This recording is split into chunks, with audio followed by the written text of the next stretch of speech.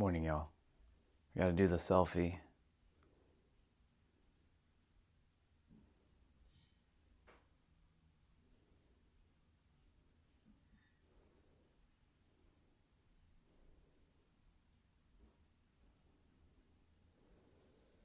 I mean, I don't really have to do the selfie, but we're gonna do the selfie. We're gonna be talking about conformity today. There's gonna be a lot. So by the time this beginning starts, we'll be at the trail and it'll be by the water and you'll be able to hear everything I have to say. Voice is warming up. So for those who are watching the replay, hello, good morning, or good afternoon, or good evening, wherever you are watching. We will be talking about the power of why people get stuck and how to basically break out of conformity.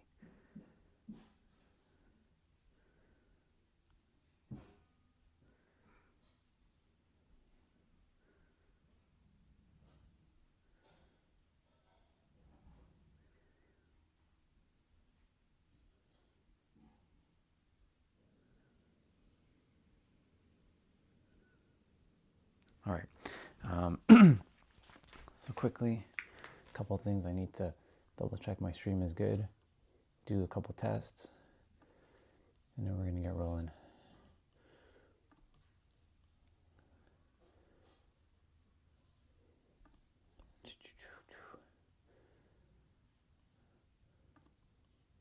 Let's go on our stream.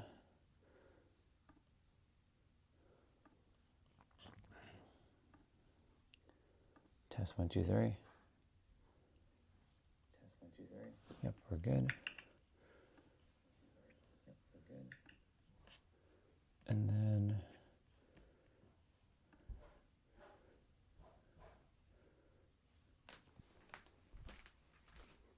so I'm going to do a couple things and then we're going to get rolling. You're going to see me shortly at the trail.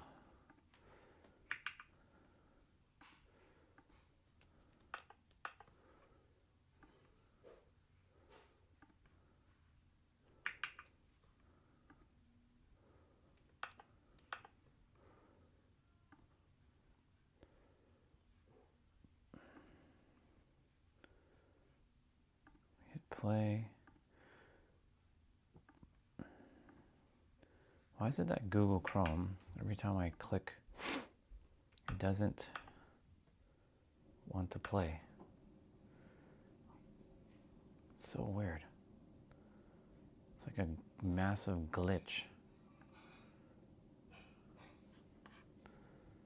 Anyways. Open up that photo. Perfect. All right, y'all. So you will see me very, very shortly. The voices, I have to be speaking a little bit quietly. You'll see me in about, well, it'll be instant for you, but for me it'll be about 40 minutes to get to the trail. So I'll see you very, very soon. I'll be right back.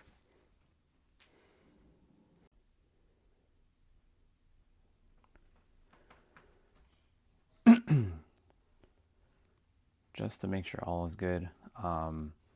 Just have to make sure my data was good. Now, we'll be back. I'll see you in a bit.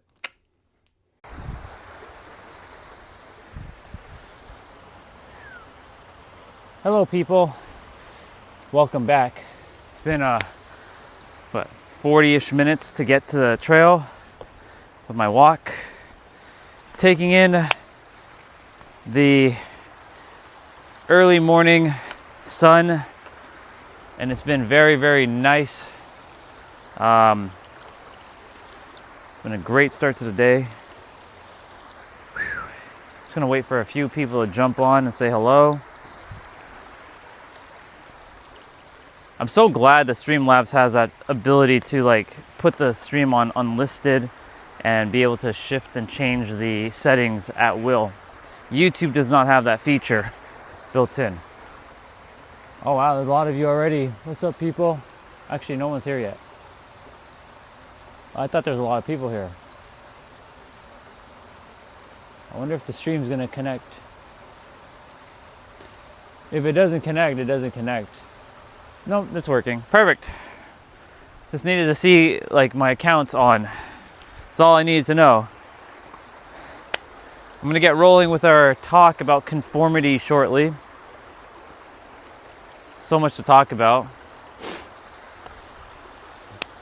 Conformity. That's quite the word. Spent a lot of years conforming to other people's ideologies. And the thing is, because I conformed to their ideologies, I was experiencing what they were experiencing. Lack, fear, worry, scarcity.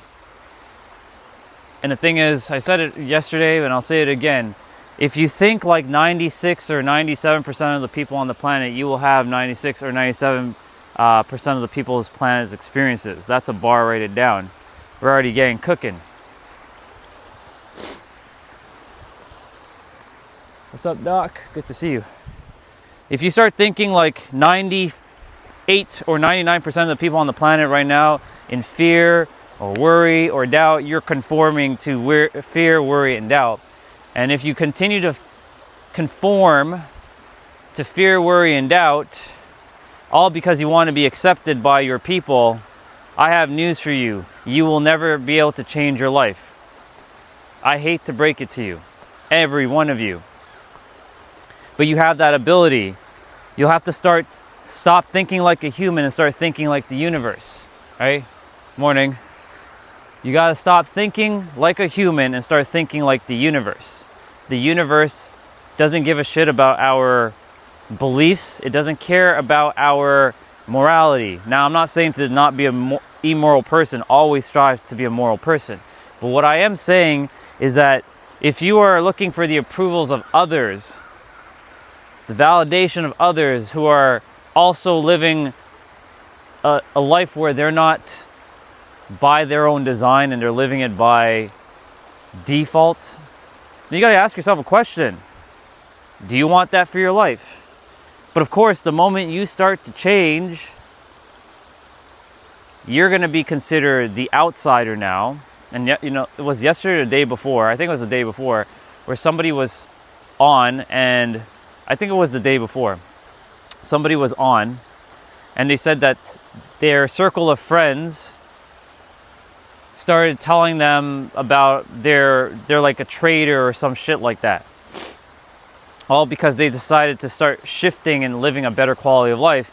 And because your circle of friends who are locked to the same paradigm that you once were a part of and you are no longer a part of it now, guess what happens? You start to drift. And then they either will attempt to drag you back, or you are so confident and have so much conviction that you basically isolate yourself and no longer need the approval and the acceptance of others, and then you will start to magnetize and attract those who are in the same vibrational alignment. That's how all of you made all your friends and all the people in your life. Yes, you made it through school or you made it through a job, but you will resonate with certain individuals or you will not resonate with certain individuals. It's just how it works. Not everybody is going to be loved by everybody. Like most people have their favorite celebrity. For me, I don't put celebrities on a pedestal anymore like I used to. They are just human beings. They are on the same level as me. But I used to put The Rock on a pedestal. He's a good dude. I still respect the dude. His work ethic, him as a human being. He's done some things, but haven't we all to some degree? Anyways, when you put someone on a pedestal, you unconsciously put yourself below them, but you're not below. But the thing is, not everybody likes The Rock. Not everybody likes or Dwayne Johnson, and some people love him, some people hate him. So you see, you're not going to be liked by the world. A lot of people are attempting to be loved by everybody. That was me at one point. I wanted people to respect me and love me. I'm like, but they weren't, because I wasn't respecting myself and loving myself fully. So I started conforming to the people around me. And I'm sure you all heard this saying, you are the sum of the 5 people you spend the most time with, and you will end up being the 6th. It's not your fault, right? The collective hive mind in certain areas are a certain way, right? If you grew up in a rich area, you'll have the mindset of like what rich people are like. In fact, being unrich will be like foreign to you. Like, for example, if you grew up in Beverly Hills, right? They have a collective hive mind there, or collective thought. If you grew up in the ghetto or the slums or the ends, right, or in the hood, then you'll also have a thought. But the thing is, there are people who left the hood and made it big, and then there are people who were born rich and they lost it all. How is that possible? Right? Because you have the power in every present moment to alter your course of being, and it starts right here. And if you look at my thumbnail, for those of you who clicked on this video, or you look on my channel, it clearly says that the answer is you. It's not something outside of you, it's going to be you. Whether you like to believe that to be true or not, it is going to be you always and forever. From the moment you took your first breath to your final breath, it's going to be you. It's always you, it has been you, and will forever be you. So, to get back to what I was saying, conformity. This one's a big one because I started touching upon it, how we like to conform to be accepted. We like to conform so that we are accepted, I already said that, or approved of. Because when you grew up around people. Human history, we always sort of grew up around like a tribe, right? Tribalism. But the moment you started to go against, or you started to think differently than the tribe was thinking, this is where conflicts like lie, number one. Number two, it is hardwired into our biology that if you go against the tribe, if you're going against the tribe, guess what happens? You get exiled. And back in the day, getting exiled meant death. You had no more access to women or men, depending on which gender you were. You had no more ability to be protected by the tribe and hunt for food, and you were on your own. You had no more weapons. You had to start building everything from scratch. Now, those who were mentally tough back then were able to thrive, not survive, but thrive, and actually go through it. But the thing is, in today's day and age, it's not like we're hunting like things like that, but it's still the same sort of concept. So if you start to stand out or shine your light, you all have light to shine, just so you all know. Some of you prefer the darkness, and that's okay. I used to prefer the darkness too. I didn't want to be seen or heard. I didn't want to be out here streaming in front of people. You think I wanted to be in front of people? Fuck no. But ultimately what started happening was that I started to stick my head out like that annoying nail that doesn't want to be driven back down. But the universe is like, I have to put you back down where you currently belong, because that's where you've been for 20 years, Orion. I said, no, I'm not. I'm sorry, universe. I don't play that same game like everybody else is playing. They can continue to play the game of worry, fear, and doubt. They can continue to be playing the game of scarcity. I will be playing the game of abundance now. Thank you very much. And as I stayed that course, the people that were a part of my life who was part of fear, worry, and doubt, they started slowly fading away. Now, of course, I still love them, respect them, support them, and attempt to help them, but they only can be helped at a certain level, because you can't, their consciousness level, if you're sharing something that goes beyond where they currently can perceive, it just won't land. It's just that simple. It's like speaking,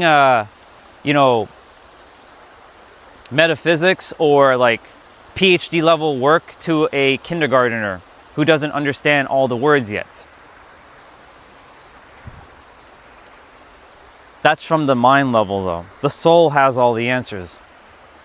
But in order for them to start to understand stuff, they're going to have to slow down and start focusing on feeling the answer. Thinking with their heart and feeling with their mind. Not thinking with their mind and feeling with their heart. Thinking with the heart and feeling with the mind. Let that one marinate for a moment. So anyways, you will conform just to be accepted and loved. Love is a very powerful frequency. Everybody's looking for love. One way or another, you're looking for love. You're looking for it on the outside though. Most people have been taught that you got to go find your partner and they will complete you. Nobody completes you. You've already been completed. That's a bar, write it down. But because this is Earth 2026 and the world has taught people backwards how reality actually works, however you think life works it's gonna be the way it's gonna work for you, because you're right. It's a paradox. So most people conform just to fit in. I'll give you an example. I had a lot of friends. I used to say the word friend a lot. My friend circle is very small. Like, I'm only allow a few certain individuals into my friend circle now because I will not entertain lack and limitation. My mom, my dad, my brother, my sister. My brother and my sister are starting to get it, but they're not part of my friend circle, nor is my mom and my dad. And though I'm with them right now, they're not part of my circle. I don't entertain their lack mentality. You gotta work to get paid. No, you don't. You get paid by paying yourself, and other people are the facilitators to bring the money to you via your gifts that you share with the world. But that's another conversation for a different time. I don't entertain complaining and worrying and fearing and doubting. And my other circle of friends back in the day would always complain and be negative and bitch about things. So of course, you're the sum of the 5 people you spent the most time with, you end up being the 6th. My friend circles back then wasn't people who were rich, successful, abundant, and were empowering. The circle that I had was fear-mongering. Reality is hard and difficult. Life sucks, and the world is negative. That was the people that I was around. So of course, that only influenced and kept magnifying. Morning. It kept magnifying my current state of being, where I was for many, many years of my life. How many people are here? 4? Cool. It's quiet. It's a quiet morning. That's good. Let it be quiet. I think it's just you right now, Doc. Might be more. Doesn't really matter. Whether I speak to one person or 10 million or 10 billion people, even though we don't have 10 billion people, it makes no difference to me.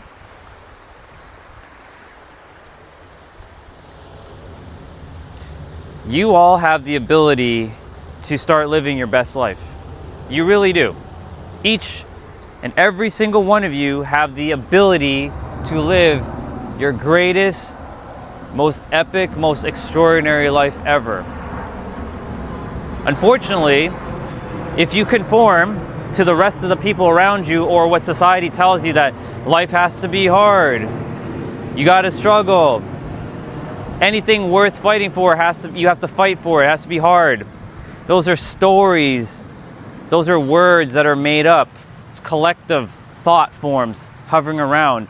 Hell, some of your thoughts are not even yours. You're just picking it up from the collective hive mind. It doesn't belong to you. So let me ask you a question. When you're hearing that voice in your head, who's hearing it and who's speaking? I know the answer is going to be, you're going to say you. Morning. You're probably going to say you, but that's incorrect. Your mind is a tool. It always has been and forever will be a tool. You just forgot. You just identified with your mind. And you identified with the stories that the mind was telling you. Now, of course, you don't want to step out and start, leaving your circle if you love the people that you love because you want them to accept you. I get it. But if you want to live like the 1%, or I should say the 0.01% of the people on the planet, you're going to have to start choosing differently. But I promise you, even though you may start choosing differently and your current circle will disappear, it doesn't mean you have to ditch them.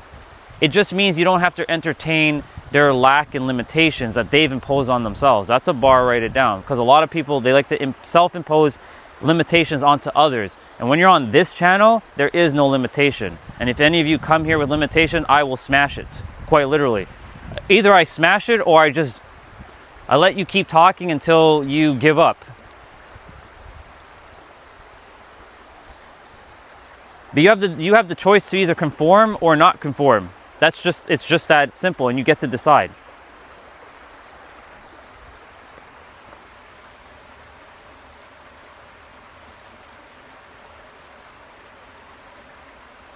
Exactly. So I'm not going to be paying attention too much in the chat. So if you all have something important to share, I will read it later. Right now I'm cooking. But I do apologize for anybody who's actually leaving positive comments in the chat. I will get to them at some point. I'm locked the fuck in. Because this is important that you all are aware of. Because a lot of people, they don't talk about this on YouTube. They give you all the sugar-coated, surface-level bullshit. I'm not saying that there's no one talking about it, but it's very hard to find someone who's talking about the things I'm talking about, because I myself spent years wondering what the fuck is actually going on this planet, and why isn't anybody talking about the things that I'm aware of. It's because a lot of people are afraid to talk about things and stand out. So I have to be the one. So I am the one to talk about these things. You can continue to conform, and if you're loving your life right now, please do not listen to me. In fact, I recommend you swipe off the video, because if you're living your best life right now, please do not even be here, because there's no point listening to what I'm saying. Just negate everything I said. Just keep swiping. But for those who are not living their best life, that they're struggling, and trust me, I've run into quite a few people in the last several days who are struggling and are telling me that I'm not meant to be rich, I will never be loved, I can never be with that partner, and I definitely am not meant to be doing this thing. So that's the stories that they've told themselves because they emotionalized it, because the language of the universe is emotion. It's not logical words that we speak. But the funny thing about our words that we speak, it creates emotion. There are words with empty shells, which means that you can just speak a word and it has no emotion.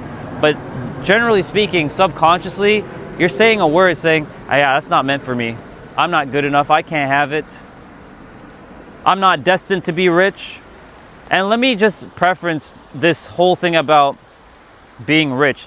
I'm not saying rich in some sort of narcissistic way. It is your fucking birthright to have the abundance that you came here on earth. It is actually ridiculous to strive for poverty. Let that land for a moment. A lot of people are striving for fucking poverty, and they're calling it noble. Noble? It's actually more noble to have what you're supposed to have, people. I'm not saying it has to be material. It can be just fulfillment, like love and joy. That's abundance. Abundance is not a number, okay? Everybody has their own number of what abundance is. It's not a number. Abundance is knowing that you have more than enough, whether that's with friendships, with just fulfillment, with success, with your career or your job, or with your friendships or your family or your partner or your kids. That's abundance. But most people see abundance as only money. It's not just about money. It's about all the other things I just mentioned. but they conform to scarcity and lack. And the mind doesn't compartmentalize anything. You can say that your mind is compartmentalizing things, but it's really not, because everything's interconnected. So if you're feeling lack and doubt or scarcity or not abundance in one aspect of your life, you're probably going to experience it in other aspects. It's going to trickle into other aspects. So it's about the stories you've been telling yourself and the conformity that you've been conforming to. And I'm just bringing this into awareness so that you can see it for yourself. You may not hear the words that I'm saying right now because your mind has its own preconceived notions, and that's perfect. It's normal. It's absolutely perfect and normal. Where you are perfect and normal as you are, but you do have the ability to also shift, and you'll still be perfect and normal when you shift, just so you know. Now, of course, the mind's going to not let you just change right away, because the mind, most people have internalized that they are the mind. I hate to break it to you, but you have never been your mind. Your mind is just a tool, and it was created by you when you were a child, and you formed opinions of the world. Right? Every one of us has lived our own experiences. Like if you grew up in a certain location, you had certain like collective thoughts, right?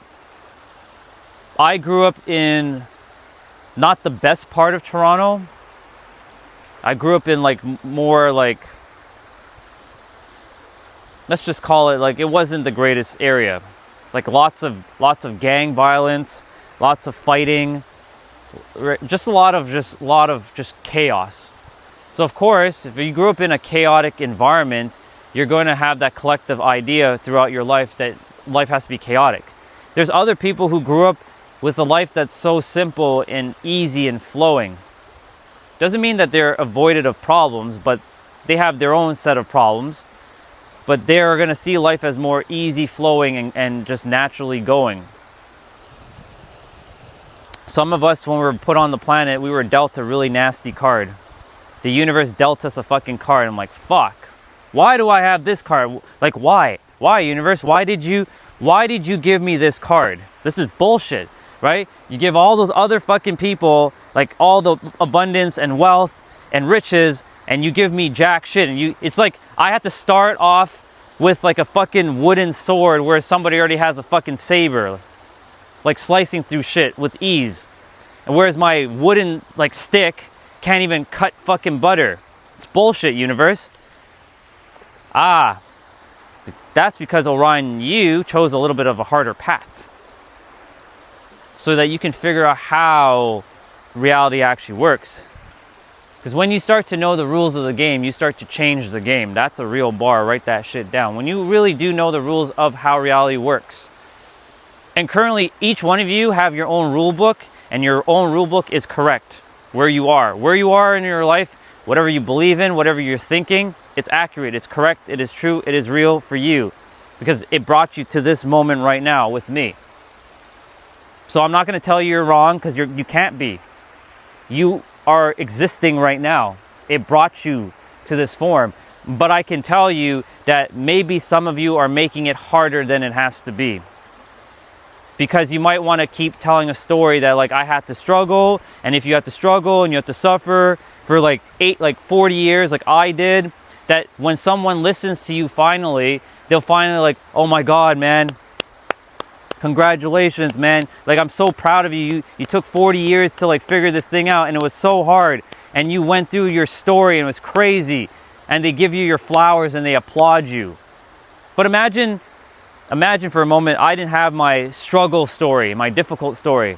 And I told you all, life was so simple. My life was simple from the moment I was born to right now. Do you think any of you would be paying attention? You'd be like, fuck you, Orion. How dare you say that life is easy? You know the struggle I have to deal with, right? You'd be saying, fuck you to me.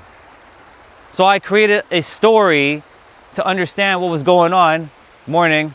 I created a story of struggle and difficulty when I didn't have to, but I had to go through it so I can share with all of you that you don't actually have to struggle and suffer. That's the paradox here. I had to go through my struggling and my suffering and my pain and my hardship, and every one of you had to go through it too. But you can also now shift directions. Because you've given so much emotional investment. Listen to the words, emotional investment to the idea, like the ideas and the thoughts and the beliefs that you've been holding on to for decades, that it's going to be hard. It compounded. It's like a fucking like mountain, and you're now attempting to shift to something more abundant. And you're starting from you're not really starting from zero, but because the mind's going to make you feel like you're starting from zero, that's what it's going to feel like. But all that energy that you give into that mountain of worry and fear and scarcity and lack, because you conformed to it for so long, you can actually take that energy and redirect it now to abundance, joy, love, and success. Like I have. I was able to shift within 6 months. The start happened really, actually more than 6, it's been like 7 months.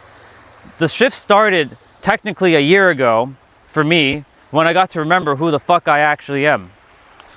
And a lot of you have forgotten who you are. But I'm not here to tell you who you are. I'm here for you to remember that you are abundant and you don't need to conform to be accepted. You can still be with the people that you currently love and be successful and still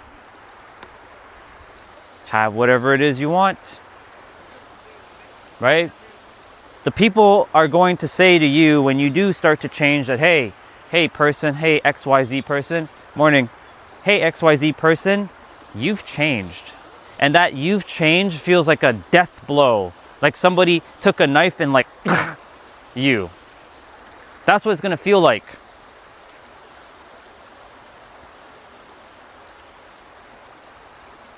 That's what it felt like for me.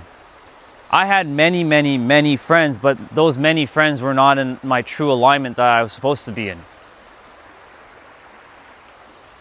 A lot of them are struggling right now, and I've shared with them exactly what needs to be done because I was where they were.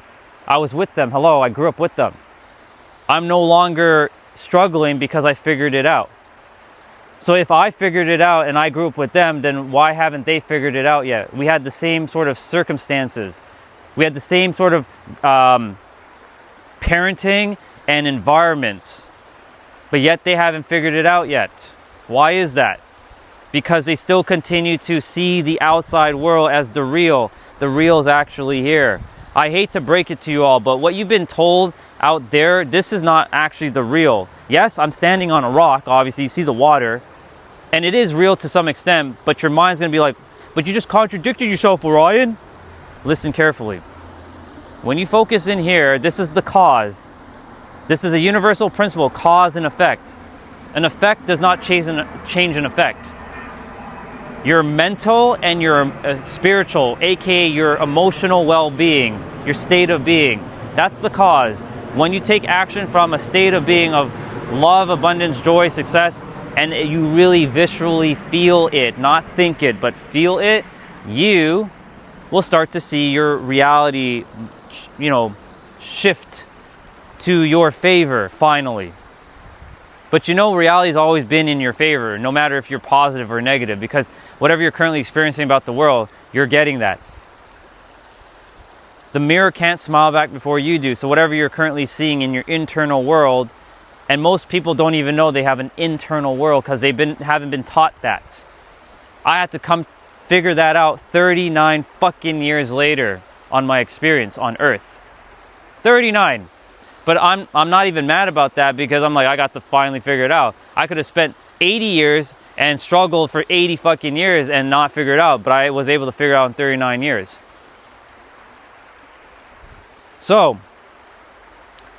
if you're seeing hate and anger and stress and difficulty and suffering, you have to be it before you have it. To change, and whatever that is, abundance. You want to be in a relationship? Have the relationship. Be in it with yourself and watch as someone just shows up out of nowhere. Let go of fucking timelines, okay? Because timeline is where the logical mind wants to well, how is that person gonna, and how and how and when and how and when and how. Let go of the when and the hows, okay? There is a how on how to take action when the moment arises. But the how something's going to unfold, let go of the how. Your mind has infinite potential, but it's currently finite because you're allowing the finite to dictate what's the infinite. Hello, your infinite is right here, attempting to tell this to chill out and relax. This is handling the show, okay? But the problem is when you have something at you, right? How can you, right? Because you've been so convinced that the physical world is the real. And yes, it is materialized, and you are, if I were to jump in the water, I'm going to get wet. If I punch this rock, my fist is going to hurt, right? But it really does start with you inside by shifting your internal state of being. If you see the world as negative, you will get a negative experience. It's just that simple. Let me see what's going on in chat.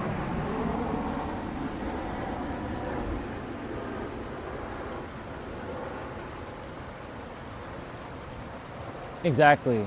Men were given the freedom.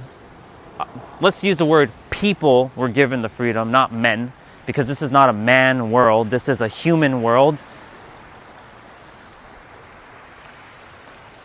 Humans were given the freedom. I'm not going to get into all the Jesus stuff right now. That's a whole other conversation. But I have so much love for Jesus. That's my dude. That's my homie. That's my broski. Insert your Gen Z word for your homie. My guy. I think that's the Gen Z version. My guy. That's my guy. There. But you have the power. It's right here. Use it. If you don't, guess what? You'll just continue to have the same experiences over and over and over and over and over again. And you're wondering, what the fuck? Why are you never breaking through and breaking the cycle? Well, it's simple, because you keep entertaining the same ideologies emotionally. You're constantly like saying, I'm going to be rich. I'm going to be rich. I'm going to be rich. Or one day I'll be rich. One day I'll be successful. One day I'll be in a loving relationship. One day I'll have fulfillment. One day, someday, I will eventually. But you know what you're doing there? You're setting yourself up for a trap, because you're using words that keep you bounded to the future. And you're emotionalizing it. When you say, one day, listen to the, one day I'm going to be rich. Look at the emotions that are coming through the body. One day I'm going to be rich. Okay, so the universe is checking you all the time. You are always connected to the universe. You're like a node in a Wi-Fi network. That's what you are. We're all interconnected with each other. You're a node, I'm a node, everybody else is a node in a Wi-Fi network. If we're going to use a technical term, you're a node. And you're connected to the infinite connection. And so the universe is checking, okay, so this person is like, one day I'm going to be successful, so I'm going to keep giving them one day I'll be successful. So they'll keep pushing your dreams away. I kept saying, one day I will have clients. Well, now I have clients, but I kept saying, one day I will have clients. I was supposed to have clients years ago, okay? I was literally supposed to be already working with those clients years ago. But I had to go through my bullshit to figure out, I already have my clients right now. And as I kept emotionalizing and internalizing it as real and true and not a lie, you start to close the gap. But of course, the mind wants to conform again to the old. It's really just that simple. The mind will continue to conform, saying, nope, it's not possible.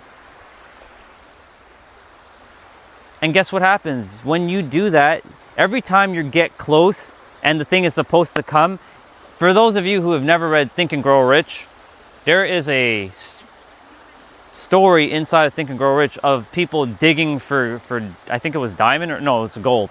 They're in a gold mine. And they were digging. They were in a mine. This is a real story, by the way.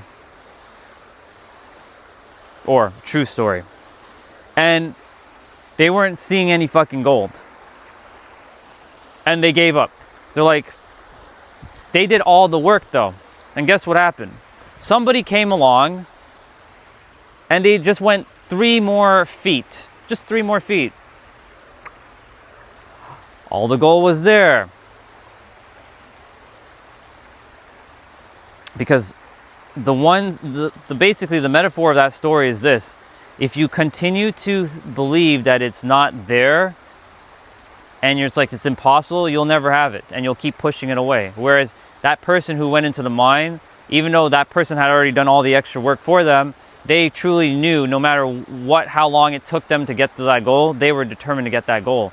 Because they heard the story, like, I've been digging for maybe 60 meters or 60 feet or whatever it was, and they didn't reach anything. But that other person had so much conviction. He's like, I know there's fucking gold in there, and I'm going to go get it.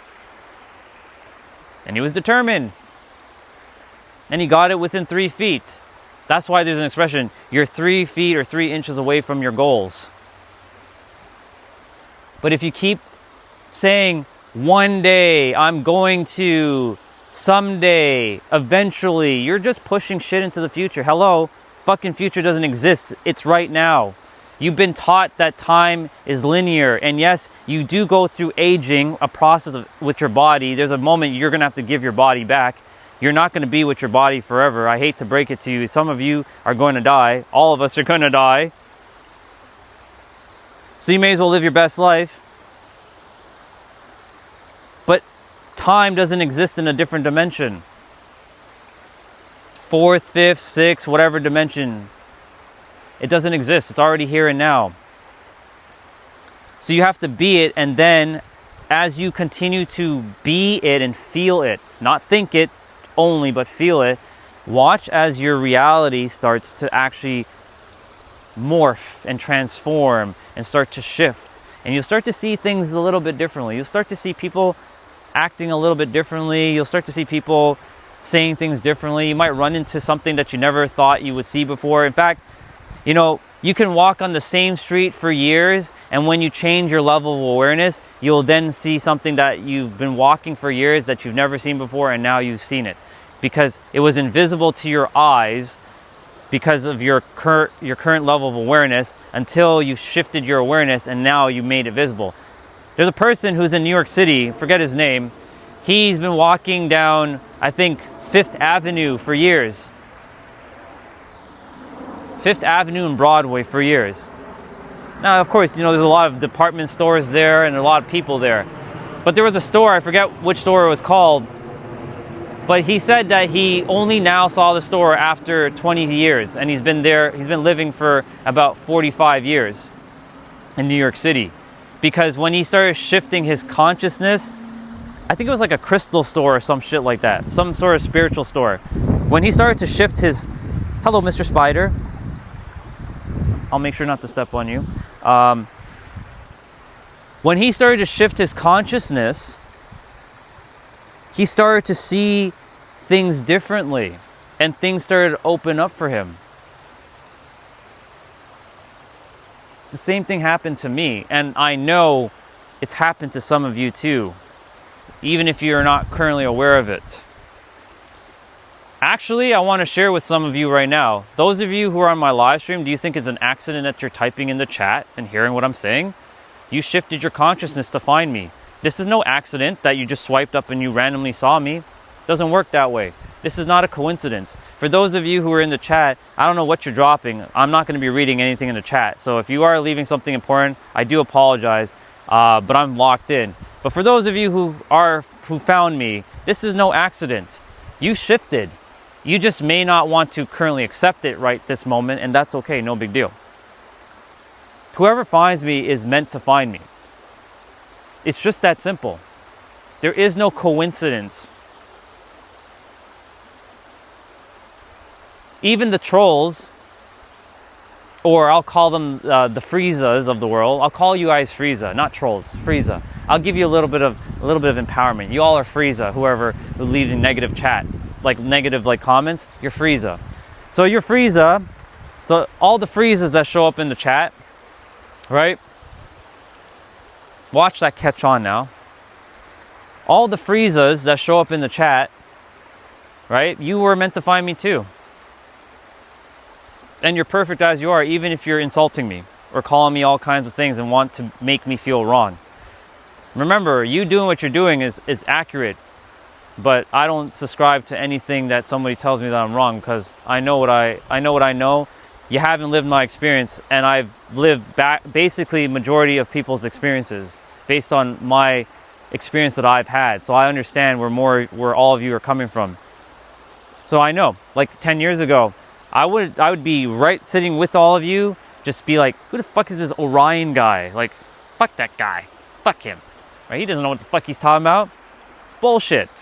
He's talking a bunch of nonsense. Yeah. I'd be the Frieza with all of you too. Anyways, because I shifted my consciousness and I shifted my awareness, that's another. Those two words go hand in hand. They're interchangeable. Consciousness, awareness. When you shift the ability of your awareness, you will start to see things differently. Once upon a time, I did sit by this water, or I was by this water, and I hated it. I fucking nature. I hated nature. I hated everything about nature. I'm like, fuck this world and fuck everything, and just throwing up middle fingers everywhere. That's what I was doing. Because I was in a state of like giving so much emotion to such negative shit, because I've been with negative people all my life who are very pessimistic, not empowering, and definitely putting me down. But then I also had friends who were operating from the same level of awareness. So of course, you are the sum of the 5 people you spend the most time with, and you end up being the 6th. That's a bar, write it down. You will generally be the 6th. And so, of course, how did I know to change? Well, the universe said, Orion, it's time for you to wake the fuck up. I had to get drop kicked in my face energetically, like bitch slapped a few times for me to get the message. Energetically punched in the gut, bitch slapped in the face, kicked in the ass, kicked in the face, like drop kicked in the face, not physically but energetically, for me to get the message. You have something important to do and help the people of the world, Orion. You came to help the people of the earth. Why me? I don't want to help anybody. Fuck everybody. That's what I used to think. Fuck everyone. They can rot in hell, even though hell doesn't exist. You can rot in hell. You can burn in hell. But that's because I was living a false paradigm based on my experience. Because all kinds of things led to that experience. I got rejected by girls in school. I was considered the nice goody two-shoe guy, right? Somebody called me gay when I went to defend a friend who I comfort him after he's getting bullied, and I got bullied for years. I got beat up at school. I wasn't the strongest. I wasn't the toughest. I was the fastest though, but I wasn't the toughest or the strongest. I got my ass kicked many times at school. I had to come home from school and hide my like wounds from my mom, which eventually she found out, and she asked me what the fuck is going on. And guess what? I lied to her, and she still beat my ass with like a belt for lying. So I kept getting a bunch of bullshit. So of course, over time, that builds up, and you're like, fuck everybody, right? So, of course, that's the experience. So of course, the rest of you, hey Tom, how are you? Good, man. I'll see you in a bit. And so I conformed to the negative aspect. I fucking conformed. And because of where I was, and I didn't know anything about reality and how you're an energetic being and all this other shit that now everybody's starting to talk about on the internet. Right? This shit didn't exist when I was a child. The internet did not exist. I didn't have access to people who were conscious. They grew up the way they grew up, and they were told what they were told, and they were right from where they were at. And they did the best they did with the tools they have, and that's a bar. For some of you who have resentment towards your parents, I highly recommend, I'm not telling you what to really do, but I do highly recommend, if you can, to forgive your parents. They did the best they did with the tools they have. Especially if you're a millennial. Those Gen Zs and Gen Alphas, your parents are a little bit more conscious, potentially. But for my millennials, forgive your parents. Anybody beyond the millennials, the baby boomers, or even the Gen X's, forgive your parents. They did the best they did with the tools they had. You're now the cycle breaker. You came here to break the cycle. And if you found me, you came to break your own fucking cycle. If you choose to. If you like what you are doing in your world and you're living a great life, you don't need to break any cycles. Keep doing what you're doing. If you're living a joyful, fulfilling, happy life and life is just good, you don't need to be here. In fact, I need you to get off of my stream because there's no need for you to be here. Go live your life. Get off the fucking internet and go live your life. But for those who are not living their dream life right now, maybe just take a moment to just have an open heart and listen for a sec, you know? Hello. So, the more that I continued down that negative road, the more I experienced negative things because I didn't know how reality worked. Until around the age of 34. I was overweight, 100 pounds overweight. I was 100 pounds overweight. Life felt hopeless. I was working a good job. I was making great money, but I felt like absolute dog shit. Both mentally, physically, emotionally, and I also believed that God put me here to suffer, even though I was getting paid 6 figures at the time in that role.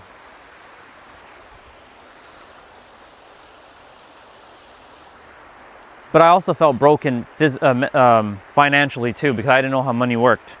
Different conversation, not right now. But then something happened in 2019. Remember I told you about I got energetically drop kicked in the face? That was my wake-up call.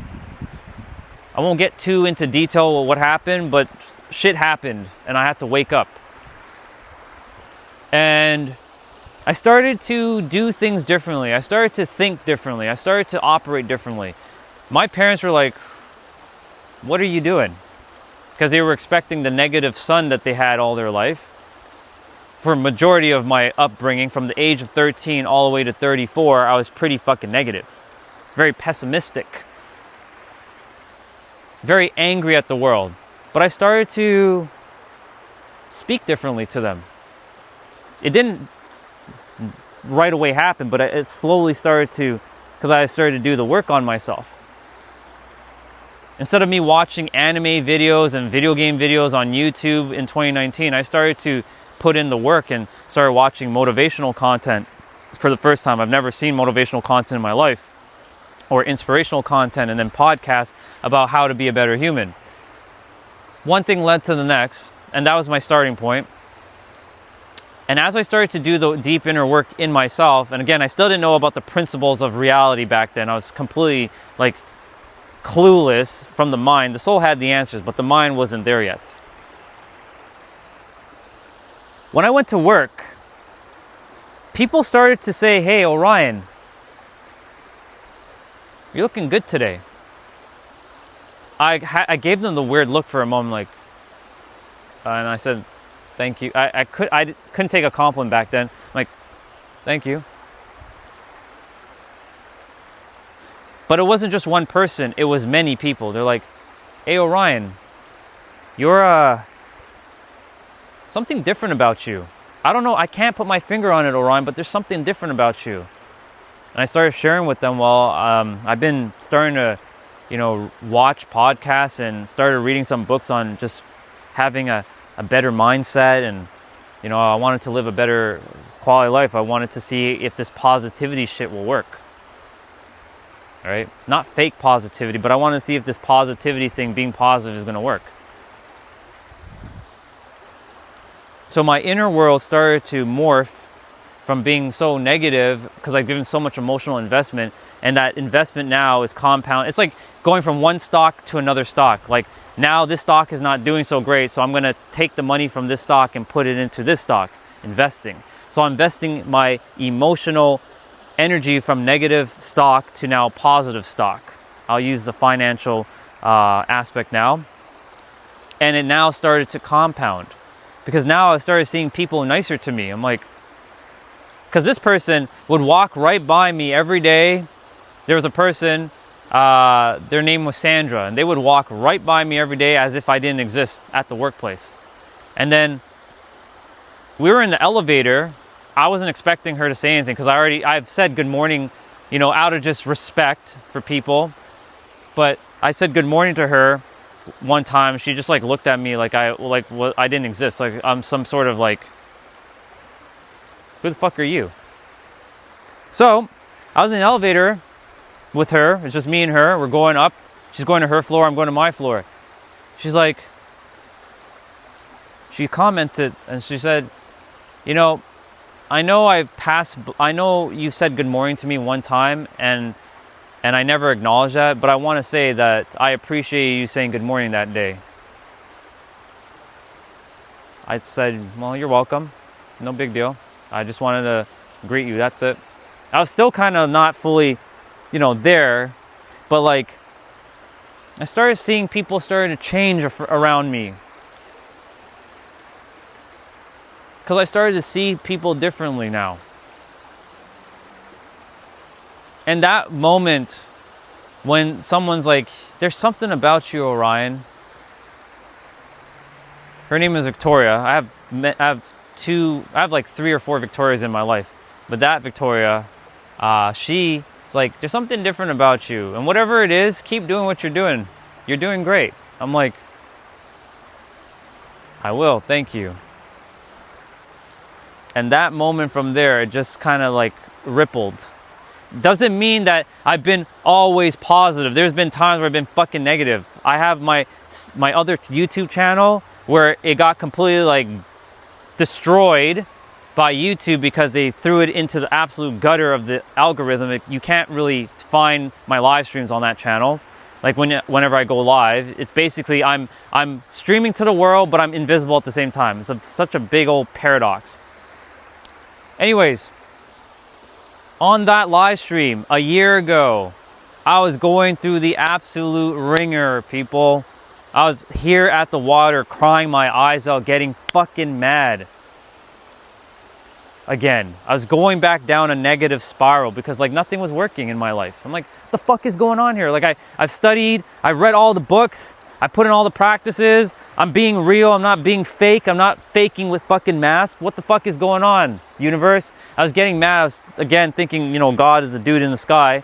That was my belief for many years. Fuck you, God. How dare you, you know, dangle the fucking carrot in front of my face? Because that's the belief I had. That God was dangling a fucking carrot in my face and I can never reach for it. And he wanted me to, and he's like laughing at me. He's pointing his finger. Ha ha ha, I put you on earth for you to suffer. Orion, you got to watch everybody else succeed while you must fail. That's a story that this shit created. Based on the experiences that I went through during my childhood. Getting rejected and not being the smartest in the class. There was a time in grade 2 where we're sitting in a class circle. And the teacher was reading a book about the brain, and the book mentioned that only smart people use 12% of their brain, while everybody else who isn't smart uses 10% of the brain. Whoever wrote that book, I'm going to slap them silly. I'm going to find them, I'll slap them fucking silly for writing that book. Well, energetically. Morning, brother. Hey, you? I'm great. You? Can't make no complaint. Exactly. Hey, can't complain. I'll see you.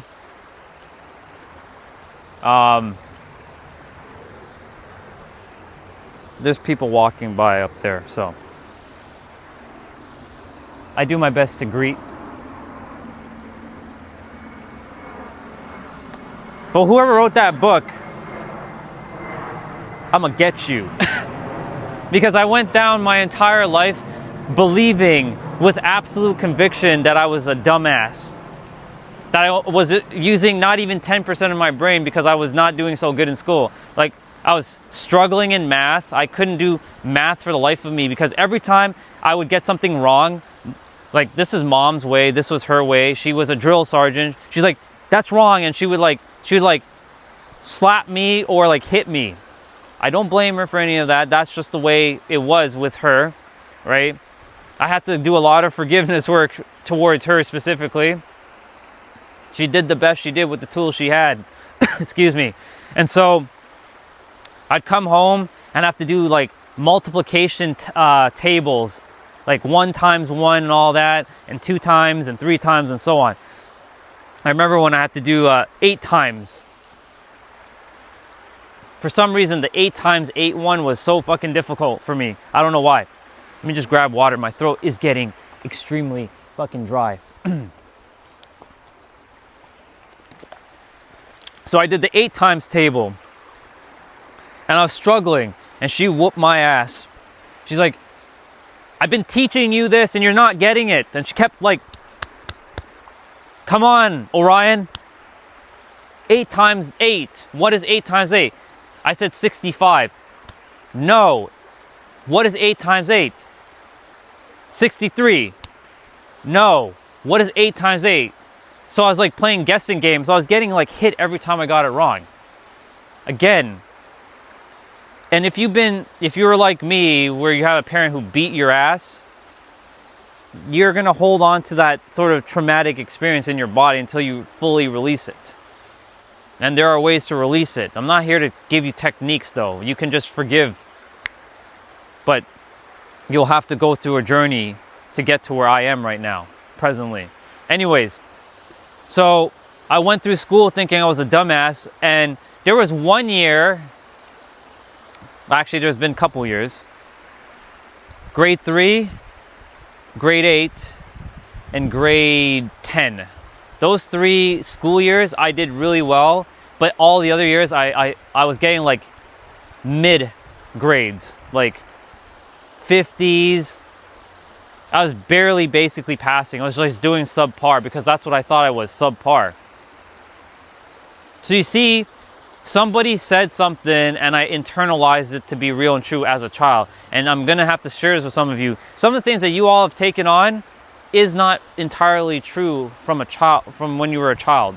You were told a bunch of things that your parents were told a bunch of things when they were children, and their parents were told a bunch of things when they were children, and so on and so forth. When in reality, everything just is.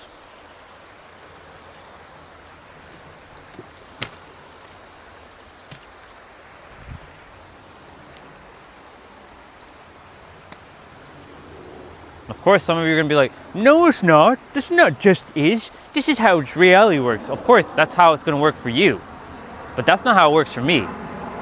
I changed the game.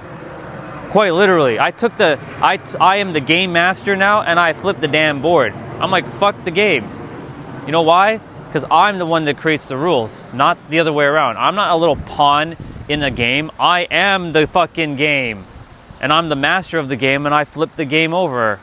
I played it the way I want to play it now, based on my level of awareness or consciousness. And all of you have that same ability too. I'm no different. You have that power. All of you. I don't know what's been said in the chat. I'm not paying attention to the chat. If you said something amazing, I do apologize. If you didn't say anything amazing, maybe it's amazing to you. It is what it is. I'm getting locked in and focused, because I used to get very distracted with the chat and be like answering all kinds of like questions and all kinds of things that have no relevancy to what I'm talking about. Now I'm locked in. You either want to listen and you'll be here, or you don't want to listen and you get going. It's just that simple. I don't care if people like me or they don't like me. Whoever wants to listen, they will fucking listen. If they don't want to listen, that's their choice. I'm not here to hold you hostage. You go live your life. Anyways, so I kept conforming to the idea that I'm not good enough, that I'm not worthy, I'll never make it, I'm never going to be successful, because my parents, you know, even though they got a house and they're successful, but they still struggle with money. They shouldn't be struggling with money. In fact, they were very rich at one point, but they made some mistakes, and it happens. It's not really mistakes, it's actually growing potential. But they still internalize it as like regret and failure. And so guess what? They will continue to live with that until they break their own cycle. And I've told them, but You can tell somebody something, but if they're not ready to hear it, then they're not ready to hear it. It's just that simple. I've told the people that I used to connect with, like my friends, exactly how things work, but they didn't believe me because, you know, at the time I wasn't making any income. So they're like, yeah, Orion, you're not even making any income. So all that work you're doing is kind of a waste of time. You may as well go back and get a real job, dude. Like, you're not even making money yet as an entrepreneur.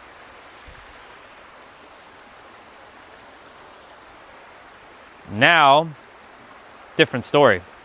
Because back then I was telling them, like, you know, one day I will be rich. One day I will be successful. One day I will fulfill my destiny.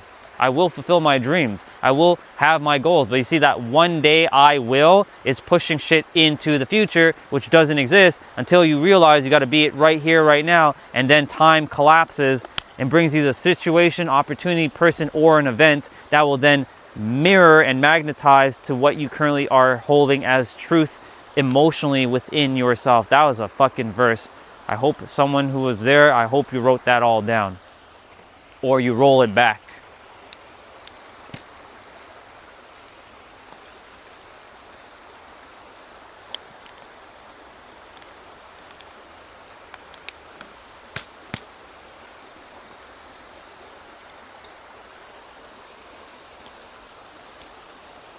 I'm gonna slow it down for a moment. I'm getting excited. I'm really excited. When I'm excited, I speak a lot faster. But when I speak faster, I realize that a lot of it gets missed. Like a lot of it is missed. And also the perception. I want you all to be aware of something too. And this is for your own awareness for when you're speaking to anybody. If you're speaking faster, a lot of people will perceive you as potentially not knowing what you're talking about. It's a weird perception. So you gotta slow down sometimes and let things, just give yourself the pause and then speak, kind of like what I just did there.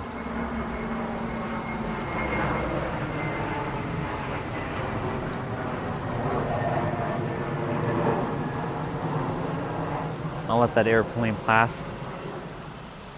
That'll be the pause.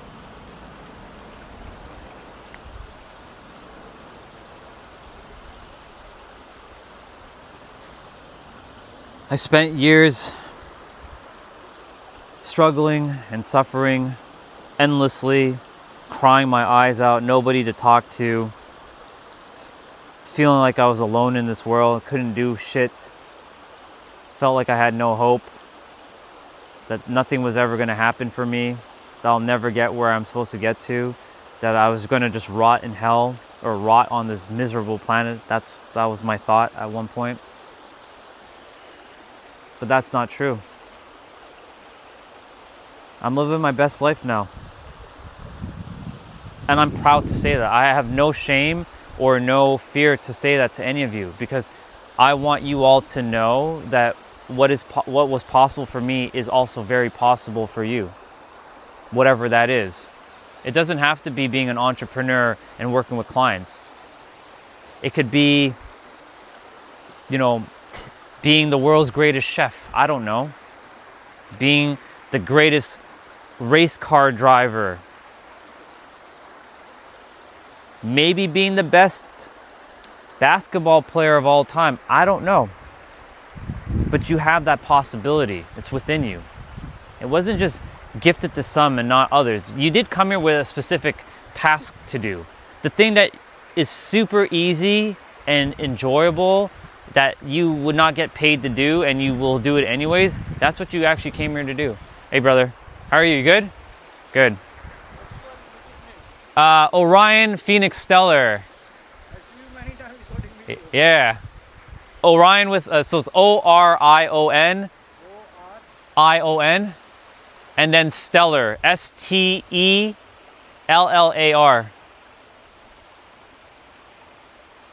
I should have like a pink icon. Yeah. You're welcome. Thank you. Amazing. Our brother just subscribed to me as I'm just chatting. See that? See how life works? I didn't ask him to. He just wanted to. There you go. I struggled though. It didn't come easy because I didn't understand the rules of the game. That's why it was so much more harder than it had to be. But I promise you, the game is very, very easy. It doesn't feel easy right now, maybe in your life because of the experiences that you're currently having. And I completely get it. I struggled for years.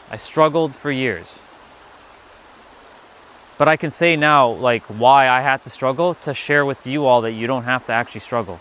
Maybe you will still struggle to some extent, but you can start to better position yourself, knowing that what's possible and you're capable of shifting. Hey, brother. How you doing? Good, you? Yeah. Good.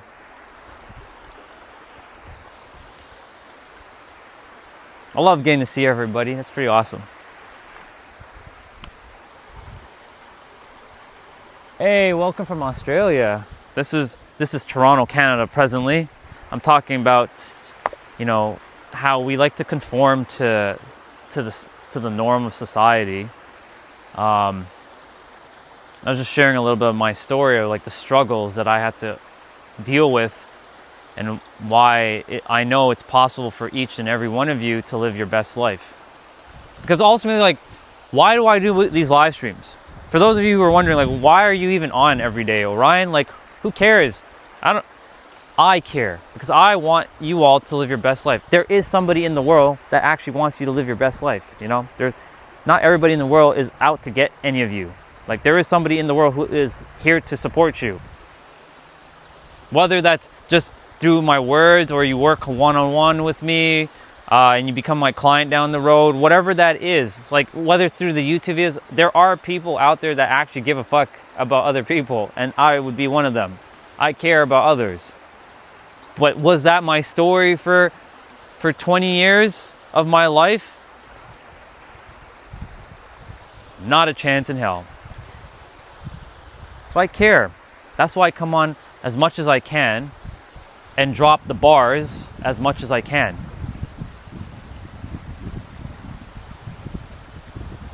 I share whatever I can with all of you, right? I have boundaries. Like, if you want to work with me one-on-one, right, there is a link in the description. You can book a call with me if you want to go deeper and figure out how you can live your best quality of life. But I do my best to support. Morning.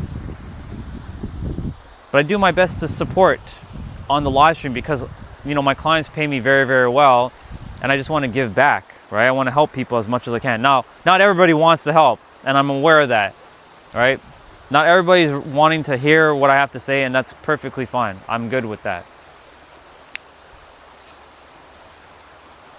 But anyways, let me get back to conformity. Am I on drugs? This guy asked the same question yesterday.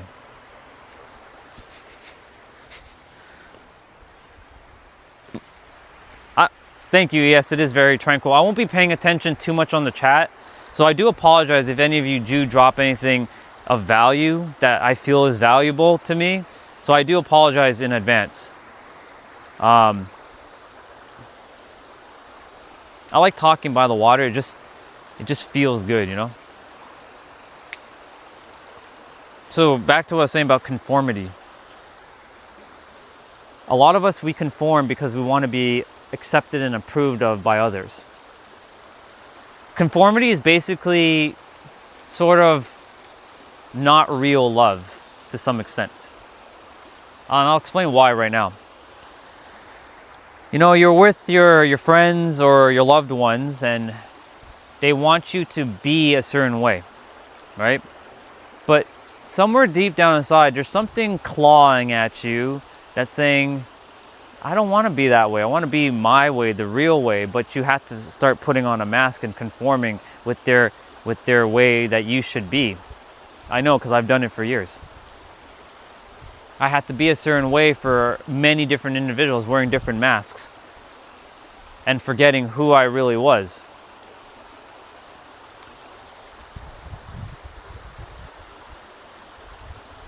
But when I started to remove my masks, there's a little bit of upheaval in my life. A lot of people started to see me as like their enemy.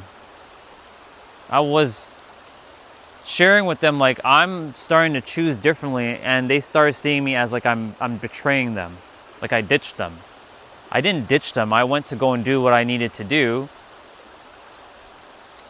But they started seeing me as like, he doesn't talk to us anymore. He thinks he's better than us. And he's changed. And when you hear those words, you've changed, it feels like death, because it's like when we were in tribes back in the day, we grew up, and it's etched within our biology that we're wired to be with other people. That's why when you're feeling isolated, if you feel lonely and you feel like death is imminent, like you're about to like go kaput. And so when I started to isolate myself, unknowingly that's what I was doing, because the others just didn't accept me for who I was starting to actually be, the me that I wanted to be all my life, finally. I was the me from age, well, obviously 0, baby, to age 12. From age 13 to 34, I was not me. I was some other, personification that the mind created, and I have that character that's still in the mind. You're not the mind, you have a mind. That's the bar, write it down. Just remember that. You have a mind, but you aren't the mind. The mind is a tool for you to use. Morning. How are you both? Good.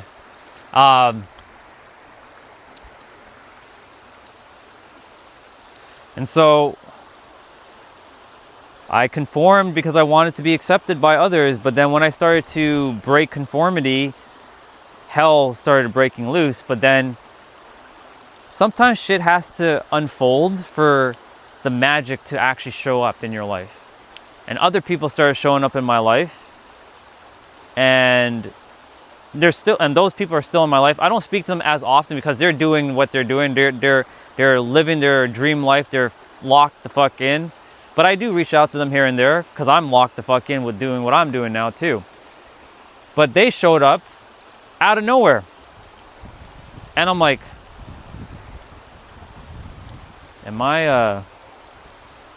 are you real? Like, why are you so nice? And why are you so like, oh yeah, they were real. They were more than real. Because they too wanted to help people. Because they themselves went through absolute hell, but they figured it out. They figured it out before I did. From the soul level, to get their mind to sort of like stop. And the mind had to chill out and relax. The mind was overthinking a lot. But I conformed because I wanted to be accepted and approved. I wanted to be a part of a community. But then when I started to be me, then the true connections showed up. I didn't conform anymore. I told the new people that are in my life that whether you love me or you hate me, I'm going to be me. Take me as I am, or tough shit. It is what it is at this point, right? I have a saying. I'd rather be hated for who I am than be loved for who I'm not. And that's a real bar. I'd rather be hated for who I am than be loved for who I'm not. And I've been through 20 years of hating the world, and I've been hated by others, so it's not anything new to me. In fact, like, hate to me is more like feeding me energy. It's giving me energy that I get to, power up. But I'm not looking for that, obviously, but like, it is what it is. So I stopped conforming, and when I stopped conforming, things just unfolded more easily. Like this water that's flowing right now, the water has these rocks that are in the way, but they still keep going. They don't let the rocks get in their way. They just keep going. That's what life is really about, is just to flow, right? There's water right here, and it's still going. Even though there's a bunch of stones and rocks here blocking its passage, it's eventually going to find its way through. That's why I like being by the water, because the water really does show how life really is supposed to be. These rocks are like our obstacles. But obstacles are actually just opportunities for you to flex your muscle, to be able to like shift and know that you will get through it. Some of you have been through your hardest days. I can tell. But you're still here. You managed to still be here, right? You didn't think you were going to make it throughout the other side, but look, you're still here. You got to give yourselves more credit. You got to give yourself a pat on the back, or give yourself a round of applause for still being here. Because there's a lot of people right now who are dying, just so you know. So you should celebrate yourself. And I do mean that. I'm not being facetious. I'm literally saying celebrate yourself every moment, because you're still here. Whether you're positive or negative right now, you're still here. I know some of you don't want to be here, and I get it, because I didn't want to be here either. But still, celebrate yourself. And I'm celebrating all of you for still being here. I'm not talking about my live stream. I'm talking about being on the earth, still alive. Congratulations. You're still here.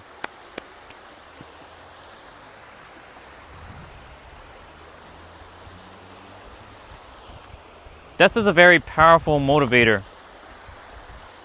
Is that a mark on my shoe? It is. I'm going to clean that up when I get back. Death is a very powerful motivator. When death is knocking on your door, you're going to see how fast you're going to want to change everything about your life. Like, let's say I have an exercise for all of you. In fact, let's say I gave you only 7 days left. Each one of you have 7 days left to live on this planet. What would you do in the 7 days? I know some of you would be like, I don't care, I'll just whatever. But I know some of you would actually start to think about, I only have 7 days left on the planet. What do I have? What do I want to do? I bet you, because you have no care in the world now, you're going to die. So you're going to go and take all the action in the world, go and experience the thing. So my question is, you don't know when your time is up. Why aren't you doing it right now? I did this exercise with myself and my clients. I told them, you have 7 days. In fact, I was being generous with all of you. I gave them not 7 days. I gave them 1 day. Just 1 day. I gave them that at the end of 1 day, you're done. You're cooked. You're finished. Morning. So I was like, at the end of 1 day, what are you going to do? You're cooked. So a lot of them have told me they would be doing, morning. A lot of them would tell me that they would be doing a lot of things that they're not doing currently. I'm like, okay, so let me ask you, why aren't you doing it? What's stopping you? Do you think you're going to live forever? Your soul is immortal, but your body is not. Your body is expiring. You have an expiration date on this thing called a meat suit. Your meat suit is expiring. Some of you will live a little bit longer than others, but you still have an expiration date. Let that land for a moment. You don't know when your expiration is up. You have no idea. Maybe some of you do know when you're going to die, but I do damn well know that most of you do not, and I don't have that for myself either.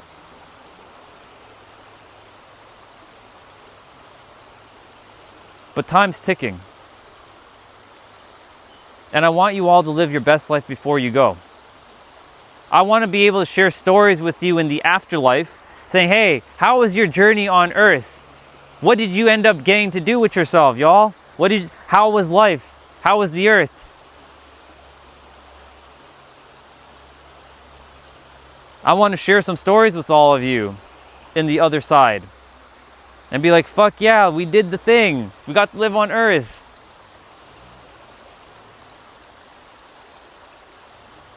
See, for me, what I really wanted to do is what I'm doing right now. I want to help people. That was my main thing that I wanted to do in this world. Of course, traveling is still part of that, and I've traveled a fair bit, but there's still more to travel. There's a lot more, and I'll be traveling. My passport got expired, so I just renewed it, so it just came in the mail. Have a great day. I'm live streaming right now. Yeah, I'm on YouTube. Yeah. Orion. Yeah, Orion. Yeah, like the constellation. Yeah. Orion Stellar. Yeah. I help people to blast past their subconscious blocks so they can live their best life. So a lot of people tell themselves that they can't do something, like they limit themselves.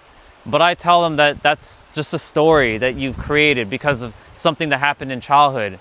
But anything is possible because when you were a child, you had all the creativeness in the world. You were able to think about all kinds of stuff.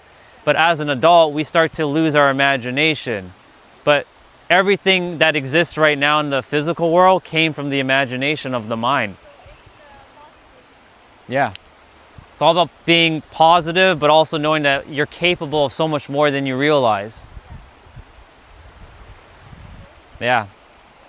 That's why I want to help as many people as I can before I go. I focus more on the mind.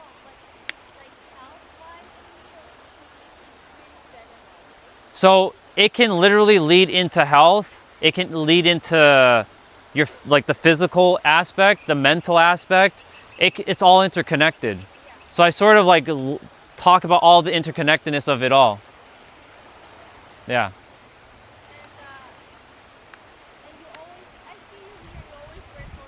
Yeah. So that's what I was doing. I was like, yeah, because a lot of people like nature and they enjoy it. So I figured I'd do the walk even in the winter time. Yeah. I was committed.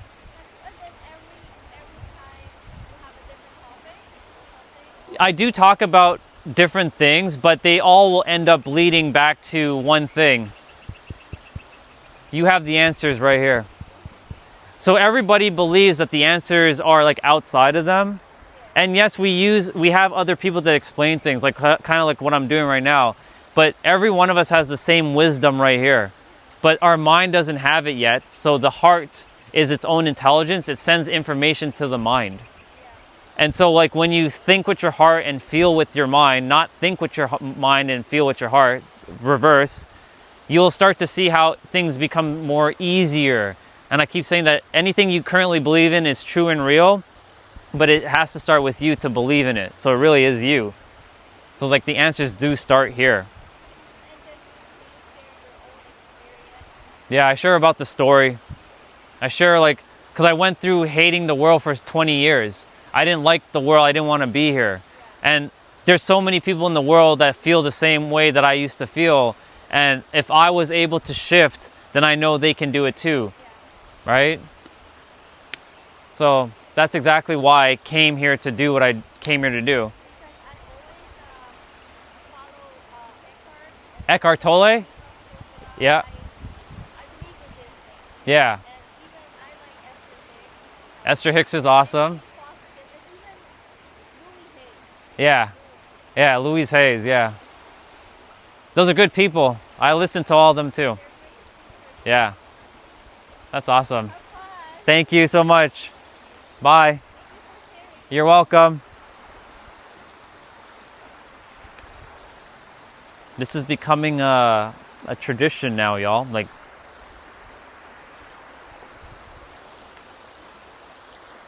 a couple days ago, I wasn't even doing all this. Well, actually, a couple days ago, I was doing all this. A week ago, I was at the water, but I wasn't speaking like this. And people were just passing me by. They were saying hello, but they weren't curious. Now people are curious to hear what's being said.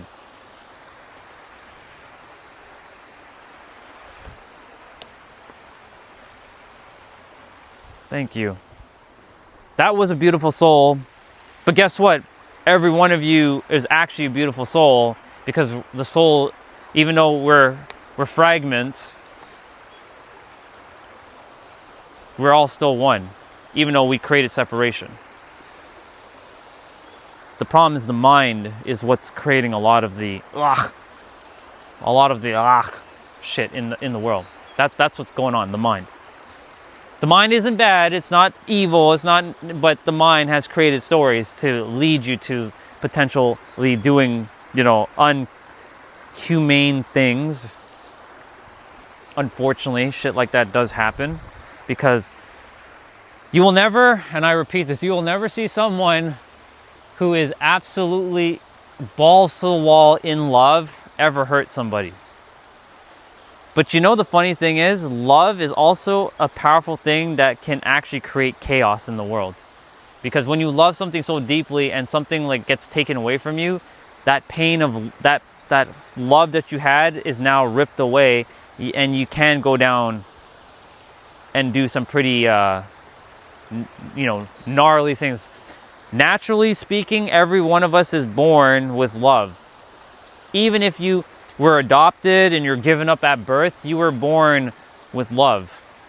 It's our natural birthright.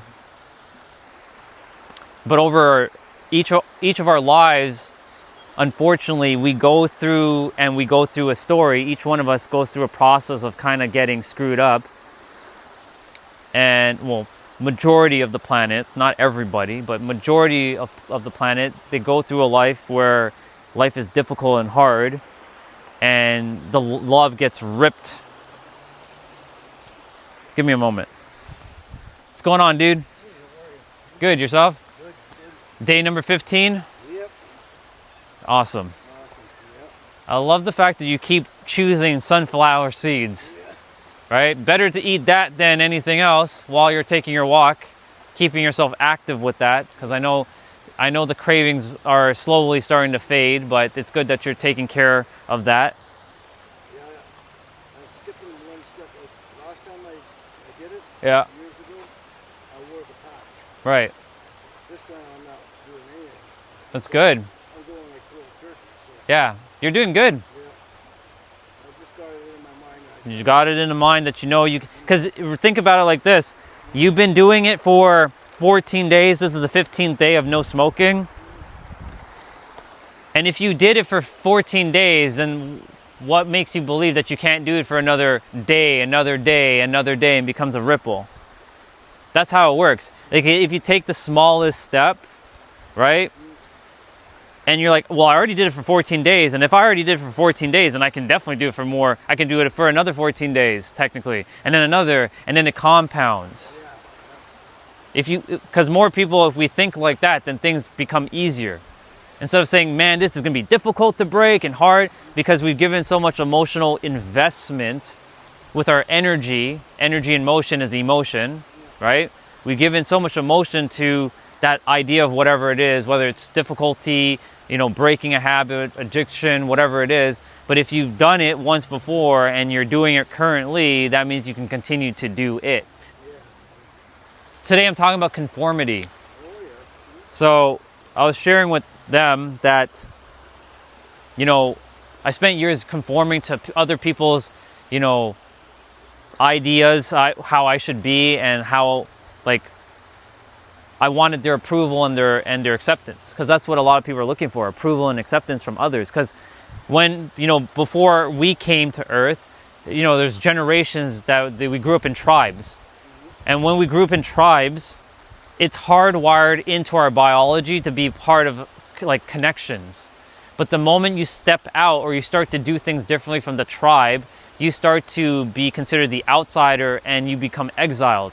And exile back then meant death, because you lost access to safety from the tribe, and you have no longer any access to anybody else, and you're on your own. You're basically out in the elements. If you were mentally tough, you would handle it, but eventually you would crack because you're just by yourself now, right? We didn't have 8 billion different humans back then, right? And we weren't the continents were either together or they were apart, but nobody knew about other continents back in those days, hunter-gatherer days, the tribes, right? And so basically in today's day and age, what we do is we conform so that if we're with people, people who are not fulfilling their destinies or living their best life, but we didn't know any better, we will also conform to their way of being, because we want to still be a part of something. It's better to be at least part of a tribe that might not be doing anything. I'm not saying nothing's important, everything's important, but let's say a tribe where people are just smoking a joint or just wasting their life away by thinking life sucks and the world is awful, and then they're banding together saying that the world sucks, life is awful. It's better to be in a tribe like that than to be alone. And then you want to start to change. But when you start to change, the funny thing is you start to magnetize the people to you who are in the same frequency over time. It doesn't happen right away, but you start to bring forth and magnetize the right souls or the aligned souls to you that are in the same like train of thought, and you start building your new circle. That's how it works. People will come and go in your life. Not everybody's going to be forever. There is no forever person.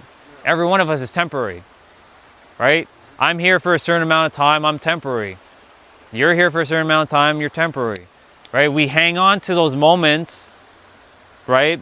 But then we also have to remember that everything's temporary too, and appreciate the temporariness of it by being in the now, but also allowing ourselves to not conform to the limitations. Because let's just put it this way. I was talking about death just now. Time's ticking. We all have an expiry date, right? Do you want to keep living a life of anger, of hate? Do you want to be on your deathbed crying your eyes out, knowing that you had this amazing life ahead of you? Like you get to see your life before you die, like how it was supposed to be, and you didn't get to live it. Do you want to be on your deathbed crying your eyes out and like having regret? I don't want that for any human on this planet. I want everybody to live their best life before they go. That's why I do what I do, because I want to help as many people as I can, because I actually give a flying fuck about people. For the first time in a very long time, I actually give a flying fuck about people. I don't care if they like me. I don't care if anybody likes me. I just came here to help people, to make sure that they're living their best life by sharing my stories, but also knowing how the experience actually is. Because in the end, right, will you live a life that you were happy about? Or will you live a life that was like, many people are like, right? Now you are getting to live your best life right now, right? You feel better, you feel healthier, and you're going to start to see, like you met Chris, you met me, and you're starting to probably meet other people who are in the same kind of like vibe. And you'll start to see maybe you'll meet someone else. Maybe you'll meet your dream partner actually. You never know. You never fucking know, right? She might just show up. Maybe she might be on the trail one day, and you'd be like, there's something about you, right? You never know, right? You never fucking know, right? Just before you came, there was a sister that just passed by. I didn't catch her name because I was like, she asked me like, what do I do and I talk about? But I've seen her before, but she never really was curious to find out what I do. But now she was curious, what do I do? So like, we just kind of like bonded there for a moment, right? So shit like that can happen, right?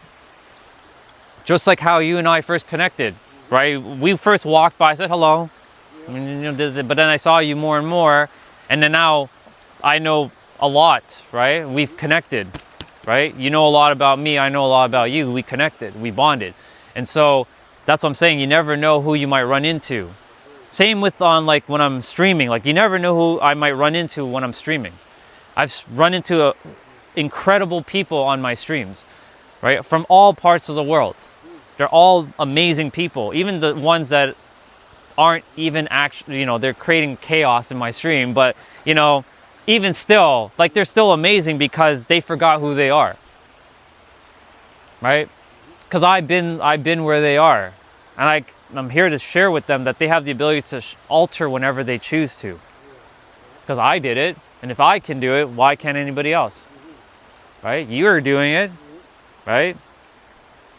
Why can't anybody else? We all have the same capabilities within here. Our mind is what's kind of like, it's sort of like the great gatekeeper. It kind of blocks things from you, but when you understand that you're not the mind, as I've been mentioning, the mind is a tool that you get to use. You open the doors and the blocks disappear. Because now you gain control over the mind, not the other way around. You're not the puppet, you become the master of the mind. And you tell the mind what's going on, not the other way around. Most are being controlled by the mind and not having control over their mind. Yeah. Yeah. That's why, like, I do my best to always, like, I don't care if people are yelling at me in the chat, they're calling me all kinds of names or whatever. I want to make sure that they know that it's possible that they can have their best life. Because I mentioned to you when I was overweight and I was working at my law firm job that I was very negative and I didn't have any, I felt like that was it. It was a wrap. Like 2018 felt like that was it. I'm done. Like, I don't want to be here anymore. But then when I shifted in 2019, when I had that, basically the universe says, wake up now, people started to change because I started to change within myself, because it started with me. And because I started seeing people changing on the outside is because I started doing the work on the inside. And if I started seeing the same people that I haven't seen, like, been the way they were for years, and I started seeing them differently. Like, I was mentioning to them today, there was a girl, a lawyer named Sandra. She would never say hi to me, never. I just did out of courtesy sake, right? Like, cause she's a lawyer and I'm the IT guy, right? So I just got to be respectful, right? They're technically my boss, right? So I was like saying hello to her, but she wouldn't even like budge. So I'm like, fuck this. Like, I'm just gonna walk by her too. Like, what the fuck? There's no point. She looked at me like I'm some sort of like either weirdo, alien, or I didn't exist. Like, I'm some like discarded piece of shit. That's what she looked at me like with her eyes. That's what it felt. I could feel it because that's how I felt about myself. But after it changed in at the late end of 2019, I was in the elevator with her one day when I started to shift, and she's like, I remember one morning you said good morning to me, and I didn't get to say good morning back, and I do apologize, but I really appreciate you saying good morning to me that day because it really made my day great. I'm like, well, you're welcome. I still hadn't fully kind of like, but I was sharing, like, she acknowledged that I said hello to her and good morning, and that made her day that day because she was having a terrible day that day. Because you never know what someone's going through, right? That's the other thing. A lot of people, they jump to this massive like assumption right away that this person is like crazy or this person blah blah blah. How about you take a moment, slow down, and see where is this person in their life, because you don't know what choices they've been had or were given to get them to where they currently are in their life. That's why I make no judgments or accusations to anybody on my stream, because I don't know the choices they've had to deal with in their life. I have no idea, but I can only empathize and understand where they are coming from whenever they say whatever they're saying, whether both positive or negative.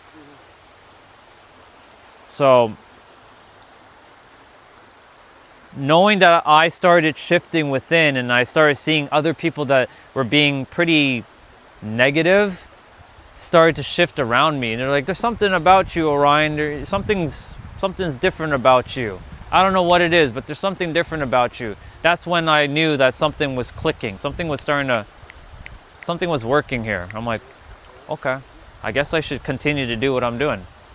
Of course, it evolved over time, and I had to go through 7 years worth of like different like coaches and teachers and listening to thousands of podcasts and reading over 500 books and listening to like 600 audiobooks and doing all kinds of stuff to realize it always started right here. That's why I keep saying the answer is right here. It's always been here. It's going to ever forever be here. Ever forever. I love saying that. Ever forever. Ever forever going to be here. It can't be anywhere else but here. Whether you believe in the dude in the sky or no dude in the sky, or believe it's not a dude and some other entity, it works, but it does start with you to believe in that thing, whatever you want to call it.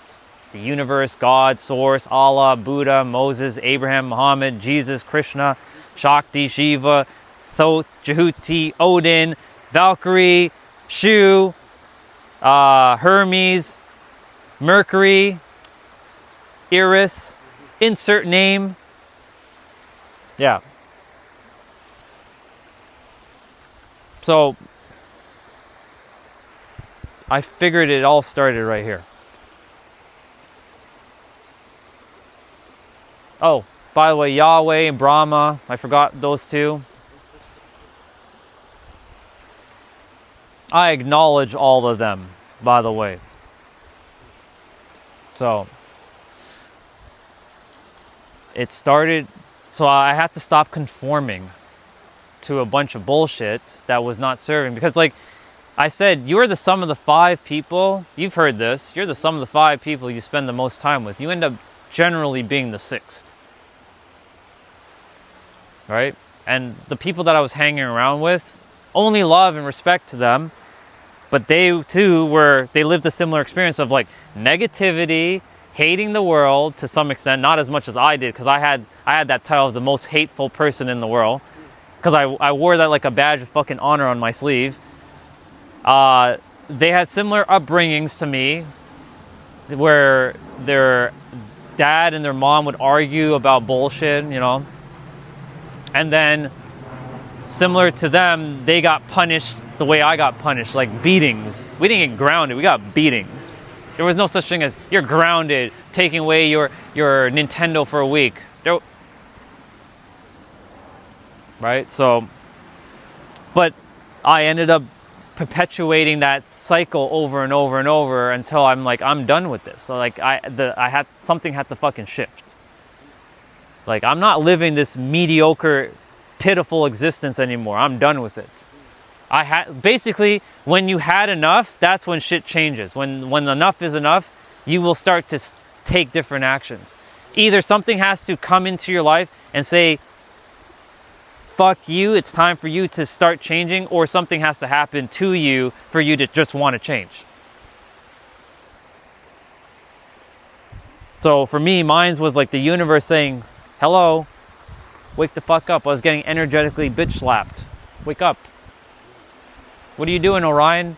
You didn't come to Earth to just be IT, Mr. IT man. You came here to help the fucking world. Stop playing small. Stop dimming your light.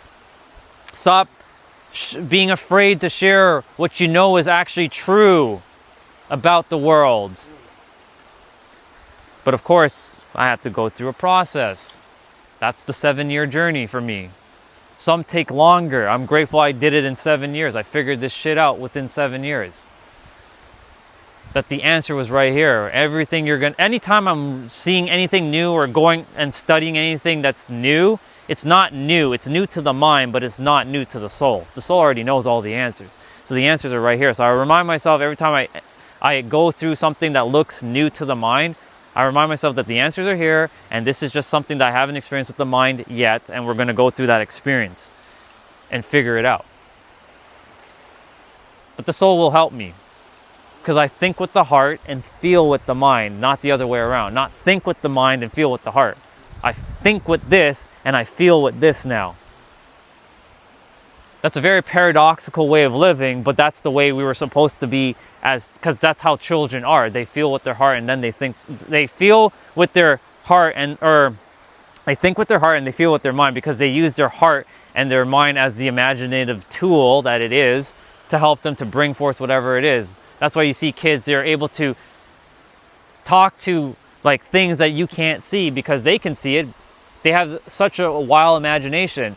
But the funny thing is, you got to be like children to enter the kingdom, as they say. Be like children. This is inserting a Bible verse for some of you. This is not religious. This is coming from a purely metaphysical concept. You got to be like children to enter the kingdom. What is children? Playful, joyful, fun, right? And you still have it because you were there one time and it's still there. And most adults are children, they just forgot that. Their body morphed into an adult, like giant. That's all it is. They're still the child. In the eyes of the universe, you're still a fucking baby. Think about that. The universe is looking at you, you're still a little fucking baby. Right? So, you still have that child essence within you. You just have to allow it. That's by being yourself. Allow yourself to be yourself.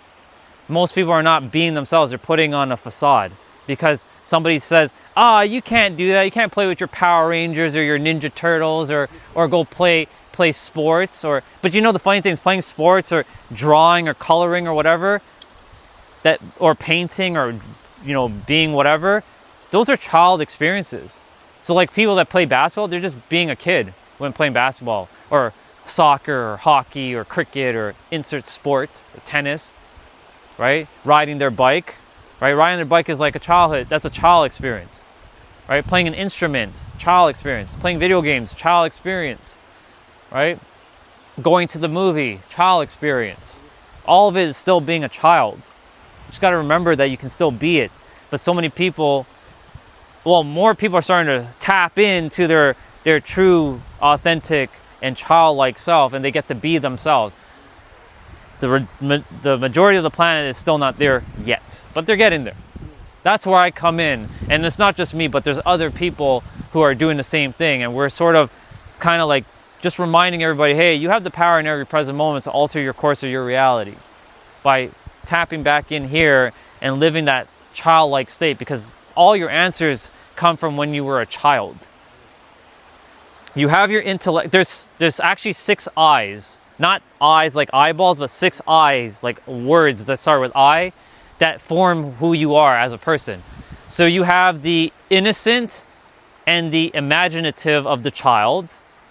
You have the intellect and the intelligence of the adult, which then helps you with your intuitiveness, which is always happening, which then creates your infinite version. So imagine you tap into your intellect and your imagination, your innocence and your intellect, and your intuitive. You just form the 6th eye, which is the infinite. And I've never said that on the chat, so whoever's there, you better write that down. The 6 eyes of who you actually are. The infinite you has those others: innocence, intelligent, imaginative, intellect, and intuitive.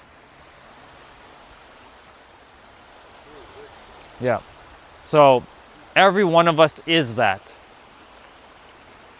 This is how the universe worked through me last year when I was like figuring this shit out. It just like came in. It wasn't a download, it was an upload.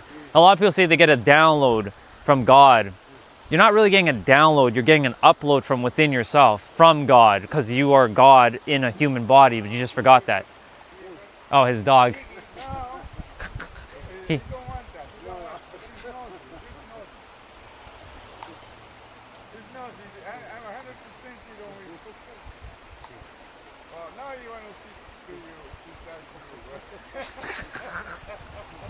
he's a good dog. Yeah. Yeah. So the more like you tap into, have a great day, the more you tap into your innocence or your imaginative side as an adult, you'll start to return back to more the childlike essence and not be fixed to just the adult, always responsible thing, Yes, as an adult, you have responsibilities, but you can still also be both child and adult. That's your truest power. It's basically locking into both versions. You can be both at the same time. So it's just a matter of tapping in to both aspects. And if you can, when you tap in, not if, but when you tap into both aspects, watch as life just, it just soars like nothing is impossible. For me, nothing's impossible anymore. I don't tell myself, I can't do that. Nope, can do that. That's easy. The child never has any fear. The child will pick up a fucking spider and not know, because it's the adult that's like, don't pick it up, you're going to get bitten, and then puts the fear in the child. But the child, like, they'll jump off a sofa and they have no fear, but you'll know they'll get hurt, right? They'll have to learn their lesson, but they have no fear. And the thing is, as a child, like, we all had that. I was doing cartwheels and like backflips off the back, like on the chair, and mom would be like, don't do that, you're gonna break your neck. And so she put her fear, but I didn't break my neck, but I kept doing it. But then over time, shit happened, right? She's like, she punished me. She's like, stop doing that, stop jumping off the chair, because I was so into WWF back then, wrestling, right? So it was just something that I loved doing, right? Taking like the the pillows and the stuffed animals and like just wrestling with them. But you see, as a child, I had so much imaginative like ability, but you don't lose it. You just haven't used it. You just have to retrain it.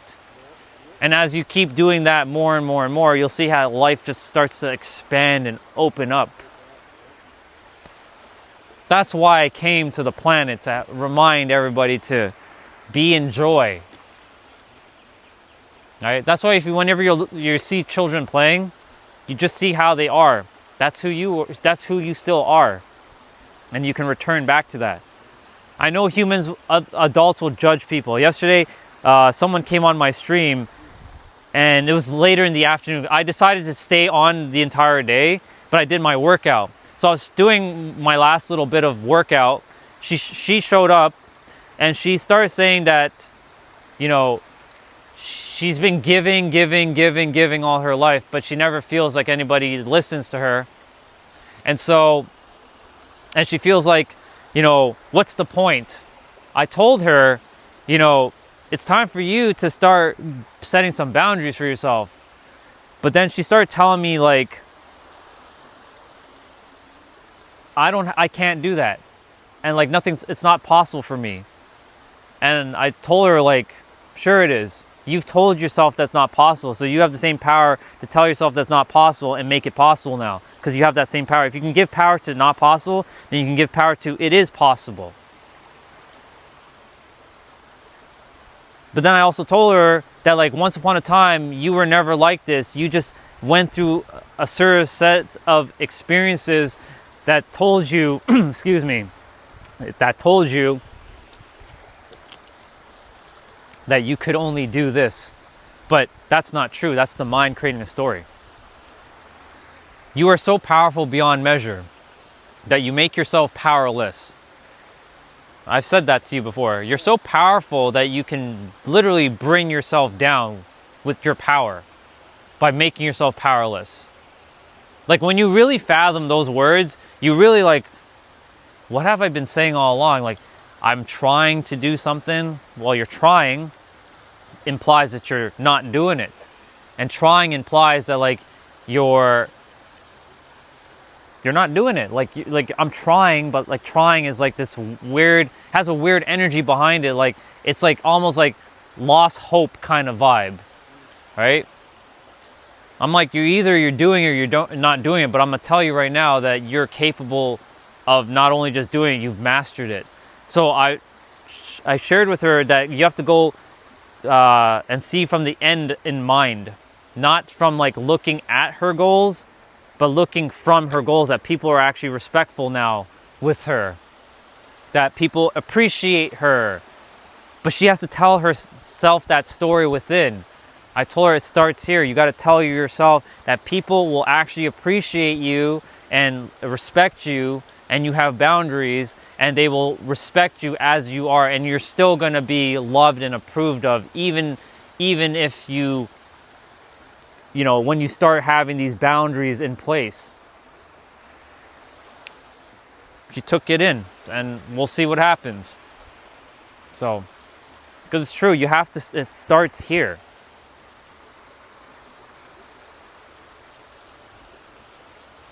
I told the live stream too, like, why do I come on live stream every day? Why do I spend hours live streaming? Because I care. I want people to know. Sure, some of them might end up being my clients at some point, right? If it's something where we have to go really deep, one-on-one, they'll pay me for my services. But like, if it's general questions, I will help them as best as I can. But I want them to know that, I get paid very, very well doing what I love now, and I can give back. I have an overflow. Like, think of this bottle, right? I have so much water overflow that I can give the overflow to them. Right? I'm not like struggling with like I have only like this amount of water left. I can't even give myself water. How can I give to them? That's where most people are. They're overextending themselves because they've give so much, and then the world just kept slapping them in the face, and they still kept giving because that's what they thought they were supposed to do. No, you're supposed to balance things out. Give and receive. be a graceful giver, or be a generous giver and a graceful receiver. Most people don't know how to fucking receive shit. I didn't know how to receive. I couldn't even receive a compliment. Remember I told you I hated people. If you even said hello to me, I'd just look at you weird. Right? So like a lot of people don't know how to receive things because they feel that receiving is like being greedy. It's not being greedy. It is your birthright. That's a bar, write it down. You are meant to have things. But if you keep conforming to the idea that you're supposed to only give and not receive, you're going to drain yourself and you're going to feel resentful because it'll eventually end up being resentment. That's what's happening. That's what happened to that sister yesterday. She was in resentment energy because she gave, and nothing, it felt like she was being taken advantage of. So I told her, you got to put the boundaries down. You can still give, but now it's time for you to know that everyone's going to appreciate you for who you are as a person. But you got to lock in that you got to appreciate yourself first. Love yourself first, appreciate yourself first, give yourself that love, respect, and you'll see other people will start to give that to you. Because you're giving it to yourself by natural selection. That's how it works. You selected yourself to have it within, so you will have it without. You're not caring about the outside world though, because whatever you give in yourself internally can never be taken away from you externally. That's another bar. Write that down. Whatever you give yourself internally, all the love, no person, no thing, no situation can ever take away who you are at your core, or what you believe to be true about yourself. So that's why I keep saying that the answer starts, it starts right here. Always has been, forever will be. And that's why like conformity is such a, it's a very, you can, conformity has a positive, like you can conform to like the abundance, right? Because you're supposed, every one of you in this world is, it's your birthright to be abundant. And again, abundance doesn't mean just money. That means fulfillment. That means success. That means joy. That means love. That means peace. That means harmony. That's your birthright. Most of you have thrown away your birthright because the world has told you a different story and your mind keeps gaslighting you into bullshit. So that's why I keep saying to the world that it's time that each of you know that you have the abundance and it's your birthright to have it. No one of you were not born lacking shit. You all have everything within you. If you were lacking something, guess what? You wouldn't be here. The universe doesn't make mistakes. So someone will say, well, what about the person that has cancer when they come as a child? I've had that question. What about the people who come with no arms or no legs? Did they choose that? Yeah, they did. And I'll tell you why. Because their mission was to make sure the rest of us were fucking grateful for where we actually are. They were to show us comparison of like, not in a negative sense, but they were placeholders to come to Earth to share with us why it's important to live our fullest life. By their unfortunate experience that they're going through, because they themselves forgot, right? But some do make it through it. But you know, the thing is, like, I feel for anybody that has cancer as a child or any sort of disease or anything like that, right? It's not, you know, they did choose it before they came, but their mind doesn't remember that. And so, but their mission is to make the rest of us wake the fuck up and stop complaining about bullshit when they're going through such hell, right? Each one of you, you can continue to complain if you want to. I don't know whoever is there, if anyone is listening. I don't care if there's one person or there's 10 million. It doesn't really matter to me. My point to say is, like, we got to stop fucking complaining about life is this and da-da-da-da. Yes, you're going through some shit. We all have gone through some shit. And I can empathize with anyone who's going through shit. But at the same time, you also have the ability to change your story. You want to keep playing the victim, play the victim. That's fine. But eventually, you're going to have to get out of that victim mode and start being the creator, the player, or the real version of yourself in your reality. You have the choice. It's always a choice and a decision. Some will say, but I don't have a choice, Orion. Sure you do. You always have a choice. You have the choice to even say that I don't have a choice. That's how much choice you have. It's a paradox. If more people understand how paradoxes worked, we wouldn't be running into that. Morning. We wouldn't be running into those so-called problems. Oh no, there's quite a few people here. So, I was just seeing like who was here and who was listening. Sure. Of course. No, that's cool. Today was kind of like I needed to kind of like full force it. You're going to your place tomorrow, right? Everything will be just, the questions you need to ask. It'll turn out for the best. I know it will. Yeah, I'm happy with the way it's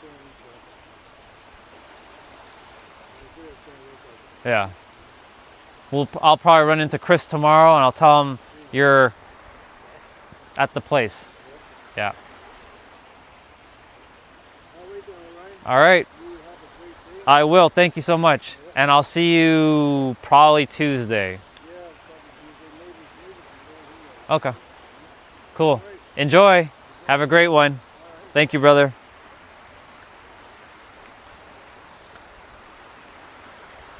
So I just gave you all a master class on why not to conform.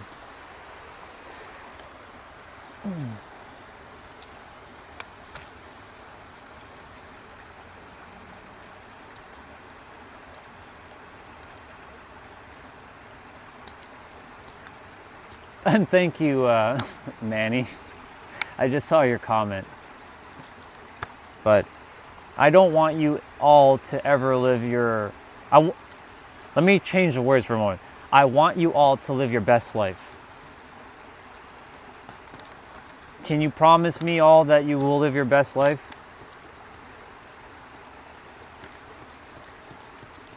You don't have to type anything in the chat, but I want you all to live your best life. Do me that honor if you can to live your best life. You deserve it.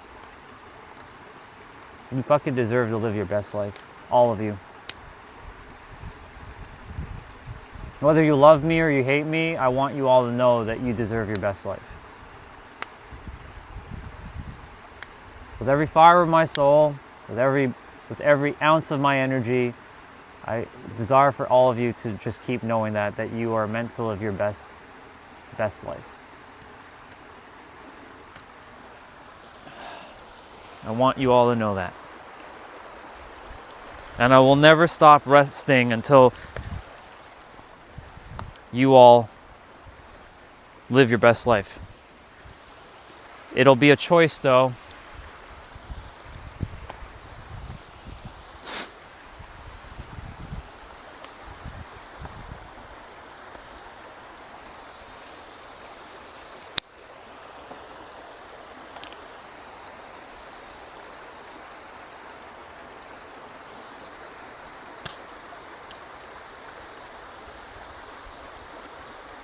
We're gonna get rolling. Excuse me. My throat is really dry, as y'all seen. I've been talking for a hot minute. Slow down for a little bit. Give my throat a little bit of time to like. There's so much to talk about though. I haven't even scratched the surface yet, y'all. Just wait. Just wait. It all is sort of repeated every day, but there's always more to add. Just wait. I have not even scratched the surface on what I really want to talk about.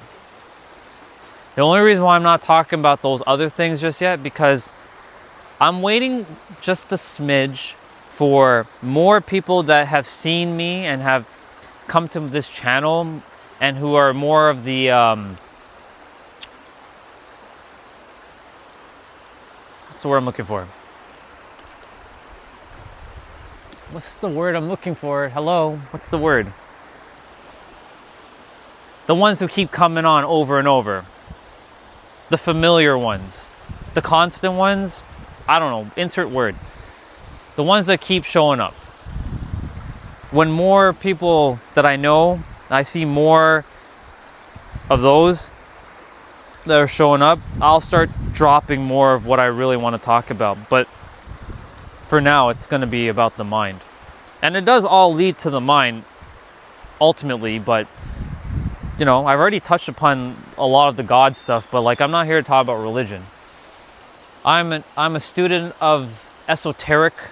I'm an esoteric advisor, and I respect all of the different beliefs out there because I've been through it all.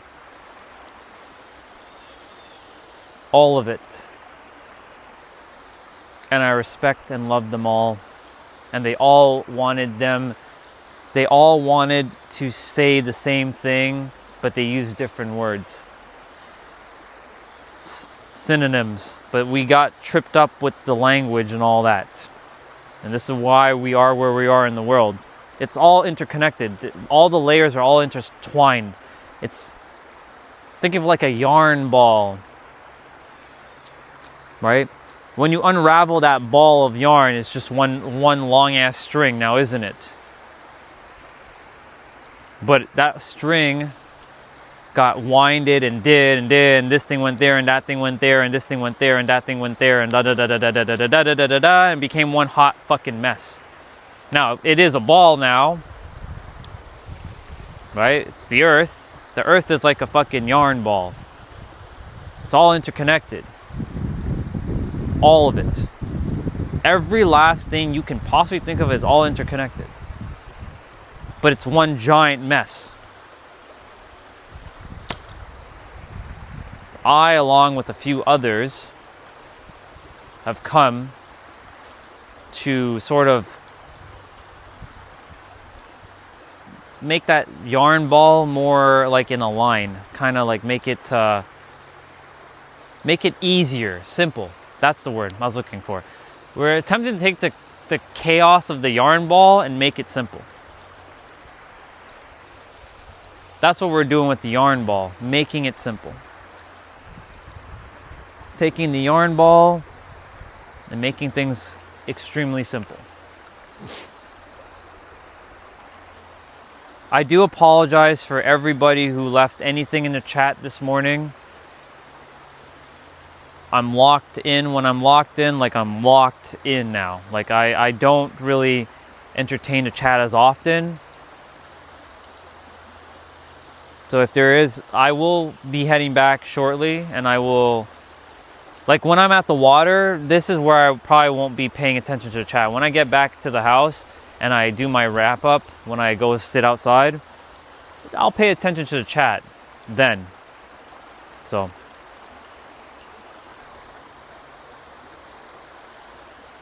Couple more minutes at the water. I just want to thank the water again, as always, for always reminding me to make sure to just keep on flowing, even through any obstacles or resistance, which, by the way, obstacle and resistance are nothing more than opportunities for you to flex. I'm not saying your actual muscle, but to flex your mental capabilities.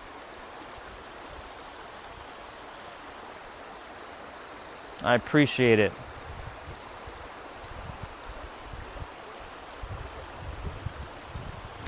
There's going to come a point, though, in this journey where I may not be able to live stream as often because I'll be busy, I'll be productive. I don't like using the word busy, I use the word productive. I'll be very productive with many, many people. So I'll eventually add more workload to my plate. And I'll also be speaking around the world. These are already what I'm doing in my inner world. It's just a matter of time or a moment for it to collapse. I'm already speaking on a live stream, so this is like doing my own podcast. I'll be speaking on podcasts. I'll be on Joe Rogan, or I am on Joe Rogan's podcast. I am on Mel Robbins' podcast. I am on Lewis Howes' podcast. I am on Tom Bilyeu's podcast. But when I'm on their podcast, I'm about to tear everything down to some extent. They may not like me because, you know, I'm here to expose the business model that they're doing, and nothing wrong with you know, why they're doing what they're doing, but like they're also keeping people stuck. And there is a version of me who is still entertaining, you know, Mel Robbins and Tom Bilyeu and Tony Robbins and all them, and they're great, but they're a business that thrives on you keep coming back to their shit. For me, I don't give a fuck whether you come back to my live stream or you come watch my videos or you even fucking subscribe. If you look at my thumbnail for this live stream, it clearly says subscribe or don't. And I'm not playing reverse psychology with you all. If you don't want to subscribe, that's your choice. I don't care. I came here to help the people of the world. I didn't come here for fucking games like numbers, but I already have millions, if not billions, of subscribers or connections, as I like to call it. But when I get on those podcasts, I'm going to be very respectful,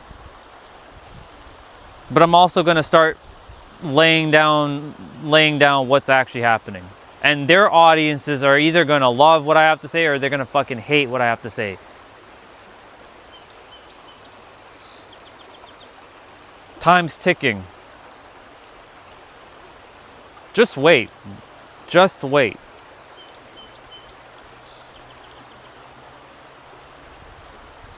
Because a lot of this stuff is not talked about on podcasts. They talk about how to have more love, how to be in a relationship, but they're coming from it from the human aspect. There is another aspect beyond your humanness. And it's time to get beyond the human aspect. That's why I am here. What's up, bro?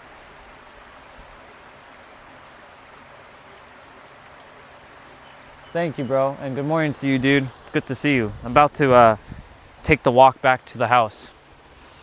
You came just before I was talking about conformity. I'll still talk about it, though. Trust all is good. I figure I go now because, you know, the phone will start to do its thing where it's like it's having like a meltdown, like it's like the internet's like not working and all this shit, and you know, I figured I just go now since it's working. Spend 2 hours here? Yeah, 2 hours, about 2 hours. 2 hours, 13 minutes. It's good. Let's thank the water. Water, thank you so much for your time again, as always. I appreciate it. Stay flowing. Stay awesome. Stay amazing. I'll see you same time, same place tomorrow. Water, most likely. Actually, no, I'm not. Tomorrow's Monday. I have my clients. I keep forgetting that today is Sunday. No, tomorrow is Monday. I have my clients, so I more likely will come and do my trail walk in the afternoon. So I'll probably do my live tomorrow in the afternoon, or I might not do my live tomorrow and be like, fuck it. We'll see. Anyways, Water, I'll see you when I see you. I'll definitely see you Tuesday for sure. Ooh. That's a cool bike, by the way. He's pedaling with his legs forward.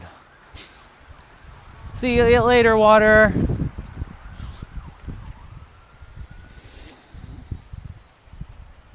We'll probably run into some people. I was running into a bunch of people while they were walking by as I was talking with all of you. Ooh, that light is bright. Whew. Hello. Morning.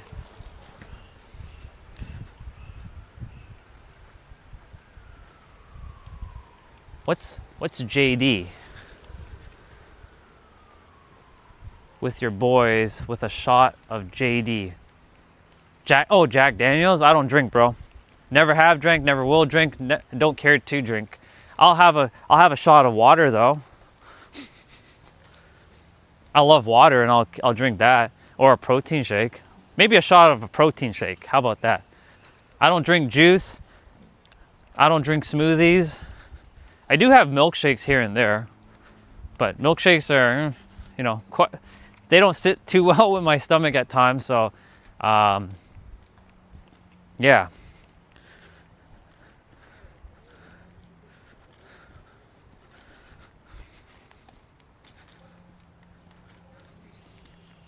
We'll see. How are you? Good, how are you? I'm excellent. Have a wonderful day, both of you. Cheers. Hey, chipmunk. Look at that.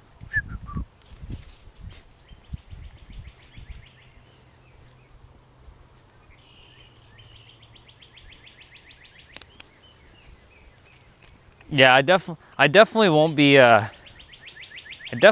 drinking anything like that ever. I haven't. So here's the funny thing. I never had to drink any sort of alcohol in my life, and I never felt like I needed any alcohol in my life, and I never felt like I was missing anything in my life with alcohol. So I think I'm good not knowing anything about alcohol in my life. So I've never smoked any joint or any cigarette. I've never smoked a cigar.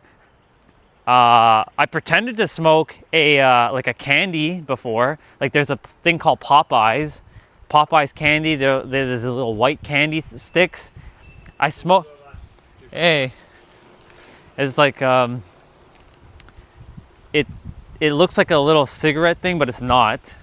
It's a little candy stick, but that was it. But no alcohol, no substance ever. My body is pure AF when it comes to that. Yeah, well, when it comes to alcohol though, I've eaten alcohol because, it was put into some food, and of course the alcohol gets burnt off when you have it in like cakes or anything like that. But other than that, like never drank any alcohol. So I'm good. Give me some water or a protein shake and I'm good. I'll drink that. A good protein shake that actually tastes good, not some like powdery stuff that tastes like chalk. Like a good tasty protein shake that tastes like a milkshake. I'm gonna take that. I'll take that.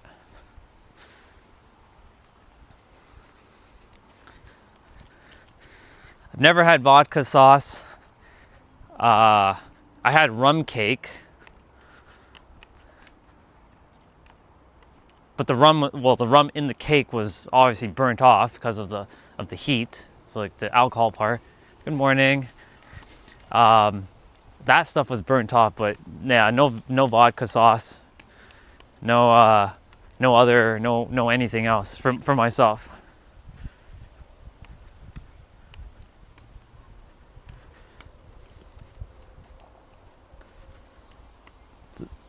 Nope, the change didn't happen with the spider bites. The change happened when I was sitting in a car and I saw a person lifeless as I drove by. That's the change. The other experience had to happen though. Morning. Have a great day. You too. Thank you.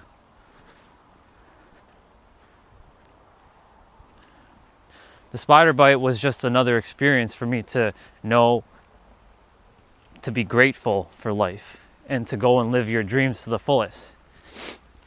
But that spider bite had to happen due to the fact that I was still being ungrateful, even though I had just had my awakening. That's just that word is just whatever now. Awakening is like blah, but I became aware.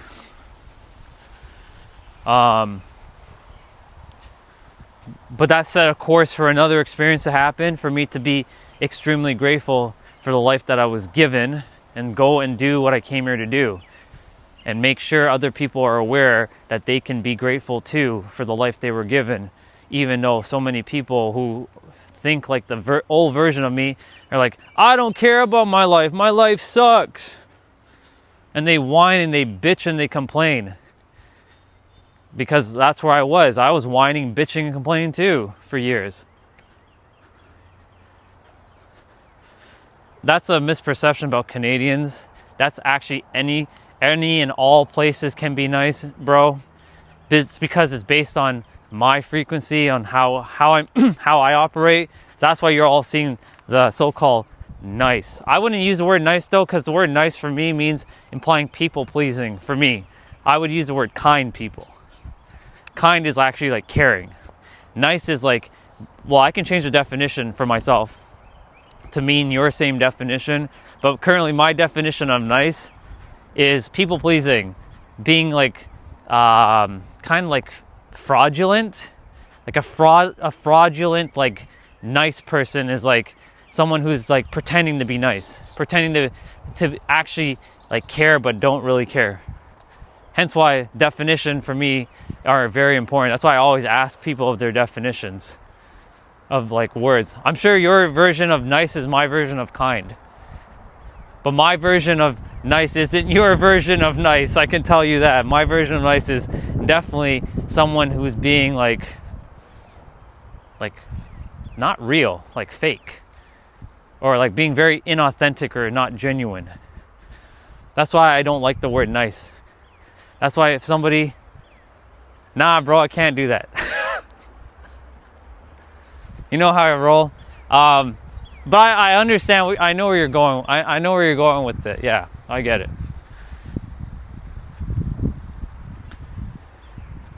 That's when someone's like, oh Ryan, you're a nice guy. No, I'm not. Fuck, no, I'm not. Oh Ryan, you're a nice, nope. By the way, practice love and authenticity, people. Remember that.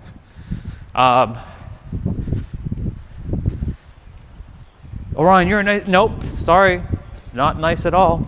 Don't ever tell me I'm a nice guy. I am a kind guy.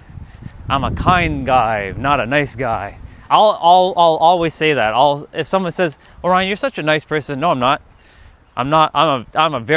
I'm not nice. I'm a kind person, not a nice person. Yeah. Shapeshifter, good to see you. We were talking about, well, you see the live stream title, Conformity. It was like 2 nights ago when the universe itself was working through me and saying, all right, it's time for you to start making your titles with the word lesson in the beginning and then with a colon and then your word. That way people understand what your streams are about. So going forward, you'll see my titles looking like that now. The Thunderbolt will be still here and there because that's my favorite emoji. It's probably the most powerful emoji on the emoji like list because it's just energy, and that's basically the representation of all of existence. That thunderbolt. There's a cardinal and there's a blackbird with yellow and orange like things on its feather over there. This bird right here, this blackbird, man, when this thing goes, like it just like it makes such a wonderful sound. It's very loud though. Such a tiny little thing can make such incredible sounds. And we're this giant ass like being, but yet our voice can't project like miles away.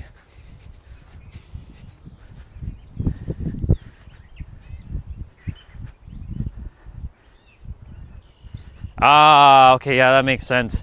Yeah, see, in places where you're at, like tigers, yeah, you know, I wouldn't be like, yeah, you can shift your frequency and the tigers won't affect you. Nah, the tigers are instinctual; they will eat. Yeah, I wouldn't. If I knew that there was like lions, that's why somebody came one day on the stream. They're like, "You should be careful." I'm like, "There's nothing even here that's going to hurt me." Like, yeah, there might be a coyote here and there, but I've dealt with a coyote one time and it was scared shitless of me. I stared it down. I almost turned into like a primal wolf. And so like it just like it went its way, it went its business. Cuz I understood energy. Morning.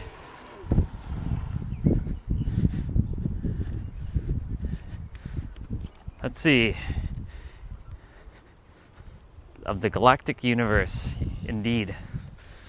But aren't we all amazing citizens of the galactic universe? It's just the mind has made a story that we're not great citizens of the galactic universe, but we're all great. We're all great.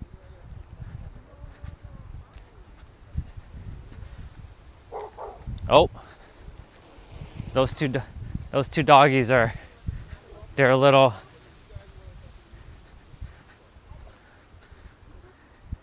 He's got to be more like Caesar. He's not quite. He's got a little bit of Caesar.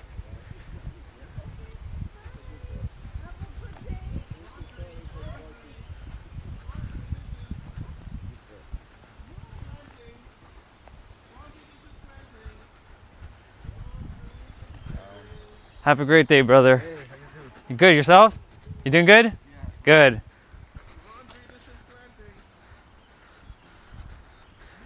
Ooh, there's a lot of like these fluffy things flying in my eyes right now. I might have to like walk backwards for a moment. Or just like pass by. Let me just pass by them quickly. This is where having like some sort of glasses would be awesome. I was gonna do some back there. You have a fence? I was gonna stop you and say, let him go. I said no. Morning. Morning, bud. But I saw him slowing down. Have a great day, by the way. Have a good one, boss. Thank you. Keep hydrated. I will.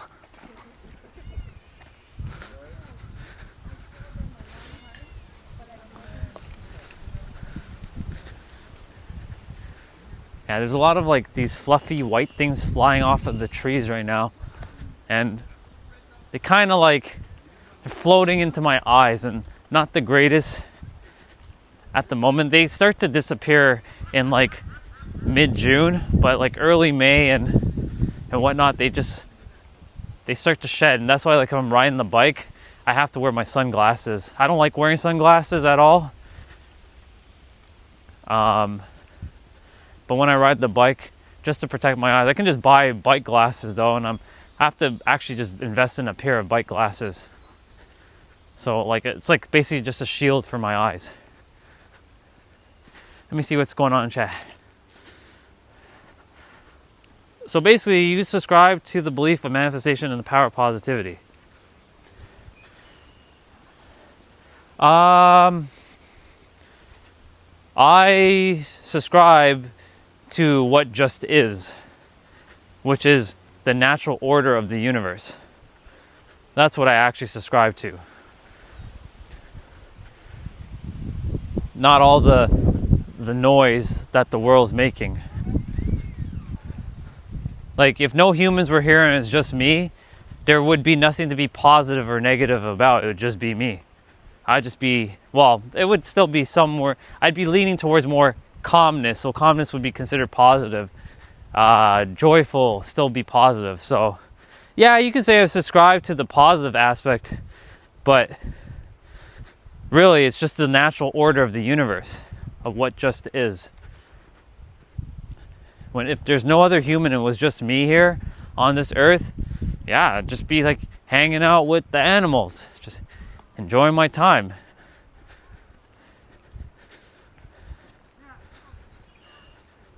It'd be quite interesting though. I had an experience, good morning. I had an experience where I was like, if I was the only human on the planet, how would I actually live? Right? Of course, things would be vastly different, right? Imagine like everybody just have a great day. Imagine like everybody just disappeared for a moment. Like all the cars are left here. You know, all the food that's in the grocery will eventually start to go bad to some degree.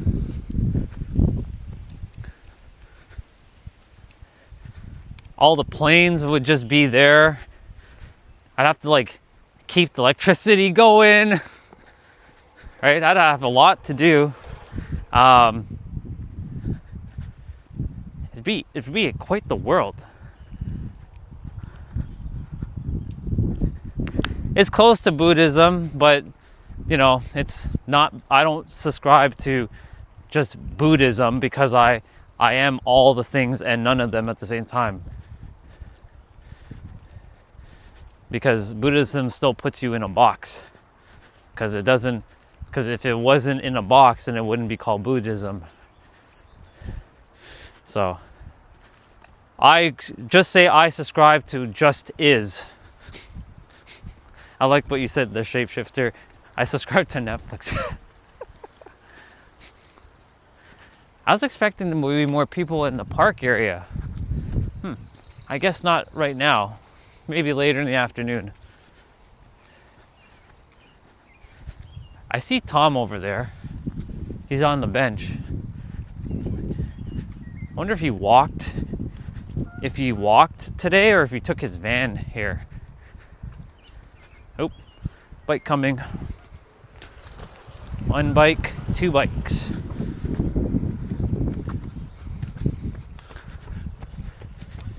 There goes our brother running. Gave me a fist bump. But he's locked the fuck in.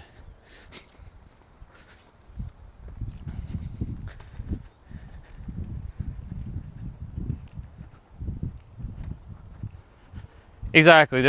It's a box to realize there's no box indeed.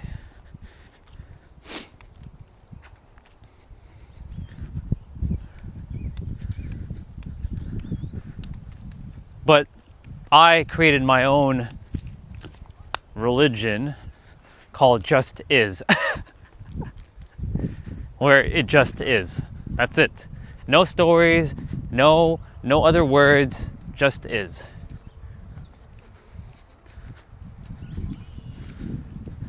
There's Mr. Tom. Did you drive today? You did. You usually come from there though at times, yeah? Ah. Got it. Cool. Well, enjoy your time here. Gotcha. Cool. A calm Sunday. Yeah. Very nice. Exactly. All right, brother. You too. I'll see you. Yeah.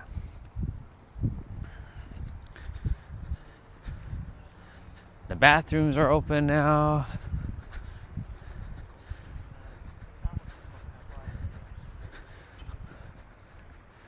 The baby geese, I haven't seen them in a couple days. They're either swimming in the water somewhere or they're hiding somewhere.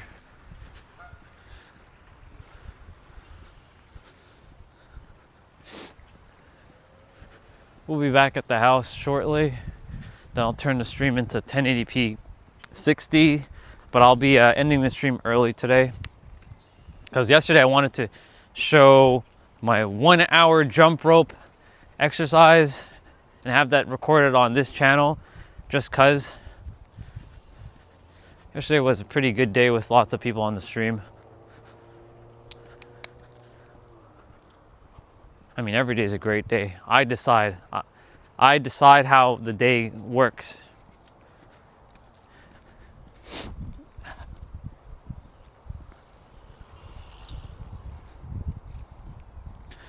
All right, there's a bar coming up shortly where I'm going to just quickly hang, get another stretch in for the spine and the hips and the shoulders.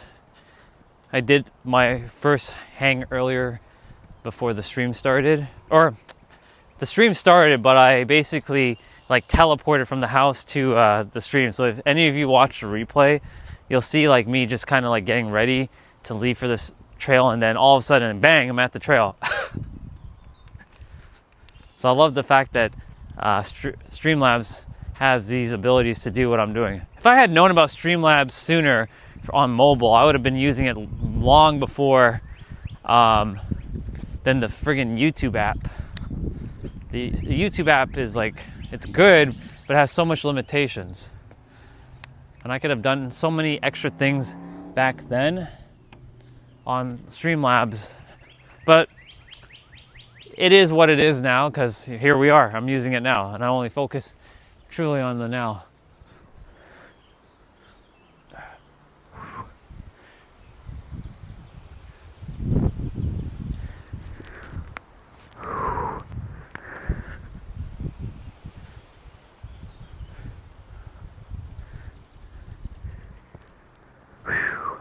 All right, I'm gonna hang for a moment.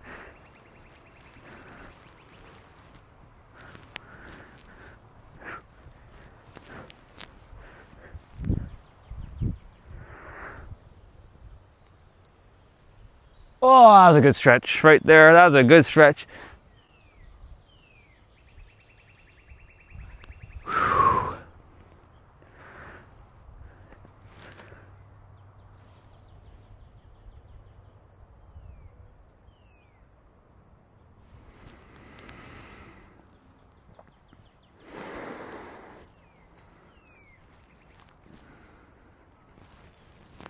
Nice stretch.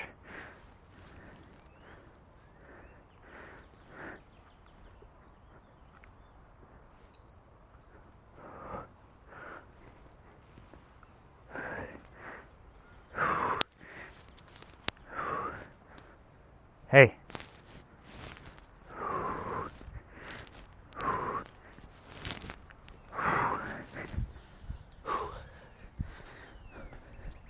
Cool.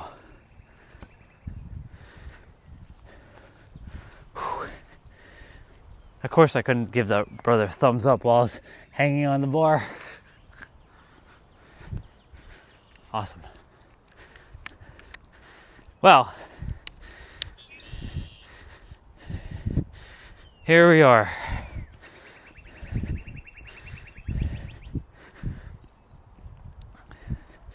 Weather is superb, and the weather's just going to get better and better and better.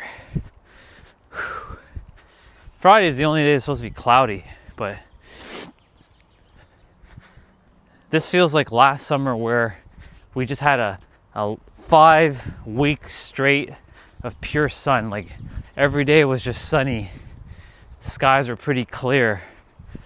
A couple clouds here and there, but temps were just hot and awesome. So we'll see how this summer, this week is already unfolding wonderfully. Let's see. I see T-Bra here. I saw you called me. I was like grooming, bro. I was like, I didn't see the call, but I was grooming. I was like, I'm not playing today.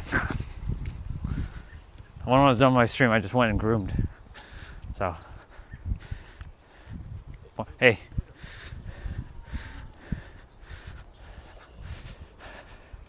Morning. Let's see. Fun location though in India. You can't be anywhere without getting bumped by everyone. We have reptilians in the chat, and you were by a spider. You didn't know that was been by, dude. I keep telling you, man, something about your memory, bro. I've told you my story how many times?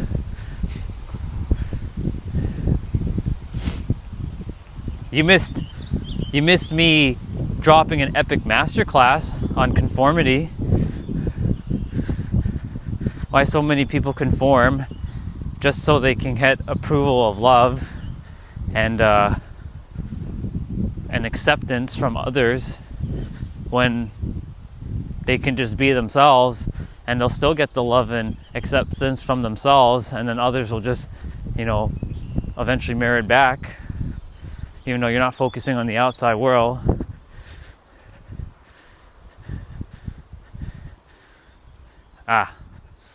Okay.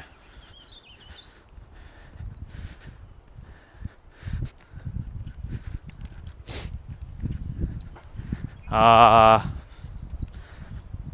lot of people came to the to the water today and asked me, like, what is it that I'm sharing and talking about. A couple people subscribed as well while I was there.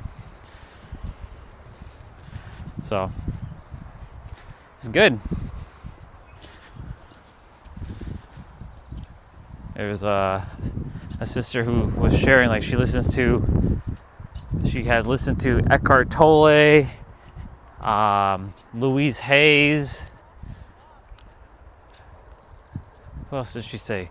Louise Hayes, Esther Hicks, and there was one other person she mentioned. Oh, Deepak Chopra. Deepak got himself in a little bit of heat, though, so, you know. Now, you know, he's still a good dude. He's just, you know, he made his little fumbles like we all have. I'm not going to hold that against him.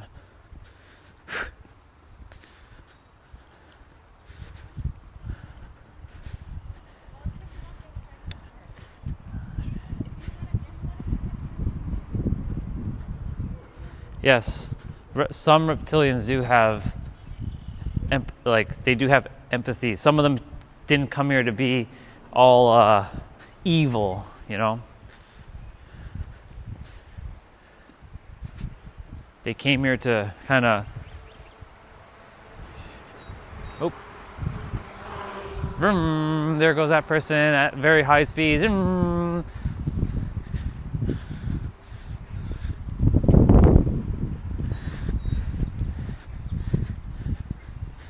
Vroom. Let's see. There's a brother coming behind us, running. Hey.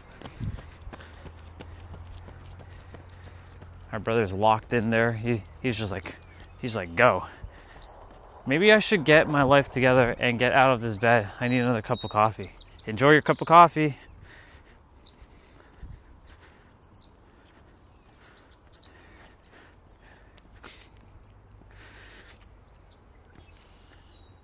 I like that line in the sky. I know it's made by a plane, but it's pretty cool. Oh yeah, the temperatures are just climbing right now. This reminds me of the time when I was driving from San Diego to Palm Springs. Palm Springs in California, not the Florida version, California version. And there was a moment where I'm like, holy fuck. It went from like pretty comfortable warm to friggin' hot as hell. This is what just happened just now. Hot, the sun just like came blasting. And that guy has a shirt called Muscle Milk. And that reminds me of San Diego because of all the times I drank a protein shake at the Planet Fitness in the morning when I was taking my trip where I was sleeping in a car for 30 days. Well, 24 and a half days. Because the rest of the trip I drove in the Supra and took an Airbnb. I wanted a unique experience. I wanted to see what van life, car life was like to get a perspective. It was a very enjoyable experience. Some of it was. Well, majority of it was, except for that night when I parked at the school and the cops came and they're like, and I'm like, oh shit. I got up like right away. I was sleeping in the back and like shit. And I was like startled and like honked the horn with my feet because I was like attempting to like get into the driver's seat properly. So I'm like, oh shit. That was quite the experience.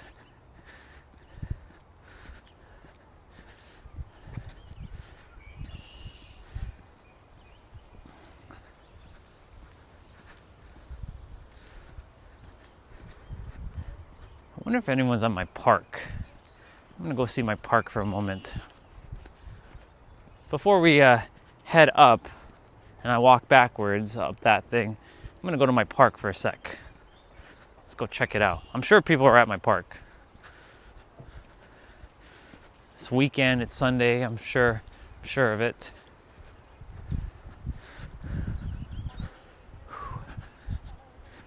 Good morning. Have a wonderful day. Yeah, you too, thank you. Those scooters scare me. I'm like, do you guys...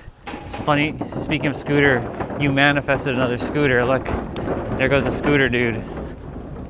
See? I just looked at your message about the scooter, and there you go, there's another scooter.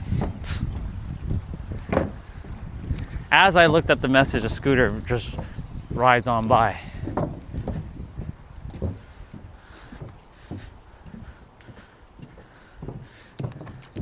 Those things go really fast. Like they can clock up pretty quickly in terms of speed.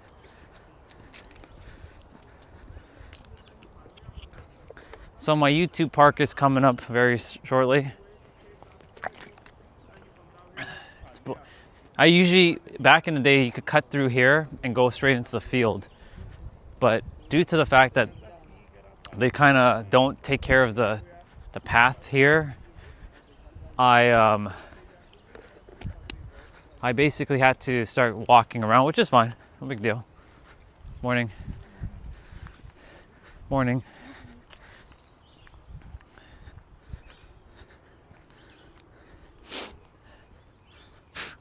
Oh man.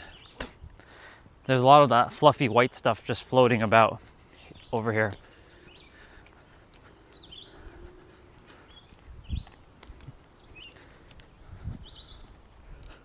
Let's go see my park.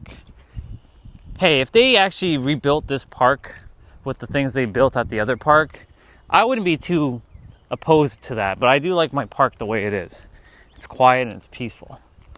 But if they do add like stuff to the park, because that's what I thought they were doing in 2022 when they built a whole bunch of shit around here. I'm like, what the fuck is going on here?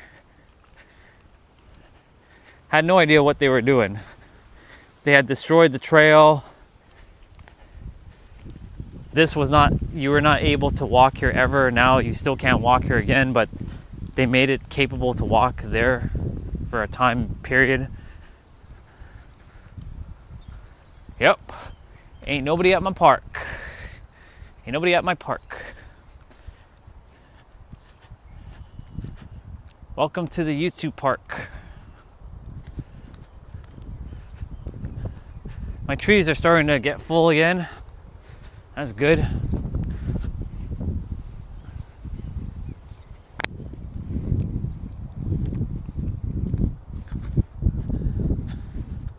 I'll sit on my swings for a moment.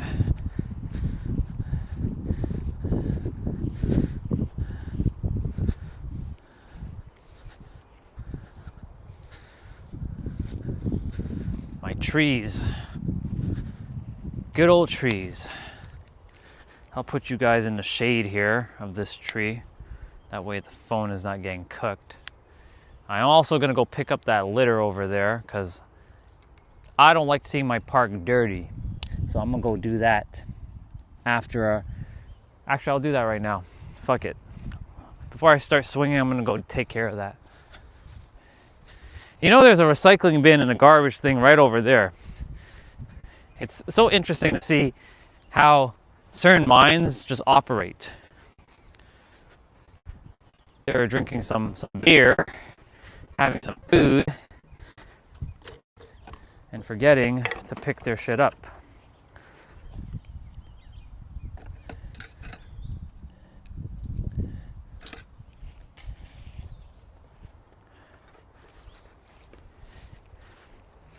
Now, if I saw them physically, I'd be staring them down. I'd give them that evil Orion stare that I used to do. But this is my park. This park belongs to me. Ain't nobody gonna defile my park. Normally the park is very, very clean, and people usually pick things up. But there's those odd occasions where they do their bullshit. You all should still be able to hear me. I'm pretty far away from the phone right now, but you all should still be able to hear me because the microphone has good range.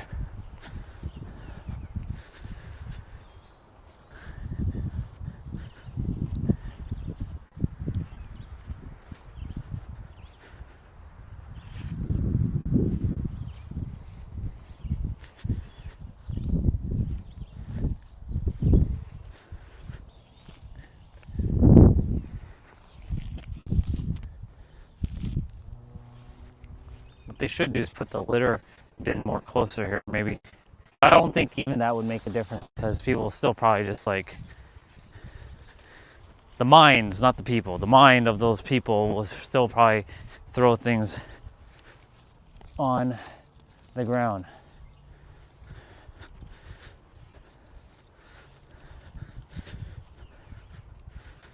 Well, I guess that was the reason why I had to come to my park to pick this stuff up. No big deal. It doesn't bother me. It's just, it'd be interesting if they would just throw it in the garbage or the recycling. It's just right here. It doesn't take that long. This is what you can tell the difference between someone who is conscious and completely unconscious.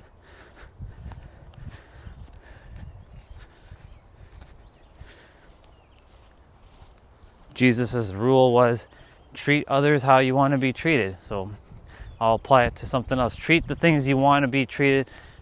If you want to be treated a certain way, then treat the place the way you want to be treated. Just because it's a place doesn't mean that you should defile it. Just super saying. That's right, I said what I just said there. Just super saying.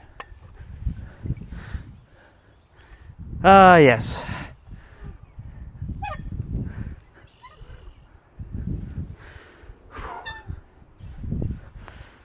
I'm going to pick up speed in a moment.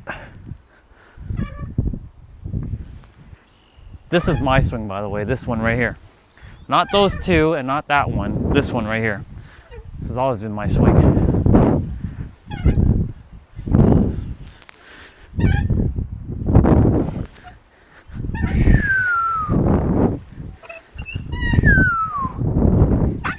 This is how I manifested all my stuff, just by swinging.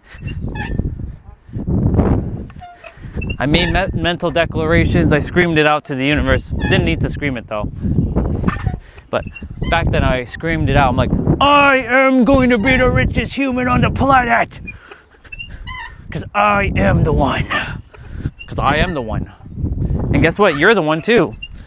You're the one in your own universe. Because you're your own universe.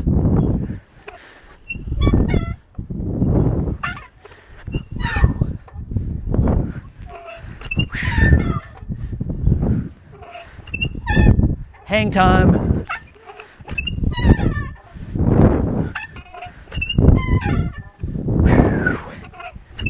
Get some swing in. I love my park because it's so quiet right now. And my park is usually pretty quiet. It's just very peaceful, It's not noisy.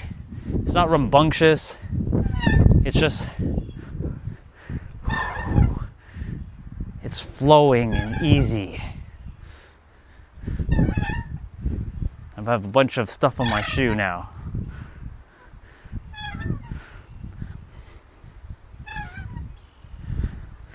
I'll have to stop before I take it off.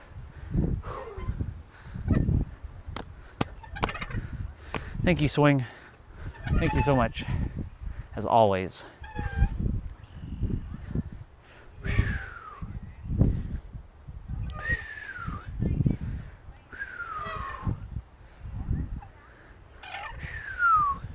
Now I'm swinging, swinging, swinging, and swinging. Hey. Enjoying yourself? I am. It's not a bad place for a little break, eh? Yep. I was just like telling my audience that I was just telling them that this is a park that I would come and just manifest things and just like get my intentions clear and just like hang out here for a bit. It's very peaceful. It is. It's pretty quiet here. No one Yeah. pops over here, right? Yeah, it's because all that's blocking it, and no one sees it. and no one can really see it. If they really peep through that little hole over there, then they can, or if they're coming from there, obviously. But I know that's the thing. But most people go down the trail, cross the bridge, yeah, head over towards Humber, right? yeah. That's why I like this park a lot, because it's just very peaceful. Yes, absolutely. I was worried though a couple years ago. I'm like, what are they doing here? Because like there was some damage, right? I'm like, Yeah. what the hell is going on here? Yeah, I'm surprised it hasn't been. I mean, I guess it's not developed because it's not easy for people to get to, like Yeah. for kids to get to. Really. Yeah, But if they cleared a little bit of the bush, people would see it. And Yeah. stop, right? I like what they did with the other park over there. Yeah, by at the bottom of. Yeah. Whatever, we're back there. Yeah. Closer towards the Albion. Yeah. Yeah, If they did that here, that'd be cool. But that's good for what it is. Yeah. You know. Absolutely. Yeah, like my daughter was just saying that she hadn't been here in I think like 2 years. She's like, oh, I forgot about this area. Yeah. So it's a wonderful area. What's your name, dude? My name's Adam. Adam? Nice to meet you, Adam. Nice to meet you. I'm Orion. What is it? Orion. Ryan? Yeah. Like the- Yep. Named after the constellation.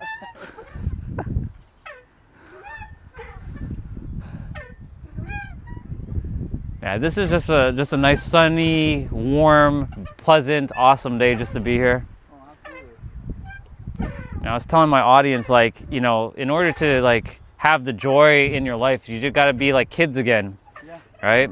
absolutely. Like find things that bring you joy and just do it, more of it. And it's easy to let go of that as you get older, right? Yeah. When I was having like stress in my life, I would come to the park and just swing the stress away, Yeah. and just be like allowing myself to just be. You can put it through your head. Oh yeah.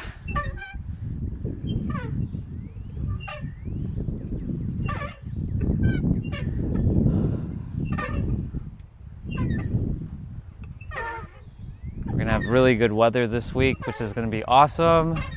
Finally warming up after a long, And cold spring. a very, very brutal winter. Yeah, there. Minus 40 degrees, couple days. Plus 50 degree, 50 centimeter snow day. Yeah, I know. That day was quite something. Yeah, lots of fun that. Couldn't walk my trail. I had to stay inside and shovel snow. It was fun. Yeah, there's a lot of snow to move. Oh yeah.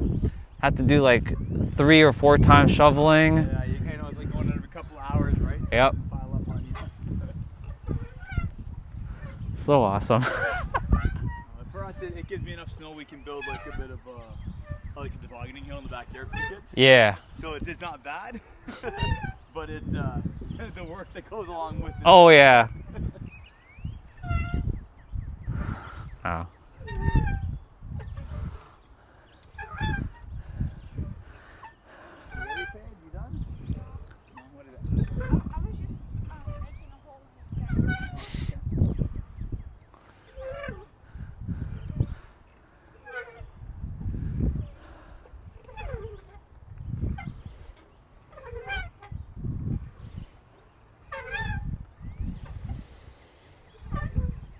Did you grow up in the area? You've been here for a long time? So yeah, I grew up here in Toronto. I was living more around like the Dixon, Martin Grove area for a bit, and then we moved like in this area back in 2005. Didn't even know about the park until maybe 2017 or 2018. Started walking the trail more last year and the year before. Like 2024 was really when I started taking more exploration on the trail. Yeah. My goal is to eventually be moving to San Diego, though, California. That's a big move. Yeah, it's a massive move. Lots to unfold there. Yeah. I'm going to miss my park. I wish I could take this park with me, but I can't. You know what though? There's some beautiful landscape out there you'll get to enjoy. Oh, yeah. Oh, yeah. So, there's similar parks that are kind of like this, but I'll miss this park. Yeah, has some sentimental value, eh? Yeah. But I mean, I'll come back and visit and I'll get to see. I trust it'll still be kind of like this. Maybe they might add stuff to it, but It's been like this Yeah. Like, I mean, I guess it would have been around maybe 2010 is when I moved to the area. Gotcha. Like I went to school at Humber for Oh, nice. a couple years before I moved away and then came back. Gotcha. But even then, like I would bike the trail when I was going to school because it's some good exercise. Very nice. This has been here since then. Yeah. Pretty much exactly. Yeah. Like this. Right? If it stays, like, that's why I was concerned, like, when, in 2022, I'm like, what is all that happening over there? Like, and then they boarded up all, like, there, and, like, you couldn't really, like, get here. No, And I was like... I always kind of wondered if they turn it into a cricket pitch or something. Just because, like, the space is, like, huge, right? Right. Like, completely unused. Yeah. But I can appreciate, like, getting anything to the area. I was thinking they were gonna, like, build, like, I was thinking they were going to have, like, cars come down here and park their cars and make it a parking lot. I'm like, that would have been interesting. That, or they were going to build, like, a basketball court or something here. It'd be nice. Yeah. It'd be nice if they had, like I said, something more down here. Yeah. And I mean, there's neighborhoods just behind us, right? Exactly. I think this park needs, like, just a couple more benches besides that one. I know. Like, maybe 2 more over there, and maybe like more like what they did on the other side, like a park like that over here, and maybe just they can throw like a basketball, like make a little pavement like thing over there, and just like have basketball here. It's I was like, I've been bugging the NPP for that park to be renovated since like my kids were like babies. And I mean, it's been 10 years of like pushing for it to be changed. Yeah. And then I saw, like, I think it was a year and a half ago, I saw through like the CDTO programming. Yeah. Like, because I live in that general area, like a notice to say, hey, we're building. Here's the options we're looking at. What are you interested in? I'm like, oh, good, lobbying's finally paid off. I won't attribute it to myself, but I feel like I did something. You manifested it. You certainly manifested that. Like, it was like, I just want to see something here because it was so pathetic before. Like, it was like a slide and the stairs up to the walls there. Yeah. But it's like, it's interesting because as it's finally here now, my kids have kind of like outgrown that level of park for the most part. Oh, okay. There you are. You know, my wife and I, like when we used to walk it every single day before we had kids, right? The trail, like just a ton of the trail. And then we were debating like moving or rebuilding our house here. Yeah. And one of the reasons we stayed is because we enjoy using the trail, right? Right. It become a part of our routine. Exactly. I'm glad we have this trail here because, like, you know, a lot of Toronto, I mean, there's other trails, but the thing is they're harder to get to and they're not as expansive as like this one is. That's exactly. It's quite big, right? Like, Yeah. It's got a lot of coverage, and as you said, like you can get to it from so many places. Yeah.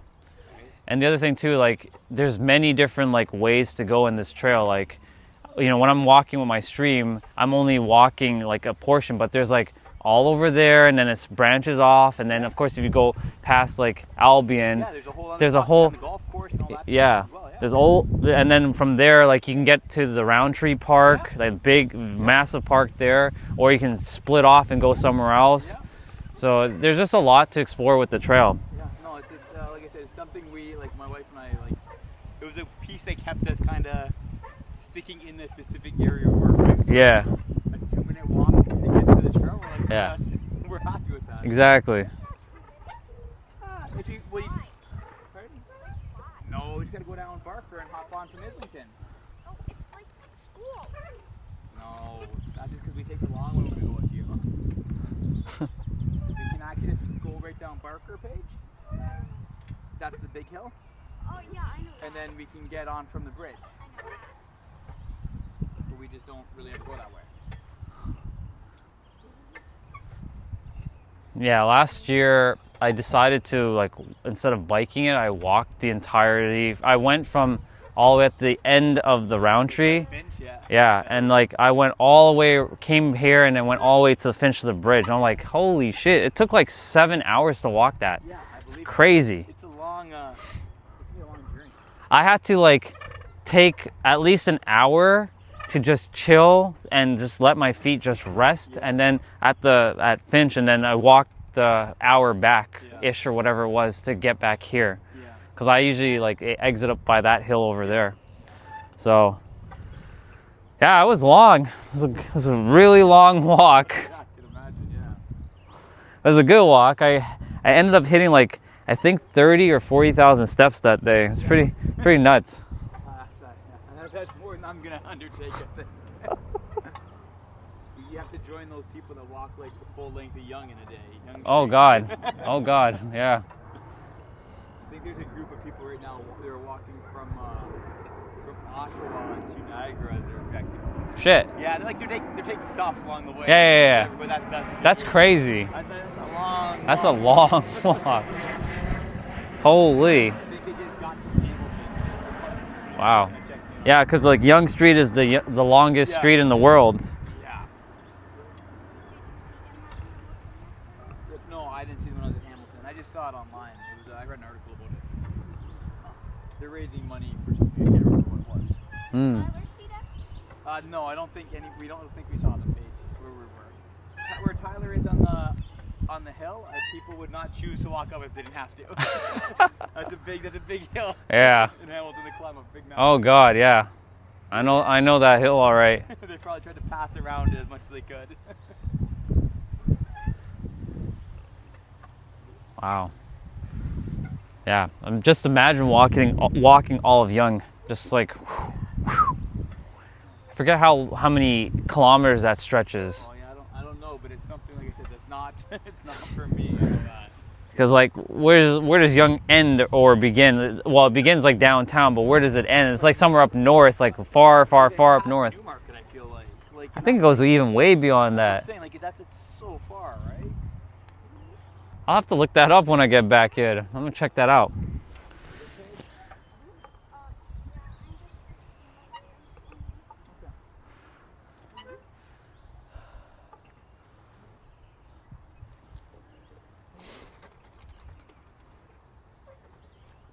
Such an awesome day. I love it.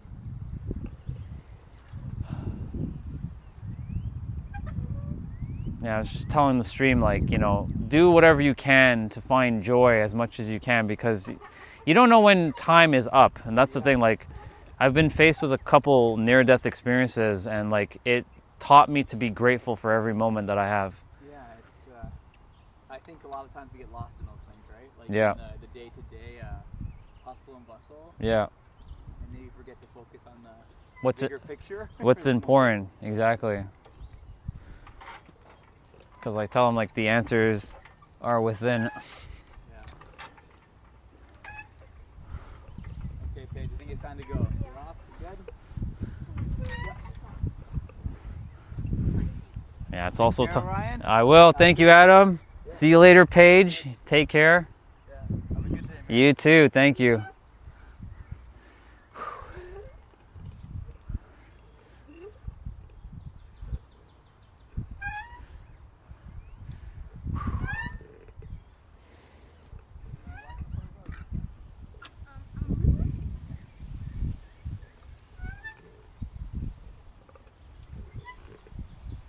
See ya.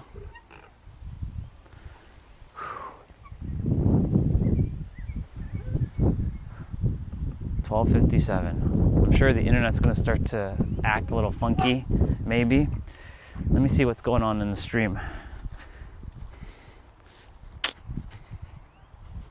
What were you guys even able to see in that? Curious.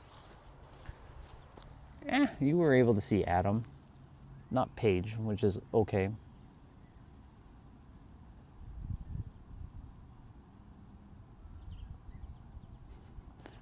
That's funny. I'm just reading the chat right now. I'm just scrolling now. I have to laugh.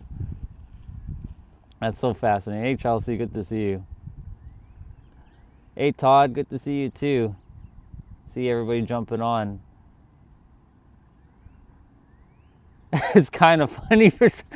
Yeah, well, I mean, technically speaking, you know. This is my, what I call peace on earth right here. This is what I call my heaven. This is my joy. That's funny though, right? They just came over and they started chatting with me. So, hey, I'm always up for conversation.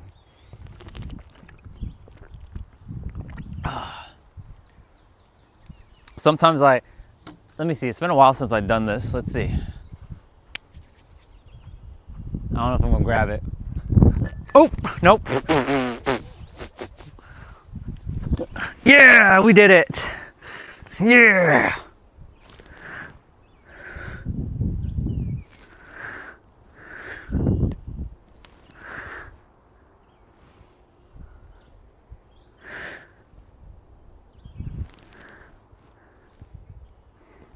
I have to remember the amount to jump.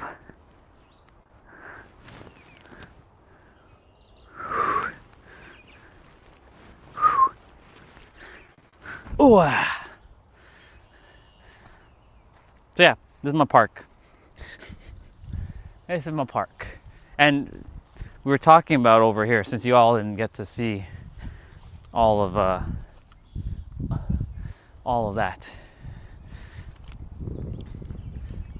Somebody wrote something on this tree. What do we got? Does that say Krishna? I think it says Krishna. It sure does say Krishna. What's up, tree?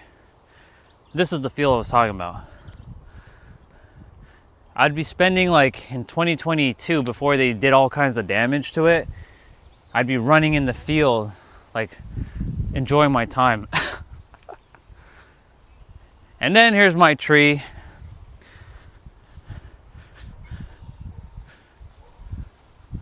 And yes, there is a heart here.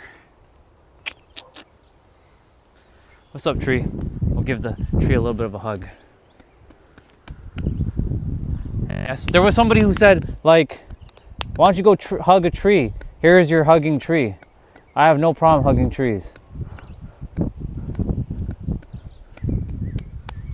Cool. All right. Well, Park, thank you so much for your time. It was nice hanging out with Adam and Paige. It's pretty cool. I saw them earlier while they're riding by, and I said hello to them. First time actually, like, chatting with them, though.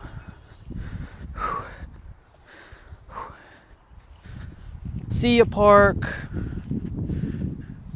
Bye, Park. I'll see you, Park.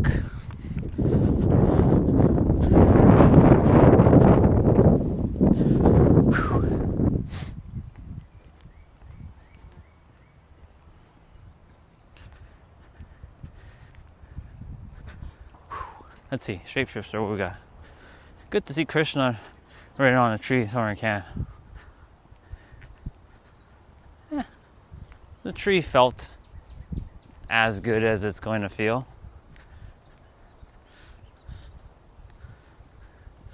I don't know about this tree though. That tree's probably not having a good day. Poor tree.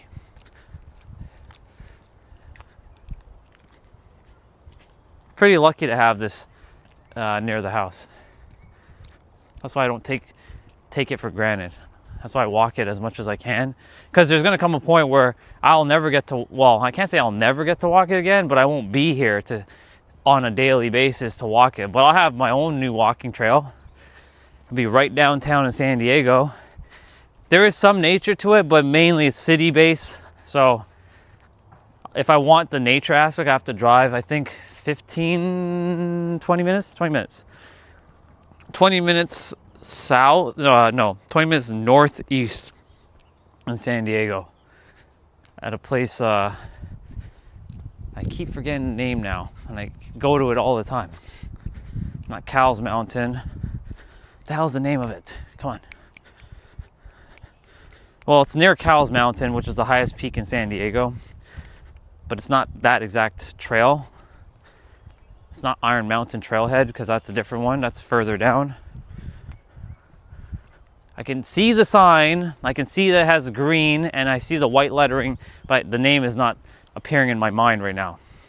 It's right on as soon as you turn in, it's on the right side of the road. I'll manifest the name It'll pop up shortly.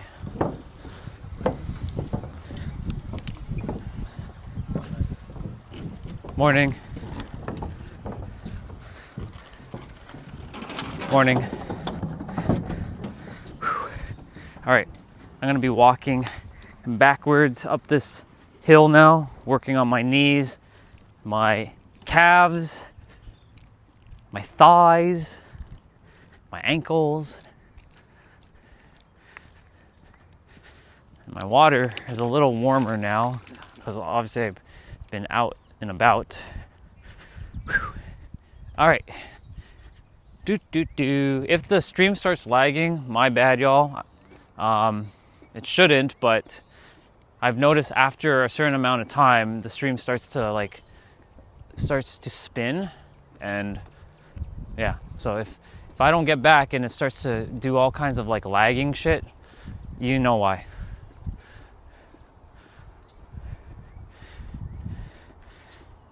Out and about. I haven't heard about banana ball. First time hearing that. You can share it with me. What is that? Seems like everything's coming to Toronto. I mean, the World Cup is going to put this city on the map. Finally. We're sort of like an afterthought. We won't be an afterthought after the World Cup is done. That's for damn sure.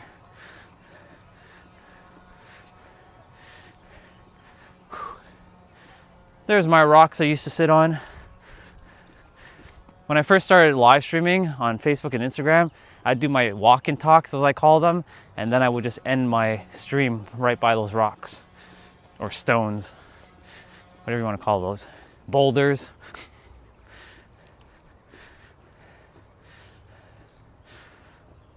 Oh yeah, temps are going up.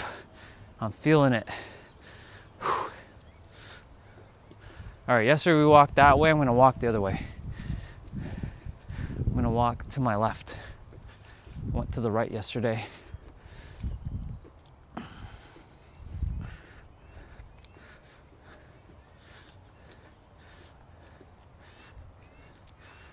Awesome. I like seeing people who are like Tour de France kind of bikers, wearing their outfits and having their fast bikes. Whew. Am I gonna take the main road today and walk? Let's take the main road. Let's go do it. Good morning. Actually, good afternoon. Yeah. Have a great day. Yeah. Are you guys having a great day? Yes, sir. Awesome. Enjoy it. I'm used to saying good morning, but it's not morning anymore. It is afternoon time.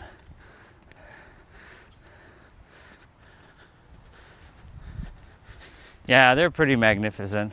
I like sitting there. Nice place to just chill after a nice walk. Or if you use the hill to exercise, like there are people who run up and down it.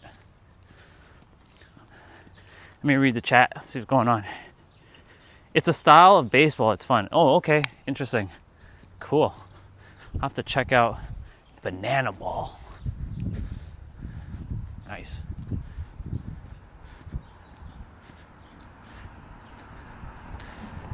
Those cars over there, that mini one over there, those must be fun to drive, those little smart cars.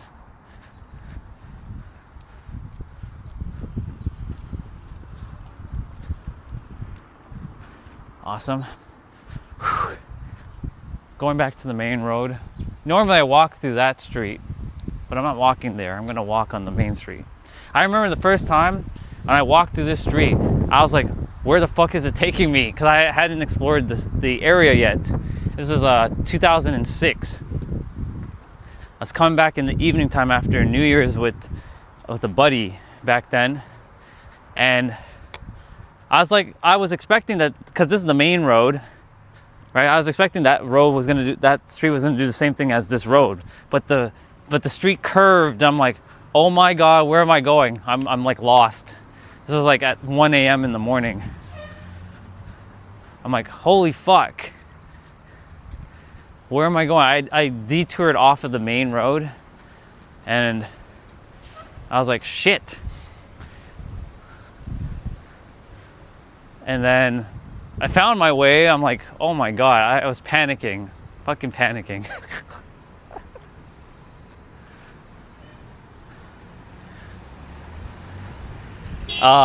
The one that you saw, well, they built it recently. Actually, it was a much smaller house, but they basically destroyed the old house and built a new one. It took them less than 6 months to get that house up and running over there.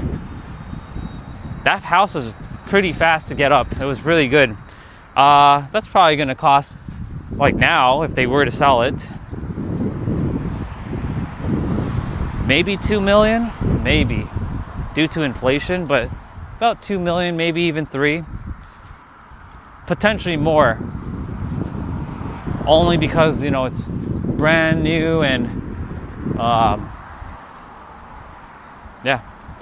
They can't sell it right away though. If they are planning to sell it, they have to live in there for a year in order for them to then, once you build a house or rebuild a house, you can't sell it right away. You have to wait a whole year, live in it, and then you can sell it.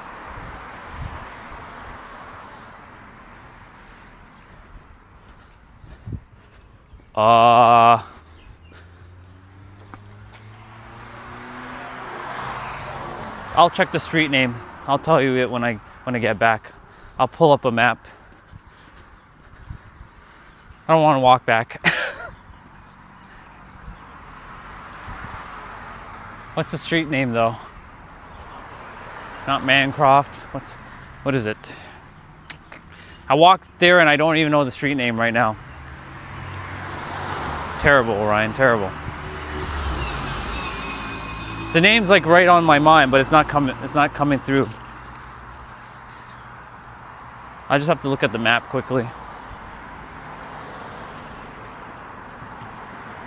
Let's see. This is the one, like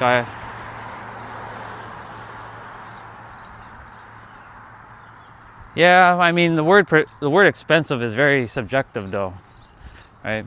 Whatever is expensive to you might not be expensive to someone else, but what might be affordable to you might not be affordable to someone else. That's why I don't use the word expensive.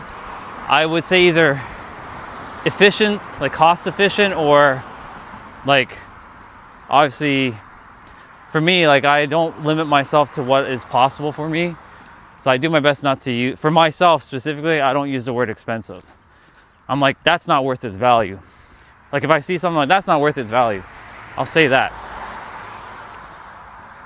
Like if I see something that's like marked up, because like for example, you know, right now in the tech world, computers, hard drives, RAM, SSDs, when I look, I know the prices of them, that's not worth their value. But the problem is, due to the fact that people still want those things and they're driving up the prices because of shit happening, then it becomes normal. And then people start, this is what happens in society. When we start to expect that's the normal price, the companies will never go back down generally. Like, for example, presently the Steam Deck, right? For those of you who don't know what the Steam Deck is, it's a video game console. It was $3.99 American, $6.49 Canadian because of, you know, price convergency. Now it's like $9.49 Canadian and like $6.99 American. And because of that, people are still buying it because they want it. And due to the fact of that people are going to want it, now it tells Steam and the rest of the companies, because, you know, they got to make profit to stay afloat. It's natural. Unfortunately, how the way the world works. They drive up the prices, people buy it, and so they're like, okay, so people are still buying it at this price, so I may as well just sell it at this price, and prices will never go down. And hence why we have this problem of things being overpriced. So that's why I'll say that is not worth its value. I won't say it's expensive, that's not worth its value. And value is also very subjective as well too, because some people can find something valuable and others will be like, it's not even valuable to them. I saw a video recently from US where a guy said a bowl of cut fruits costs like $40. He was joking, I'm gonna sell the car.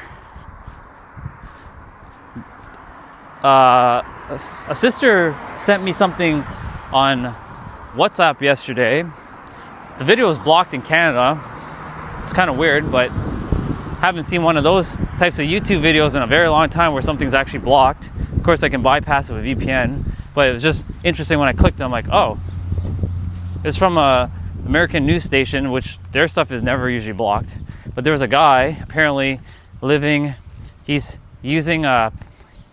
drives a plastic car apparently by using like plastic parts, and he's like, plastic is fantastic. I'm like, what are we doing, the Barbie song now? But his car goes extremely slow and they won't find him as long as he doesn't drive on the freeway apparently. But that's what he's doing. That's how he's getting around the price. Apparently he's doing whatever he needs with his plastic car and he's getting around with it. I'm like, fuck? He must have jacked on an engine onto that plastic car.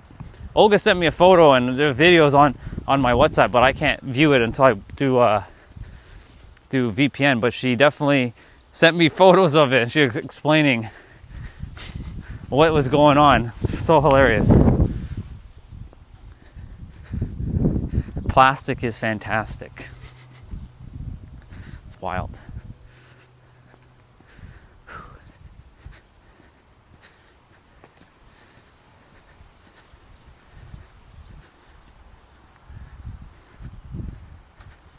We're almost back.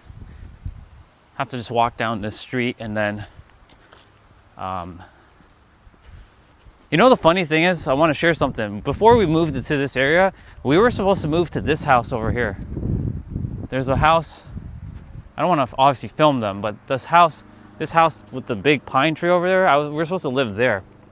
But my mom, they didn't win the bid to that house. That house was actually brand new when it was built. What am I saying? When we were putting in the bid. But they didn't end up getting that house. They wanted that house. I would have been living over there, y'all, instead of this house. But this house is good. I came to appreciate it for what it is. It's a good house. But I was supposed to live over there. Well, we were aiming to live there.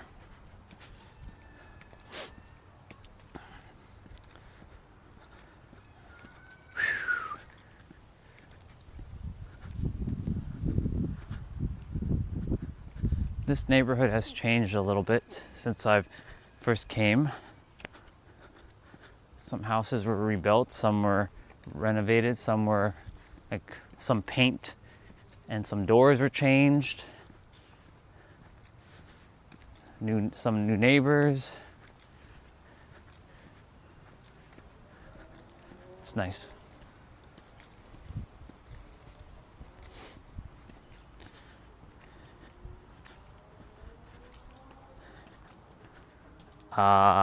Did I see where Logan tore his tricep? I don't know. What are you talking about? Like Logan Paul? I didn't even know he tore his triceps.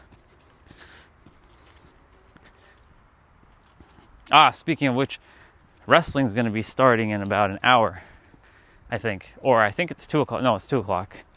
So I'm going to watch that wrestling, do my workout outside, do my thing. Good afternoon. Hello.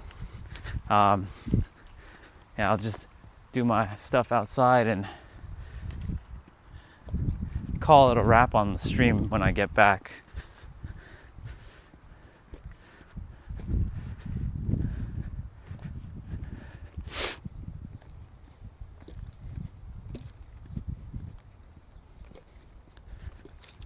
Ooh. There's probably a little bit of a gathering over here. A lot of cars in the street here. Whew.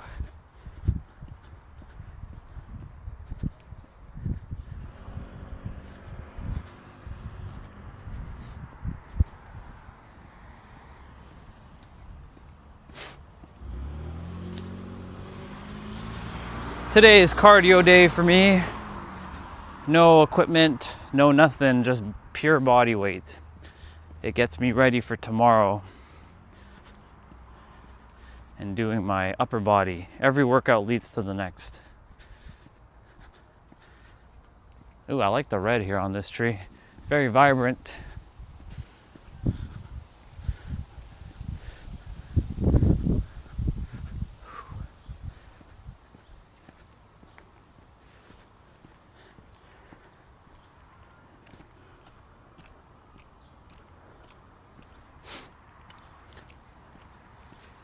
Damn, that sucks.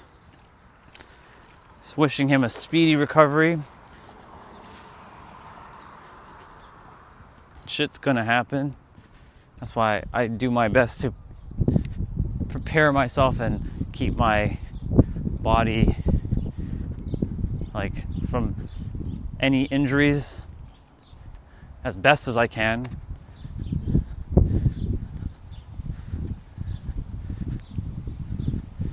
Every time I look at the red car, it's not my car anymore, my former car. Every time I look at it, it just reminds me of the Supra. It's like I see the Supra in it.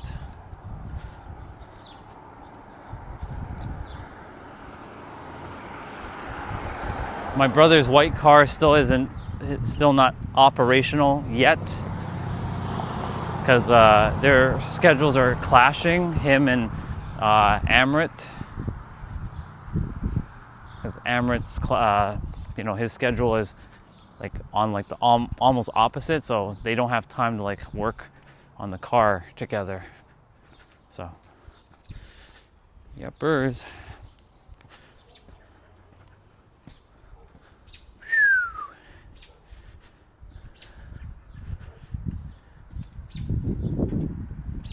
Nice.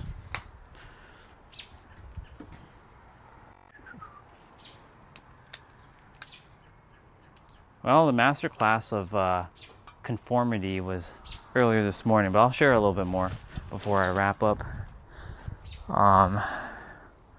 But before I do that, let me do a couple things.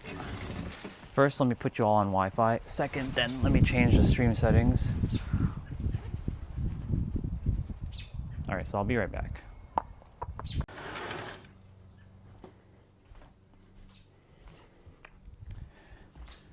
All right, we should be back.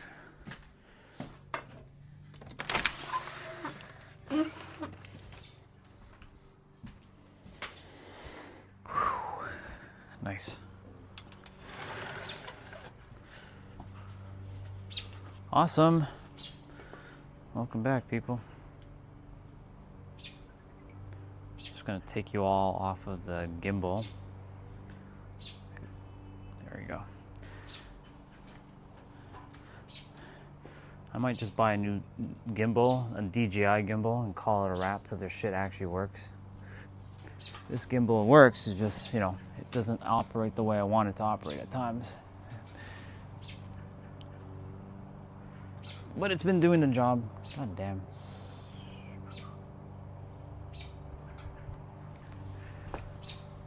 Yep.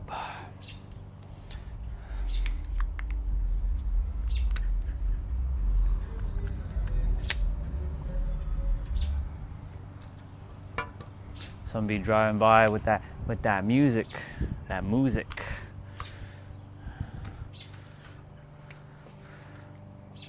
Thank you for the virtual hug.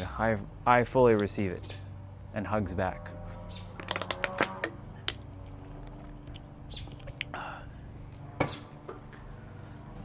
Well, don't have to cut grass, so that's good. I'll be cutting grass probably like on Thursday again next week. I might grab my soccer ball and kick around for a moment. I haven't done that. I don't think I've done that on the stream yet. No, I have, but it's fine. I'm gonna change my shoes. Just grab my black shoes. And just kick the soccer ball around for a moment.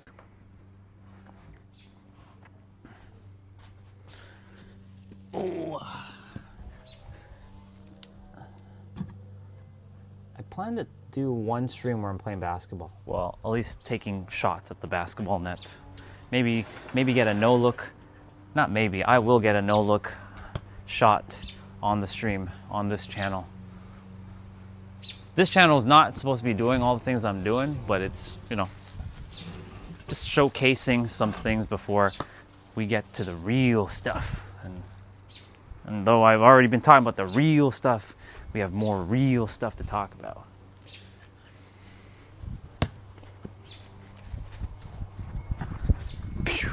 I use the fence as my goal.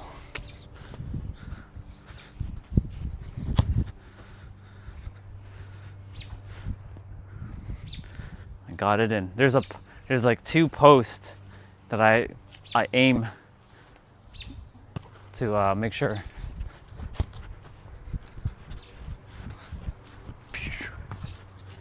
Nope, didn't go in.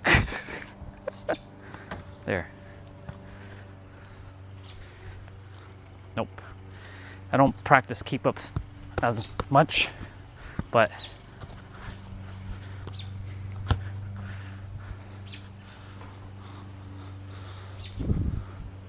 let's see.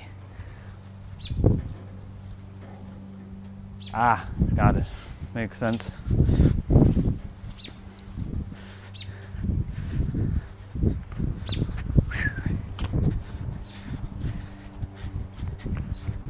Oh, nope. The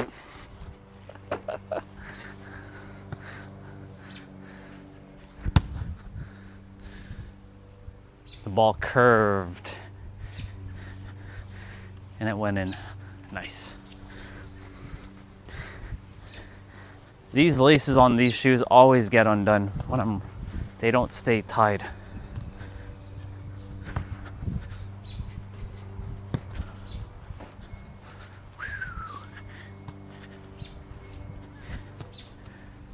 I gotta buy back a tennis racket so I can just go to like the school if I'm not playing with anybody and just like whip the ball at the wall.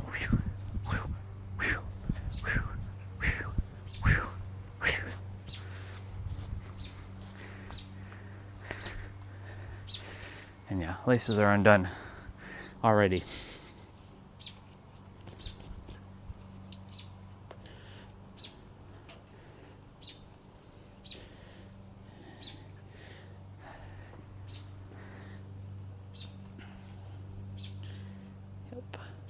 Yeah, I'll be ending the stream shortly.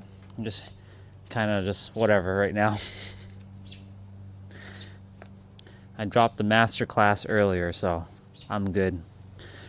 I think I feel good on what I had to say about conformity. I feel it.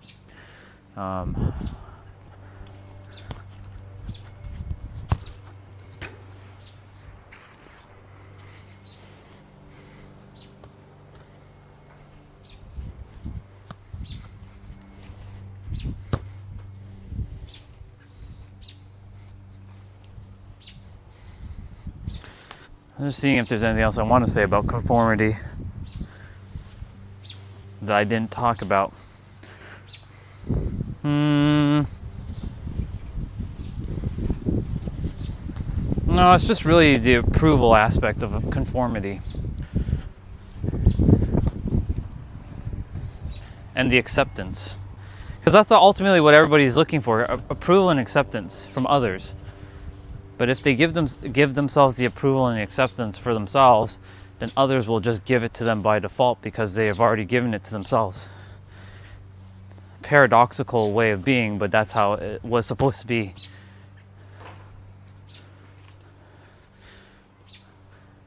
Is he?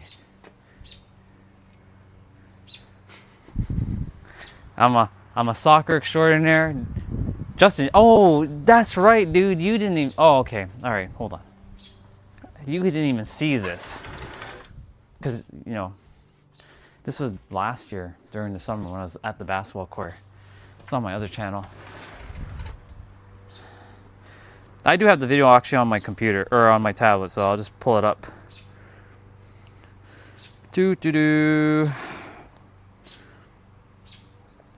And I have it all recorded on my streams, which is pretty fucking badass. I just gotta find it on my streams. That's the problem when you do a 12-hour stream. you got to sift through a whole bunch of content to kind of look for things. Video.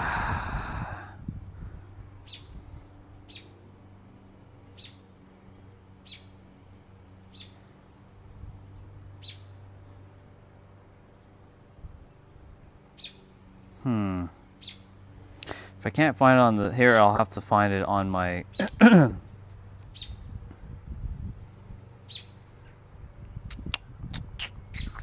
That's so funny that I did not put it.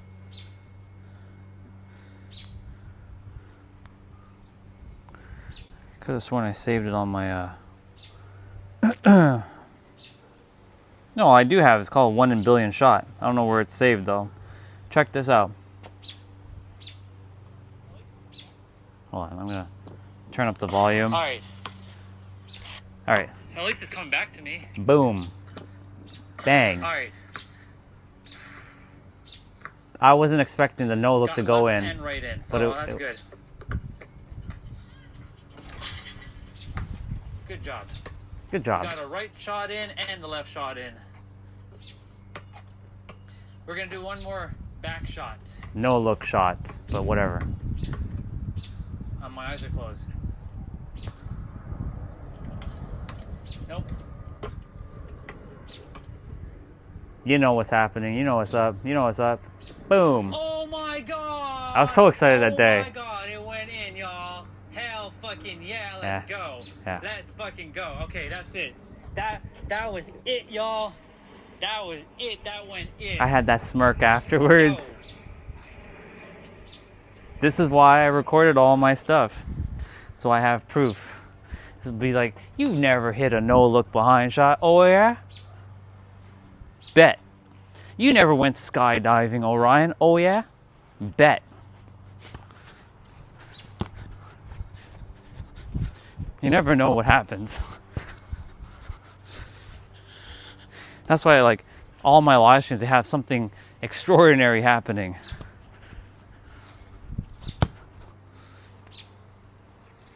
I just need to get like a hockey stick.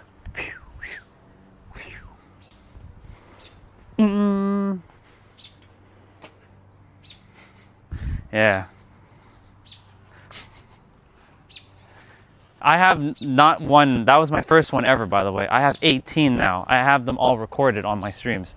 I have both hands. Like I did both my right and my left. So I have one where I bounced the shot. It went in as a bounce shot. Like I threw it behind, it bounced, and then it went in. I'm like, and that was my left one too. There was quite a few that people were on watching and they saw it in real time. I was like, I think I have 6 with my left hand. No, that's not true. I actually have more. I have about the same with my left and right. They're about equal. I think I have 9 with my right, or my left, and I have 9 with my right. I have 18 right now. I need 2 more, and I'm at 20.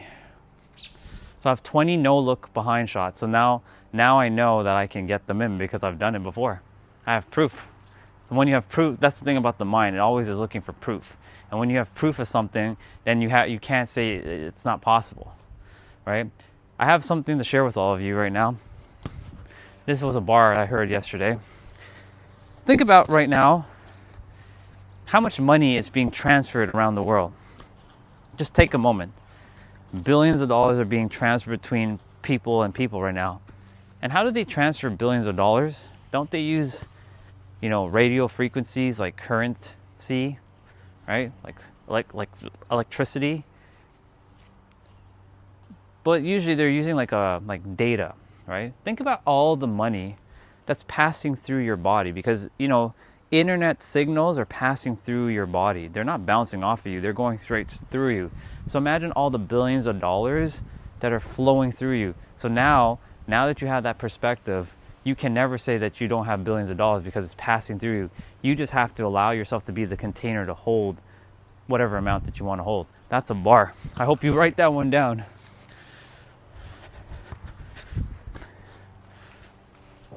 Because it's facts. when people are doing bank wires, it's going through the internet, going through all kinds of wires, all kinds of shit. And we forget the logistics of what's happening when you send a signal between one end to another. It has a whole bunch of translations it has to do, but it goes through the air or goes through a wire. But that electricity is like, it's there. So, trillions of dollars. Exactly. There's actually trillions, not even billions. It's trillions of dollars. That's why I said that I am a trillionaire. Not a billionaire, but I am a billionaire, because if you're a trillionaire, you're automatically a billionaire, which also makes you an automatic millionaire.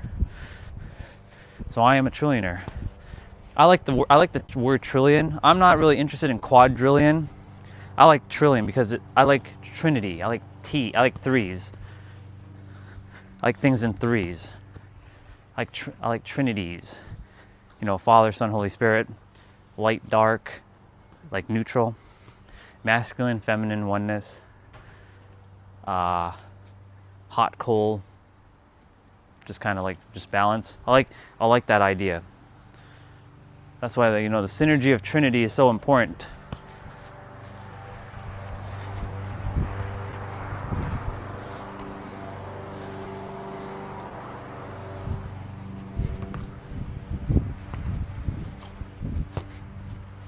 That was a terrible kick, but it's okay.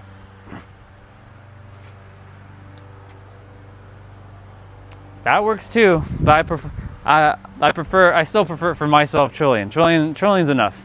Because if I asked each of you, like if you were to give me a number of what is like rich for you, like what would be considered rich for you, that would be your current ceiling right now, presently. Like if I ask you, like, give me a number of what abundance feels to you, each one of you will probably give me something different. For me, like right now, more than enough is about 100 billion. 100 billion is more than enough for me. That can help me to do a lot of things on the planet. But a trillion is what I'm after. And I already have it within. I just have to pull it out and lock in and bring forth whatever it is I need to bring forth in the world and bring it. And that's what I'm doing. Little by little, bringing it forth. Nice, that went in. Ooh, that was a good one. That was a good shot.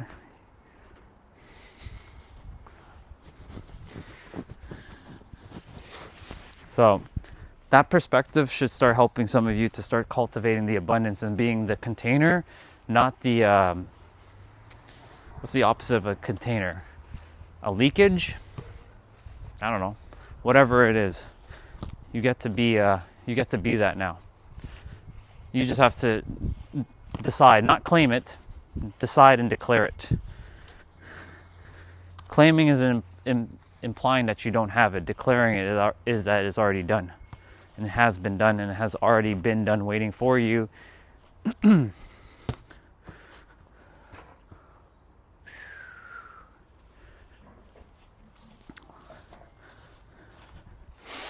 That was nice. That was a nice shot. That hit the post and went in. I like that.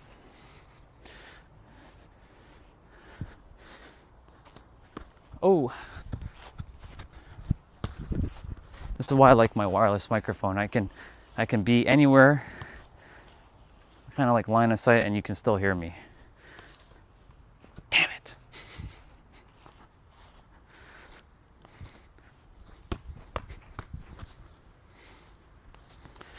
Not a great keep up, but whatever.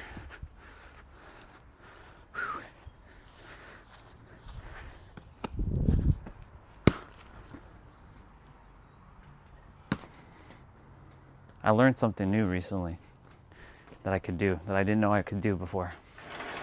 I know it's very simple, and it's probably like, but a lot of people can do that. Well, a lot of people could do that, but I didn't know I could do that because I didn't know I could do it. Let's see.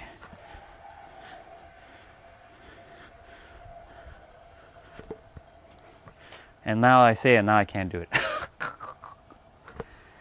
I was able to grab on and palm the ball. Come on, hands, what are you doing? Yeah, now it's not working. Of course, I wanted to show, and now I can't palm the damn ball. But I have it on my stream that I can actually palm the ball. It's like 2 Saturdays ago.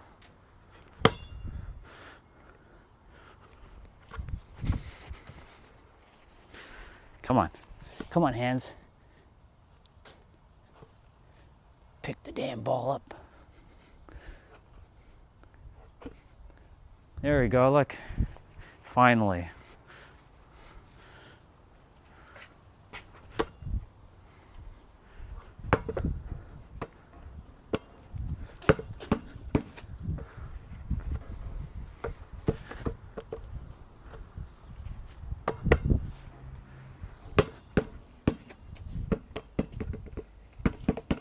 I don't want to bounce too much because Dad's sleeping. The last thing I want is like, you're making too much friggin' noise.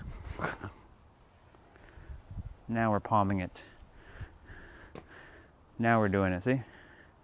Now we're doing it.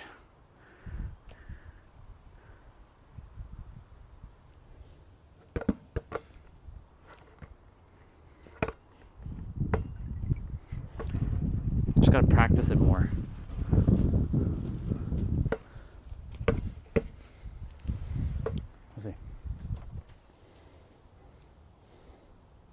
The world's current billionaires are destroying the world, in my opinion.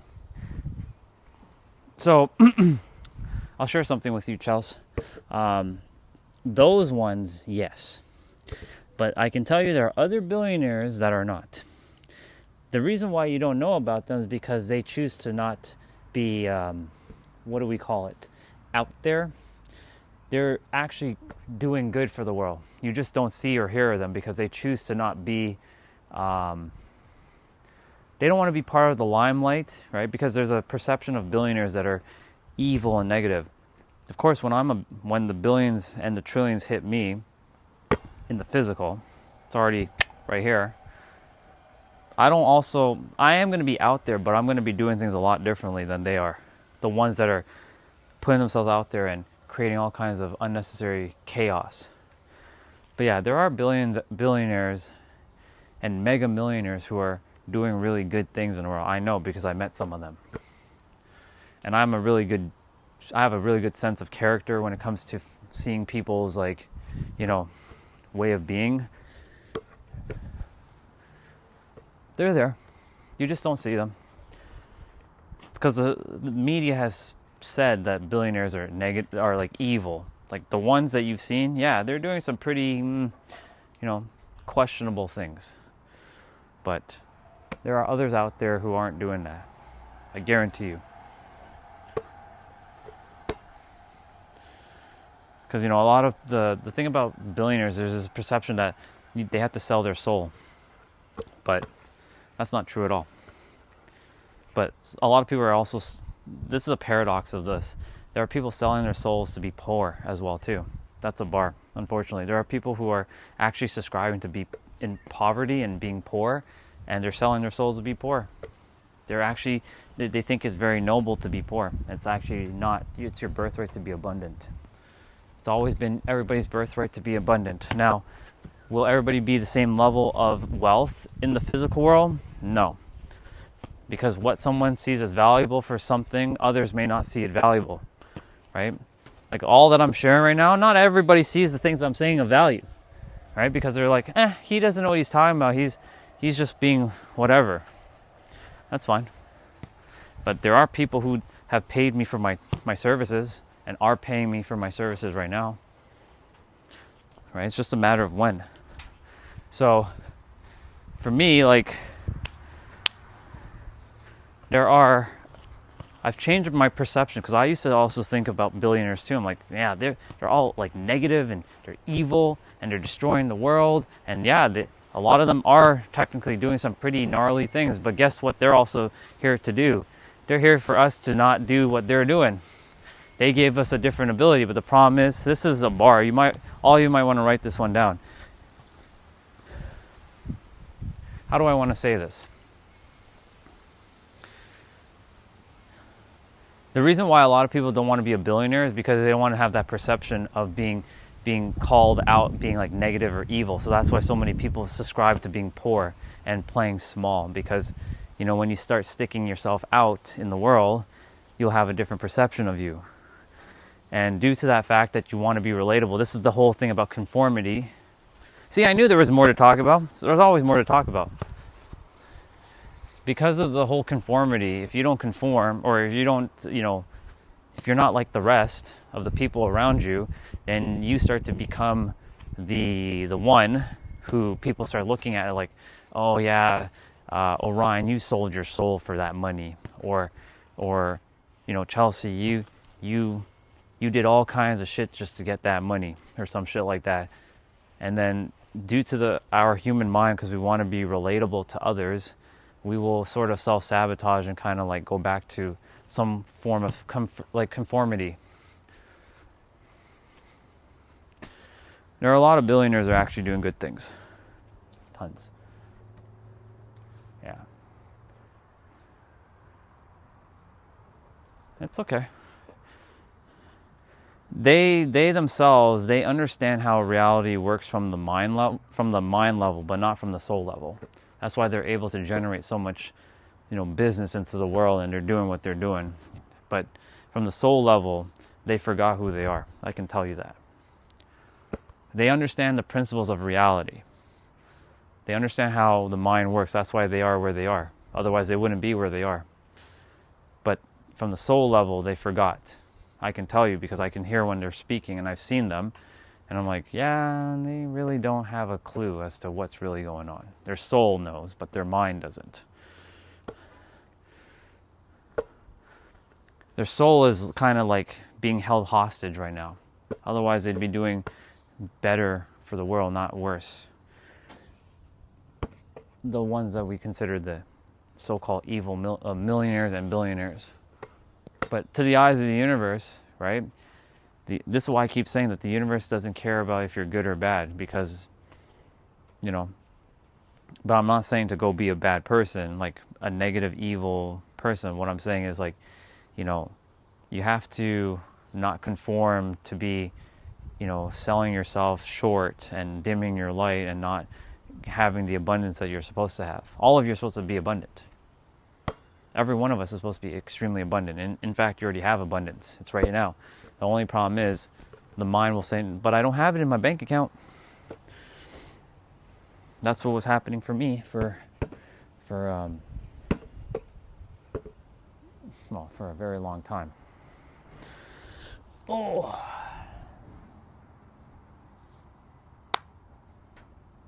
12:48.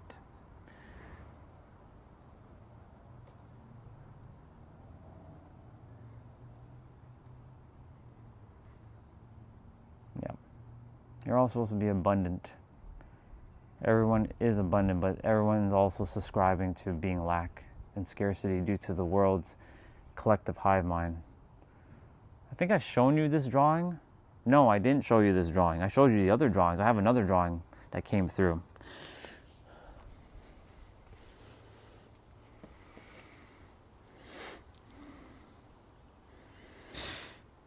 This drawing, this one says it all. I guess I'll sit on this chair for a moment. This is currently the Earth.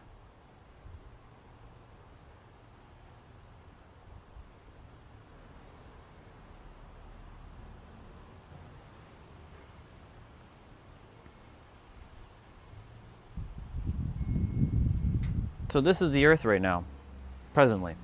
Now, in my universe, it's not like that, but everyone else's universe, to some degree, it's like this. 98% of the planet sees the world like this. Mine has more P than N. In fact, mine has barely any N's. There's probably like maybe 1 or 2, and the rest are P, because my world is vastly different. 8 billion worlds living on one planet. But this is Earth right now, for most people. The N's represent negative emotional charged thoughts and then positive emotional charged thoughts. So of course, you're going to see a lot of negative stuff. So of course, it's easier to be influenced by the negative because there's so much more negativity on the planet than positive. But there are a lot of positive people like myself. They're just, for every one positive person or one person who's similar on the same kind of like wavelength as I am, it's like 10,000 negative people are kind of like, that's the ratio, give or take. So 1 in 10,000 people are like absolutely like positive, unless you're, you know, who you are and you start attracting, like attracts like, right? You'll start to see positive people. Like when you all see me on the trail walking with other people, you see other people just joyful. Like you all got to hang out with Adam and Paige while I was swinging on the swings. It's funny how you all had a weird perception of like two grown dudes swinging on a swing. But I didn't have that perception until like, the human mind is funny like that. It makes weird perceptions, right? Because it's not the normal thing where two adult dudes are swinging on a swing, right? Just hanging out, right? He wasn't there when I got there. I was just swinging. They just came over, and he wanted to enjoy his time. I'm like, I'm not gonna leave. I'm gonna hang out with these guys. Why not, right? So that's what I'm saying. The mind is very weird like that. It'll do all kinds of silly nonsense. So, because that's how the world currently has been operating for.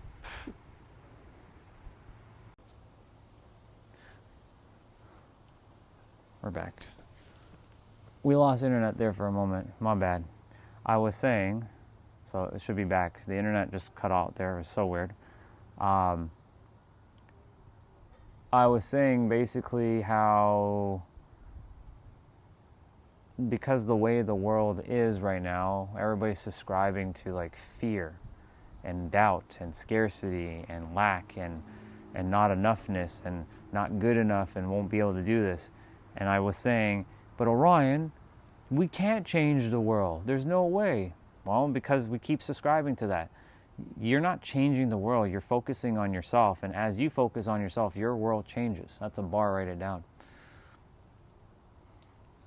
My world changed the moment I started to decide better for myself. And look, all of you showed up. If I didn't change, then none of you would have shown up on my stream, or none of you would have even shown up in my existence. It's just that simple. I'm going to turn the camera back this way. I'm kind of done sitting in the sun there. I'm getting cooked. I'm purposely getting cooked. So.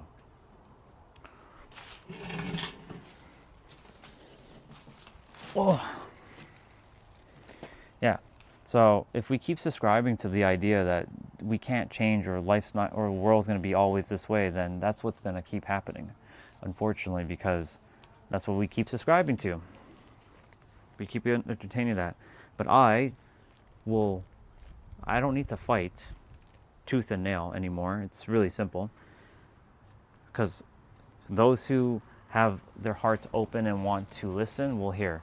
I said it yesterday, I'll say it again. Those who have hearts open and are desiring to listen will hear. Those who have their hearts closed and don't want to listen will not hear. And for those who do not want to hear, or do not want to listen, or they're not interested in any of these things, go do you at this point, Because you came to live whatever life you choose. That's the thing. There's no one way to live life, but majority are living life in a way where it's not in their favor. Even though they're living their life in the negative way, but it's a paradoxical way. And it's still in their favor because they forgot that they have the power within themselves to shift. If I did it, why can't anybody else? I kept saying to myself, I was the most fundamentally flawed human ever created in human history. And if I'm able to change, then why can't anybody else?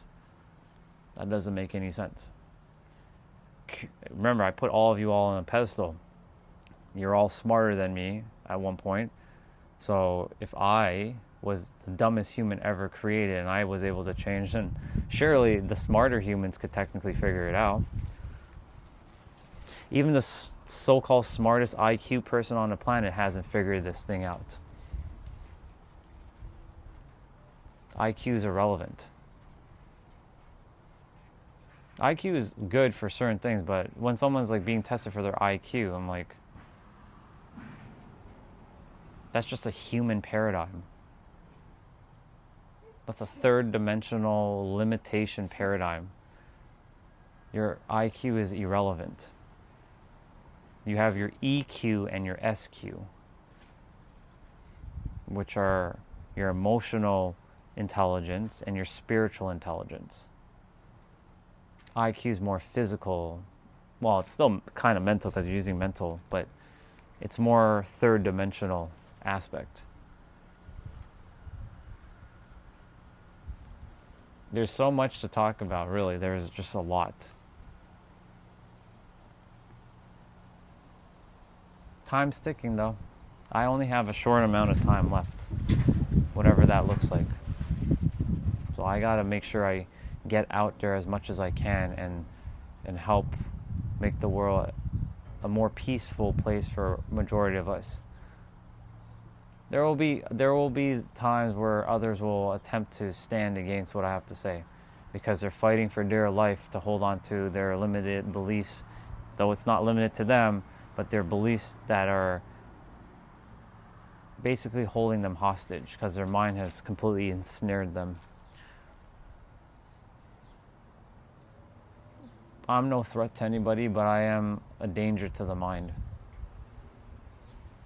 that hasn't figured it out yet.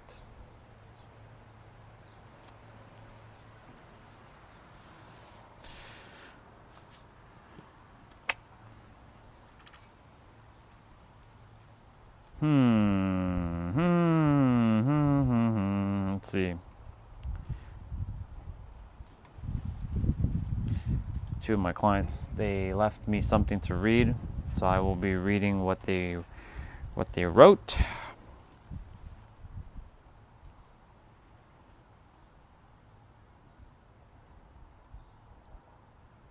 I'll be meeting with all of them tomorrow, and I'm going to give Buffer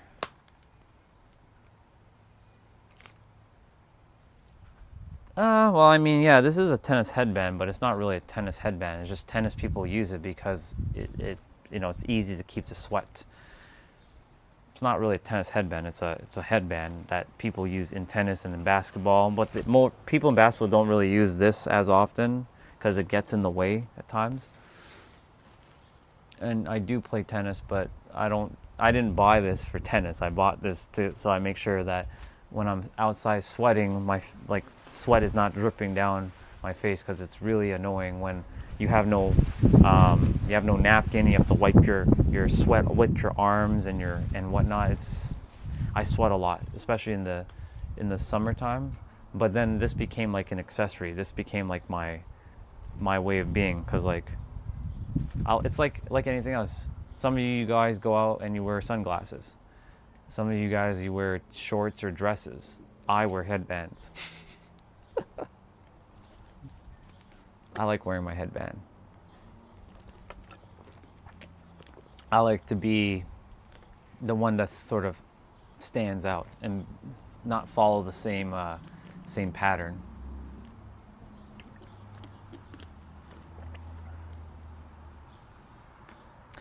Well, it's almost 1 o'clock. I don't know if there's anything else I want to share about conformity. Tomorrow, we'll see if I stream because I have my clients. It all depends how fast, or I don't like rushing with them. I take my time with them. So if I end up with them all day, I end up with them all day. Last week it wasn't too much, but because 2 of my clients already left me something, and I see it's pretty meaty things we're going to be talking about. Yeah,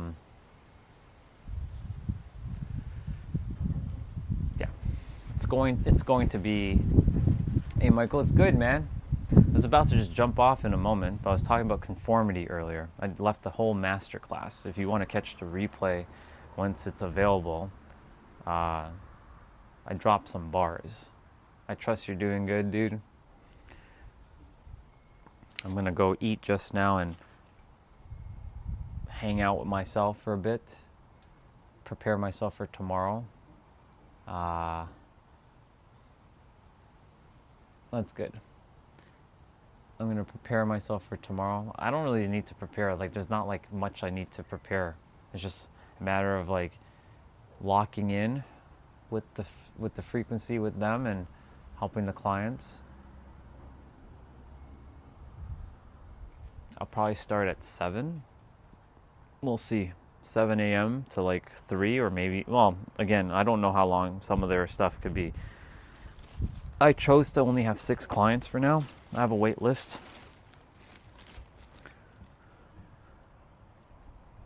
When I'm done with one of them, then the wait list opens up and then someone can sign up with me. Because I don't want more than 6. 6 is more than enough. There are people who do like hundreds of clients. I'm like, God damn, like I don't even know how you're doing hundreds of clients. I mean, I could do it. It's just I like my time. I like my time.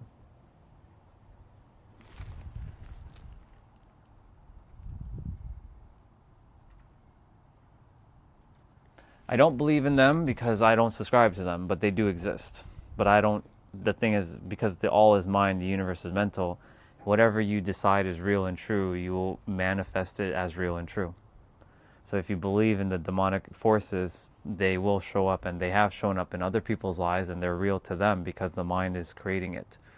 Nothing more, nothing less. So have I experienced those demonic things? Those entities? No. But I mean, the mind creates their own little demons at times too. I don't entertain negative shit like that. It doesn't exist to me. In my universe, that doesn't exist. In other people's universes, it exists because they subscribe to that. That's why I keep saying the all is mind, the universe is mental. When you really truly understand that principle, you'll understand what I'm saying. The all is mind, the universe is mental. And when the all is mind, that all is mind, like everything is mental. The all is mind. So all experiences are valid, true, and real. That's why I keep sharing with the world that this is whatever you currently believe is true. This is what it is.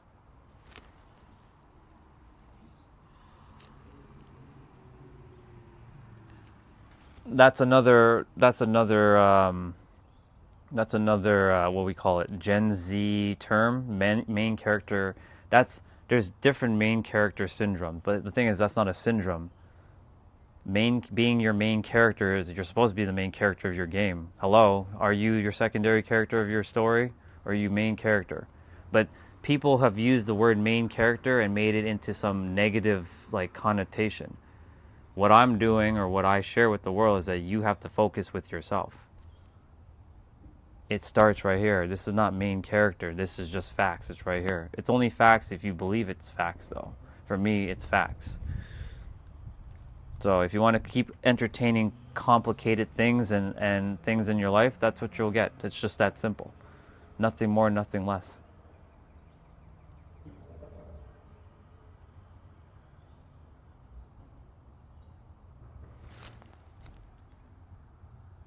Right. But you see, your perception of I don't know if it's your perception, but majority of people's perceptions on main character syndrome is because they created negative shit from that. Main character syndrome is not actually main character syndrome. That's just a collective thought that most people subscribe to. You can still take this. I was talking about the power of changing your definitions of your words. My definition of main character is not that, not even close.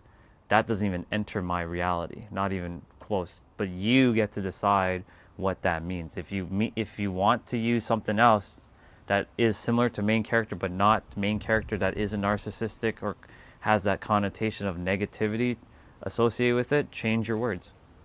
Change your words, change your life. So you don't have to use main character. You can say I'm the director of my movie. I don't know. Use something. You can say that I'm the screenwriter of my play.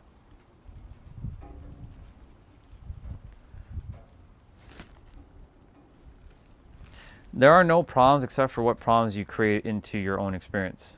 Every other person is subjected to those problems that they created. Right? So like, There are no problems. It's only a problem if you, number one, adhere to it being a problem. Number two, subscribe that it is a problem. But there is no problem.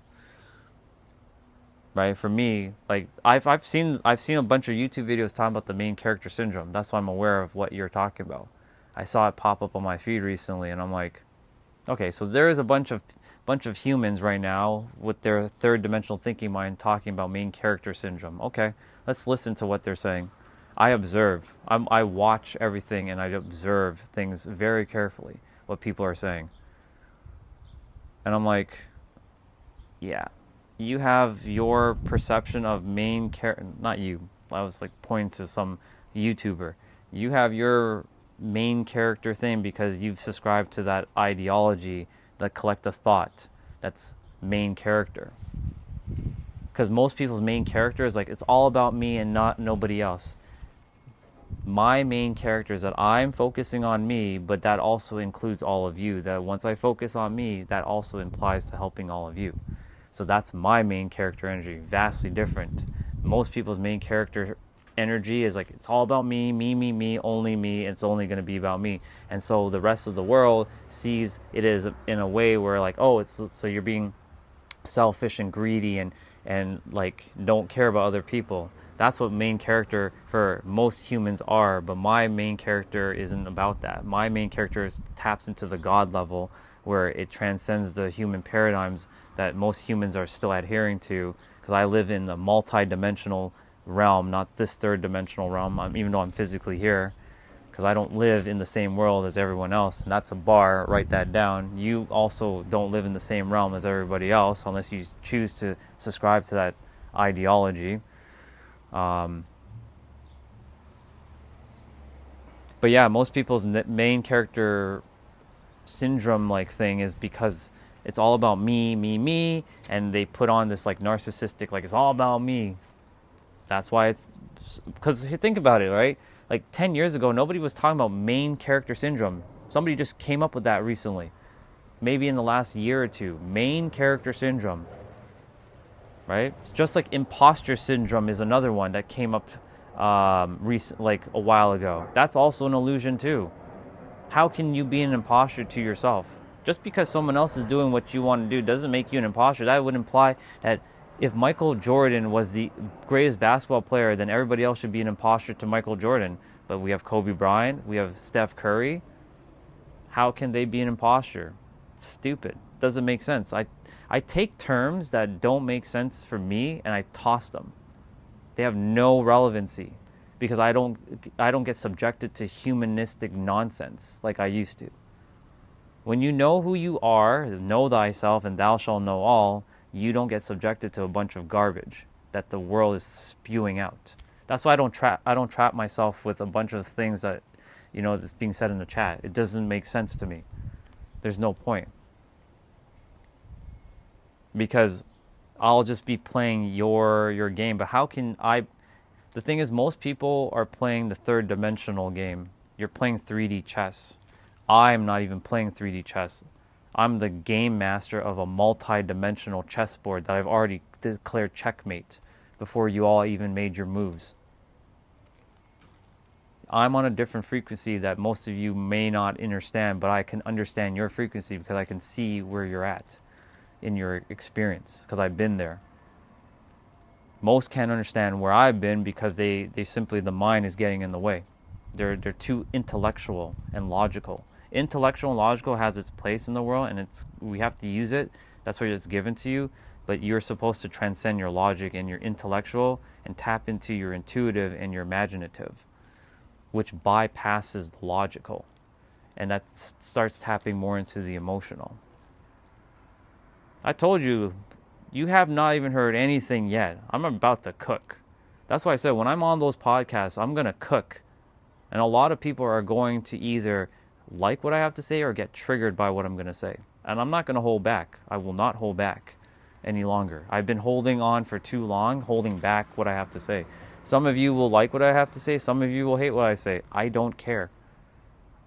I came here to make sure that you all live your best life by giving you the wisdom. Let me rephrase that. By mirroring back the wisdom that you already possess within yourself to tell your mind to chill out and relax. Because your minds are basically, that's what your minds are doing. Most people's minds are like, not like this. Mine is like this now. But mine a year and a half ago was like,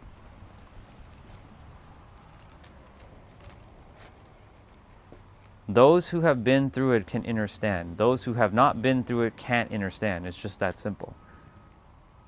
You can't help somebody further than you've gone yourself, and that's a bar. And I've been pretty damn far in my experience. Does it make me better? I'm not better and I'm not higher. I'm just further.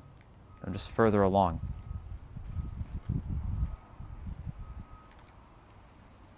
Jesus had main character syndrome. Welcome, Mr. Stefan. The only way to God is through me. You could call that main character syndrome. Yeah, I do say understand for understand, and I'll tell you why. Of course, I can change the definition of understand, but if you really understood what understand actually was entailing, let me show you. Let me actually paint you a picture of what understand is. This is what most people have not known about, and there's hidden meaning behind words. Because every word is a spell, right? That's why it's called spelling. It's called language. There's codes behind those words. So say somebody says, do you understand me? Right? Think about what that word means. Understand. So somebody say, do you understand me? Right? They're talking down to you. Do you understand me?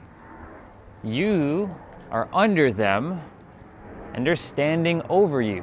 Do you understand me? Hello, do you understand me? Think about when people are saying, do you understand me? Like, that has that kind of energy behind it, generally. Now, of course, you can change the meaning of that word understand to mean like understand, like what I'm about to tell you about understand. Do you understand me? So you're underneath them. No, I don't understand you. I understand you, and I'll tell you why I say understand now. I understand means that I am grounded within myself and I recognize what you're saying and I get what you're implying. So I understand. I'm on the same level as you speaking within myself. I am grounded with myself, knowing that I understand what you're saying and I recognize and I acknowledge what you're saying. I'm not going to be beneath you. And then there's this other one, there's overstand. I overstand you. So this one's another, no one really says this one, but there have been a couple who have said this one. Overstand. I overstand you. I overstand everything. Overstand can be used in a positive way, but mostly it's used in a negative connotation depending on your perception of that word. I overstand you, or I overstand everything. That kind of implies that you're over everything, which kind of gives it a sort of like God complex-ish feeling behind it. We're God consciousness, not God complex. What's the difference between God consciousness and God complex? God consciousness is seeing everything as one thing equal, not above, not below, but equal. God complex is seeing you as above and everything below you. That's what most people are doing. That's aka the main character syndrome. This thing. I'm not here for that. I'm here for this. This right here. So why I say understand. I don't say understand, because I found out the true meaning, what that really means. The Webster's dictionary and all that, they don't know jack shit. Whoever typed out the definition is like, there's actually hidden meaning behind words. That's why you have to be mindful of your words you speak. Like when you say, I'm trying so hard. You're trying.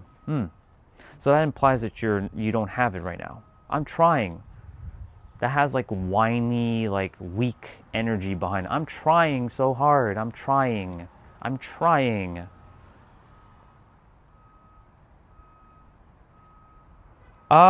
Some people already knew why I say understand. But you were the first person to ask that, yes.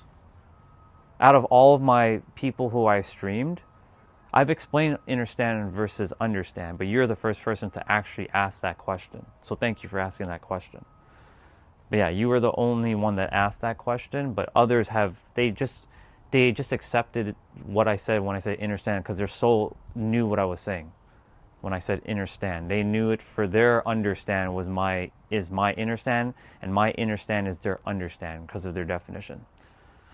That's what I'm saying. Every word can mean anything or nothing at the same time.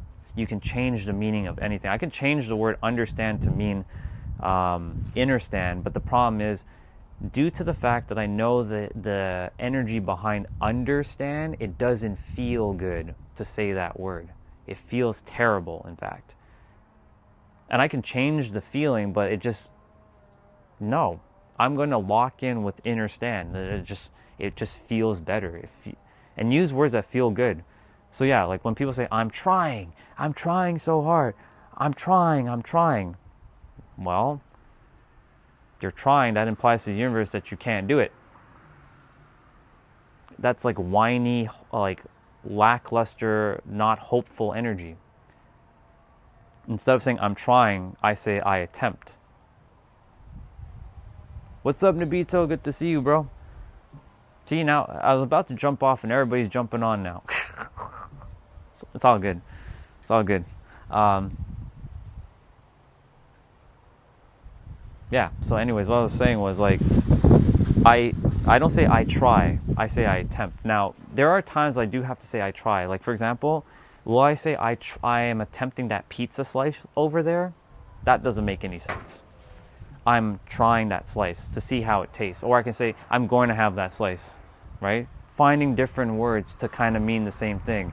We always have the ability, this is what makes you very present. You have the ability to alter your words or choose better or more aligned words. I don't want to say better, more aligned words that actually will be more beneficial to you.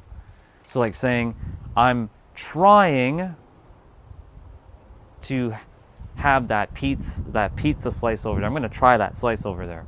That's cool, but there is a hidden thing with the word try too. Try has this very lackey, like, energy, because every time you speak a word, I want you all to be completely aware of this.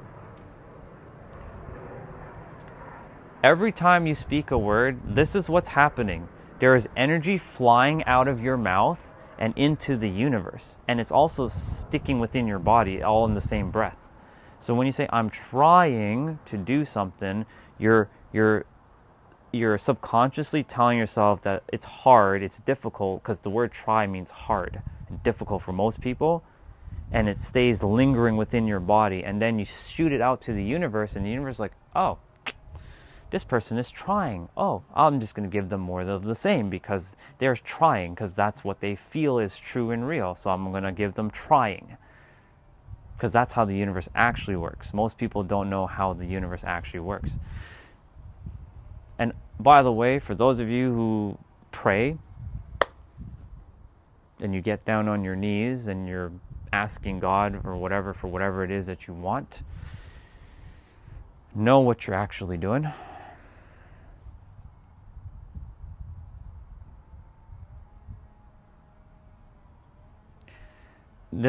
But the thing is, that's not thinking too hard for me, because there's no effort to do this, because it's forced me to be very present. So that's just a mind creating another story right there. Shapeshifter. Takes no effort. No, I know, I'm aware, but I can't tell if it's a joke because you have to put an emoji. How do I know, right? See? Perception.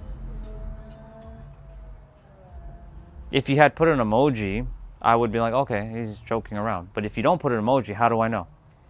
See? I can't decipher through text. I'm not a mind reader. Y'all have to help me out. There you go, perfect. Good stuff. See? Throw the emoji in, then I'll know. I know it's a joke. That's the thing. See, this is the problem with language, because when you're talking with someone or you're texting someone, right? You don't know if they're being serious. You don't know if they're joking around. You don't know if they're being like sincere. Or you don't know if they're being a complete like a-hole, or they're being pretentious. That's the word I was looking for. Pretentious when they're like texting, right? Right, like this person saying, I'm Indian, I'm a soul. Legit, I'm a soul. Give some life advice on coping. So my question is, why are you needing to cope? That's the number first. No, what's the why do you need to cope? What's up, John? Good to see you, bro. All is great in my world. How can it not be? I'm living the dream, bro.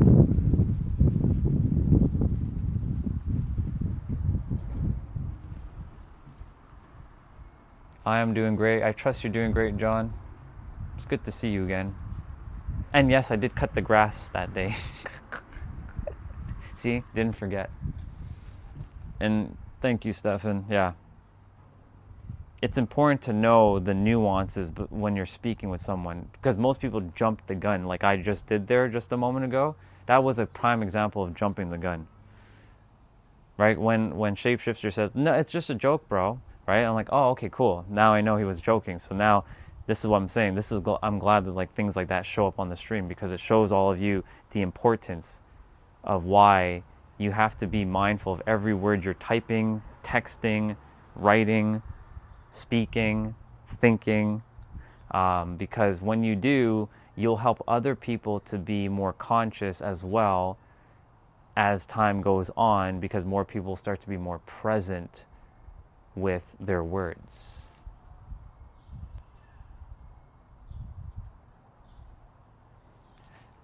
Because some people haven't figured out that we're a soul. Like they take the meat suit as the real, but it's okay. Yeah, exactness brings excellence. I like that. Yeah.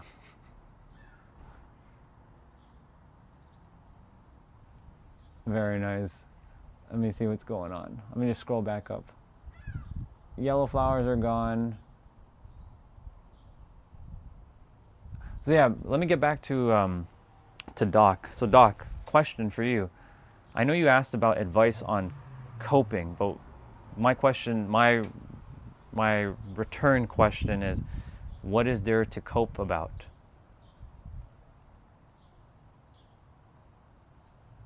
The meat suit is definitely real for sure, 100%. But you're not your meat suit. You have a meat suit. Big difference. You have a meat suit, you aren't the meat suit. This is just a temporary vessel. What you are goes way beyond your meat suit. That's why I keep saying I'm a soul. But this is real, and I respect it, and I love it. That's why I take care of it. Because I treat this as a instrument that I get to work with every day. That's why I do what I need to do with it. Temporary, but real. But temporary. Everything's temporary. Like this is temporary. I'm going to be leaving this body at some point. I'm well aware of that. So, I take care of it as best as I can. Because I have so much shit to do in this world. Good things, by the way. And I love the amount that I have to do, because I enjoy doing it. But I want to make sure I take care of this meat suit. But yeah, back to Doc. Doc, what is there what are you or I don't know if it's you or someone else, but what is it that you need to cope? Because I'll tell you right now, to keep it very simple, when you understand truly how the mind is, there's no need to cope. We have coping mechanisms, yes, that helps the mind to kind of like slow down and relax. But if you're talking from the humanistic level, to calm down, or like get the mind to like be in coping, or dealing with like coping in general, it's going to be really simple, but the mind's going to not like it. Breathe and relax. Stay calm. Don't do nothing. So coping with sadness. Feel your sadness fully. Feel it Cry it out, yell it out, scream it out, do what you need to do. Process the energy and let it out. Because the more you hold on to it, the more it's gonna linger. Let it out. Feel it. So you cope with it by dealing with it, by letting it out. Cry it out, yell it out, scream it out, do whatever you need to do, punch it out, and then free yourself from it. It's just a cloud passing in the sky. That's all that is. It's temporary. Just like you have happy days, or you have sad days. Some days I'm not at my highest peak, but I also remind myself that it's just a moment that's passing by. Life is going to do this. It's going to oscillate. You have to ride the waves and stay as neutral as you can. You can be excited about things, you can be sad about things, but not get carried away by life's pendulum swings. That's why I was talking about the pendulum. Life throws a curveball and you can either be swung to the left or to the right. But then if something's swinging you all the way to the right, the moment it takes that right, let's say the right is like positive and love. If one day something just comes and whoosh, are you going to be able to stay locked in? Most likely not. Most people will end up going to this and they'll be swung like a yo-yo, like a pendulum. But if you can stay in the neutral and just remember everything's just neutralize everything, by feeling your emotions and just letting things just unfold. Enjoy the things. Feel sad about the things. Process your feelings. Let it out. And the more you just feel your things, you're going to start to see it'll be easier to just kind of like navigate. So yes, feel the sadness fully. Cry it out. Do whatever. Basically, I always say do whatever it takes. I say it with my clients. Like, there's a lot of, I don't want to say inner healing work, but there's a lot of belief work that they are holding specifically. I don't talk too much because of, NDAs, but I also told, I shared with them, I'll be very specific if I have to share this with my chat, and they're like, that's fine. Or very general, not specific. I'll be very general with the chat. And I said to them that if I have to share something, I will, and they're like, that's fine. So there's a client who she had the belief, and I've talked about this one already. She has a belief that no one takes her seriously. She's a high-level executive. She's a businesswoman. She's a powerhouse. But when it comes to meetings and hanging out with like men in meetings, she feels like she's not being heard. And it all stems from childhood. And due to the fact that she hadn't processed a lot of her things, and I had to ask her questions about her childhood, like what happened exactly. I had her tell me her most emotional, intense experiences. Of course, it's painful to talk about those things when you haven't dealt with it. But the more you talk about it and the more you start dealing with it, you start to free yourself. Because the energy is like glue. Think of your emotions, y'all, as glue, like super glue stuck to your body. And in order to dissolve that super glue, you're going to have to kind of like pour some warm water, eventually some hot water. I'm not saying you're going to go douse your skin with hot water, but this is a metaphor. You have to get that glue dissolved. So the dissolvent of glue is by feeling your feelings. Yes, it's going to suck. It's painful to feel some things, but you're going to have to do it. There's no way out of it. You're going to have to feel it. You can keep shoving it down into your skeletons in your closet, but you're going to have to deal with it one way or another. Or you'll die with them and you'll never live your fullest potential. But you have to feel everything fully, and that starts to dissolve the super glue off of you, and your emotions start to dissipate, and then it becomes easier. So instead of like when somebody like triggers you or says something, and just so you know, it's okay to get triggered. This is going to go against what a lot of people on the internet are going to tell you. It's okay to get triggered. You know why it's okay to get triggered? Because you're allowing energy to process through your system. That's it. Don't label it as a bad experience. Just label it as it just is. You go through, somebody triggers you, cool. You're getting triggered, no big deal. You're getting heated, fine. Do what you need to do. Process it and let it out. Take a moment, have emotional regulation, process whatever it is that is happening, and release it. I know it's easier said than done, but I promise you, you can do it. It's very important to do it. I had to do it, but I had to do it on my own damn live stream. Not this one, my other channel. That's why my other channel is the way it is. That's why I'm able to talk about this stuff now. If I'm mad, I'm mad.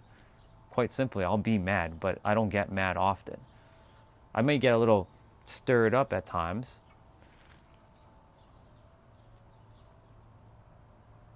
Oh yeah. Well, that's his shirt though. Greatness on a different level. God mode. God mode. I'm on God mode, son. He stole that from me. Anyways, yeah.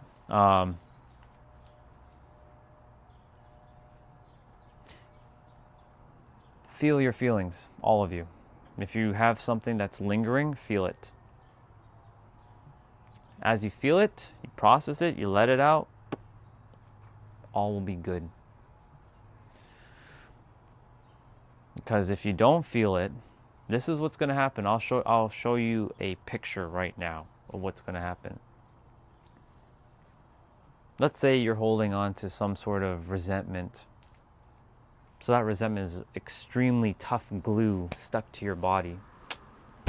You basically paste a patch on your skin that's damaging your body with super glue. This is what you're doing with hate, by the way. Or even better, you're drinking poison every time you subscribe to hate. You're poisoning yourself. So you're just like taking a glass, you're taking like a glass or a cup or a bottle of water or a cup of poison and you're just dousing yourself with it. That's what you're doing every time you subscribe to hate. But in order for you to let go of the hate or whatever sadness, grief, despair, apathy, not empathy, apathy. That's like giving up. All hope is lost. Despair, depression. You have to feel your feelings. I'm doing good. Thank you for asking. I trust you're doing good. Chris? Yes, Chris. I trust you're doing good. I'm talking about releasing some of your emotions so that you can free yourself and you don't get conformed to the social programming that's out there. So the more you process your emotions, energy and motion, remember that energy, and I know all of you know that, energy and motion, emotions. The universe is an energetic system, and you are part of the universe, so you're an energy being, and you must use your emotions, which is tied to your feelings, and your feelings are emotions that allow you to generate energy within yourself, or with your meat suit, as I call this, the meat suit, or the primal suit, or whatever it is. And it allows you to either experience great things or not so great things, because you use your five senses to generate these feelings, because you can do it within your mind to generate whatever feeling. You can think a thought and feel a feeling, right? They work hand in hand. They're a system. Ultimately, when you process your emotions, you will free yourself and allow yourself to experience what you're supposed to experience, whatever it is you're supposed to experience. The joy, the success, the fulfillment, the love, the abundance, the happiness, I already said fulfillment, but I'll say it again, fulfillment. The love, I already said love. I already hit all the good stuff. Yeah. So processing your feelings is important. Many people in the world are starting to know how to process their feelings. But there's still a lot of work that needs to be done, because there's 7.8 billion people. Actually, I can't even say that. That's too high of a number. Or that's still too low of a number. 7.99992% of the planet, or 7.9992 billion people, still haven't figured out how this works fully. There's roughly about 16 to 17,000 people who understand how the mind actually works. There are people who are getting close to how the mind works. So I'll add the number to being more like 1 million to 2 million people. That's a very small amount of people. So if I had to just say 2 million people overall on the planet know how the mind somewhat works, but 16,000 people roughly know how the mind actually works.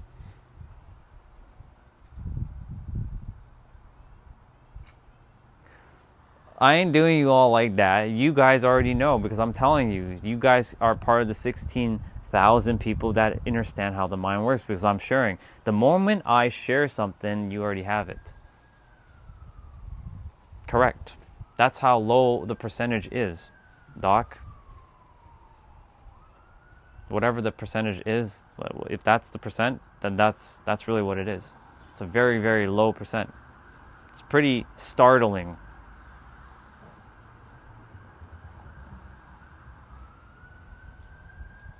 I'll be more generous. 100,000 people know how the mind works. How about that? How the mind actually works. Or I'll be even more generous, 200,000. But I'm being serious. About 16,000 to maybe 25,000 on ballpark. Oh, the arms. Got it. Oh, okay. The arms. Got it. 16 to 25,000 people understand how this thing actually works. In fact, it's funny, yesterday before going to bed, this is how the universe works, y'all, because I can tell you because it starts with you. So I've been telling you all that the mind is a tool, right? Oh, and look, time is the biggest illusion we believe. How awesome. But that's not what I wanted to show you. What I wanted to show you was this that I saw yesterday. I was like, this person's already understanding. This is good.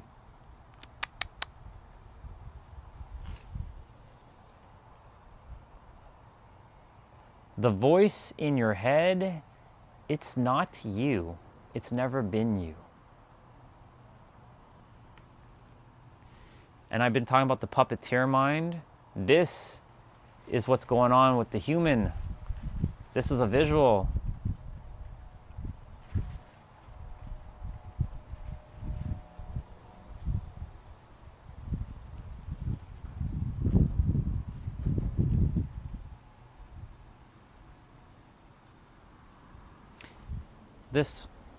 The mind is a tool. It's an extraordinary one. It can calculate, analyze, imagine, and remember. But a tool is not the one using it.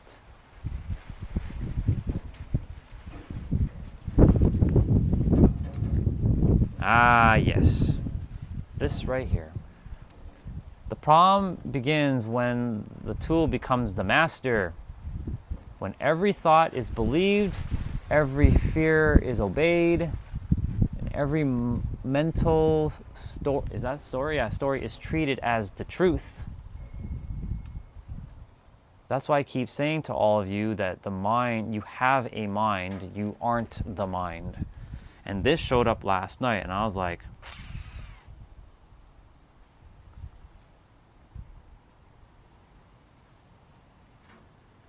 this is someone on Instagram. I didn't look him up.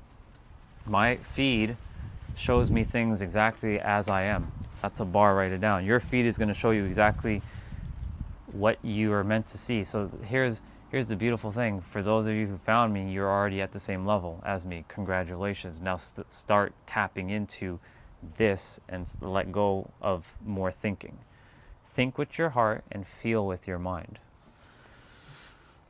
You can chat GPT that if you like. Let that one marinate. Think with your heart and feel with your mind. And I know what I said. I'm not confusing it. Think with your heart, feel with your mind. Not think with your mind and feel with your heart. That's the third dimensional backwards way that everyone's been programmed to do. Think with your heart and feel with your mind. Let that land. It's a paradox. So that's why I kept saying your mind is a tool.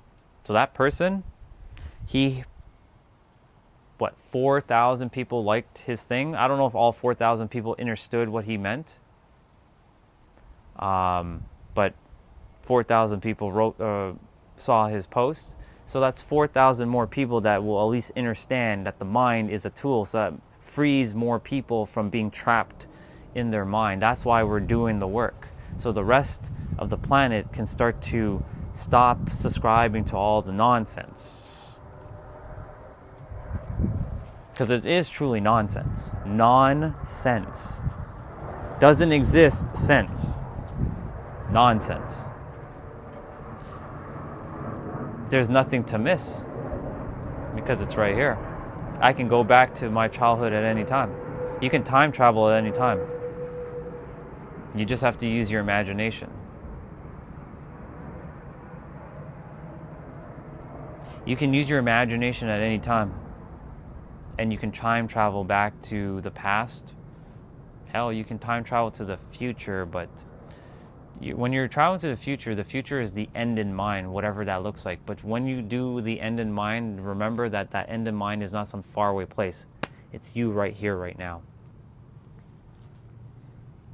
You can use your imagination by using your 5 senses, seeing it with your eyes open or closed, or you're using your mind sight, your mind to see it, mental image. You can feel it with your body. You can taste it, you can smell it, or you can hear it. And if none of those senses are working, if all 5 senses are not working, then guess what? You declare it as its truth, and that's it, and you lock in. It's just that simple. What you desire is already yours, but the problem is the mind will be like, but no, it's not. You got to tell the mind to chill out, relax. The mind's going to keep doing that. Are there actually 5 senses, or is it more? There's a lot more. But those are the 5 primary ones. There are others, but most of ours are currently shut down because this is getting in the way. There are people who can taste color, or they can taste sound, or they can see sound, not hear it, but see it. They can see sound. That's a sense. There is, what else is there?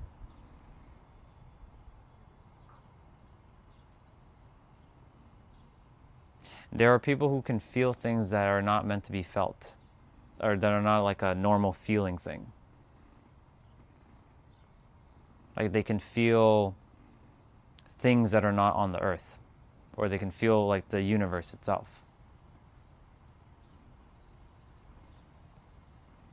Hello. There are people who can smell. This is a weird one. They can smell color. So it's like, that's interesting. They can smell color. How do you smell color? There's even people who can smell sound. They don't hear it, they smell it. Those senses exist, but they're not our normal senses. They're our normal 5 senses. Because the mind will block you from accessing those things until you free yourself from a lot of the noise of the world. There's no need to. He'll leave on his own accord. Plus, I can't because I told you all, I'm not using YouTube. I'm using Streamlabs, and Streamlabs don't have control to block anybody. One of the admins, if they're there, they can block them, but he's not bothering me. Like this person, he was created with NGA and using STFU. I should have blocked those words. Thank you. I'm going to make a little note, Mike, to use NGA and STFU and block those words. That way, nobody can use those words.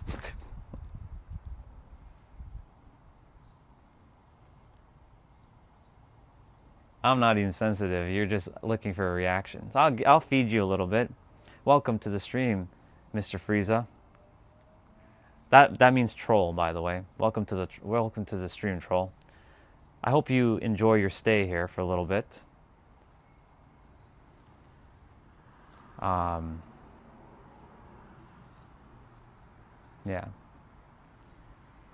Yeah, these are the attention gatherers. Yeah.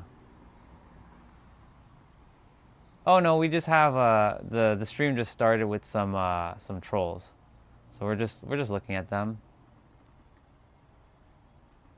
So, you know, the funny thing that what Mike is sharing, he's just sharing all that because he's somewhere deep down inside, he's feeling some sort of hate towards himself.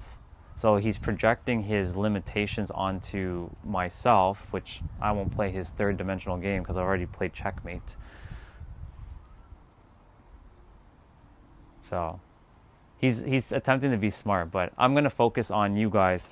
So regarding finishing up with the emotional talk for a sec, if you don't finish feeling what you're feeling, because the universe is always G-checking your energy, because you're part of the universe, whether you believe that to be true or not. If the universe keeps seeing you feeling like sad, depressed, angry, annoyed, stressed, mad, in despair, grief, it's going to keep giving you that same experience. 100%. It will continue to give you that experience 100%. It'll use a person, a situation, an opportunity, or an event to keep mirroring back what is true and confirm what is true and real for you. So if you guys keep saying like, life is hard, this is difficult, this can't be this, do this, and you can't do this, and blah, blah, blah, blah, blah, guess what happens? You'll get an opportunity, a situation, a circumstance, or an event to confirm your confirmation bias that that's true and real.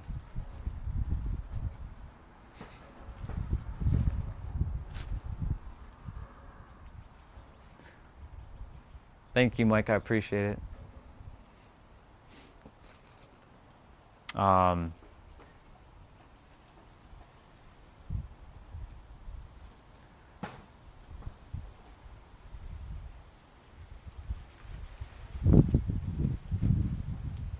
It's awesome. I love when they show up. It's awesome because it allows them to free whatever. The thing is, I'm here to polarize their soul, and so like the more they release their negative energy towards me, it's fun because I get to just watch and observe.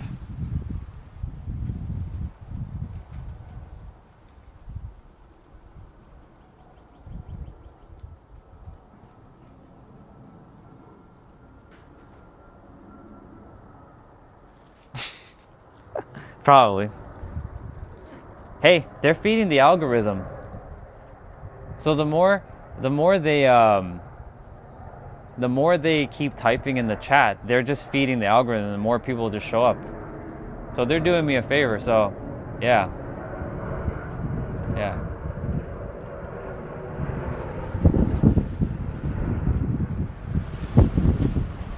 They like to. I love this. I fucking love this. But yeah, I'm gonna finish up in a moment, y'all. So this is a good example about conformity. This is great right here. This is perfect. So I want to share something for those who are paying attention. All the others who are not paying attention, you can just keep doing what you're doing. So for those who are paying attention, you can conform, right? You can conform to what other people are saying about you, and you can take it in as real and true. Or you can focus on yourself and you know who you are and you're locked the fuck in, and you just don't pay attention because they don't exist. It's just that simple. I've already uncreated them from my reality. And soon, when I hit end on my live stream, I will be not seeing them. Wait, somebody said, here you are. Who said that? Oh, yes. Hey, sis. Good to see you. Welcome to the chat, Miss S. S. It's good to see you, sister. Good to see you. Oh, man. Sister, it's good to have you on. Yeah, I was waiting for you to show up.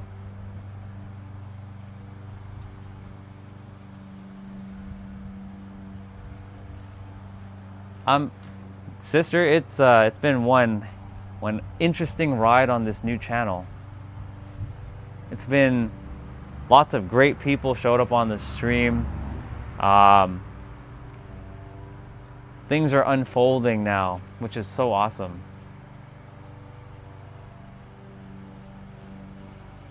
So, yeah.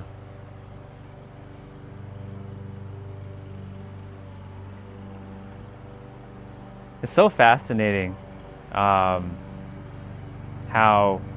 I'm glad, because I was actually waiting for you to show up on the stream, because I'm like, I said, like, I told you to subscribe to this channel, and now I know that you're here, but there's still 2 other people that I need them to find this channel so they can be here. But I'm glad that you found it. So yeah, here I am. Buckeye, I appreciate you and your words. Thank you for that. I was talking about conformity. Yeah. I was waiting for you to show up on the... Yeah, I know. So on the other channel, I did one more live stream and I ended it. Because the other channel, if you want to hear what happened, it got copyright strike. It got copyright strike because I was watching Cesar Millan, Better Human, Better Dog. And because I was watching that on the stream, because I went to... I stepped away from the stream for like 20 minutes and I come back and I'm like, what the hell? It just broke.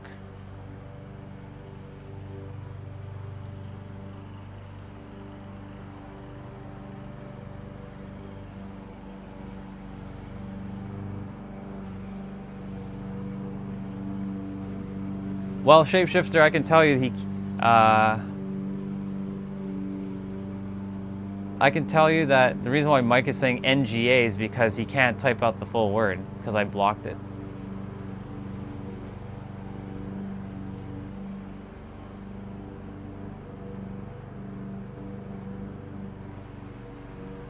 Yeah. So anyways, there's just a lot of randomness right now on the chat, which is cool. Let's see, so 1:53 on a Sunday, people are showing up. So I'll remember that. Should make a mental note or a physical note. 1:53, random people show up on my stream. So fascinating. But yeah, I'm glad you're here, sister. It brings me joy.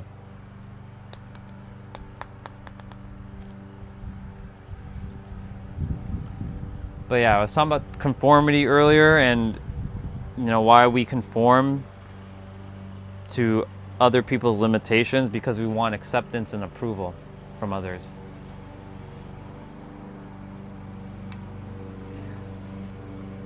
Oh, hi little one. I'm doing great.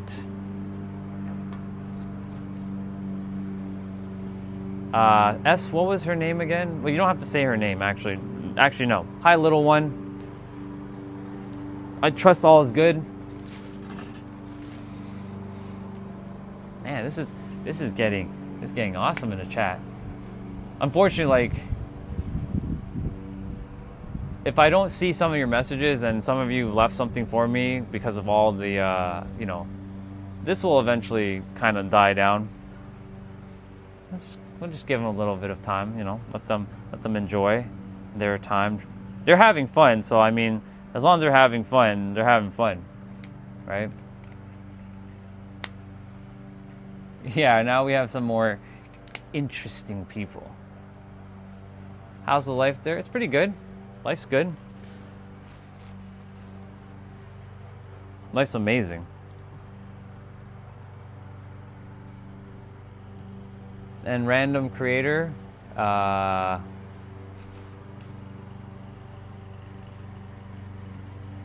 choose my current life. I like my current life. It's very peaceful.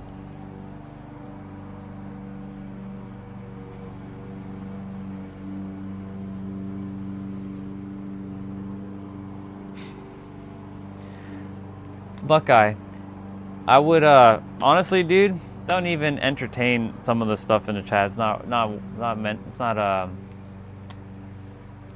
worth it. To Jordan, I am not religious, but I do respect all the religions. So yeah, I'm not religious, but I do respect all the religions.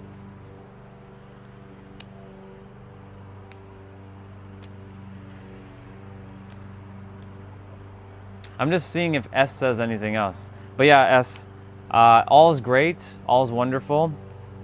I am living the best life right now, and I'm happy. I trust that all is great with you, hubby, and little one.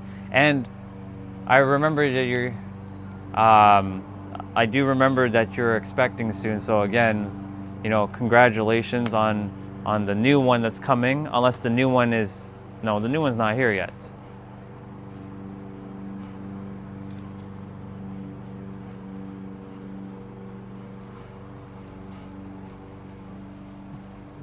Sure. I'm gonna do my best, S, to see if I read all your stuff. Only because, you know, there's so much in the chat right now. It's pretty, you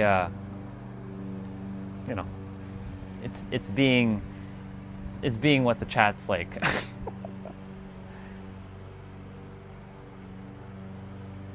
And to Jordan and to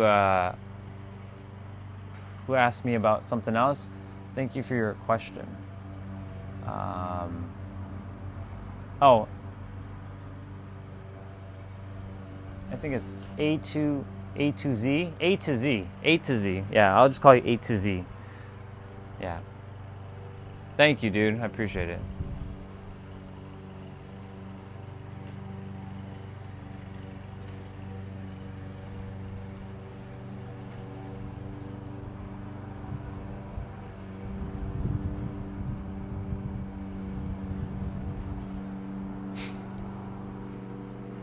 I can't wait to name my baby, and I would like you to give the honor.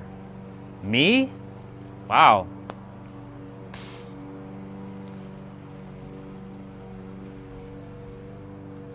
Is it a boy or is it a girl? Do you know?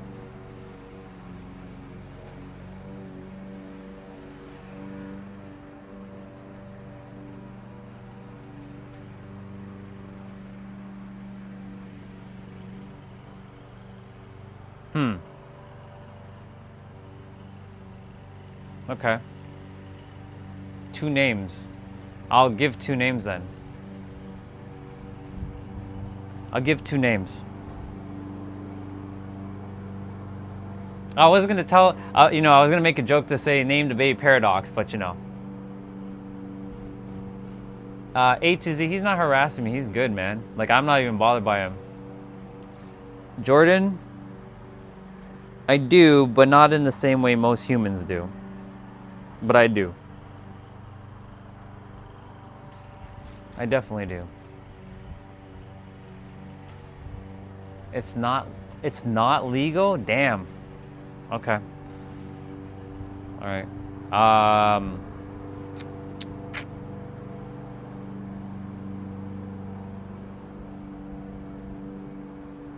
Because of how I know you and our kinds of conversations.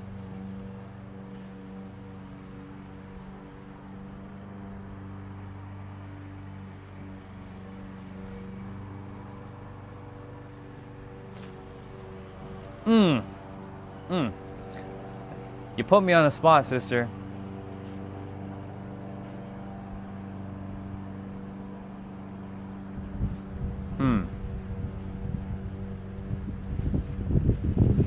I have the name for the girl, no problem. It's the boy name that's that's puzzling me presently.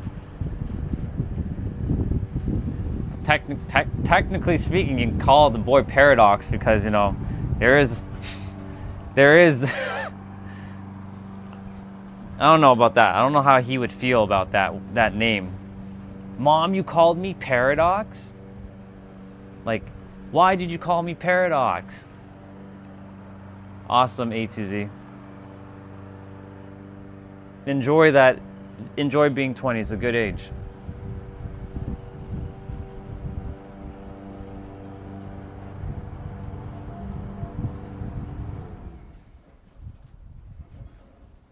So, for the girl,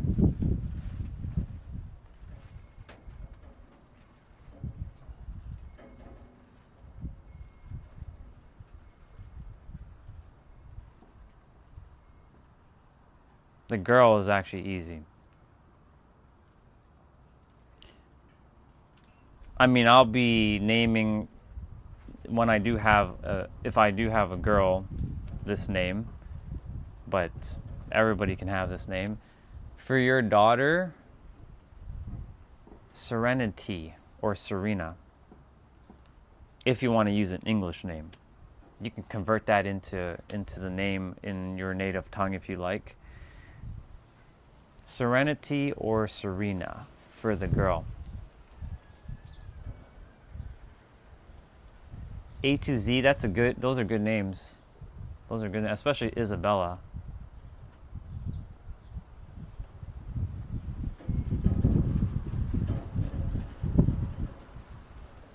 And Shanti is Serena or Serenity.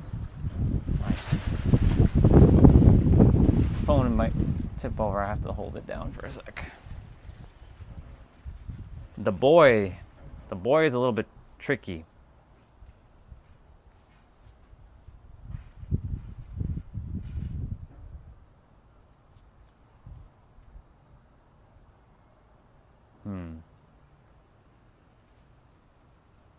Oh, it is? Okay, I didn't know that shapeshifter. I have no idea.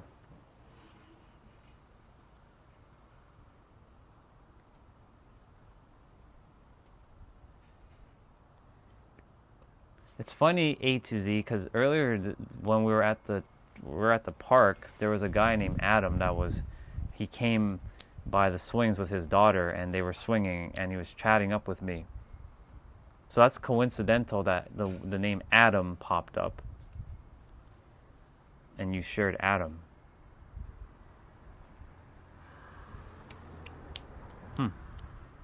I do like that name though. The boy's name is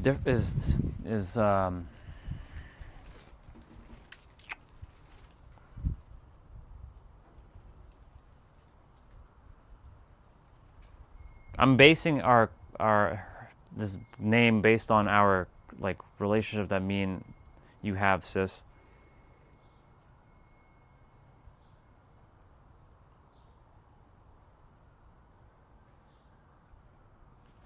God damn.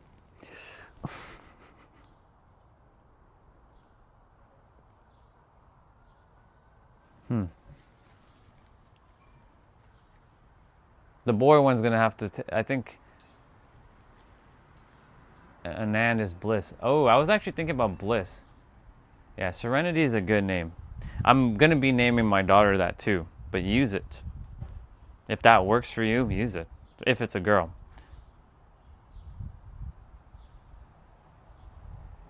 Ah, okay. Anand, okay. Gotcha.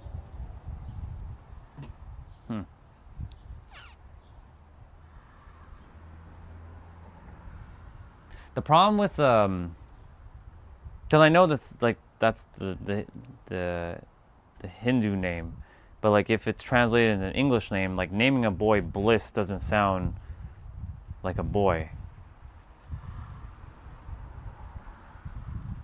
Thank you. He's got to have like a powerful name, similar to like my name, Orion.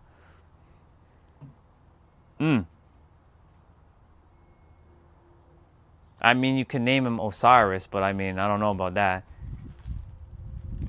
Any unisex names or it's okay. So let me think about unisex names for a moment.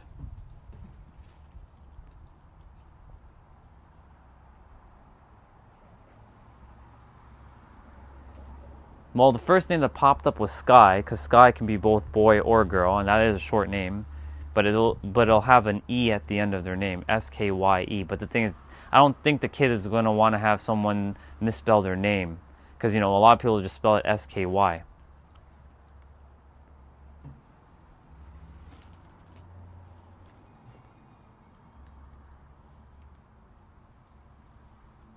What other unisex name? Yeah, no. I don't know about that name.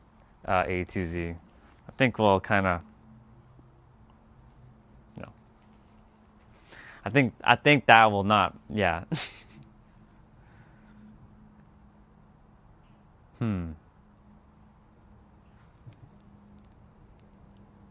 Boy's name. Or unisex name.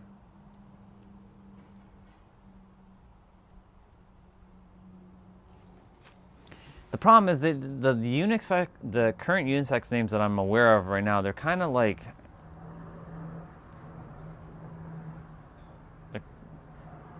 I mean, if you do name him that, that's gonna be. He's gonna get picked on a lot. I don't know if that's gonna be advantageous for him. But then again, he will then be enamored with power because DJT has a bunch of power right now. I was thinking Osiris, Maximilian, or Maximus, or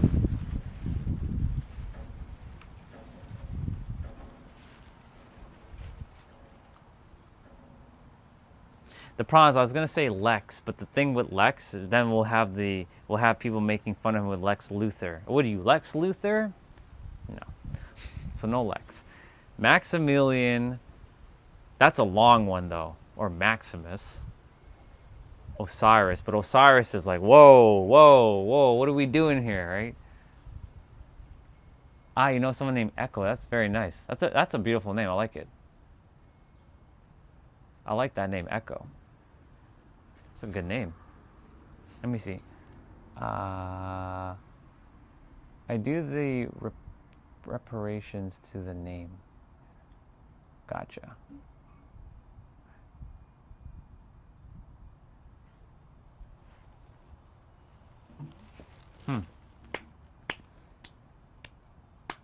But if we're looking for like shorter names, he's got to be. If it's a boy, he's got to have that paradoxical name. You know what I'm saying? He's naming. Let me show you something, sister. Hold on. I gotta show it to you. There is a character in an anime named Paradox. Now, of course, I don't know if your boy is gonna look like this.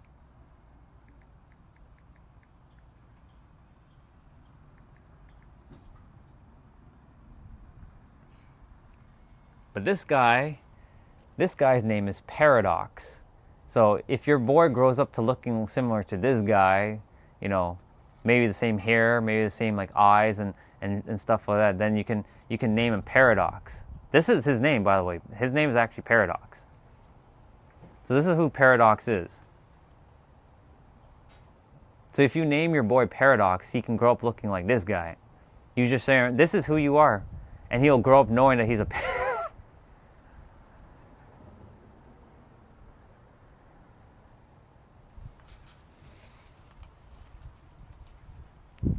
Ah, very nice, Shapeshifter. I'll still call you Shapeshifter though, just because, I'll remember your name, Raul. I'll know that name because my dad has a friend named Raul. So, but I'll still call you Shapeshifter.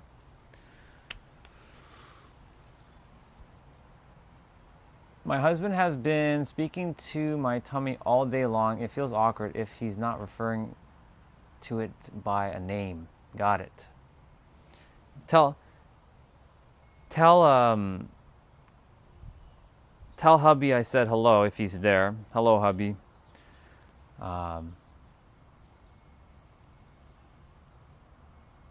Oh, I feel like he or she is going to be a very powerful being because, of our conversations over, the course of a year. By the way, just so you know, tomorrow is our 1 year that we met because it was June 1st last year when you ran into me. Whole year has passed by, sister. It's pretty good. I identify as Justin. I'm gonna grab some food in the meantime. You'll still be able to hear me because I'm hungry and I do have to get moving with my workout. But I'm still here. You'll still hear me.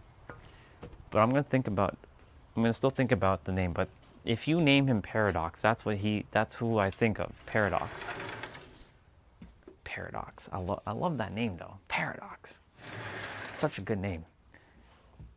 What's your name? Paradox. Huh? Yeah, my name is a Paradox.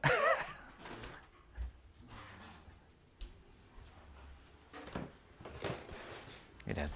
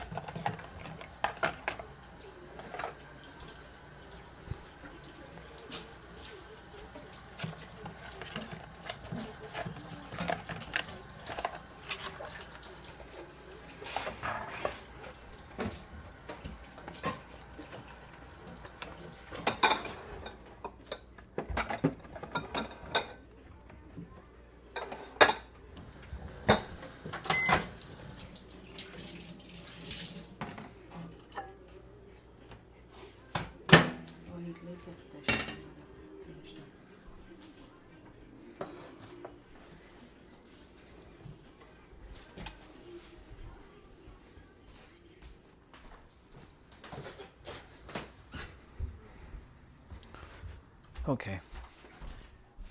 My bad. I was just helping with some dishes. If Nabita was here, he'd be like, "Bro, you be eating rice again? God damn it, dude! How much rice do you eat, boy?" Let's see.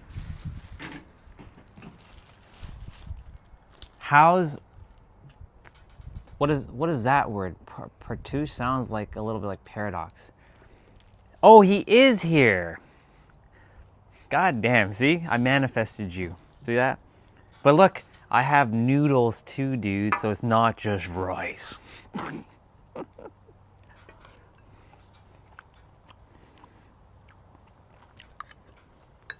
I'll move the mic away from my mouth. Hold on. There. It's further away. Eat with your... no, I'm good. I'm good. I'm good.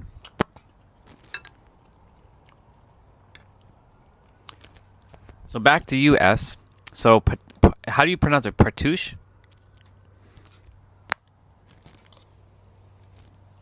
How did you say that name just now? Partouche?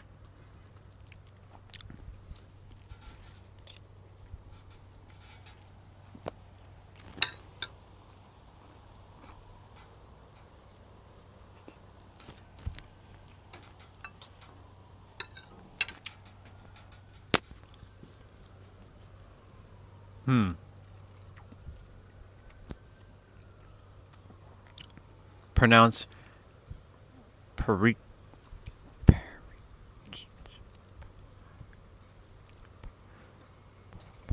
parakeet? Is that how you say it?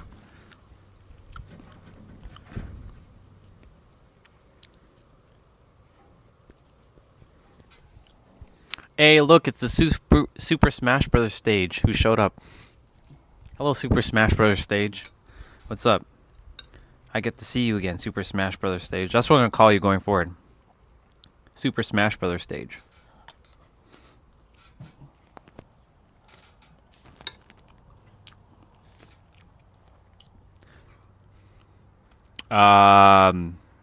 Rice, fish, potato, and some noodles with some chicken.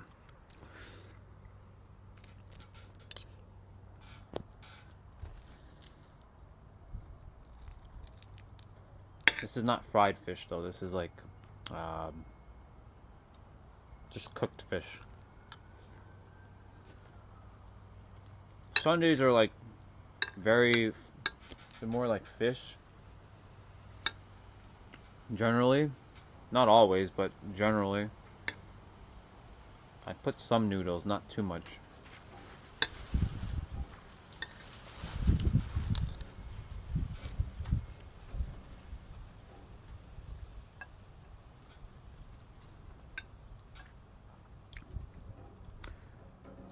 If I'm hungry, I'll eat whatever. As long as it tastes good, I don't care.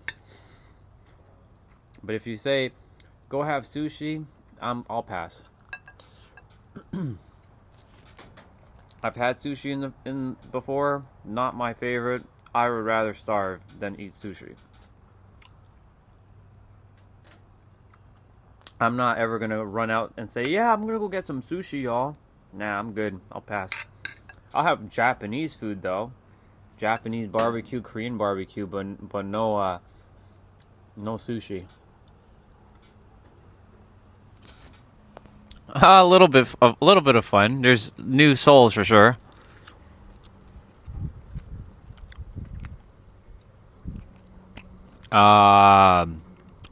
Chicken was just cooked on the stove. It was like just sort of like minced chicken, like into pieces.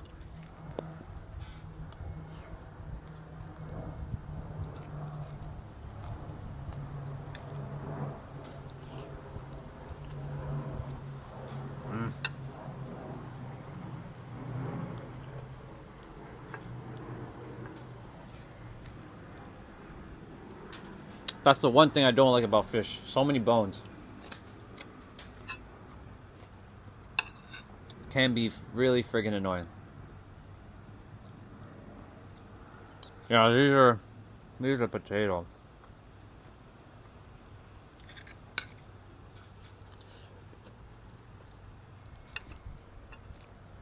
So sister, back to the name for the boy.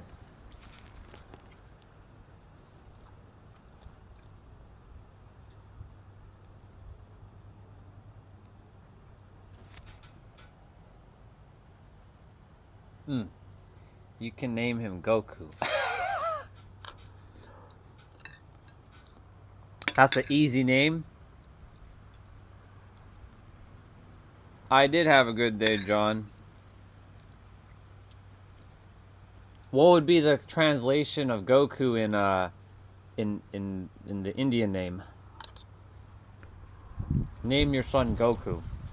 He'll be named after the greatest warrior ever created. And yes, that is my opinion. You all can come fight me on that if you want.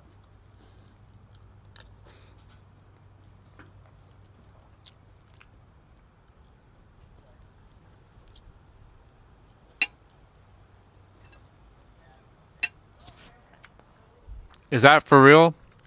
Is that how you say Goku's name in the other?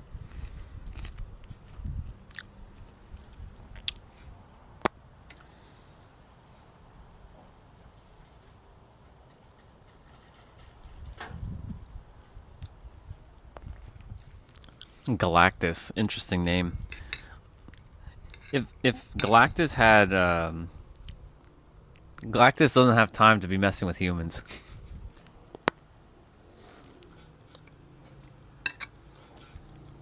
I mean, it's both noodles and rice, so I'm like, I may as well just deal with one utensil instead of two, right? Screw it. So I'm like, I'll just use the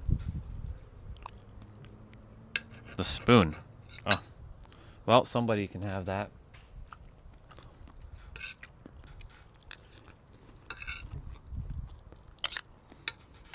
Yeah.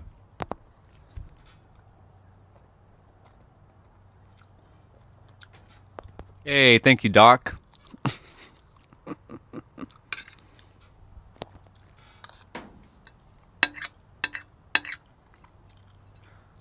Doc be filling in for me saying I am a soul. That's right.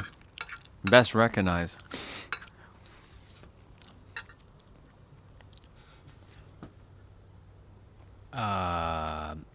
Smelly Fingers is another person we had on our channel, my other channel. He's a good dude, but we didn't agree with something, and he decided like, okay, I'm done with this channel. I'm like, okay, that's fine. I told him like, I have my own opinions about things, but it wasn't like anything bad or negative. We just were differences of opinion. So I'm like, it's not going to be in alignment. But I do miss him because we had some good conversation though. That's why great I call her S. Crystal, good to see you. That's who S was referring to.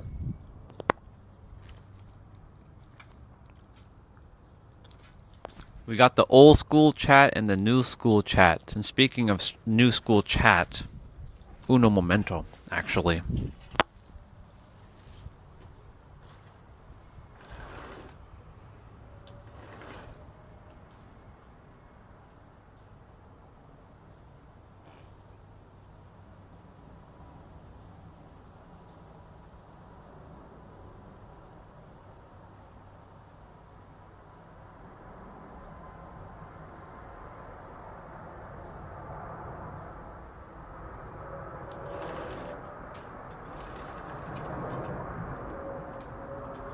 There. Better.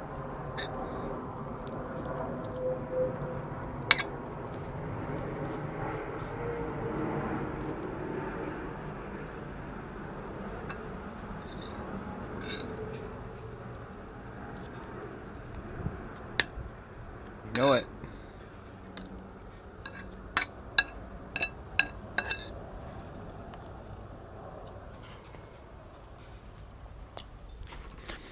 John, don't worry about Mike. He's a troll, so he's one of the ones who come on and do what they're doing. So just let him talk. Just observe. He'll eventually tire himself out with his fingers. He likes to play with himself a lot. So he will be he'll keep typing though after I said that.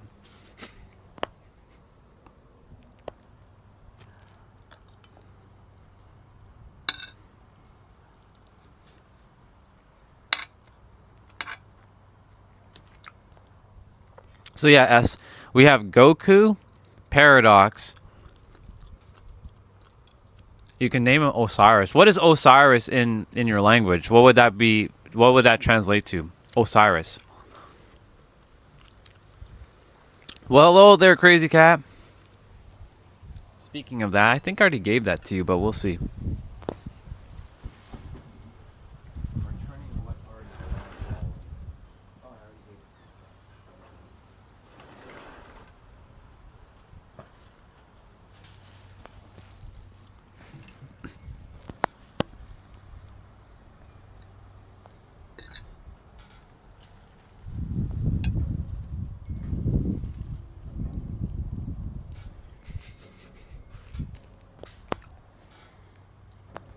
Yeah, so we have Goku. We have, and good to see you, Crazy Cat. I know you're just saying hi. Goku, Paradox, Osiris. Osiris, I want to see what that'll translate to in your native language. That's a pretty powerful name.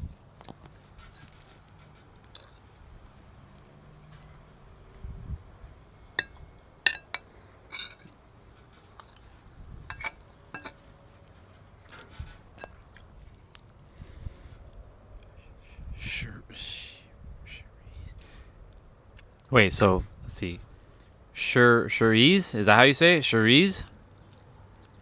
Wow. That's a. Is that even a common name over there? I don't think it is. If it's not a common name over there, sis, use that name because that'll put him in a whole other, like, the literal translation is Osiris.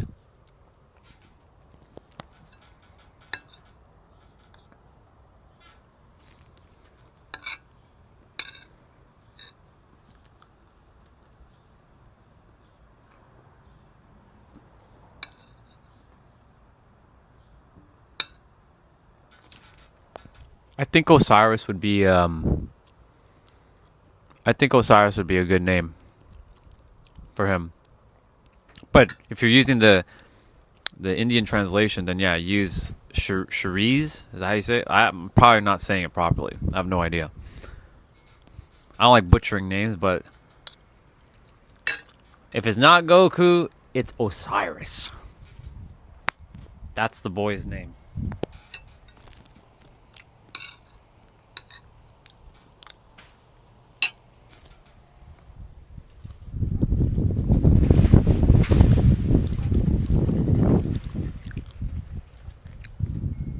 Ooh, I like that. Okay, perfect. Then yeah, definitely use that name for the boy. That would be a boy's name though, yeah. Not a girl's name in your native tongue. If that's a girl's name, then you can use that for the girl's name. But of course, if that's translated from the Osiris, because that's a boy's name generally, and use that for the boy's name.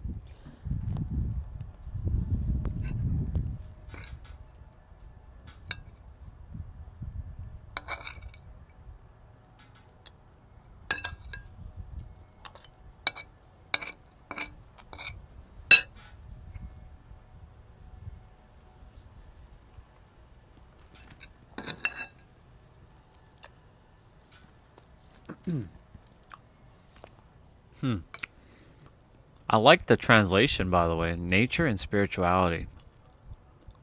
It's good.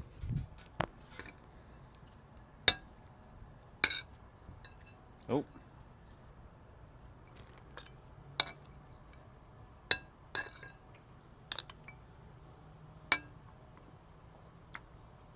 I ate all the fish, now it's just bear rice. Oh well.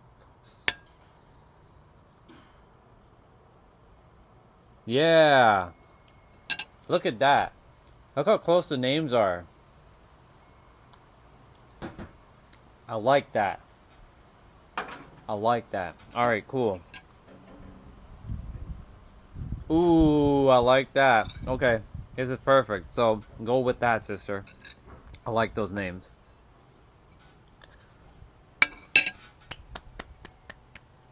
That makes me happy. Wonderful.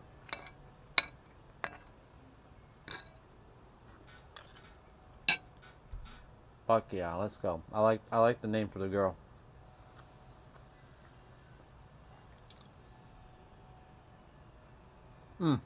That's a good name.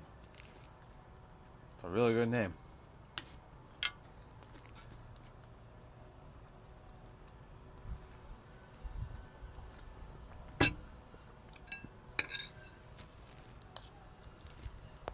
So we have the boy's name and we have the girl's name. Perfect.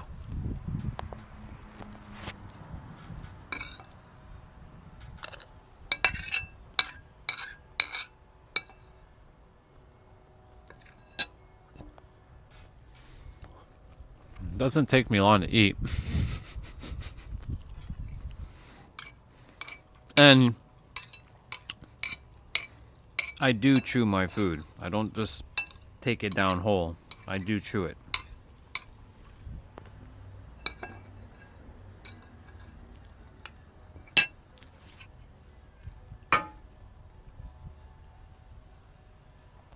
Finito.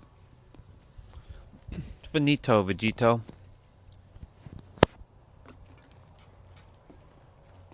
I do have to get an apple or something. I do have to do my workout. Wrestling's actually showing right now, but I can watch that later.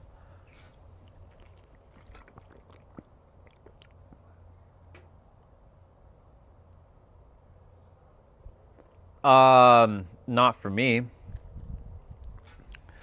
It could for others, but it doesn't do that to me. Because like my internal system basically just whoosh, but not for everything. So certain things I just can't eat because it just doesn't sit well with the stomach. It's not compatible anymore. Like there's a lot of people. I'm honored that you asked me, so thank you. I appreciate that. I love you, sister, and I appreciate that very, very much. That means the world to me. Never had anybody ask me to help, with naming their child, so that's a pretty cool honor. So I'm glad that we came to like some good names. GERD, GERD, is a common issue with many. I'm not sure what GERD is, to be honest. That's the first time I'm seeing that word with the conscious mind. The soul knows, but this doesn't know. Got it. So that's the short form. Gastric reflux. Got it. All right.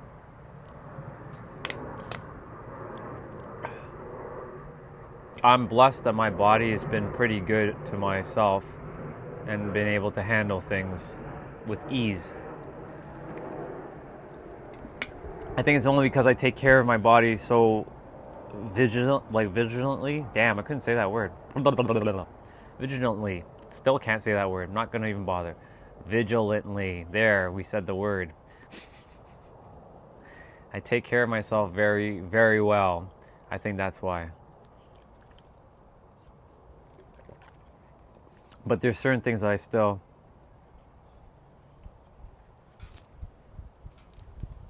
Is why...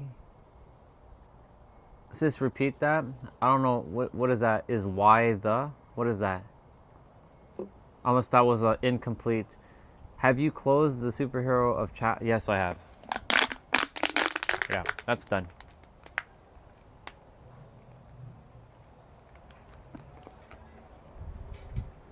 I had yogurt earlier, by the way, this morning. Yeah, the superhero love chapter is done. It's finished. No more.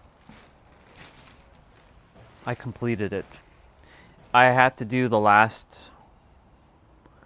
Here's the thing, sis. When I was supposed to start this channel earlier in May, like much earlier, because I said that I was going to go up to May 1st and then decide. But then the universe is like, hello, you're already May 11th and you're still doing your other channel. What do I need to do to catch your attention? So guess what it did?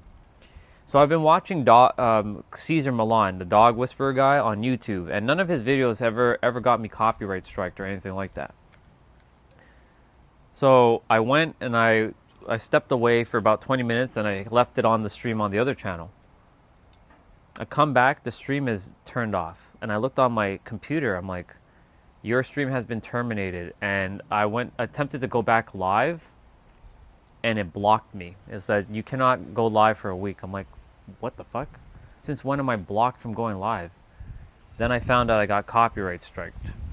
So the universe is like, you're not listening. Hello, it's time for you to get on the other channel. What are you waiting for? You have people to serve. This is how the universe works. It will, like, and you're the universe, so if you're not doing something, it will find a way to get to you, to make you aware. Stop doing what you're doing and start focusing on what the thing you're supposed to be doing.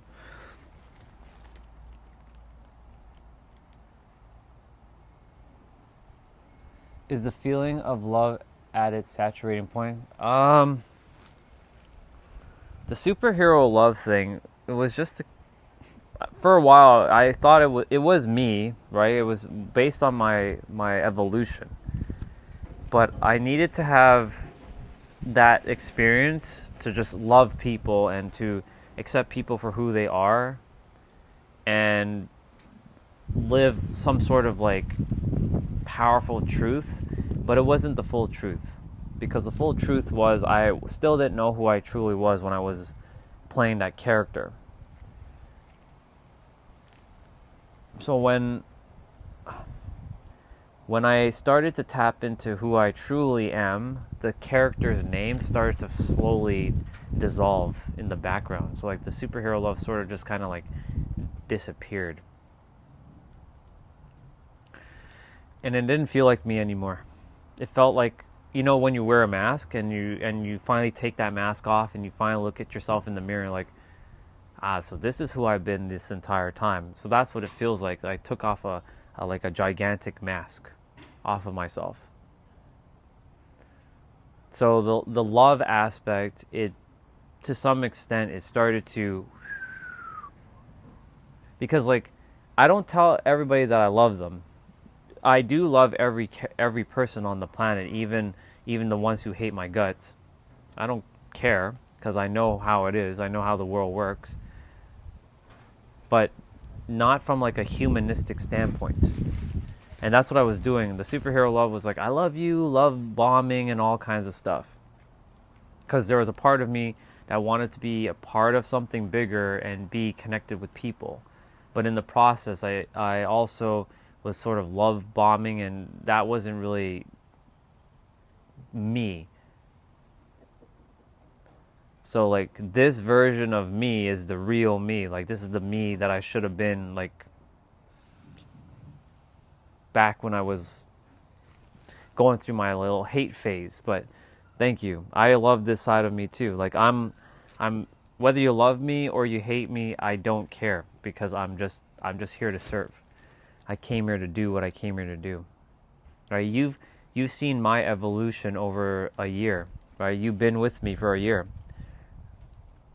You were a starting point for me to get into the paradox of how the mind works. If it wasn't for you, someone else would have shown up later on to show me how the mind actually worked. But me and you, we had to start talking in a paradoxical way for me to start to understand what the hell is actually going on with this thing, right? Because remember, your name on YouTube, when I first saw you, was Lost My Soul Where I Found It. I'm like, that's such a paradoxical name. Like, what the hell? I remember our conversation, right? I was in the room, and you just showed up out of nowhere. And you know the funny thing is, sister, you remember my my other channel, some random person, I have no idea who, threw my channel into a campaign, right? Because I had told you that my channel had been completely like shoved down into the YouTube algorithm, and that you told me that I was part of a campaign. I forget the site you told me about, but my channel was under a campaign, and I'm like, I had no idea about that. And then you're like, that's how you found me. I'm like, oh. So that was no coincidence. That was by design. That had to happen. You had to come in for me to...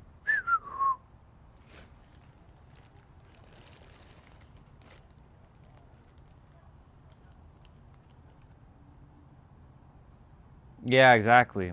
And you're right.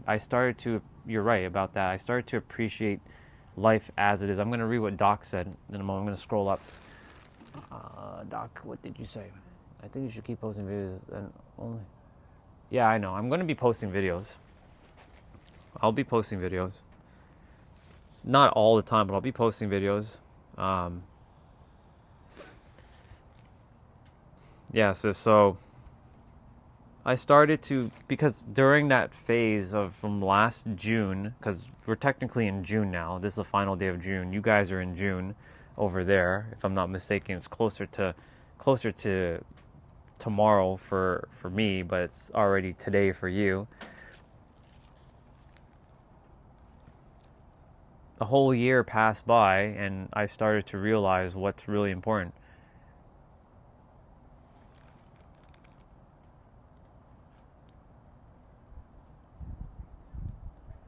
Yeah, you're right. So, and you're spot on with what you said there. It's accurate. Hello, pleasure to meet you. Just having wholesome conversation right now. I had to shift that though. It was a must, because there was, I don't know, sister, like there was part of it that just doesn't feel.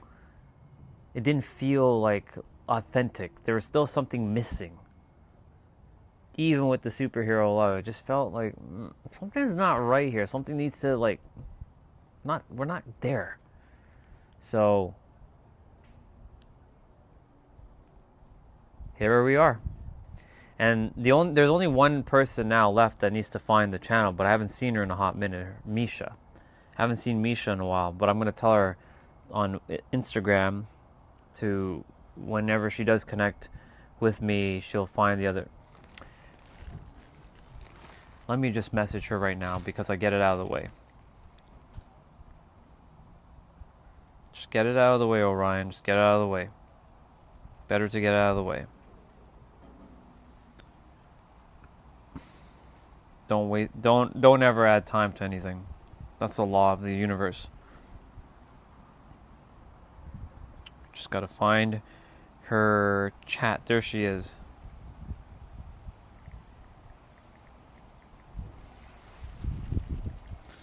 I started the new channel. If you haven't subscribed, I trust all is well. There. Perfect. Clone Trooper, good to see you, bro. You've been a busy dude. Good to see you. Just hanging out with the fam. Let's see. I apologize for the above sentence, but that was the vibe I observed. No, you don't. You were spot on, sister. There's nothing to apologize.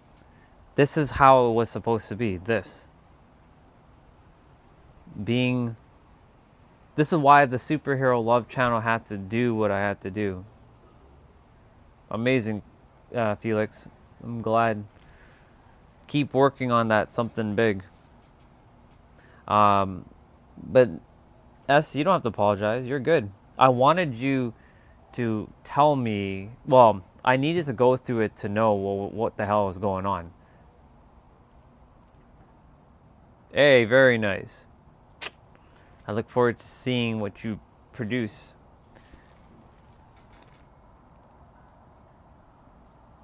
Yeah.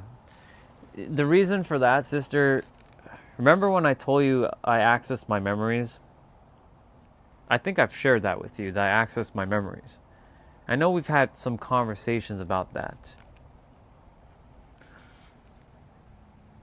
Something clicked during the summer last year after our conversations. It's like we had a really good conversation, but something also clicked in place for me. Because I'm remembering what I forgot. I'm like, okay. But, those drawings came through. I started drawing stuff on my tablet. And everything was leading to the now. And I knew about the now, obviously. I knew about it, but I didn't understand or understand what the now really meant. I wasn't locked in.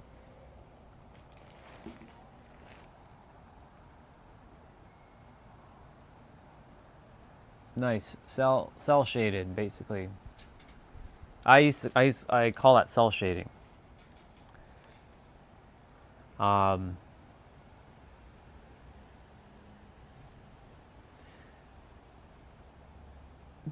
So during the summer, while I was drawing all those those diagrams, like the synergy of Trinity, the now clock, the paradoxical thing that was happening.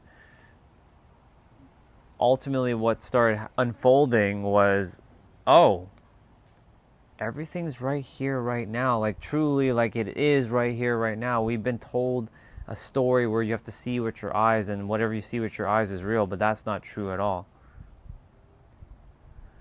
You can share, but I'm locked in right now. But you can share. I'll read. I just might miss some of your messages. Don't feel ignored. I'm not ignoring anybody on purpose. But you can share. I'm just locked in right now. Plus, I was supposed to end my stream 2 hours ago, but here we are. And I have to go do my workout. And speaking of that, I said, fuck it. I'm gonna go get something while I'm talking to y'all.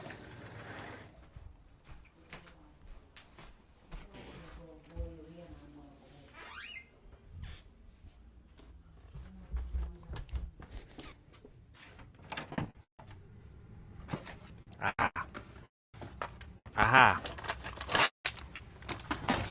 This is what we call spoiling myself for a little bit.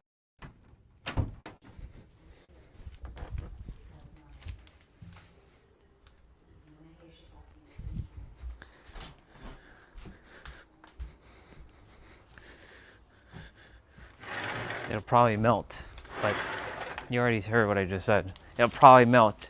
Ta-da! Ice cream bar.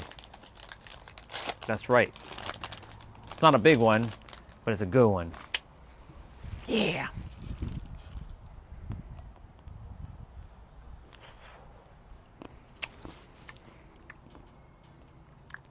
Well, we're talking about the Superhero Love channel.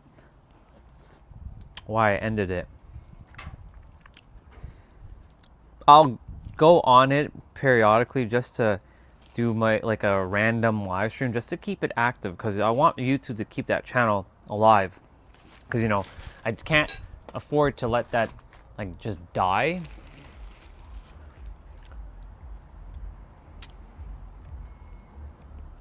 Because it has all my videos right now. But right now it has a warning until August 9th. Let me just move this to the recycling quickly, because it's just gonna fall out of the plate.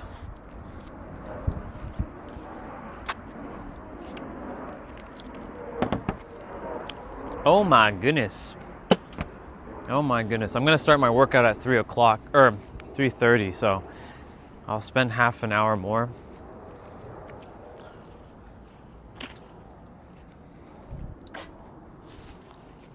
Let's see. So it's about a kid in a summer break.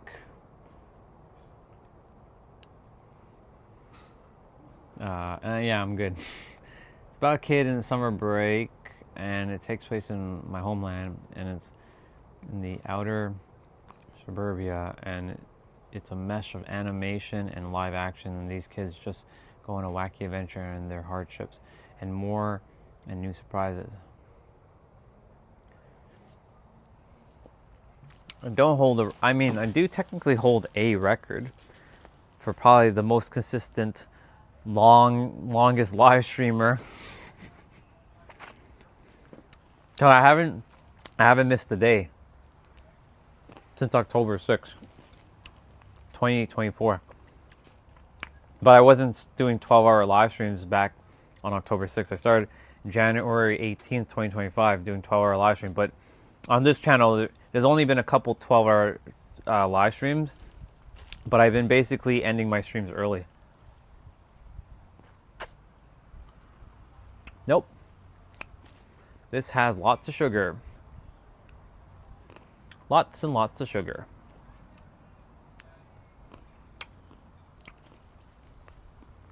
Tons and tons of sugar. And I can treat my body like this because I will work it all out because I have to go do my workout. When you work your body, you can eat anything. When you don't move your body, well, you're going to experience a bit of a slowdown. And I don't experience crashes because I keep moving my body.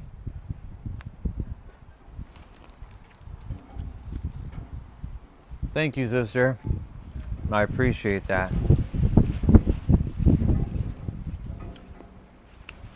I bust my ass, basically.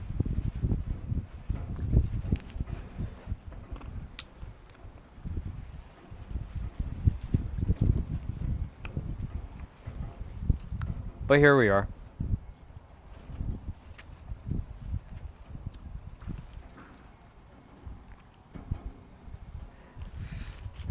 In other lifetimes, I had diseases, so I know what it feels like to have diseases, but not in this lifetime.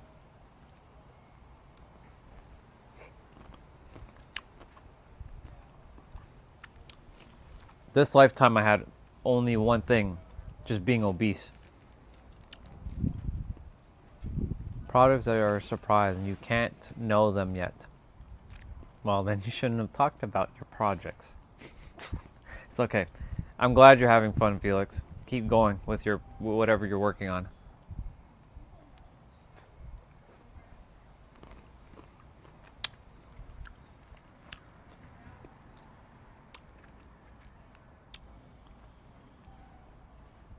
Yep.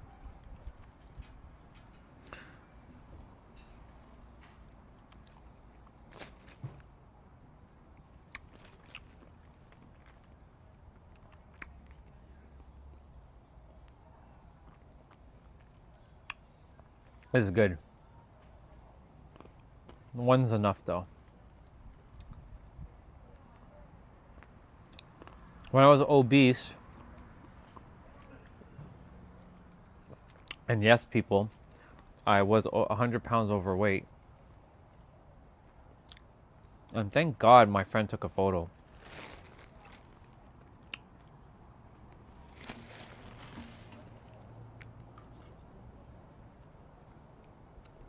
It's like me discussing my confidential information with you. Yeah, I know.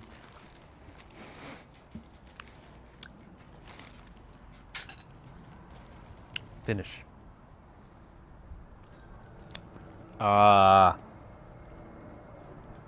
is the brand? I'll have to tell you later because I don't remember the brand because I threw away the wrapper.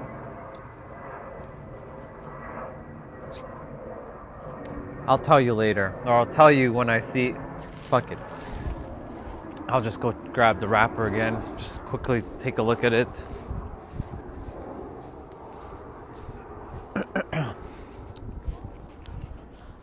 It is Chapman's. Chapman's is a Canadian company. Chapman's. CHAPMANS. Apostrophe S. Chapman's. See, now we're moving our body.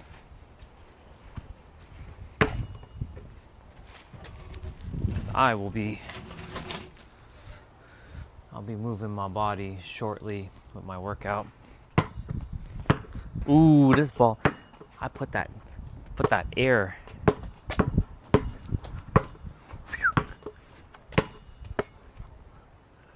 Yeah. And sister was there that day when I did the, oh my God. She was the one that saw my first ever no look behind shot in. She was there. You remember that day? I'm like, see, I told you. And she saw it go in. And have that all recorded. And I showed the video. She was there.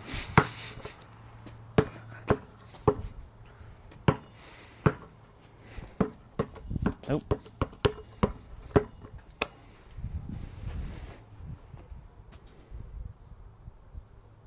Your phone was dead for 2 days.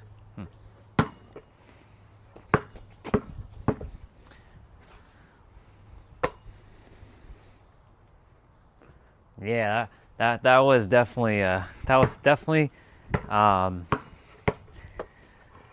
I was like, oh my God, hell freaking yeah, yo. I remember how I was sounding, and then I came up to the camera, I'm like, and I did that then that was like a nod to you.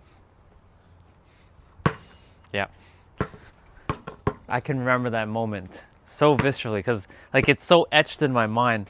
I'm like, I threw the ball, it came back. Like normally when you throw the ball, like sometimes when I throw the ball back, right, it doesn't hit the backboard to come right back to you. And then before I even took that shot, right, look at all the I took a 3-pointer and went in, and then I went to the net, threw it in, and then I came back. I'm like, I want to do a no look behind shot. I said a back shot back then. And I closed my eyes. I threw the ball. It came right back to me. And then I throw it back in, and then bang, it goes in. So, I mean, and I have 18 now. 18 no-look behinds. Because also S has seen me get, I think, 1 or 2 more in as well. So, if I know I can do 1, I can do more. So, the first one is luck. The second one is maybe coincidence. But when you start to get 18 in, it's no longer a coincidence. It becomes skill. That's why with Steph Curry, when you watch him shoot his 3-pointers, if the first one was luck, yeah. But because he is not luck, he has consistently been doing it now. It's no longer luck, it's skill.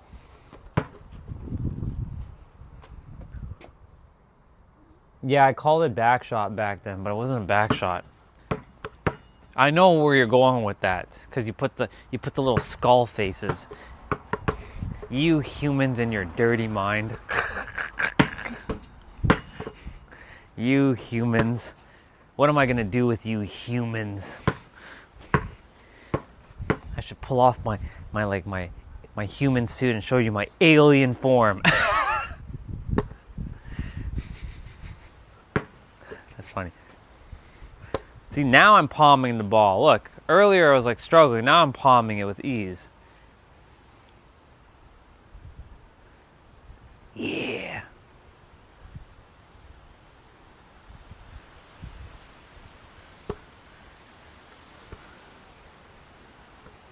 The right hand is like struggling to palm, but the left hand's got it.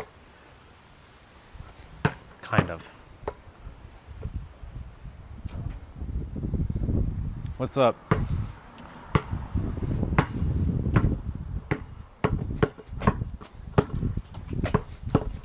Oh, there goes the ball.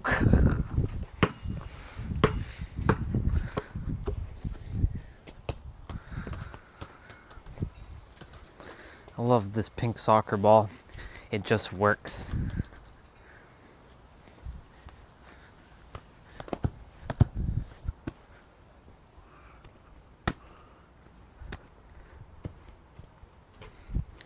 See, I tied this lace already and it already got loose.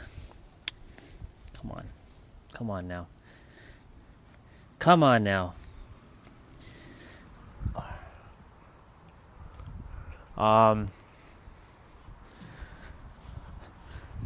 Half an hour more and I'm going to start my workout. But I'll be ending the stream shortly, so I'm going to focus.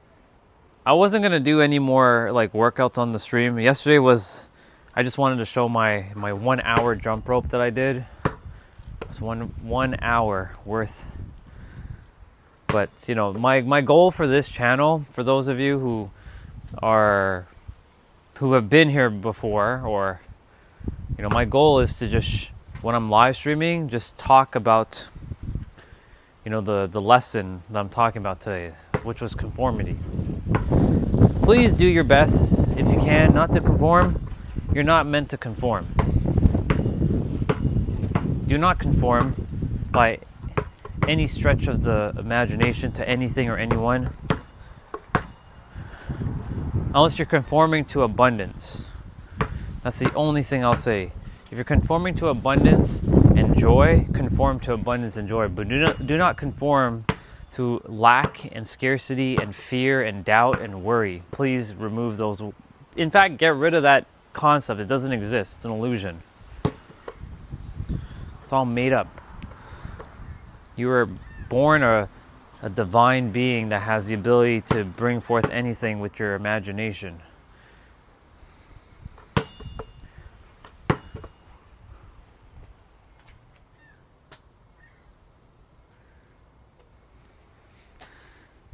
What's up, Cat Trooper?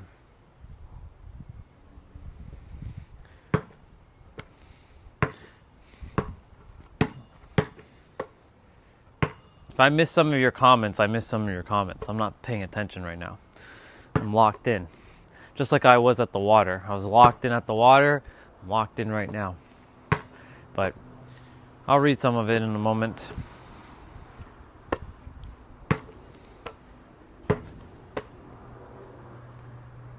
I found baby oil on the ground. Did I drop that? Probably.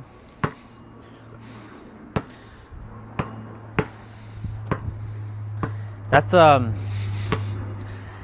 know, it's so fascinating that you bring up baby oil, because there's a brother, his name is Neuro Knowledge. He was getting all kinds of accusations on his channel that he lotions up with baby oil. So you know what he did one day?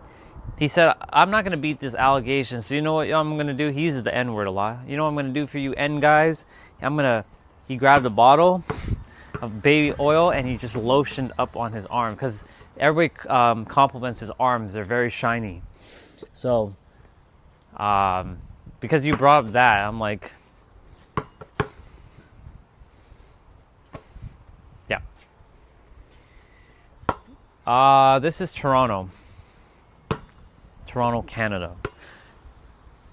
Within a year or two, if you were to ask me that same question, I will say San Diego, California. It'll be San Diego, California. But right now, Toronto, Canada, presently. Just got to do some visa work. Get those papers.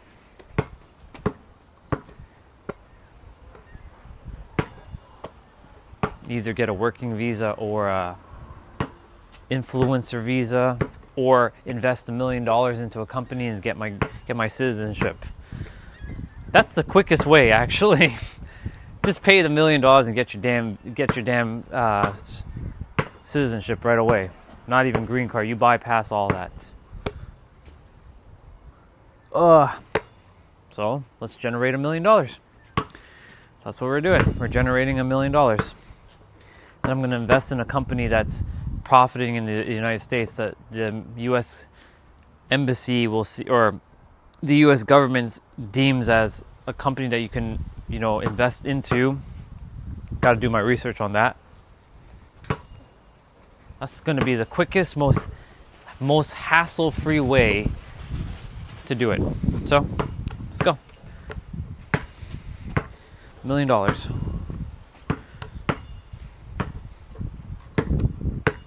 to a lot of people, $1 million is like a lot. To me, that's like nothing. $1 million is like, so. What do we got?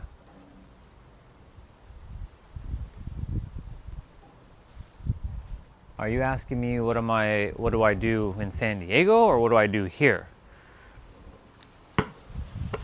So I'm a life coach.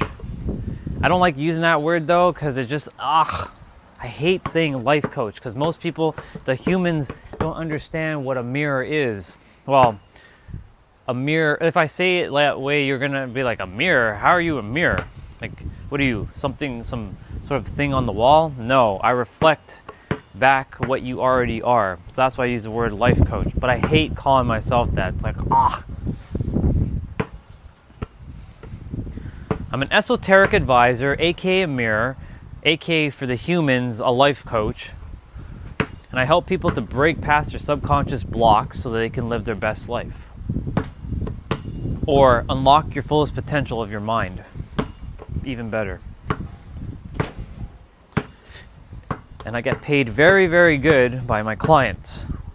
That's why I get to only work 1 day a week, making all kinds of money, helping all kinds of people from all kinds of parts of the world. And I have a wait list for a lot of clients right now who want to work with me. And that's what I do. But when I work with my clients, you think what I've talked about on the stream is a lot? You just wait till if any of you work with me. You'll see how deep I really go. Pause on that. Because, you Gen Z humans, you need to put a pause after everything someone says. Pause.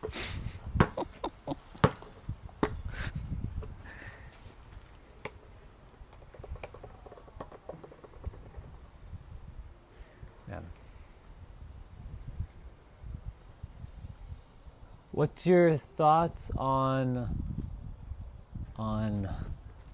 Living app? What up, Eddie? Pappy Eddie. What up, bro? Good to see you, dude. Pappy Eddie. Welcome back, bro.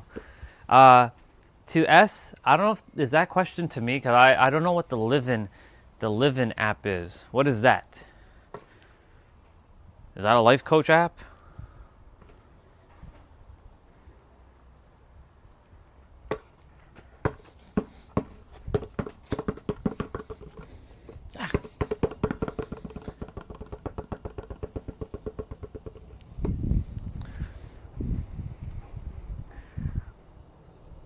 Hello. Pappy Eddie. Built a little bond with Eddie, so I'm like, Pappy. What's up, bro? What's up, Pappy?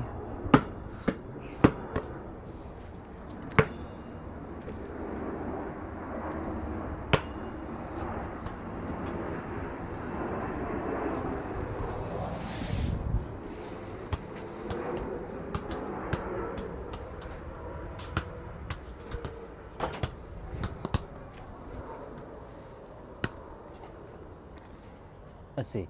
It is for people who are having mental burnouts in their life. Ooh, okay, got it. I don't know. I've never actually looked at the app. I should take a peek at it.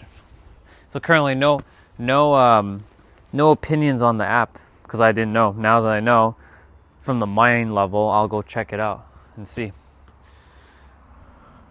Because that's kind of like what I'm doing on YouTube, is sort of doing the helping people to, blast past their. Because why is anybody feeling the way they're feeling? Stories that they've been telling themselves. Yeah.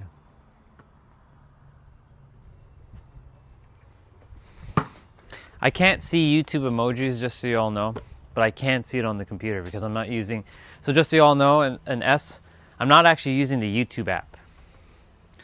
For those of you who are using the YouTube like emojis, I can't see your YouTube emojis. I can see that says green : smiley face : or or turquoise wavy hand, turquoise wavy hand, or whatever it is. Yeah. I'm using Streamlabs. Streamlabs gives me more control over my stream and less on the well, it gives me more control over how to do my stream, but less control on my actual chat. So it's a trade-off.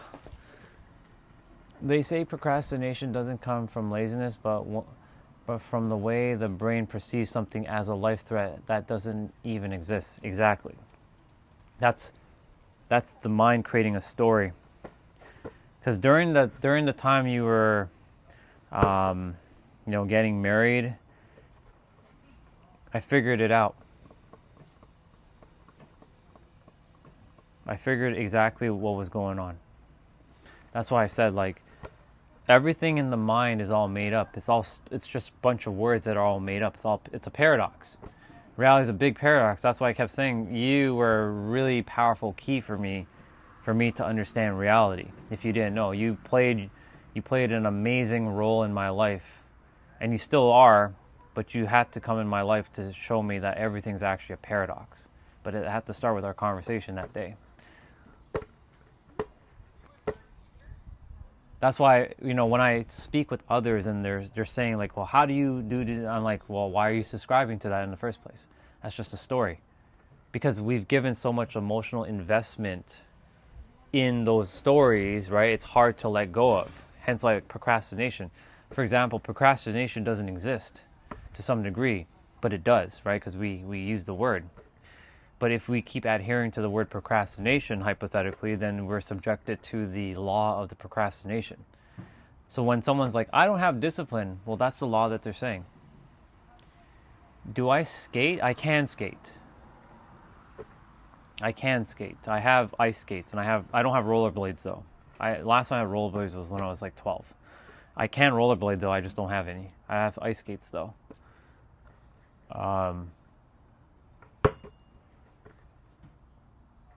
So when I figured out what was causing the stories, that was all made up in the mind and all things are made up. Thank you. I like to do my thing of spending my time outside as much as I can. I've been an indoor streamer and an outdoor streamer. I prefer outdoor 100%. It's just easier. Welcome back, Chels. Good to see you.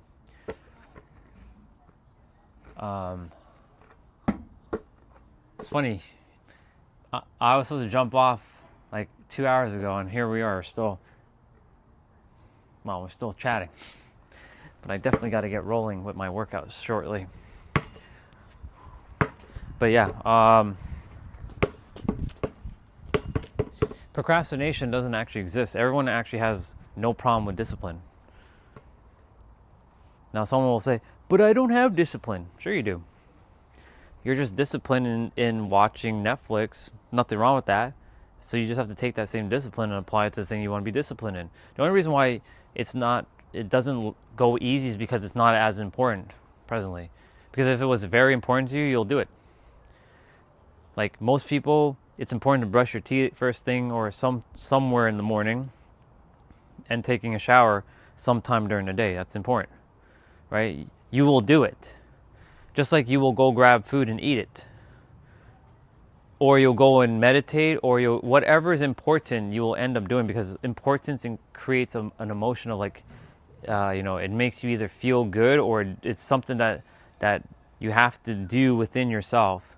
So it's just a matter of like applying that same energetic force to whatever it is. And so you don't actually procrastinate. It's more of sort of like the mind creating a story to prevent you from moving forward, kind of thing. That's why I don't subject myself to like ideologies anymore. Like I'm done with it. Because everything for me, remember how you were just saying how I started to appreciate things for just as they are? Well, yeah, because I got to the point where everything just is. That's why I said when you were getting married, I figured it out.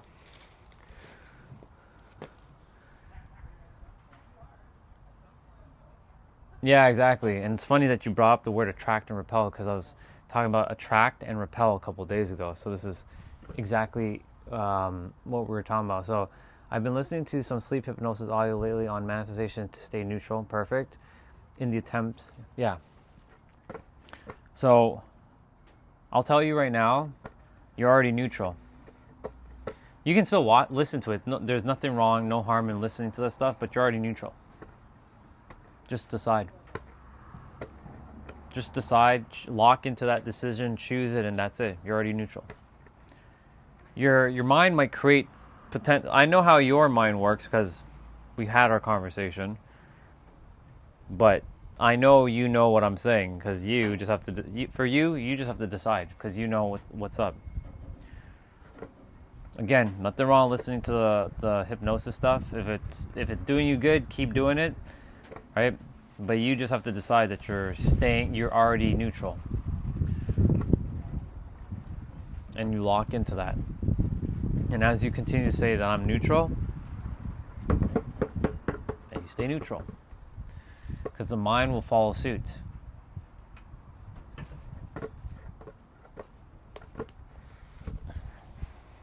Gotta change my headband and change my shirt. And bring out my mat. Time's a going. Time's a ticking. Time's a going, time's a ticking. Oh, yeah.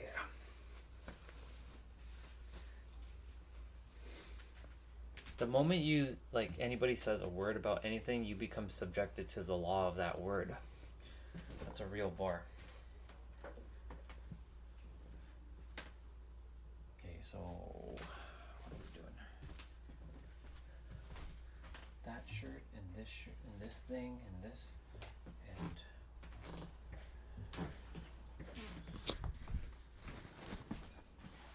change shoes.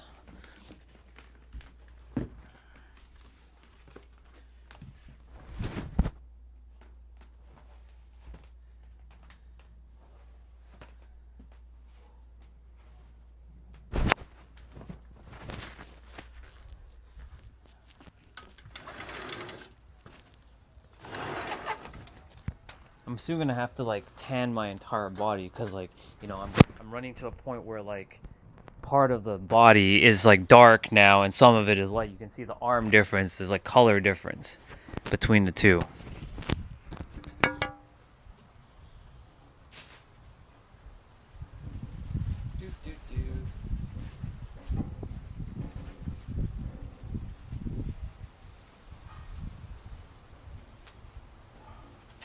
Longer headband.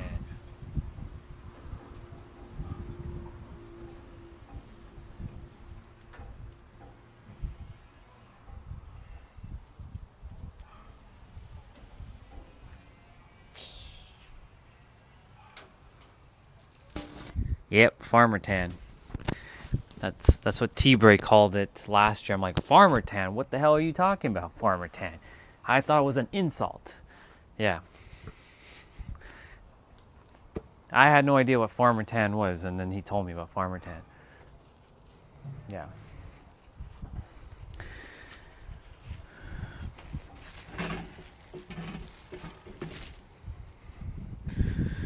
So I'm preparing. I mean, I can do the workout on the stream, but we'll see. I can stay on, but it's not like I have anything else that I need to do besides my workout. Well, S, I'm really honored that you asked me to help you with the naming of your child, so I appreciate you for that. That was a great honor, and I'm glad that we came up with the names, so that makes me really, really happy. These gloves are they're done. I need to just buy new gloves. I'm going to just deal with that. I overworn them now, so it is what it is. It is what it is.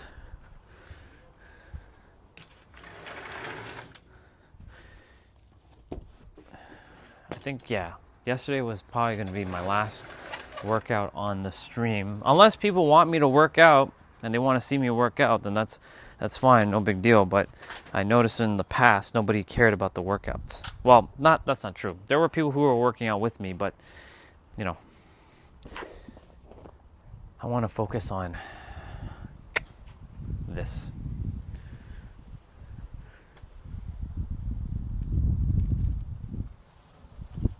It's okay. Just say that you're not actually fully attached, though.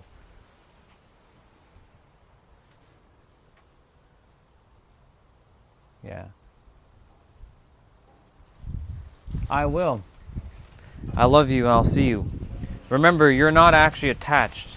You're in neutral position. It's okay for the people that are in your life, but you're good. Just remember that. You're always good. And even when you're not good, you're still good. That's a paradox. And you are the best person to understand that because you are Miss Paradox. You're paradoxical goddess. The goddess of paradox.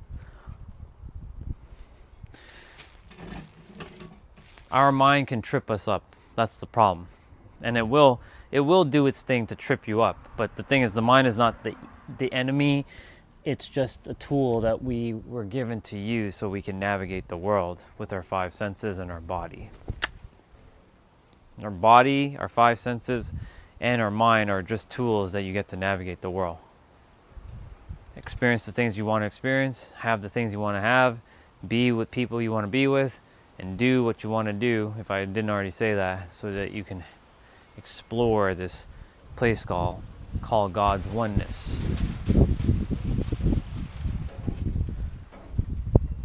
The exercises you do look fun, to be honest, and I like how they don't require a gym or a bunch of equipment. Yeah, they don't. In fact, if you want, I'll do this one on the stream. This one literally requires no equipment at all. 0. This is going to be a 0 equipment day. Except for, like, you know, the other stuff like you saw yesterday. Those are my I don't have to do those, but I choose to. But the jump rope excuse me. The jump rope one took too much air in. Choking on air. The slow down.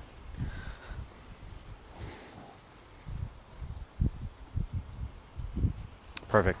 The jump rope one, yes.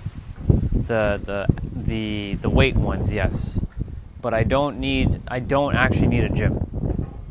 It's no excuse, essentially, with me. Thank you, I will. And good night, and I'll see you soon. At least you know that I'm here now, so this is good. You come back whenever, I'll see you whenever I see you. Love you always, comrade. It's always great to chat with you, sister.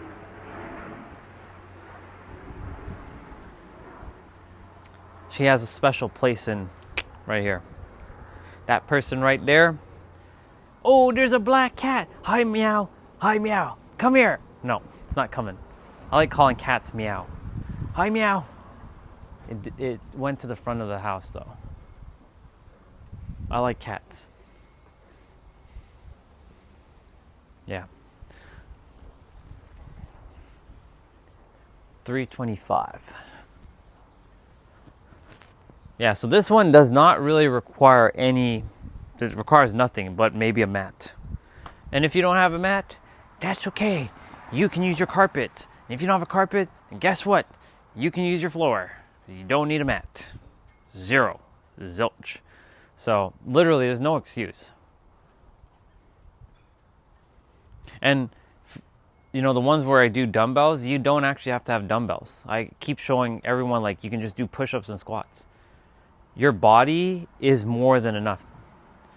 That's why when people say, but I have to go to a gym. No, you don't. Who says you have to go to a gym to get in shape? Do you think I got in shape by going to the gym? I did that all here. I had a gym membership and I went to the gym, but I did all of the work like in away from gyms. And yes, I have periodically gone to gyms, but not because I needed the gym membership to stay in shape. It's only because I had to use the gym because I wasn't able to do the workouts at my place, wherever I was, like whether it was in New York or in Vegas or in San Diego, I had to use a gym. So, because I wanted my weights. But again, I could have just done that with push-ups and squats. So I don't really need gyms, but I chose it. So that's the thing. I make it where it's like no excuse. Like you have the ability either to do it or you don't do it. It's just a choice. But here's the thing about this. If you don't do something, do not feel guilty about not doing it, because that's the mind, the old frequency attempting to derail you and bring you back down. Because it'll sneak in back door and tell you, oh, Chelsea, or oh, S, or oh, Doc, or oh, whoever's here, you're doing bad. See, you fucked up. Don't listen to it. This voice is not yours. If you didn't do something, you just didn't do it. Just don't feel guilty about it. That's why when I always say, there's no excuses, but also just make sure don't feel guilty if you don't do something. It's just that simple. That way you stay neutral. Oi, let's see what we got. Awesome. It's 1 a.m. there. You prefer cats over dogs. Fuzi did some crazy workout at the famous Gold's Gym, yeah, and it looked more like a torture than anything. So they go hard there. Yeah. Oh, well, I guess I'll do my workout on my stream. But this shall be the last one I do, most likely. And I say that and then watch, I still do my workouts on my stream. Okay, let's get a routine ready.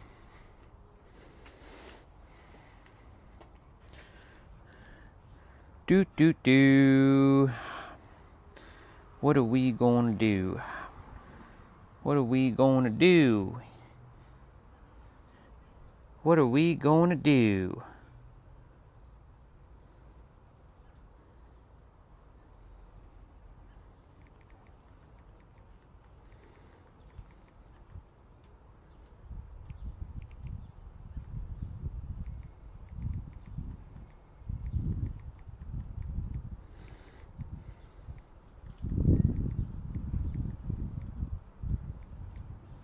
Cool.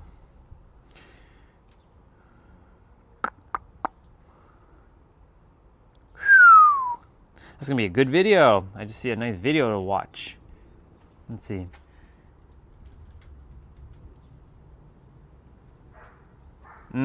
That makes sense.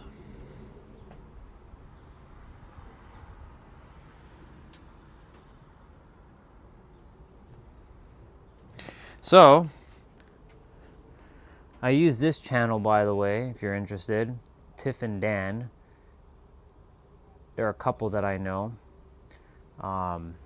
Dan was doing a lot of workouts on his own in the beginning, but now, and for over a couple years, but now Tiff has decided to start showing up on camera, which is great. So now it really does feel like their channel, not just his channel.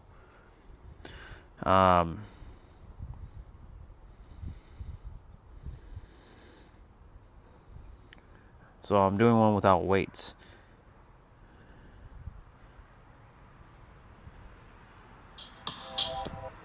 All right, I'm going to do this one. This one's 40 minutes. So, yeah. So I'm going to be working out with these guys today, Tiff and Dan. So I'm going to go use the bathroom quickly, take up my plate, wash my plate. So you'll hear me. I'm not going to obviously bring the mic to the bathroom, but I'll make sure of that. But I definitely have to wash my plate. Let me see. How long have I been into fitness?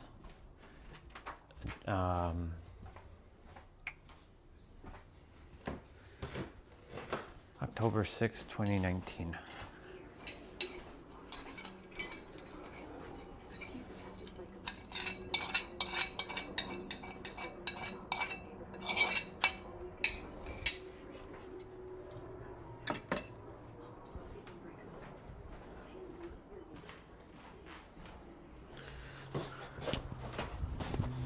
Yeah, October 6th, 2019 is when I started doing my fitness. Give me a moment, I'll be right back.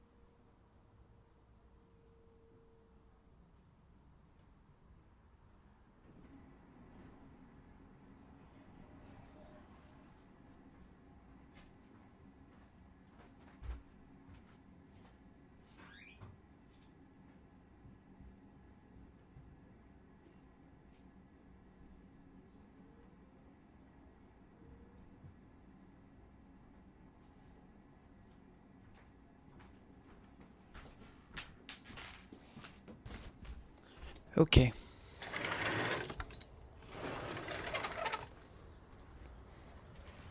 Yeah, October 6th, 2019 is when I started fitness, and I only missed 42 days from October 6th, 2019 till now.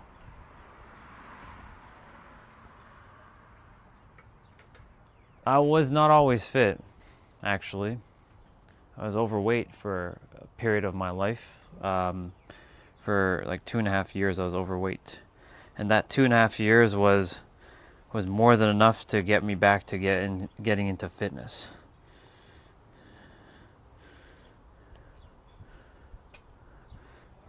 (2018, 2021). 100 pounds overweight, by the way. Doesn't look like it, but I was overweight.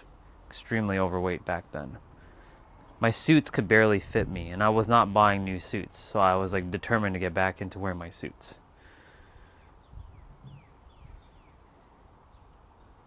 I didn't used to take pictures back then, so this was my attempt to start smiling and make a photo of myself. Somebody took a photo of me. I know. Funny enough, this was my dating profile picture back then. Because my friend at work, his name was Ray. Well, his name is Ray, but I don't work with him anymore. He's like, yo, bro, come on, man, let me take a photo for you. Because he just got the new iPhone at the time. And guess what? It was an iPhone 8. I'm like, man, I'm not taking no damn photo. Come on. Come on, dude, I got a new phone. Let me take a photo of you. I think it'll be great for you. I'm like, because he was trying out the new portrait mode thing on that phone. I'm like, I don't care, dude. I don't care about your stupid phone and whatever. I don't care. Like, come on, man. Like, you're not going to say no. You're not going to take no for an answer, are you? Like, nope. It'll be good for you. I didn't know what that photo was really going to do for me, but that photo is a reminder of my so-called past. That's 2018. That was the worst but best year of my life, because it told me what I needed to do for the rest of my life. So, was I always fit? Well, I was in good shape, but I never really fully worked. Like, in high school, I worked out for a bit. Then I stopped around like 18. I worked out in like till my 22, 23. Stopped. Then around 27, picked up like running, like cardio, like running around and building stamina. Then stopped, got into my 30s, and I hadn't worked out from like 27, like running. So there was a good 5 to 7 year period where I didn't work out, and then in 2018, just that was all stress basically. I overworked, overstressed, and funny enough, I ate not that great, because when you're stressing, you stress eat, and you eat things to make you feel comfortable. And when you're feeling comfortable, you're picking food that's not really, it's going to pack on the pounds. But of course, I didn't know how that worked back then, because the mind, I didn't know anything about anything back then consciously. So I packed on all those pounds, and then, one day I went to work, and I was going to a boardroom meeting. Most embarrassing thing that's happened while I was there, and I decided to take the stairs going up, and guess what happened? Whoosh! The pants gave way because of all the extra girth that my legs had, because I was overweight, so I was fitting into tighter clothing, even though the clothing used to fit me. I was not buying new clothing because I was like, I'm going to fit one day. And then eventually, whoosh, my pants just completely split. So you can only imagine the embarrassment I felt that day. So I had to go back down. Thank God I had a change of pants. I didn't come to work wearing my suit. I came to work wearing track pants and like sweater. So I put back on my track pants and worked the rest of my day with my track pants and my blazer. And people are like, is that a new style or something? Because that's an interesting style. So I had a shirt, jacket, tie, and track pants. And then the receptionist upstairs, they were laughing at me because they already knew what happened. They're like, "Hey, what's up? What's up with that pants? What's that style you got over there, huh?" They were laughing not as like some joke towards me, but back then I perceived it like incorrectly. So I felt like I was made fun of. They weren't making fun of me. They were just laughing at the fact that I have a style. And I'm like, I went into a boardroom, and one of the lawyers is like,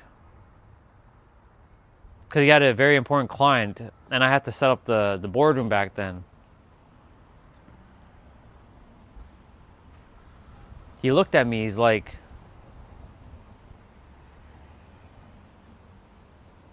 he couldn't say anything. He wanted to say something.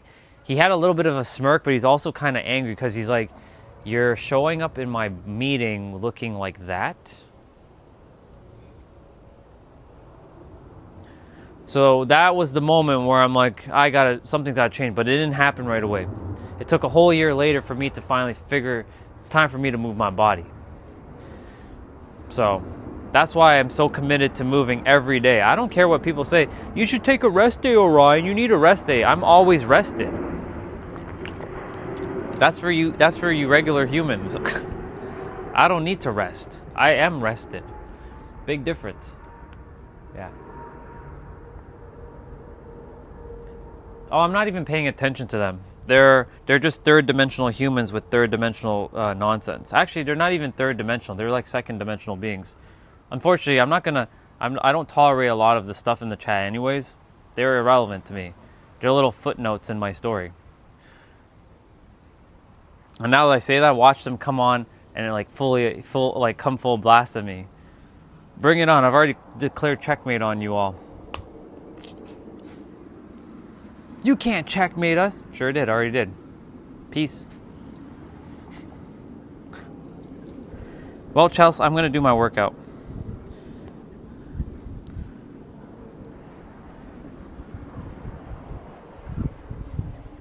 Don't pay attention to the chat. Whoever is here and you're positive, don't listen to the chat.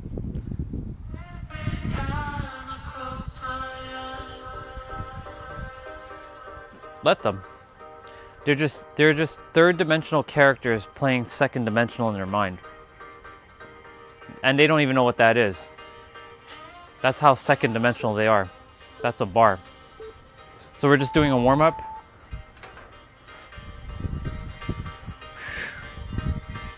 This is just getting the body warmed up now.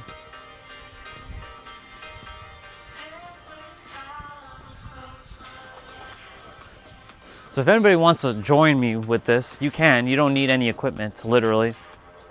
Today is not an equipment day. Today is literally just cardio. Oh, and yesterday when we did jump rope, we're about to do ghost rope. So I didn't get to show ghost rope yesterday. So this is ghost roping. You don't need to actually have a jump rope. Like right now, it feels like I'm actually jumping with my rope from yesterday.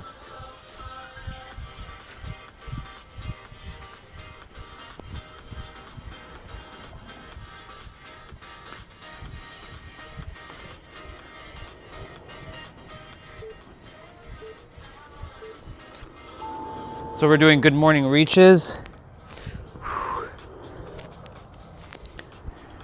Plus, if they're making fun of me in the chat, let them.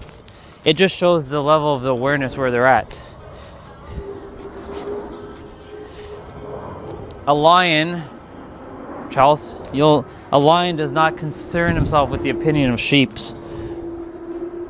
Not to say that they're sheep, but their minds are acting like sheep. Even though I love sheep, by the way. I do love the animal, but you know, that's the metaphor. So we're doing pike to plank.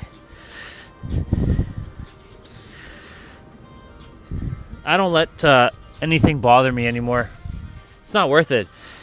You know, when you're on your deathbed, right, you will literally remember these moments and be like, why did I even waste my time with these second dimensional humans or second dimensional minds who don't even know who they are? Right? What's the point? Focus on those. So we're doing Superman pull down. What's the point of spending time with those when I can serve the people like you who are actually here paying attention?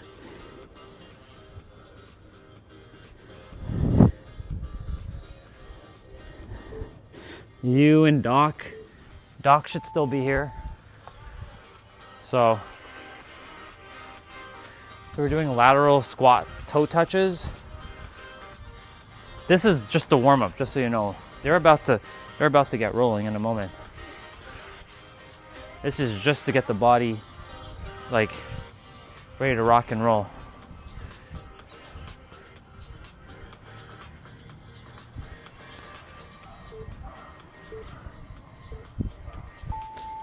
Yep. Workout begins.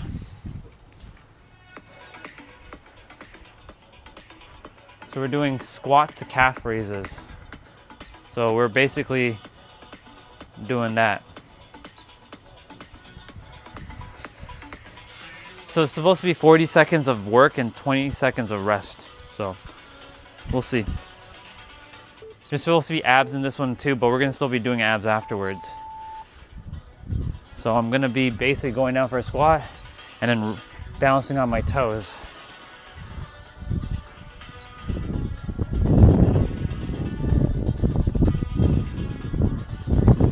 See, I focus on priority of like moving my body in many directions, not linear movements. That's why I do what I do with my shoulders, my spine, my hips, my ankles, my calves.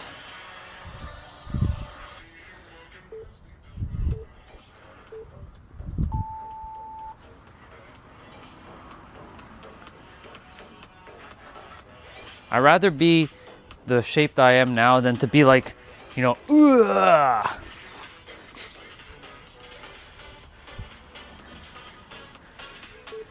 There's more mobility, more agility for me. So we're doing high knees.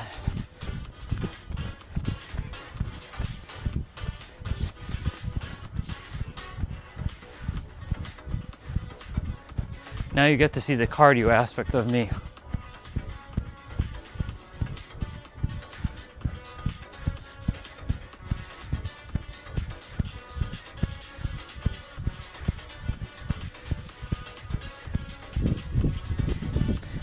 Make sure I breathe through my nose as well. After doing 1 hour yesterday on jump rope, like this is like nothing.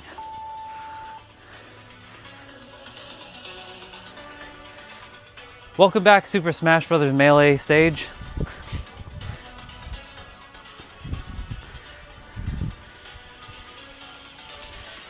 Or, welcome back, second dimensional character. You gotta give people back some of their medicine. They can keep using words, but like their words are very second dimensional. When you're a god, operating from a fifth dimensional plane, you just laugh at second dimensional beings. Right? Right, Super Smash Bros. Melee stage?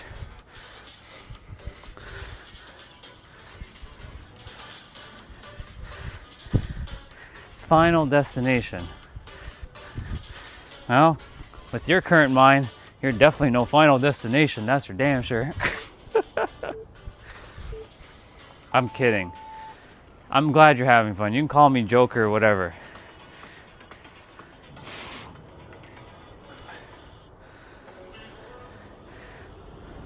I love messing with some of you.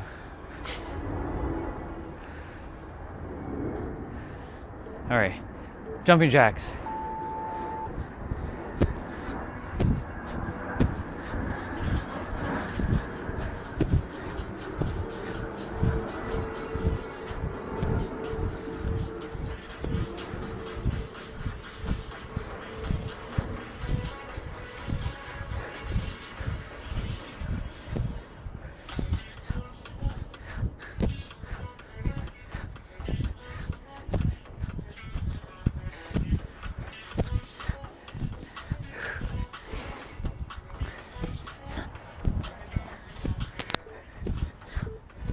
So this workout is going to prepare me for tomorrow's workout.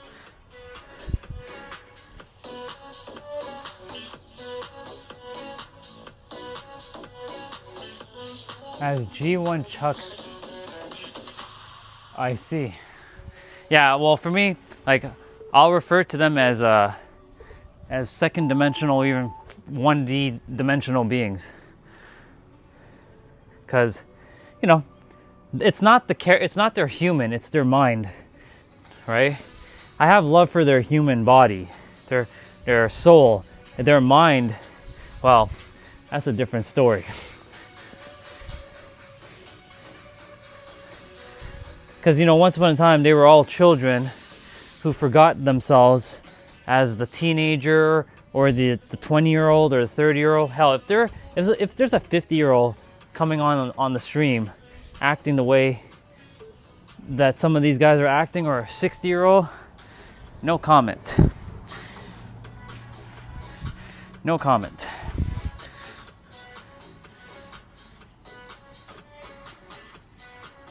But I'm not gonna entertain like second dimensional, like a fifth dimensional being does not even consider a second dimensional being even worth its time. There's no point. That's why I said, like, for all of you, if someone's like saying something in chat, just whatever. Let them say it. They're basically feeding the algorithm for me. I appreciate them for feeding the algorithm because, you know, the more engagement the chat has, the more people will show up. And those who show up are supposed to see it. Even if they're acting in a second dimensional way. So we're doing a side plank to the left here.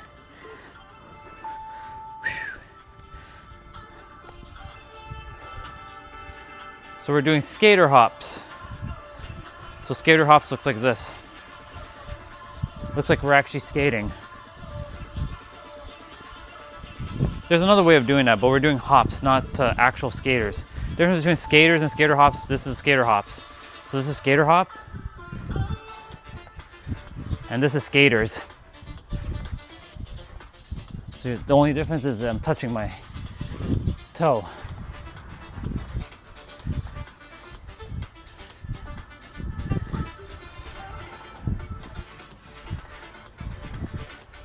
I like doing my workouts with Tiff and Dan. It's very enjoyable.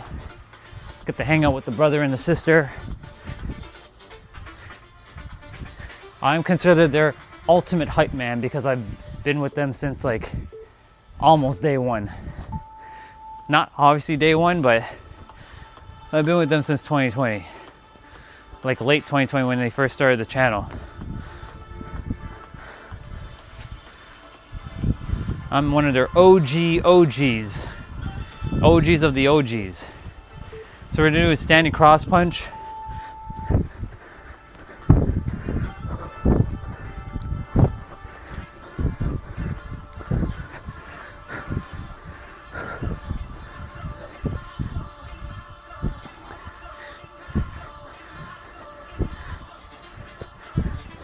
By the way, those people who are like saying stuff in chat, I've seen their game already. I've seen what they're doing in a different dimension, just so you know. So I'm not too concerned with the opinions of like little sheep who don't know who they are, right? It's no point. You lock in to what's important. They just haven't locked into themselves. Yeah, they're fun. You'll like them. They're enjoyable. You gotta make it fun though. You gotta make it fun for yourself. Make it into a game, something you're getting to play. That's why I call it playouts. So this is in, out, in squat, out squat. And Tiff is not jumping, she's doing this. So this is her version. This is what Tiff is doing. So you can also follow, like if you're looking at Tiff and Dan's channel, you can just follow Tiff's directions because she does the alternate. Dan is jumping, Tiff is not.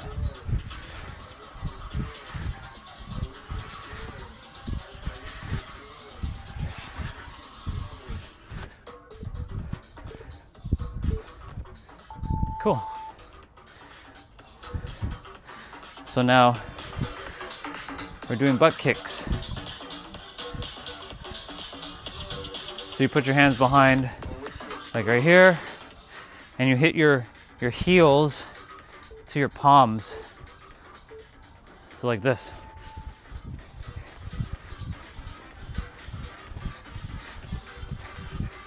You don't need to do much to stay in shape, to be honest. Once you start getting rolling with yourself, 30 minutes is enough. 15 to 30 minutes is enough. For me, working out every day is just maintenance that I enjoy. It's like anything else, like taking a shower, brushing your teeth, right? You brush your teeth to maintain your teeth, your health of your teeth. You go take a shower to, maintain your hygiene. This is just maintenance for me. Making sure that all the bones and joints are working in tip-top order. So we're doing blast-off push-ups. Tiff is on the knee, Dan is not on the knee. So basically Tiff is doing this. So she's doing this. Dan is doing this.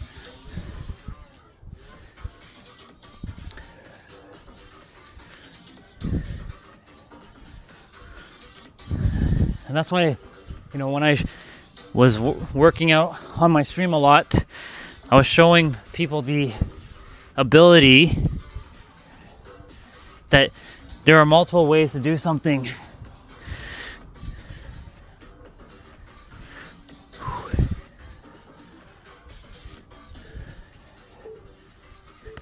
You're not just locked to like one way of doing things. There's multiple ways to do things.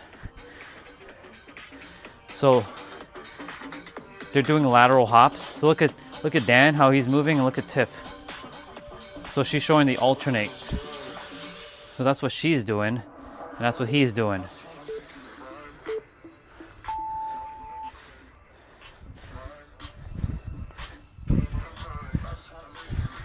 He's actually doing this, my bad.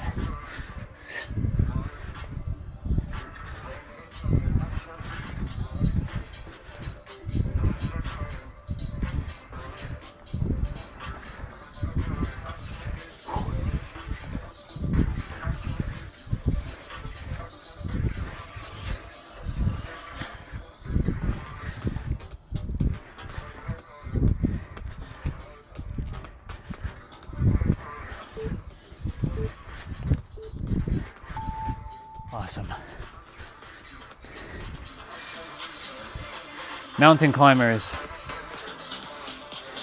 So that's what Tiff is doing, that's what Dan is doing.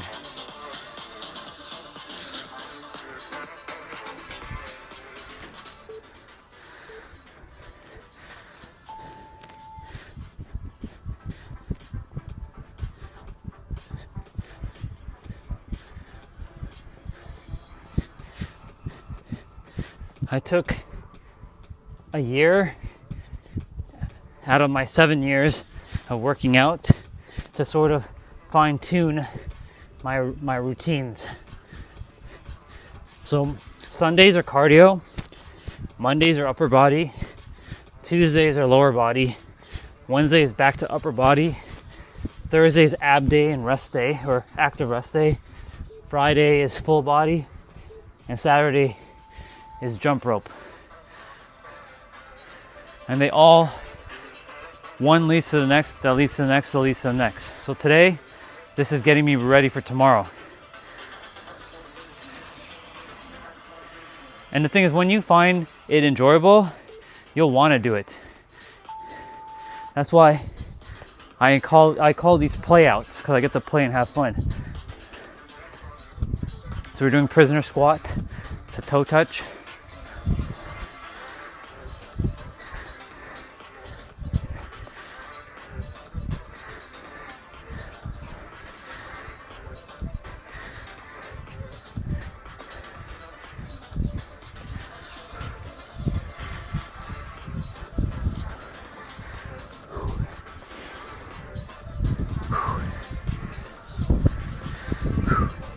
I'm glad there's breeze right now. So we're doing shoulder taps. So Tiff is on the knees doing shoulder taps and Dan's doing it like that.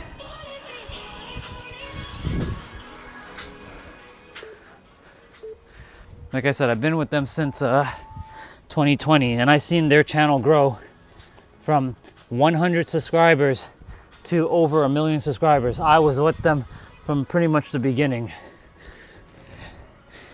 So I will always support and love them no matter what they end up doing. They don't post as often as they used to, but you know, their videos are evergreen. What is evergreen?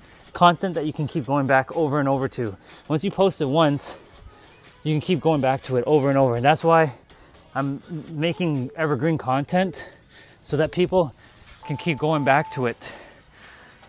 Like not giving you all the friggin' techniques and all that shit. What the actual facts is about life.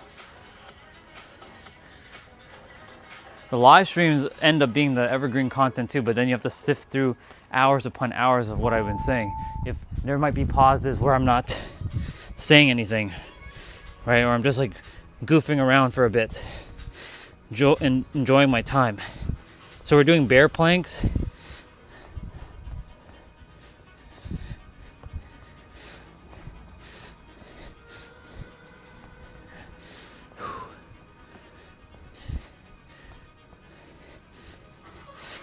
You know the other reason why I live stream too?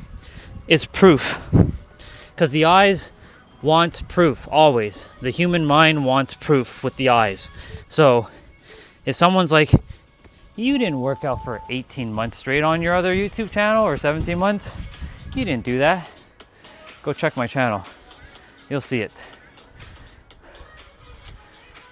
So YouTube is like my big storage hard drive. Instead of me buying hard drives and storing my videos, YouTube has it. And if YouTube goes down, I mean, well, it's SOL for my content, but... So we're doing curtsy lunges with side lunges. So I'm moving my right leg only. I'm making sure my left knee is parallel with my toes. This one's good for your knees, by the way. This move right here. Bulletproof your knees.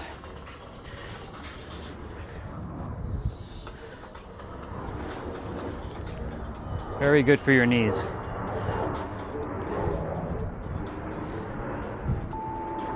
We're doing the other side so you can see what Dan and Tiff are doing.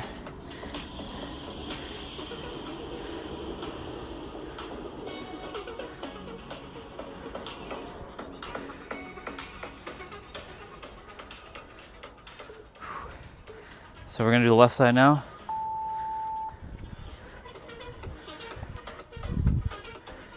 So my right knee is staying parallel to my right foot.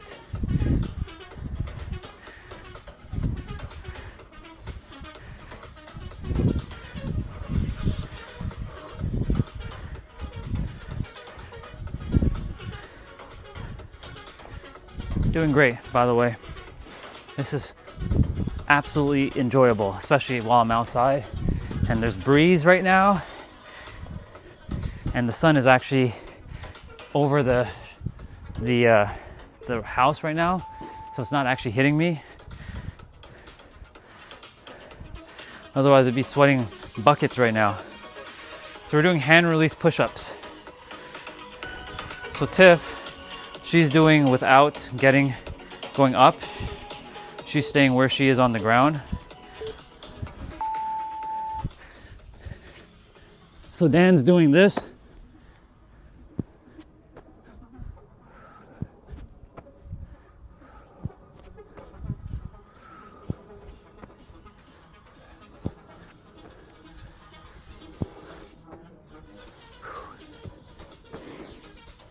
Doing good.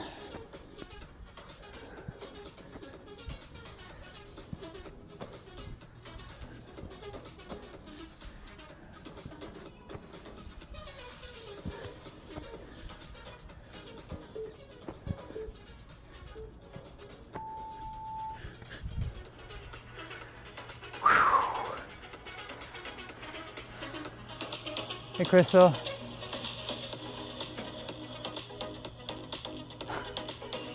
That'd be awesome.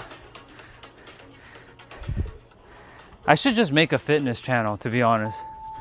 Just focus on fitness. We're doing hollow to flutters, so you want to make sure your lower back is like pressing on the ground here. Now, if this one's hard to do, put your hands underneath your butt and just do that. Give your lower back support.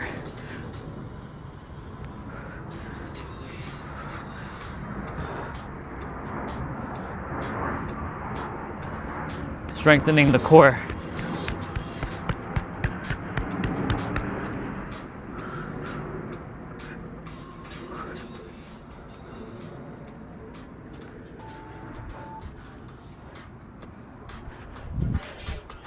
All right, sumo squat pulses. So you're seeing what Tiff and Dan are doing. So Tiff is doing her variation and Dan is doing his.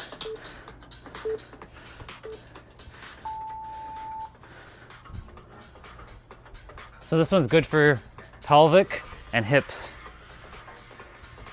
Now if you can't go all the way down like this, you can just come like this, and this is fine too. Because I gained so much flexibility last year during the summer, so I kept working on my joints. The nervous system got comfortable going lower now. But like a year ago, I could only go up to here. But now I can go further down.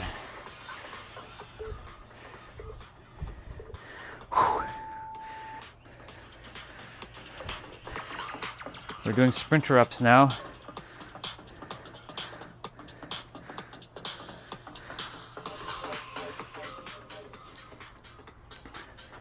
Ooh.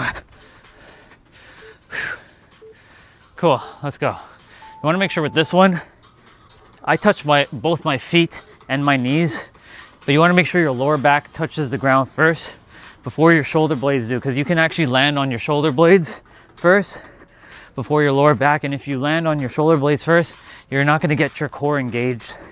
In fact, you're going to just be targeting your lower back. So it's also important to do the moves as best as you can properly, because if you're just doing the move not like properly, you're probably just missing out the benefits of what you're actually supposed to be doing.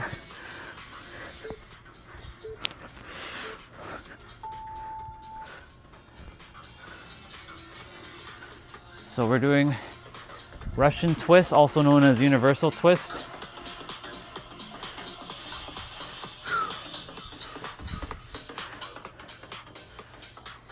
This is targeting core right now. So there's multiple ways to do this one. You can keep your feet on the ground and touch the ground like this, or you can use your elbows, or you can lift your, you can do that, or you can just touch.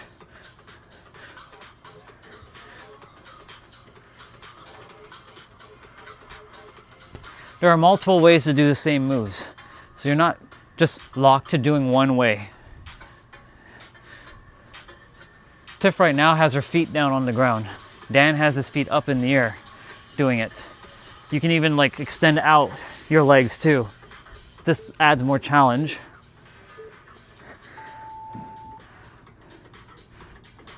So they're doing single leg extensions. So they're basically both doing the same thing here. So there's no difference here. So they're on the elbow here and they're doing this. Now I will add a little bit to it. When you bring your feet forward and you drive your head forward, you engage your core even more. If you just do this and you don't move your head, you're not really getting that much core engagement. So I move my head forward and get that extra little bit of squeeze.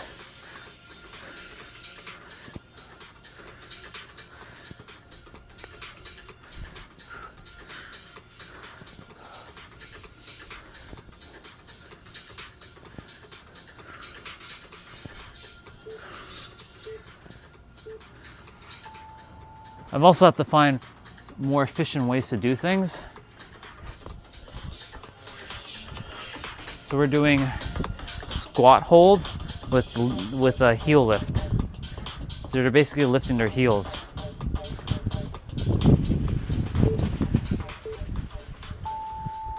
So they're basically doing this. Looks like a dance move, like some Egyptian dance move. By the way, very strong tie to Egypt.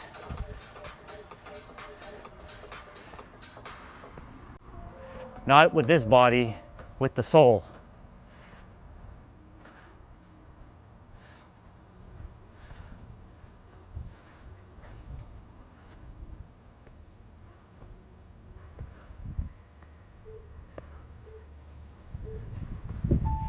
That one was good for your ankles. So we got front to back, lunges to the right, only right leg only. You're only moving your right leg.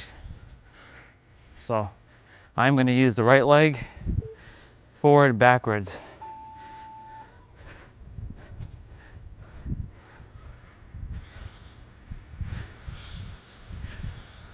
Hit them with that stamina. Hit them with them stamina. Hit them with that stamina.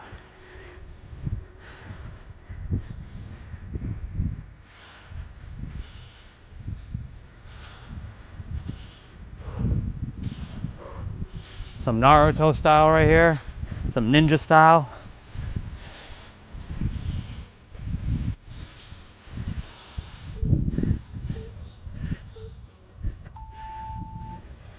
Other side. Yeah. I do chair exercises at times, but not often. But you can do chair exercises. There's a sister actually on TikTok. She focuses on office workouts. Like if you're sitting on a chair, she's called Desktop to Bikini on TikTok. She her name is Philita, Philita,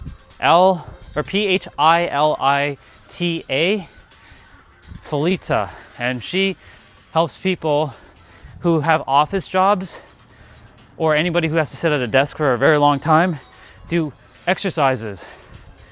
So she is really, really good for that. If you're looking for like chair exercises, she's your girl. I'll show you her if you stick around for a bit. I'm almost done the workout.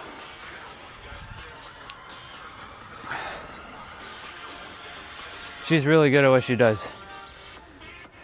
Cause she'll get you like to get like a resistant band, and find ways, creative ways to use your chair to work out. I was like, wow, that's a pretty interesting niche for working out.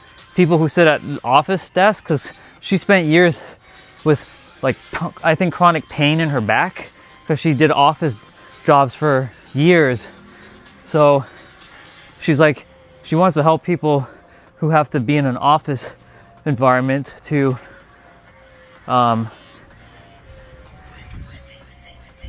get into, keep them in like healthy shape.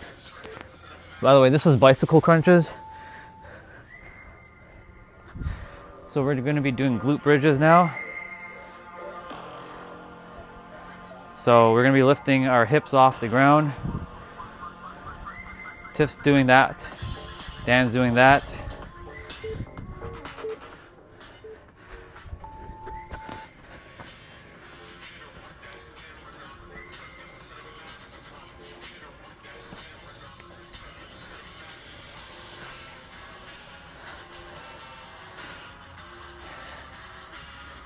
Like, you really don't have to have much of anything. You have your phone, if you can do it inside, or, you know, you just have like a nice space. Because, you know, that's the reason why when I was on the other channel, I was showing you all inside the bedroom, right? That you don't need a big space to do a workout. You just have to be like creative with your mind.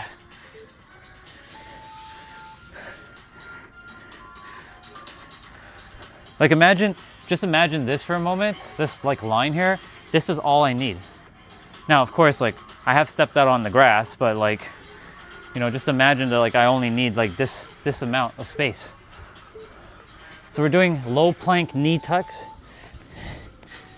So we're basically in a plank like this. We're bringing the knees forward. Whew.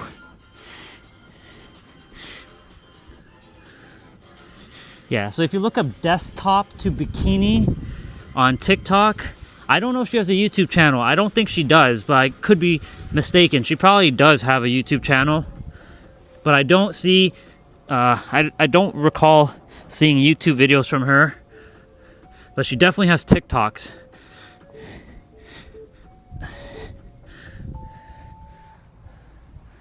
Okay, we're on our finisher now. So we got squat jumps. Whoo, yeah.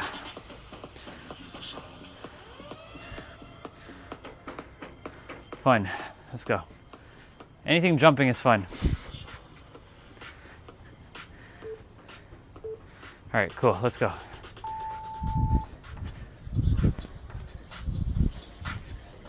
When you're jumping, make sure you're either wearing some shoes or you're on some sort of like surface that isn't going to hurt your feet, because like the last thing you want is to sprain your ankle, and I've done that before. Okay, so rest periods are only 10 seconds long now, so we go straight into push-ups. So 20 seconds of work, 10 seconds of rest. We have a burpee at the end, by the way.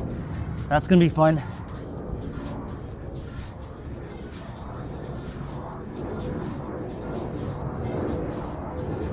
This is what we call HIIT workout right here. So what we were doing earlier was cardio. This is HIIT. HIIT is usually shorter but faster. So high intensity interval training, HIIT. HIIT workouts. Sprint in place.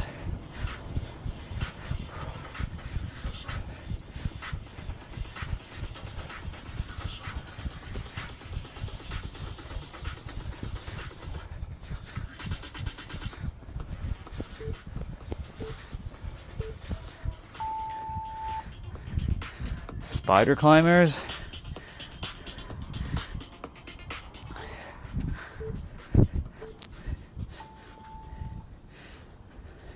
So you're bringing your knees to your corresponding elbow. So right knee to right elbow, left knee to left elbow. This is targeting your obliques, which is the side ab muscle here, closest to your rib cage. Pop squats.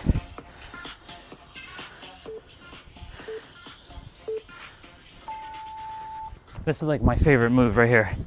It feels like I get to summon from Naruto. Summoning jutsu.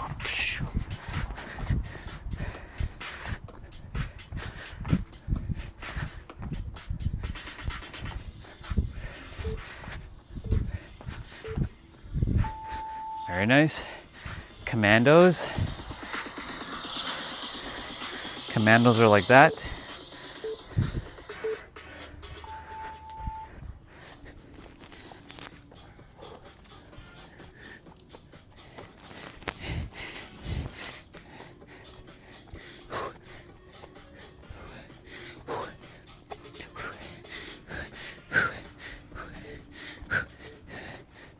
Very good. Squat pulses.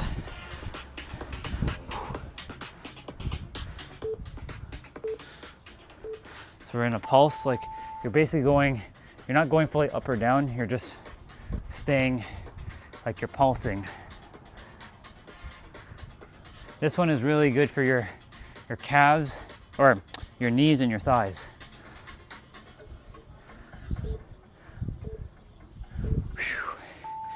One more, y'all. We got those burpees. So Tiff is not jumping, but I'll be jumping. This is it, y'all. Let's go.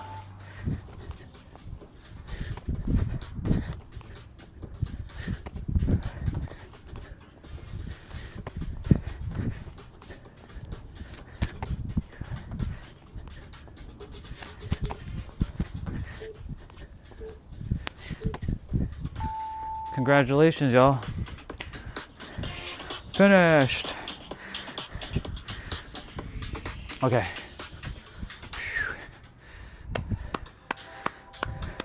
We get to cool down now. Cool down.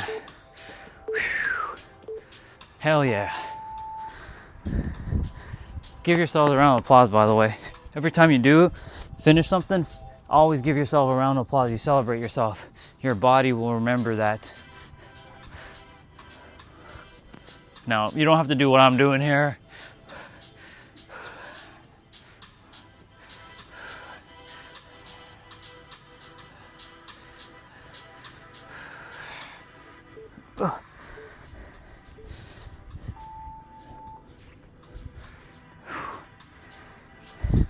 I still have 10 minutes of abs to do.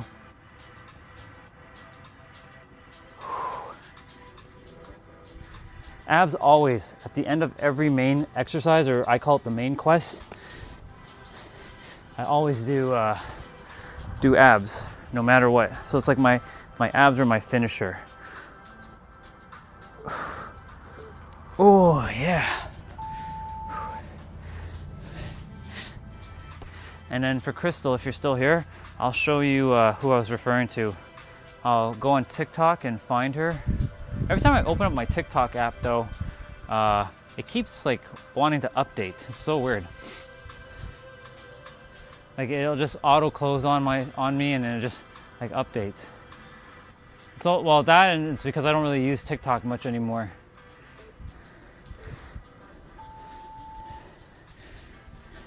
TikTok has its own vibe.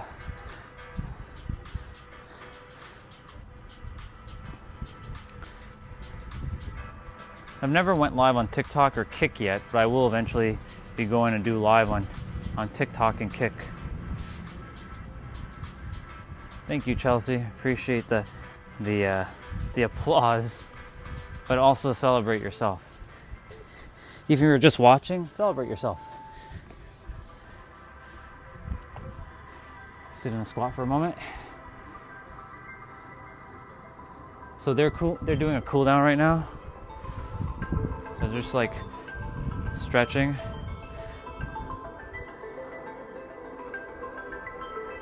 Did you yeah, let me show you did you find her? If you found her, then cool. I'm sure she has easier ones. If you did find her, she probably has some easier ones. They're not. They shouldn't be too. They shouldn't be too difficult. Like I'm sure she has like other alternatives.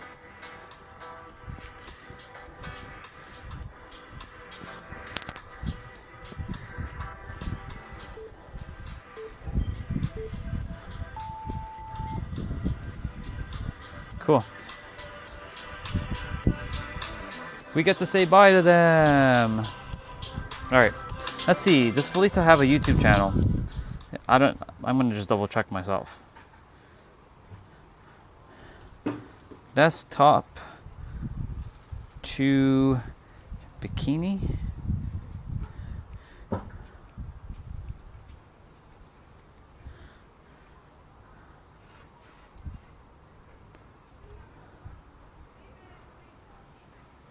Okay, so she doesn't have that. No. So let me go on TikTok. She's definitely on my other account.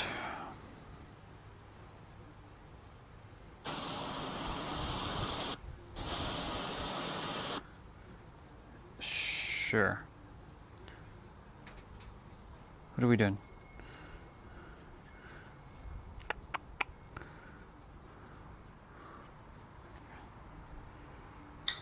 Who wants to win a pink moon giveaway? Yes, I said it. A pink moon. Do it. Oh God. You're weird. Goodness gracious.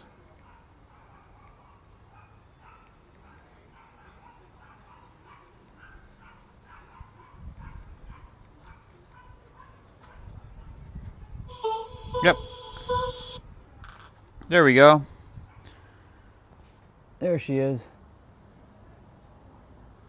Desktop or desk to bikini. That's what it is. Not desktop, but desk to bikini.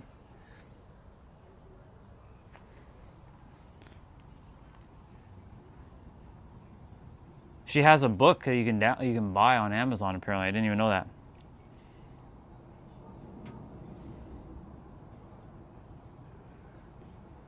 So, let me see. If you're struggling to lose weight at your desk, no, you aren't. Not anymore. Yeah. You can do workouts right at your desk. You could do them all day long if you really wanted, but I do 3 or 4 of these moves a day, every day. Works like a charm. If you're struggling to lose weight, Like it's pretty practical things that she and my TikTok closed. Yeah, but yeah. So desk to bikini. Let me just check. I didn't look it up properly on YouTube. So let's see, desk to bikini. Oh, she does. Oh, she does have a YouTube channel. How awesome! Look at that. There she is. So, let's see. This was like 2 years ago. This was like a minute-long video.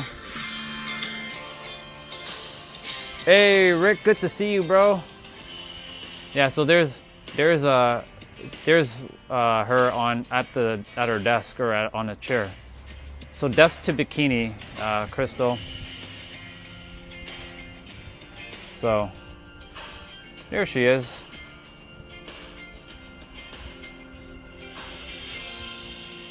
She's just showing different moves that you can do while you're at your desk. This is just abs though, but she has about 8,000 subscribers. Not bad. So, yeah. I'm glad, Rick.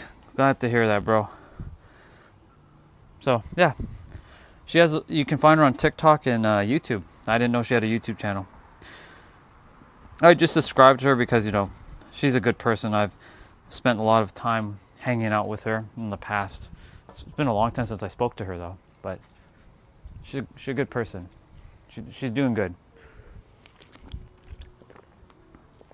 All right. Now it's time for me to get abs done. And of course we're going to be using Tiff and Dan.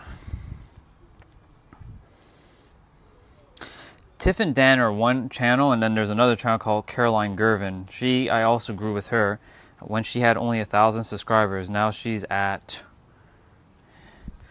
4.43 million subscribers. So I found all of them during COVID. That's why Like her channel, she doesn't post anymore. She has an app called CGX. That's what she's doing. But whenever she hits a new 1,000,000 subscribers, she then makes a million. She makes a video. Like her last video was almost a year ago, 8 months ago, because she hit a 4 million subscriber. So when she hits 5 million, she'll make a 5 million subscriber video. Yeah, proud of her too. Been with them in the beginning, y'all. So I know what is possible because they showed me what is possible. If you just keep at it, sometimes shit, it takes a little bit of time, but then eventually, whoosh. That's happened for me, but not on the YouTube platform, but in my mind. So I went from like this to like this. Yeah.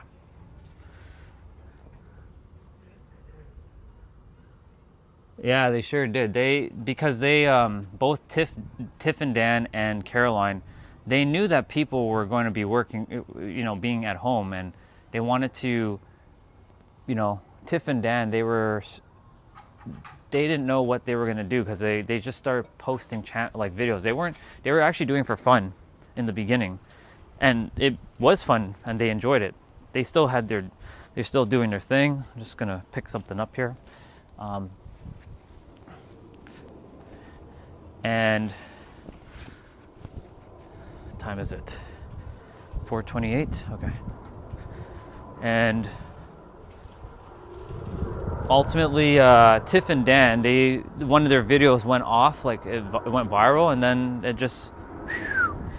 And Caroline, she was a fitness instructor, like a trainer at a gym, but because the gyms were closed, she's like, people, like her clients were like reaching out to her, like, "Hey, Caroline, like, how do I stay in shape?" So Caroline had this idea to start making YouTube videos and working out, and she saw like Heather Robinson and there was other people who were just starting out too, but Heather was already doing fitness YouTube for a while because Heather has been around since like I think 2017.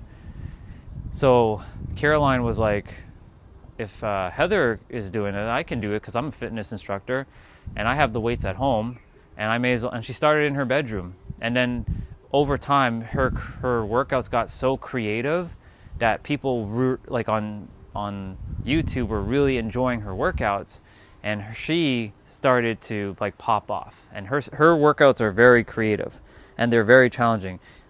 You can be a dude and you will still get your butt kicked with her workout. Don't underestimate her workouts. She can lift. She will put you to work though.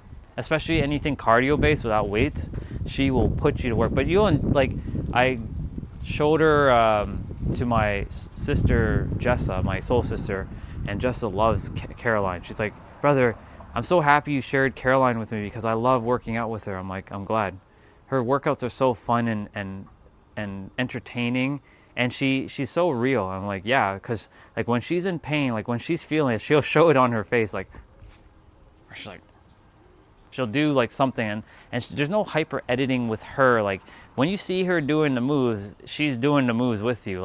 And when you see her taking her rest, it's not like cutting and she's like having like a 5-minute rest period and then she comes back. No, she's doing it within 20 seconds or 30 seconds or whatever the rest period is, and she's right back in it with you. And you can see like she's feeling the pain, the good pain, but she's feeling the pain. So that's why I really like her.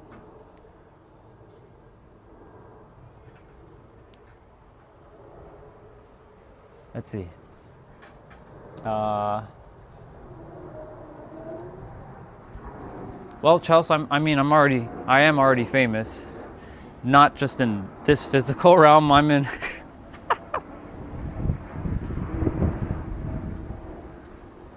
I'm definitely going to be out there. That's for damn sure.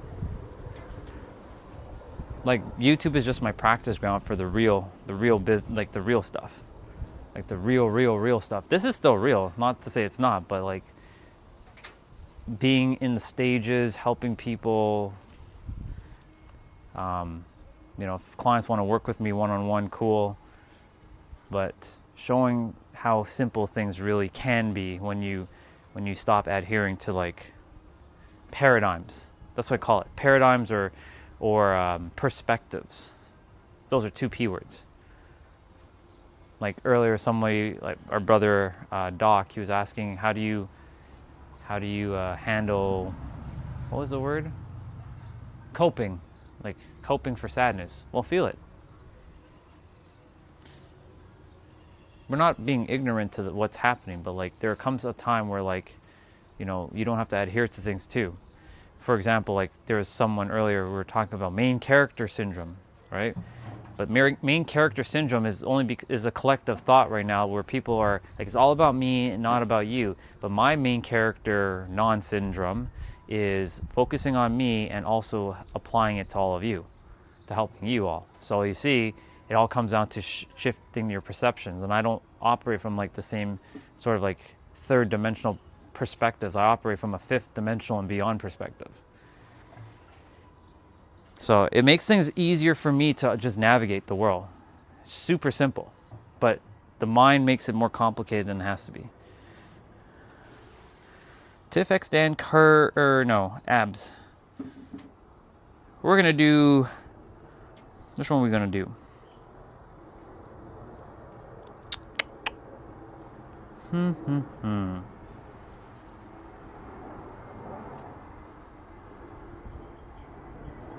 Probably this one. So we're going to be doing it again with them, but this time it's just abs. So we'll be rolling with them. Do you give away things? Don't give away things. Sure.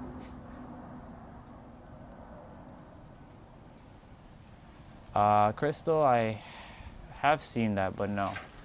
Fuzi could learn a lot from you. He's very impulsive. It's one thing that's holding him back. Reading Between the Lines, great cartoon. I remember that cartoon was a good cartoon. I think you'll be bigger than Fuzi. Thank you. I mean, every one of us can be at the same level. It's just the only difference between all of us is the mind. The mind is what's creating the like, what's to stop like any of you being like the next or the first Chelsea or you can call it the next Taylor Swift or the next Rock or the next Keanu Reeves or the first Orion, right? The only difference between them, and it's us, there's no them, it's just us. But the only difference between what's going on with them is their mind. And they've decided that things are, easy for them. And like John Cena and stuff like that, right? So when we compare in a negative sense, then we block ourselves. So our mind is what's limiting us to what we can truly experience, but it can also help us to experience such expansive growth.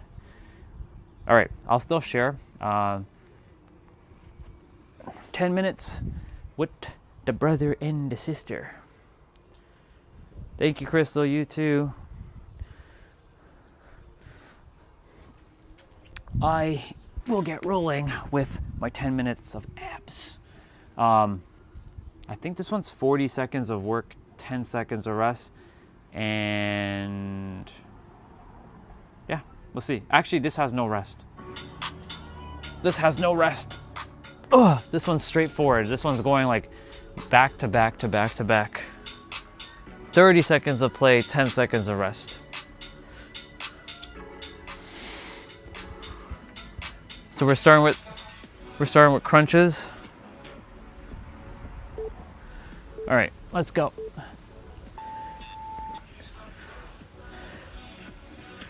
So again, with abs, you want to make sure your lower back is flat to the mat. You want to make sure you suck in your gut, pull in your belly button, contract your core, bring in your, suck in your gut, pull in your navel, contract your core, bring your belly button into your spine. All different words, same meaning. So now we're going to go ahead and do knee touch crunches.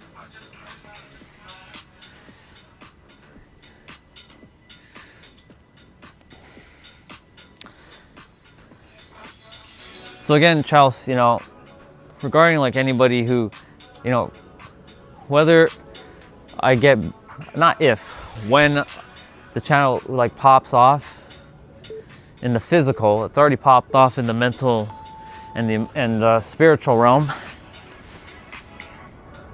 I'm at the same level as like the rest of them. Like I've said that, like I'm not less than like a Tony Robbins or a Mel Robbins or Joe Rogan. Like, because when I listen to them, I'm like, yeah, that's still just a human perspective.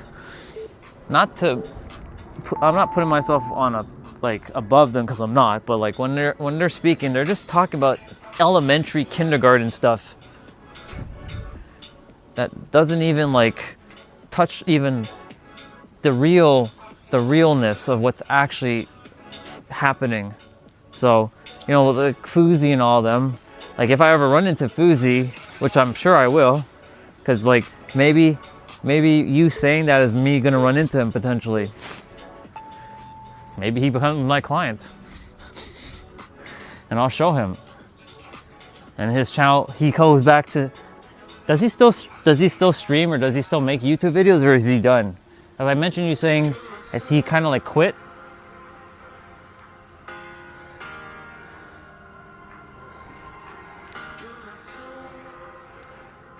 And if, you know, he becomes one of my clients, like one of my, like, you can call it like celebrity clients,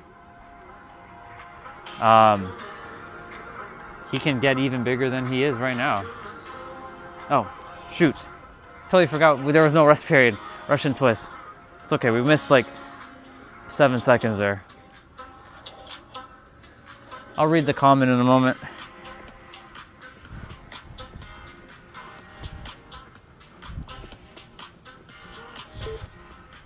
You know what they're saying? You're a soul in the song. You're a soul.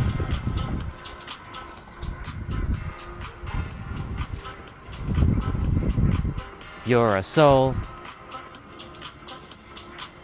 We're doing a tabletop heel tap, so you're tapping your heel onto the ground.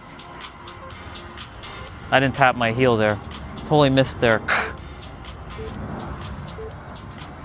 So we're doing L-sit cross toe touch now. So we're doing our right hand to our left toe, and then our left hand to our right toe. Now, if you can't reach your toes, you can bend your knees and do that. And if you can't still reach your feet, reach for your shins or your calves.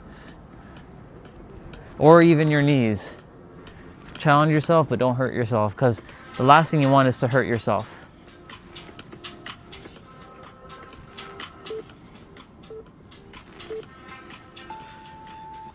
So we're doing reach through crunches.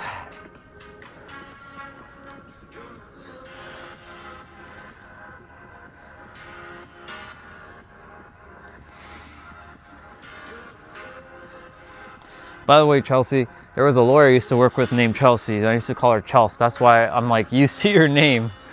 And she'd say, you can call me Chels. I'm like, oh, okay. I would just call her Chelsea. And she's like, yeah, nobody really calls me Chelsea. They call me Chels. I'm like, oh. She's a cool lawyer.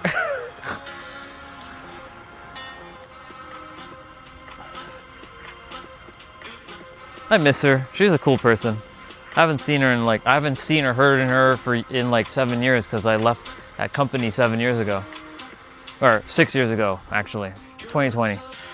Man, time is just kind of distorted for me right now. Feels longer than that, to be honest.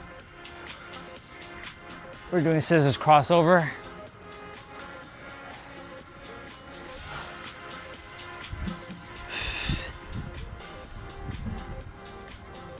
So if Chelsea is not, you don't like being called Chelsea, I'll just call you Chelsea.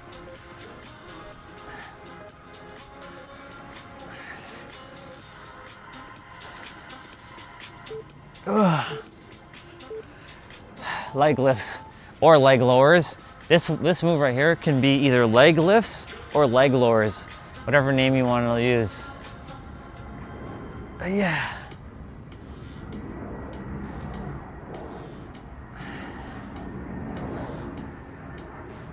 There's a cloud over my head right now.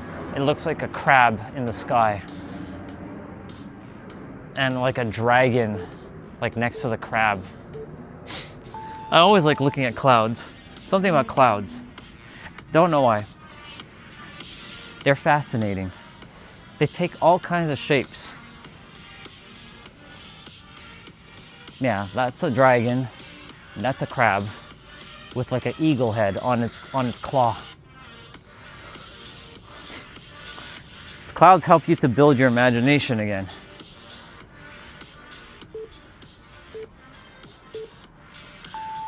They're funny because no two clouds are ever truly the same. That's a bar. Write it down.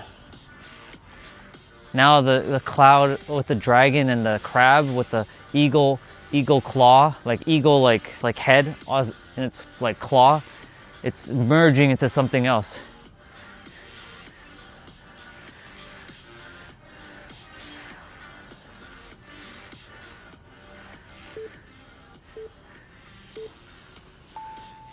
Oh, lower plank.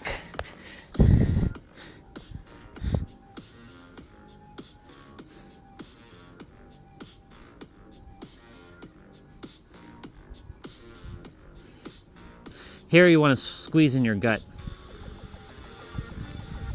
Suck in your gut, pull in your navel, contract your core, bring in your belly button into your spine.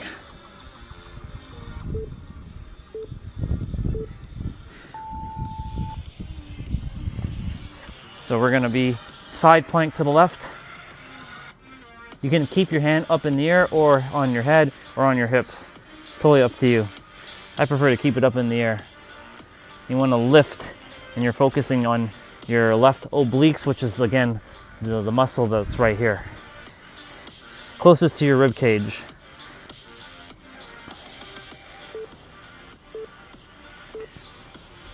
Spin around. To the right side.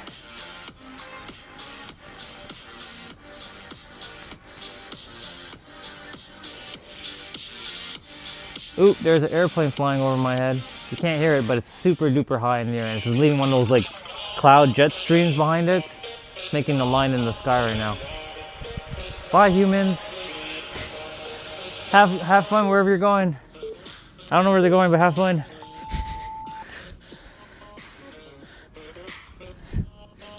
So we're doing a plank knee tuck. You know, it's funny, for dinner on Sundays, it's like French fries and like chicken fingers or nuggets or like sausage or something. Or burgers on Sundays. It's been like that ever since I was like a kid. Even when I moved away and I came back, they were still doing that. I'm like, oh, you all still do that? Because I moved away for 5 years. And I came back and then just before COVID hit, and they were still making like that stuff on Sundays because my sister was much younger. My brother was still young as well too. So, I mean, there's a massive age gap between me and them. Like there's 13 years between me and my brother and almost 20 years between me and my sister.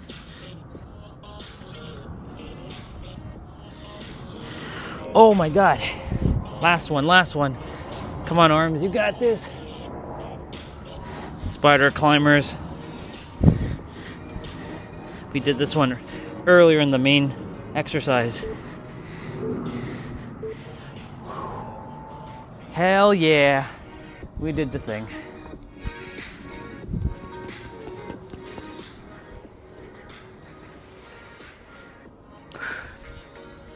Well, I still have my other stuff to do, but yeah. Yeah, we did it. We did it. We did the thing. Let's see. I don't sound black. Yeah, because I sound like a soul. So funny. Everyone has their own perception of me.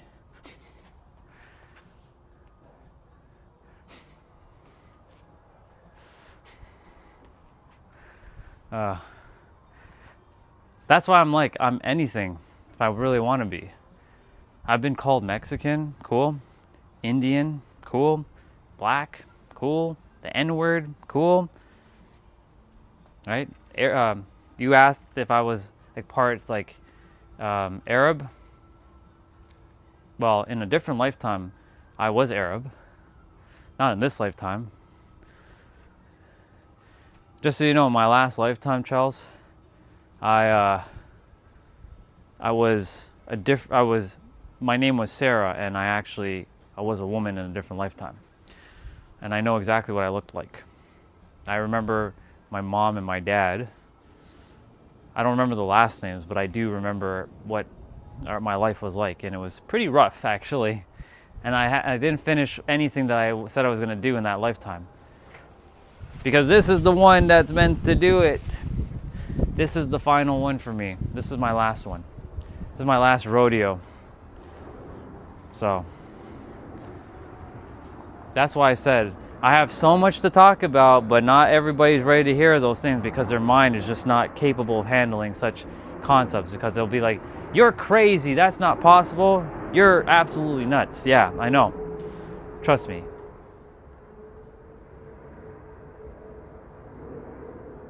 That's a bar? That actually doesn't come from me, though.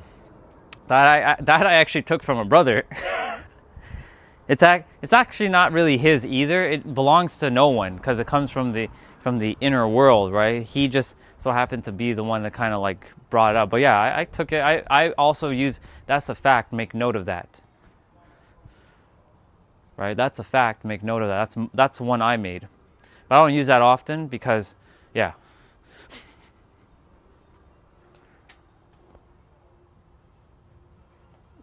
Yeah. Yeah, that's a bar, write it down. Or that's a verse, write it down. But, you know, it doesn't, he brought it, but it doesn't belong to him because, like, he knows, he doesn't play games like that. He's like, I don't care if you all use it. Whatever. Use it. It doesn't belong to me. It just came through my consciousness, right? All things belong to all of us and none of us at the same time. That's the paradox to all this. So, yeah. Well, abs and main quests are done. So now it's just to do my, the things I was doing yesterday, like the 55s and, my my other stuff. Oh, yeah.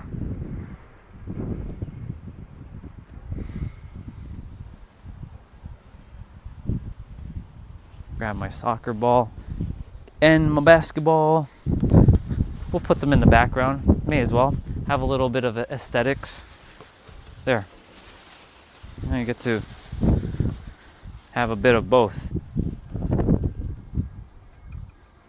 There. Let's see. Sure am, Sadia. Hey. Well, I'll take the Indian Naruto, but you can just drop the Indian part. It's just Naruto. Naruto! That's my guy right there. Yeah.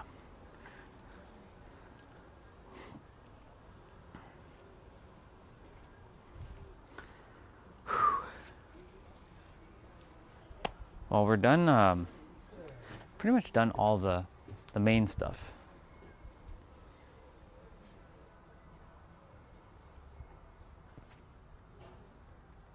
Yeah.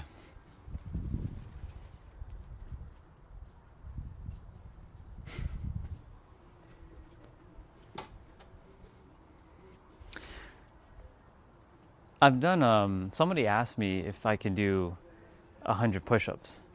I did do 100 push-ups, but not straight 100 push-ups. I did like 50, and then I took like a 2-minute pause, and I did another 50 on the stream. And then he said, do 100 crunches. I'm like, okay, I got that. I can do 100. It's easy. Did it within what? 3 to 4 minutes. It was a good challenge. 1,000, like, I can do 1,000, but I'm not going to do it straight.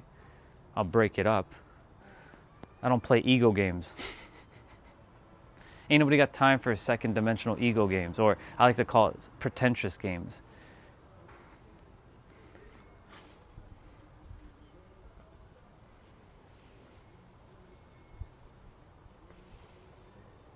The new breed of human is arising, y'all, and it's not going to be operating the way you all are currently operating. In some direction, you're going to start to see more consciousness flood through.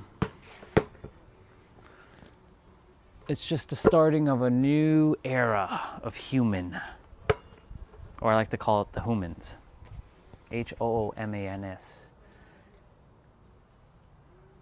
How long can I wall squat? That's a good question, actually.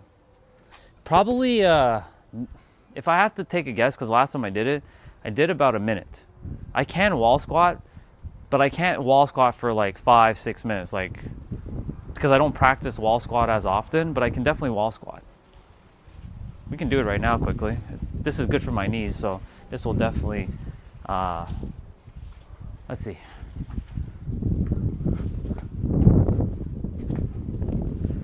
Okay. We're wall squatting right now. Let's see how long this is gonna last.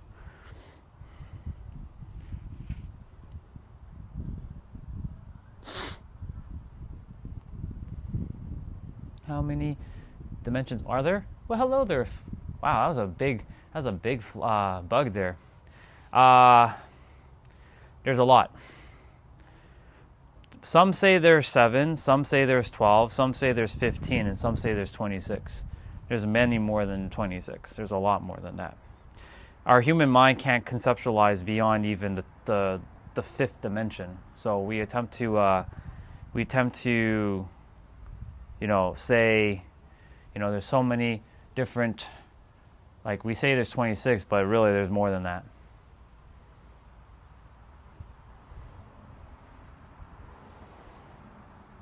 Well, that's awesome. 3 minutes is pretty good, dude. That's a good amount. Like, I'm now starting to feel the burn. I'm probably about a minute in, give or take.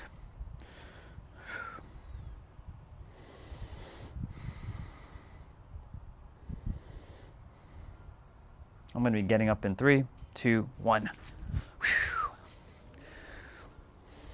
So I haven't practiced that in about 3 or 4 weeks, so that's about where I'm at right now. About a minute-ish. That's about a minute. Not bad. That's good for my knees, so thank you for that. Because these are really good for working on strengthening your knees. I'm all about joint, about shoulders, knees, hips, ankles, wrist, neck, spine. I focus on joint health.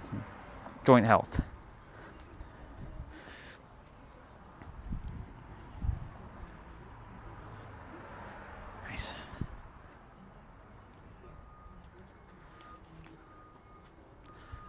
I'm one of them. And I'm being real. I'm being serious. You asked the question, I'm being honest with you. I'm one of them. I had to just take a human form, though. You'll see.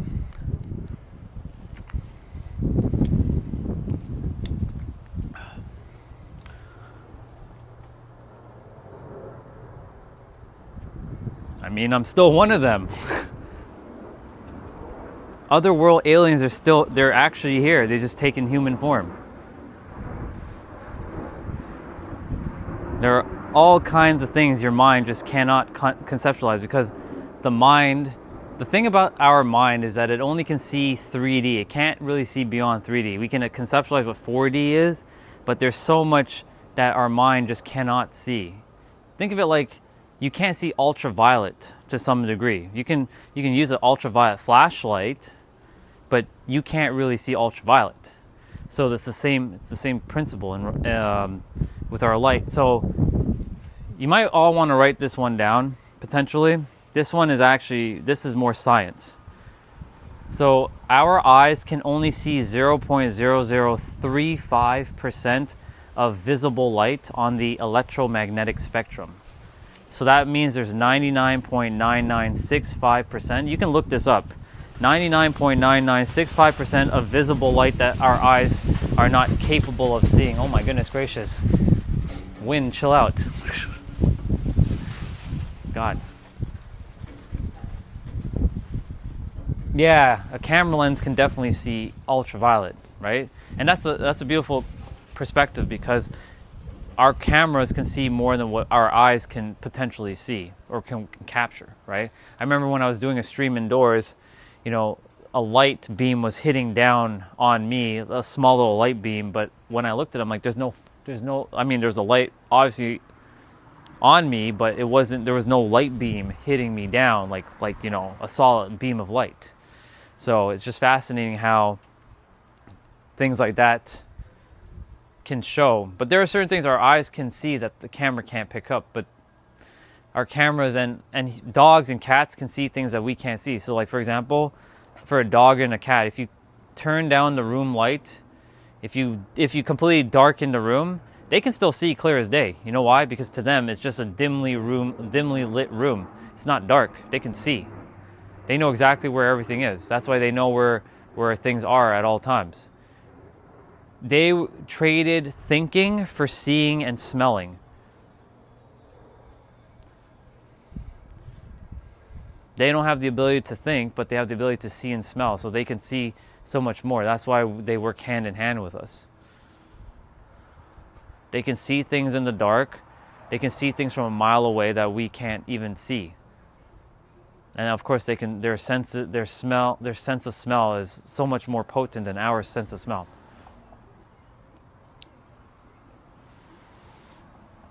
Yeah, they're fascinating beings.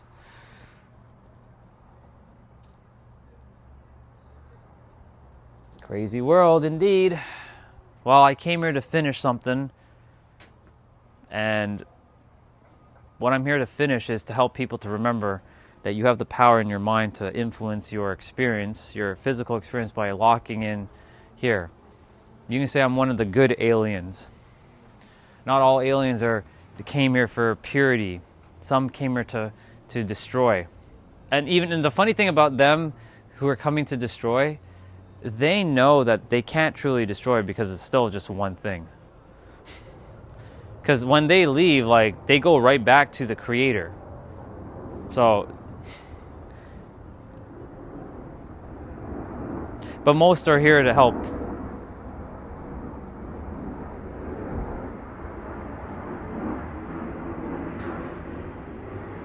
I don't know how much more time I have left on the planet, but I do know I have a lot to do before I leave. That's why I have to reach as many people as I possibly can, just to give them not more dogma, more tactics, more teachings. I'm not here to be a teacher, a master, or a sensei, or a guru. I give fuck all about that. What I came here to do is just be a mirror to reflect back what you're capable of, because I know what you all are capable of, and you're all capable of extraordinary things. You just have to see it for yourself. That's it.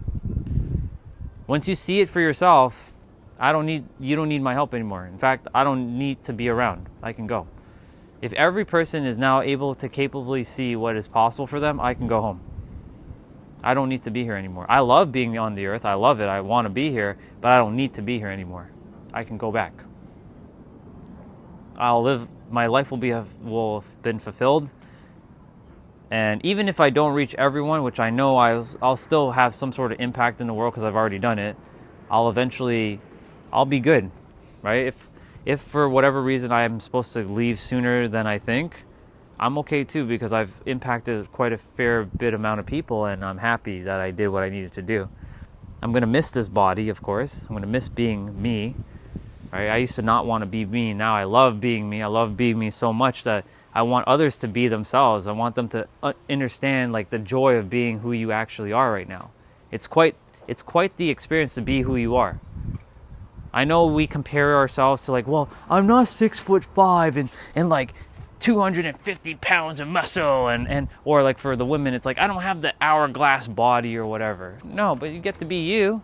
There's only ever going to be one of you anyways. There might be lookalikes, but they can never be you. There's only ever going to be one of you, the you that you currently are, right? So why not enjoy it? Who cares, right? I know we want to compare, but some people say, well, I'm not that pretty or I'm not that handsome. You're beautiful or handsome on the inside, and you just radiate that on the outside.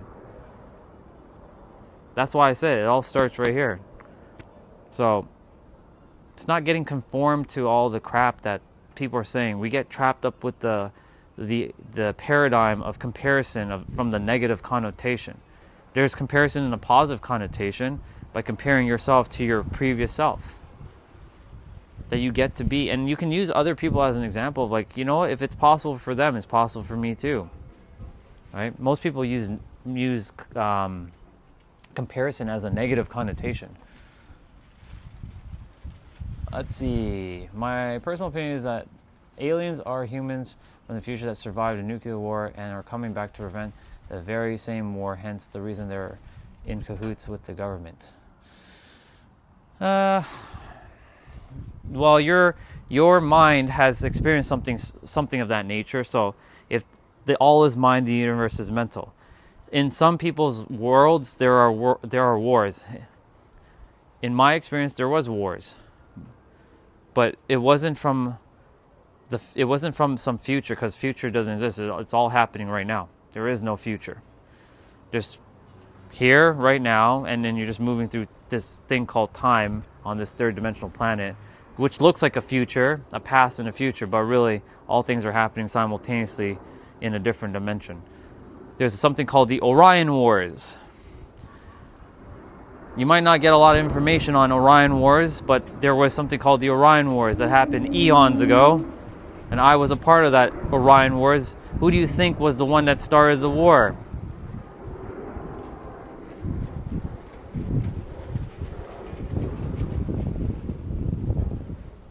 I did some pretty questionable things in some pretty other lifetimes.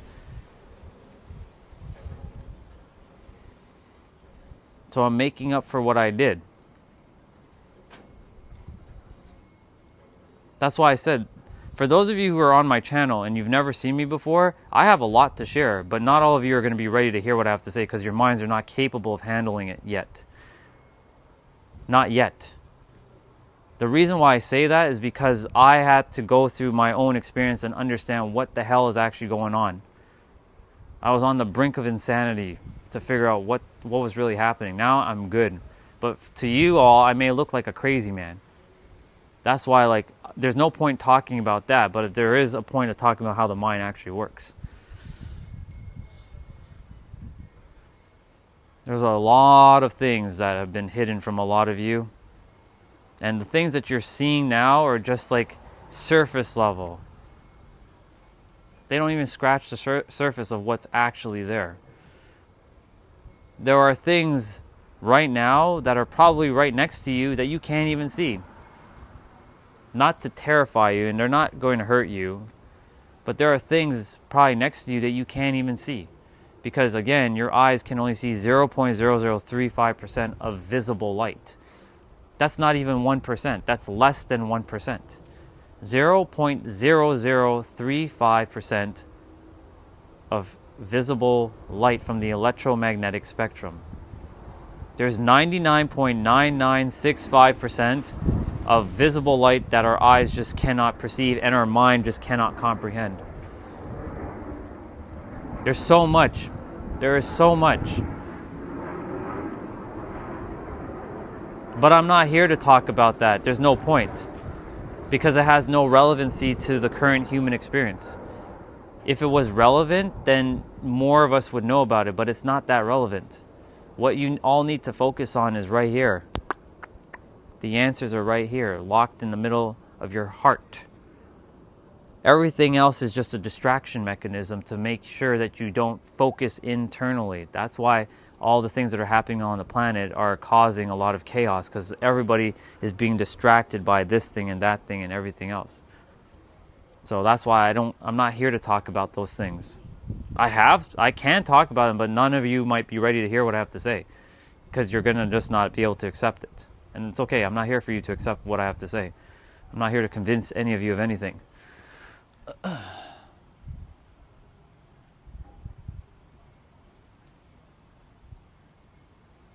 Yeah. So you've been through your crazy shit. So you get it. So you get it from the human aspect. Yeah. So there's a lot of things that just, and I completely understand from that level. From this body, I have not experienced any of that. But from other bodies, I was either the one doing it or the one being done to. So sometimes this is what happens. You play a role, right? You live out that role, whatever that is, and then in the next life, you want to feel what it feels like to be on the opposite end of that, the role that the opposite end, the other spectrum. So let's say, for example, you were a violent person, right? I'm not going to use other words. Let's just call it a violent person. So in one lifetime, you might have been a violent person. Some of you lived many lifetimes. Some of you only lived one lifetime. Some of you never came to Earth yet. And some have lived thousands, if not millions, of lifetimes. That's where people who say, I'm an old soul come from. An old soul is not an old soul. It's a soul has more experience. That's the only difference. There is no such thing as old soul. The definition of old implies that the universe created someone first before it created someone else. No, all souls were incepted at the same time. That's a bar, write it down. The only difference is some souls went to other planets and other souls did not do anything yet, and they had only lived one lifetime. So that's why things are so much easier for them, because they're not bogged down with a bunch of bullshit from their previous incarnations. And by previous, it's still happening in a different time space. It's parallel. So ultimately what's going on, right, is if you chose to be a violent person in one life, in the next life, you're going to be the one that gets victimized by a violent person.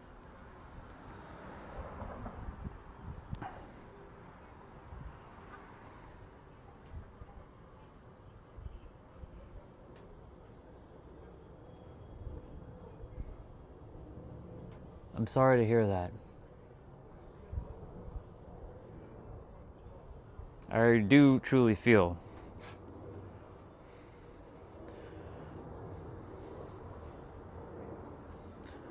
Feel your feelings, and you're going to have to do your best to move forward. You deserve better. I've been there, by the way. I've been cheated on a lot. I've been there. That's why I know the things I know. I used to like, how do I know the things I know? Now I know exactly why I know the things I know.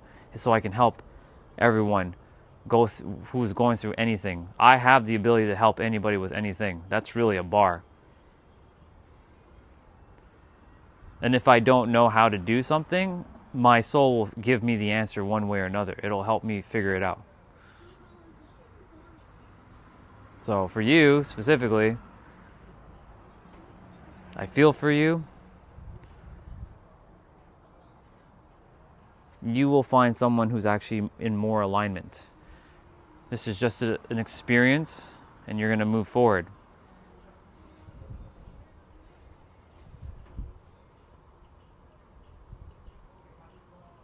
It's okay. You're building yourself up now, so that the next time it's not going to happen. There is no next time, because I'm telling you right now, that what just happened, that's it. You're going to shift internally to a point where you love yourself to the deepest, fullest that you possibly can, and you're going to change your beliefs on, because right now this happened, so you're probably going to have a belief saying the next girl is going to do the same thing to you. You're going to have to remove that belief. You're going to have to emotionalizely remove it. I know that I just made that word, emotionalize it. You're going to have to feel it with your emotions and pull it out and remove it. Because the next relationship you end up it's going to happen the same thing if you have the same belief. That's what happens with a lot of people, why they end up in so many different relationships. I'm not saying you have it or you don't have it. I'm just saying that if you do have it, you're going to have to remove it. This is your time to take whatever belief you currently have and chuck it regarding relationships. Just know that the next relationship, you're going to be treated with love, respect, and with care and appreciation. That's it. Walk with that. Feel it. Embody it. You see, I went from talking about aliens to now giving relationship advice.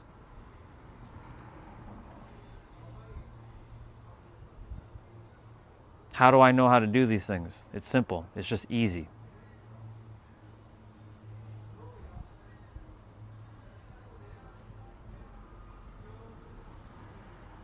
You got this, brother. It's not going to happen again.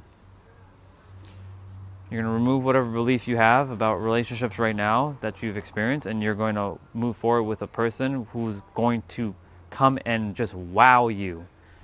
They're going to like, wow, a person like you exists? Hell yeah, they exist.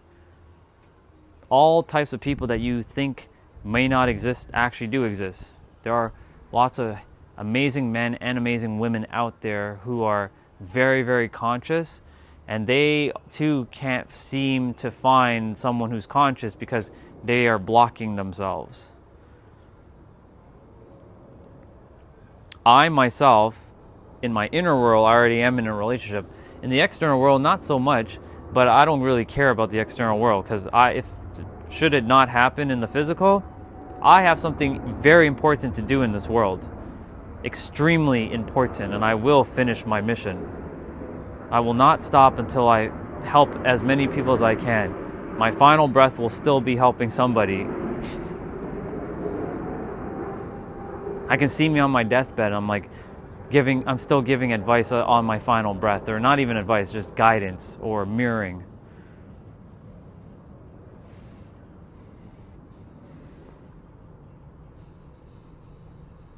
It's okay. Now you're not. Because now the universe brought you to me for me to mirror back to you, because I'm a mirror, a real mirror, a mirror that will show you what you actually are, a divine being who has love and care, and now you're going to set your boundaries, you're going to lock in, you're going to love yourself fully, deeply, and compassionately, you're going to forgive yourself, forgive that person. You're going to have to forgive her at some point because you're going to just keep holding on to hot coal and you're burning yourself. She already did what she did, right? If she doesn't have any remorse or anything, that's on her. Screw it, right? You're still holding on to hot coal. You want to keep burning yourself, or you want to drop the coal? Put it down. By putting it down, that's feeling your emotions. You're going to feel your emotions. You're going to start loving yourself, giving compassion to yourself, forgiving yourself, and shifting your beliefs about your next relationship. Because your next relationship is on its way. I can already feel it. Whoever she is, the next one, unless you get back with your ex, or if I don't know if she's your ex or not, I have no idea. But if that's truly the end with you and that person, then the next person who comes, they're gonna come in and blow you away. Not in that sense, but I mean they're gonna knock you off your feet. Essentially, they're gonna be like so ready. They were waiting for you because you did the work on yourself. Because you just said you built up that person only for it to wash away. Hey Ashley, good to see you. Welcome back. Just helping, just throwing my help around as much as I can. I trust you're doing good.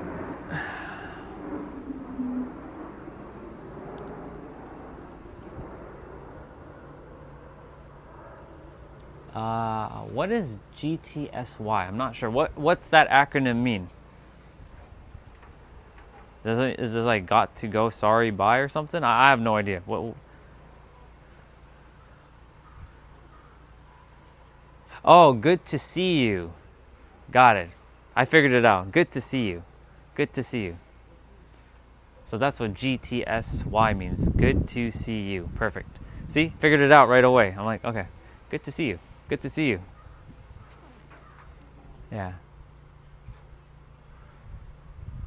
Oh, perfect. Yeah, see? I knew it. See? I like instantly manifested that. I'm like, good. What is GTSY? Good to see you. Perfect. Cool. So if I ever see GTSY again, I'll know what that means. See, once you have it one time in your mind, you have it now. My head was all over the place. I was just driving with no destination. I literally drove out of my city and into the countryside. It's okay. You gotta clear your head, dude. Do what you gotta do.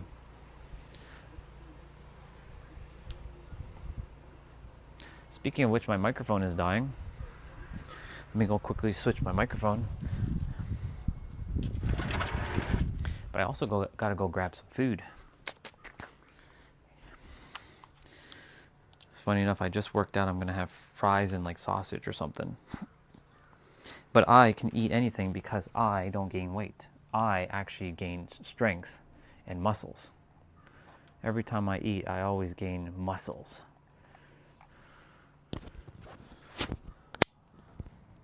Switching microphone right now.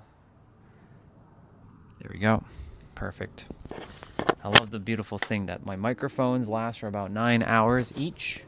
And I have 2 microphones, so that's a total of 18 hours. So I can stream for 18 hours. But of course, by the time I'm done with the other microphone, the other one's fully charged. So I mean, I can keep going.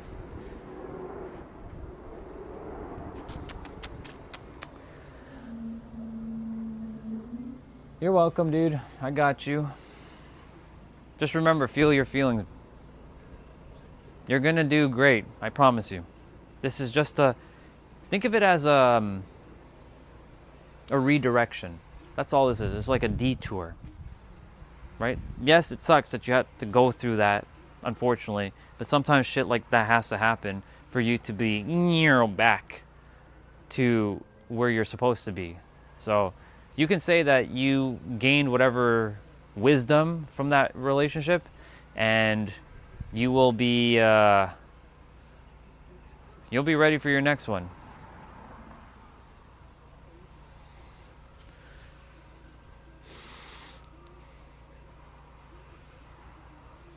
Keep going. I'm proud of you. At least you didn't throw in the towel, right? You're still going.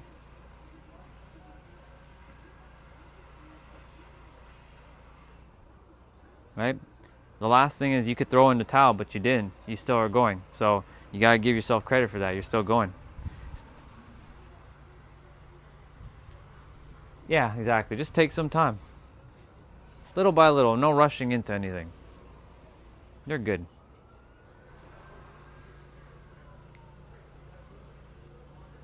Yeah.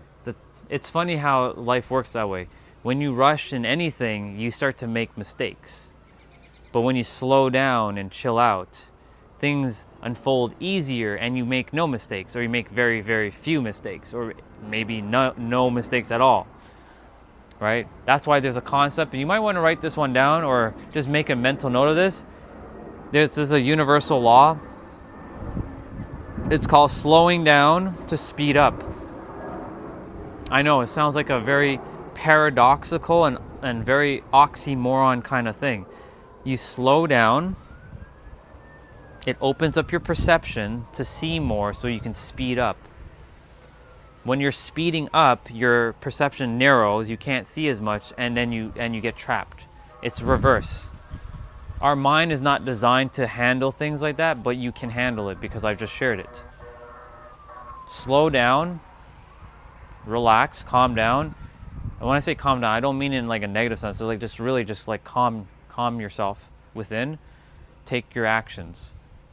And you'll see how easy things are. It's not hard. But the mind might tell you a story. Oh yeah, it's going to be difficult. It's going to be hard. You are not your mind. You have a mind. Big difference. Your mind is a tool that you get to use to navigate the world. But you are not the mind. You have a mind.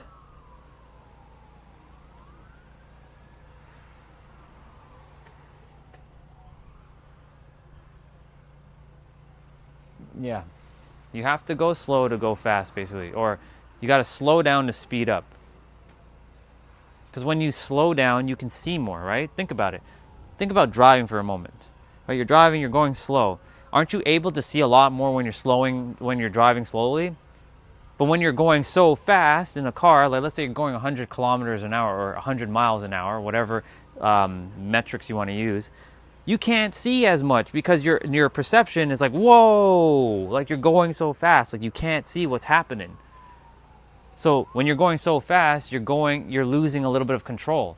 But when you're slowing down, you can see a lot more of your surrounding while you're driving. Like you're like, oh, there's like that over there, and I didn't even notice that. Right? Imagine you've been driving 100 kilometers on the highway, right? You've been driving 100 kilometers on the highway every day, and there's been no traffic, right? And then one day, you're forced to slow down, like there's a traffic, and now you're getting to like, wait a minute, I've never seen that store there before. I didn't know there was like an IKEA or something over there, or a TJ's, like a Trader Joe's over there, or I didn't know that there was a Walmart over there or a Best Buy over there. Wow, I just realized there's a Best Buy over there. Holy shit, it's been, how long has it? That's what I'm saying. When you slow down, you speed up because you get to see more. You see a lot more. Your perception opens up, essentially. Perception basically is your think of it like the camera. You're only seeing like this with the camera, but when you slow down, you start to see this. So this is your camera lens covering your eyes, and you can't really see as much. You're only seeing what's right in front of you, right? It's like closing up like this. But then when you slow down, your camera lens widens and you can see more. Oh my God. Wow, I can actually see more now. Holy shit, what have I been doing? That's why for me, nothing is hard for me because I slow down and I take my time and I see everything for what it is. So yeah, you're doing great. Exactly, Ashley, you will. If you definitely slow down, Ashley, you will definitely see a lot more. Your mind will allow you to imagine more and be more creative and have more insights and more things. But the world is designed to make you go fast. You got to keep going fast, but you have to go against what the world has said and slow down and chill out. The world is going to be constantly bombarding you with all kinds of stuff over and over and over, but you're going to have to find a way to slow down. That's what I had to do. I worked in a law firm, and it's just super friggin' fast. Like you just go, move. Like you don't have time to think. You just got to do stuff. Keep going. Do this, like 10 million things. I had to leave.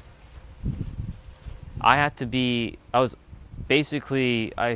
an entrepreneurship, invested in myself for a couple years. But during these couple years of investing in myself and hiring coaches to help me to figure out my next plan of action for like building my brand and stuff, that allowed me to slow down and see things for what they are and allowed me to get like a bigger picture. So think of it like this. You see like a bird's eye view versus, basically like street level, right? When you're on bird's eye view, think of it like you're in a helicopter. You can see all what's going on in a helicopter. You can see so much more. It's just shifting your perception and your point of view, right? Raising yourself above instead of being at the bottom. Because most people, when they're speeding up, they're only at like the surface layer of perception. But when you slow down, it allows you to rise up and see more. That's why, like, I use what I call the God's eye view, not the bird's eye view. Because when you start tapping into your ability to slow down fully and you be very present, you can see everything for what it is. It becomes easier. The world becomes super duper easy and clear. And think of it like you're wearing the sunglasses.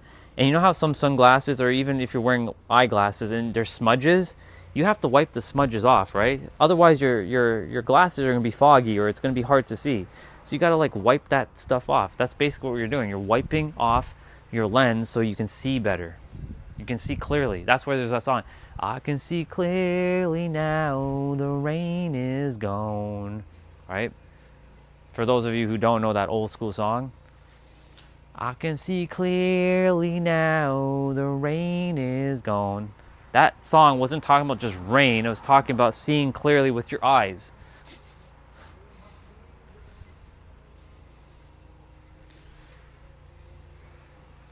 Oh, here's the other line. I can see all obstacles in my way. Right? I can see all obstacles in my way. Even though that's, I don't remember the other lyrics, but that was definitely a lyric. It's gonna be all right, right, right, like sunshine day. That's the whole point. You're seeing clearly. I can see clearly now, the rain is gone. You're wiping away the thing. Your eyes are like lenses, people. You gotta wipe it away. You gotta wipe away the rain or the fog or the smudge or the dirt or whatever it is that's covering your eyes. That's basically a metaphor for perception. Exactly. Thank you for the lyrics. Let me see. When I couldn't see properly, I went to the optician for glasses. If that's what you're talking about, kind of, yes. It kind of happens like that. Speaking of that, and by the way, good to have you on here. Calum, is it Calum? I think that's how you say it, Calum. Speaking of fast, did you know Japan is 4 hours ahead of us? Why don't they warn us of bad things before it happens? Well, they're technically 4 hours ahead in time, but they're actually still in the same now moment, because time is a very tricky conceptual thing with our mind. Because I'm in a different time zone than Japan, but they are still happening right now, so they can't warn us of what's actually going to happen. Because if it's happening real time there, we can only know about it in real time here. So they can't warn us. They may look like they're living in the future, but they're not. I know it might be a joke and stuff, but like, I'm being very technical for a moment. Yeah, but anyways, regarding the whole, you got your glasses when you went to the optician. Yeah, same thing. If you're not able to see with your eyes, but the glasses still, they help you to see, that's exactly the same concept. Because your eyes may not be able to clearly see, but you get some glasses that can help you to see. That's the whole point, right? You're basically shifting your perception so you can see more. When you slow down, you see more. When you speed up, you're seeing less. This is basically what, physics at this point? I think it's physics. Yeah, it's physics. This is physics at this point.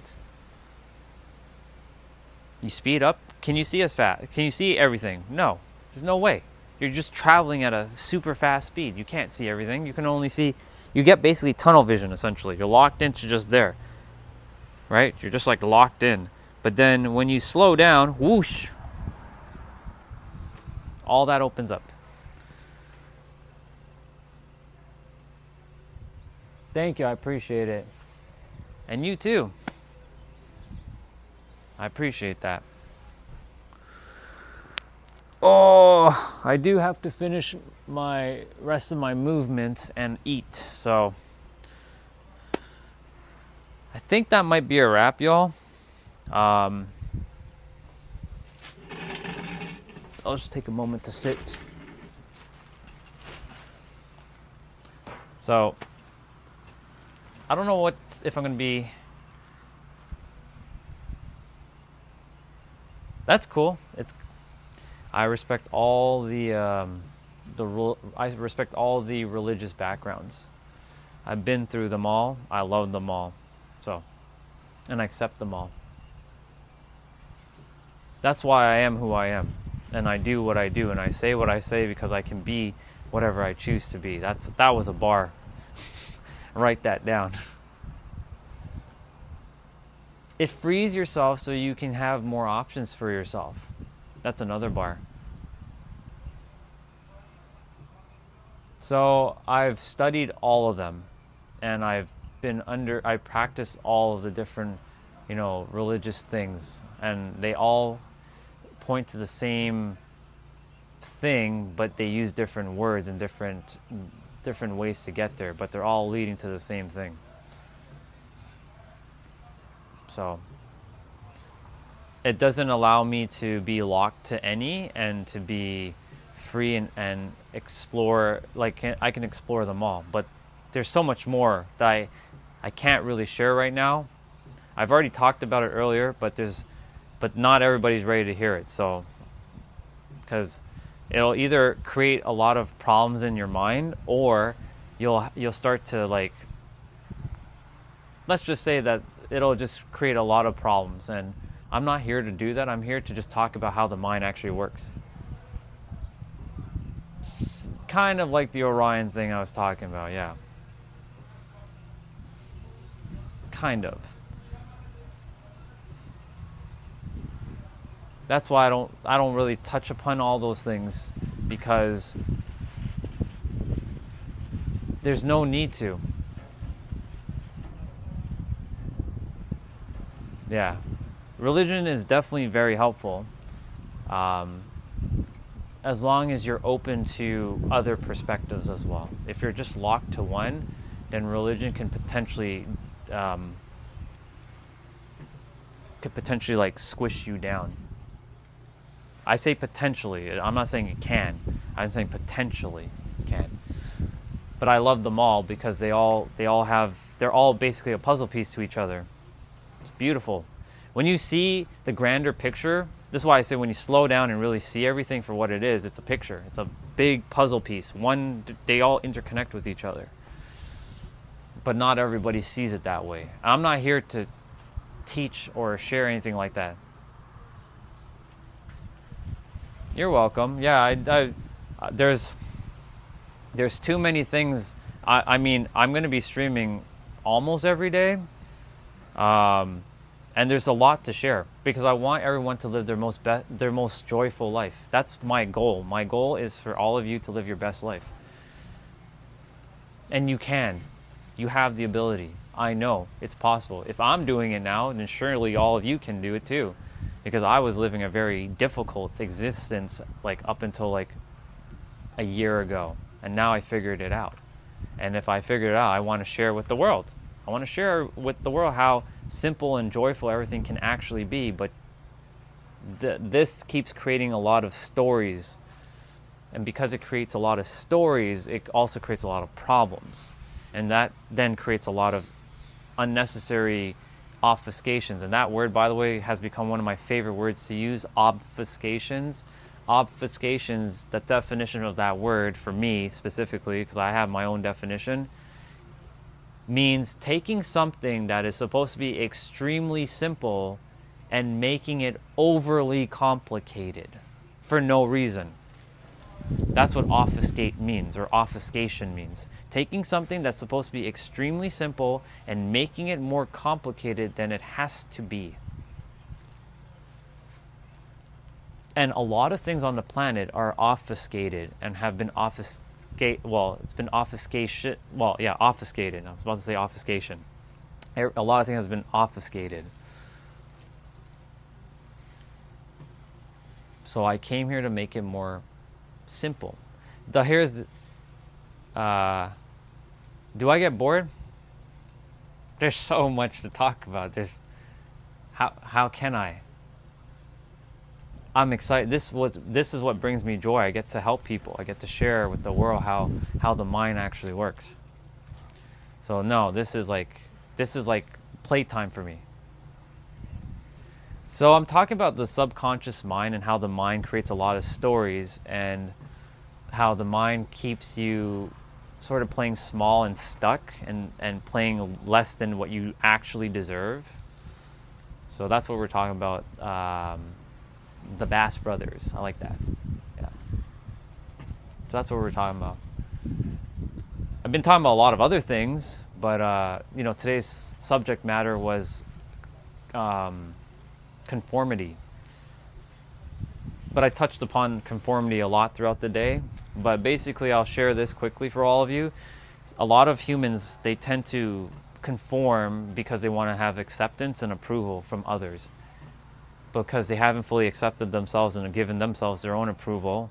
But the thing is, they'll play small just to stay acceptable and approved by others, because if you start to change and you start to, elevate yourself, then the people around you will start to look at you differently, and that will feel like you're starting to feel isolated, and then also you'll feel like you're an outsider. And that feeling is hardwired into our biology, because back in the days we had tribes, and when you went against the tribe and you started thinking differently or started doing stuff differently from the tribe, guess what happened?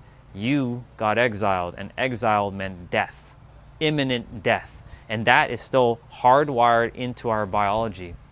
So that's why so many people are playing small just so they can conform and be with others, because others are also doing the same thing and they don't know. They're not aware. So I'm here to really bring awareness to the world about how things actually work from the mind level.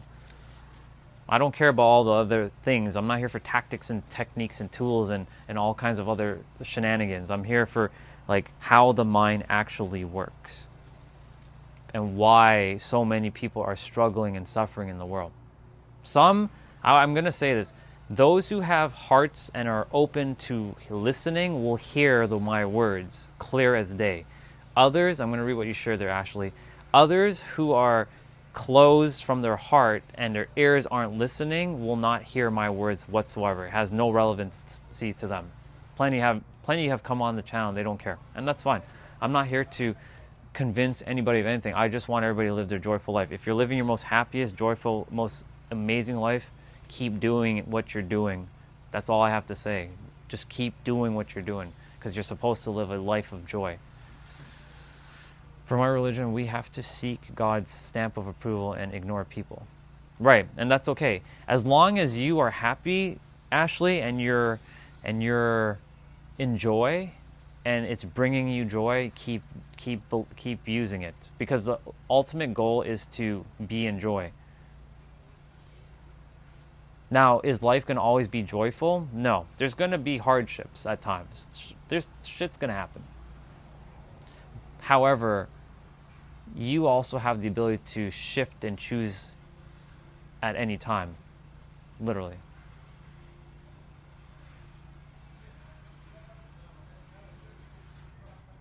Right, so here we go. Here comes one of the people onto the chat before he listened to all my stuff.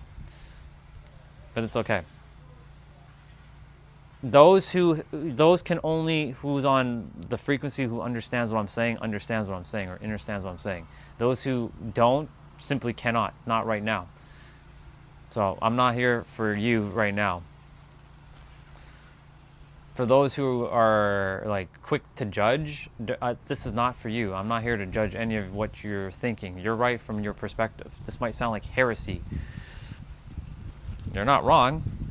It may sound like heresy, but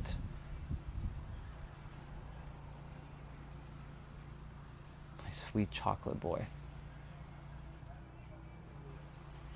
Yeah. So I thought he was talking to me because, most people are chatting to me. What's up, SLB? Welcome back, dude. Good to see you.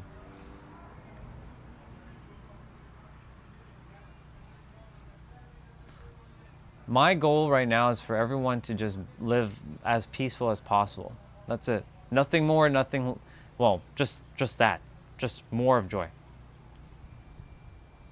Just more joy. More joy. Lots of joy. Not some fake joy. I mean, what do you want to do in the world that brings you joy? If you want to go and play sports and hang out with your friends, go have that joy. Go do it. Go have fun. What are we doing? You have a short amount of time on the planet. I know you all think you're probably going to live for 1,000 years, but you're not living for 1,000 years. I can guarantee you on that. Your soul is immortal, but your body is not. So this is Toronto. I'll be moving to San Diego at some point, San Diego, California, but this is Toronto right now. Born and raised here. Moved away for 5 years, but I'll be back.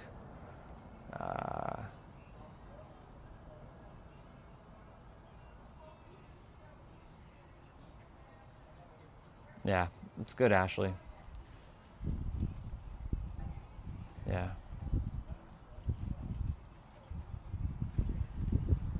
No, because I'm not even interested in that. I'm interested in one thing: servitude, helping people. If I'm meant to be in a relationship, it'll happen, but I'm only interested in one person. And if that does not happen, I'm okay, because I have a bigger plan, I have a bigger mission to fulfill. I didn't come here for your typical human life. I hope you all know that. What's a typical human life? You know, get married, have kids, you know, work the 9-to-5 job, you know, retire at 65, you know, that kind of stuff. That's what we call the typical human life. I didn't come here for that. I came here for something different. I came here to hold the frequency and fulfill my role. And I'm okay with it. I'm like a volunteer soul. I asked myself, why did I volunteer to come to Earth? For the longest time, I asked myself, why did I come to Earth? It's like, why? Why here? Why not go somewhere else? Because Orion, this is where your soul is going to get the most expansion. I'm like, oh my God, really? So here I am. But I came to love and appreciate the Earth now. So due to the fact that I remember more of what's going on now. So I'm okay with that. So, Miss Cookie, I like your name. You have not just one purpose, but you have many purposes. You have to find what brings your soul, what lights your soul on fire, whatever that looks like. You all have your own purposes. You all have not just one purpose, but many. I can tell you that.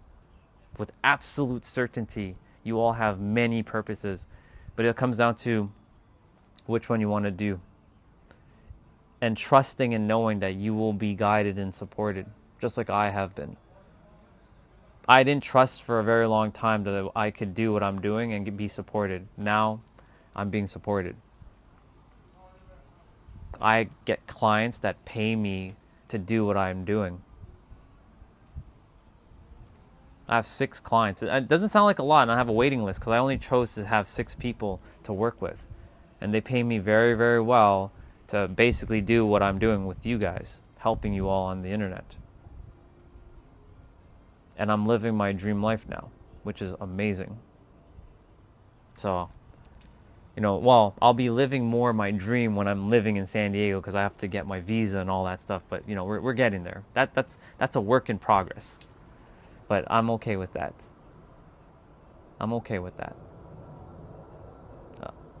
I dealt with the winter. I dealt with minus 40 degrees Celsius. I've dealt with 50 centimeters of snow, and I was happy with it. I mean, hey, if I can deal with that, I can deal with anything, you know?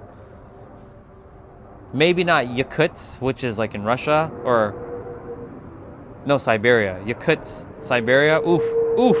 Minus 95 degrees Celsius or Fahrenheit, oof, ooh,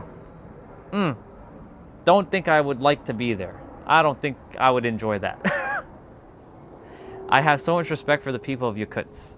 Oh my God. Oof. It's wild. Wild how cold it is there.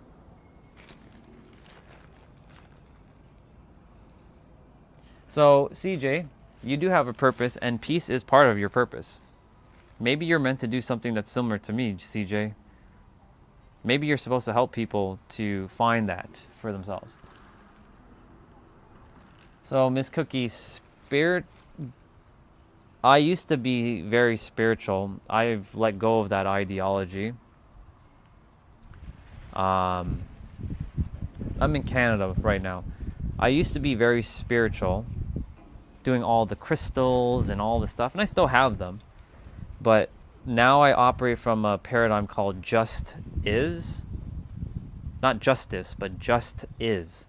Meaning, like, if every human for a moment were to leave the earth and the earth was left alone, not with any humans, what's left? There's no language, there's no beliefs, there's no concepts, there's no ideologies, there's no nothing. It just is. So I live in a realm now where everything just is. So when I see every one of you and you share your thoughts and your beliefs, they're all true and real. They're all. This is why there's no fighting between me and any of you, because I understand where you guys are coming from. I see it. I feel it. You're all right and true.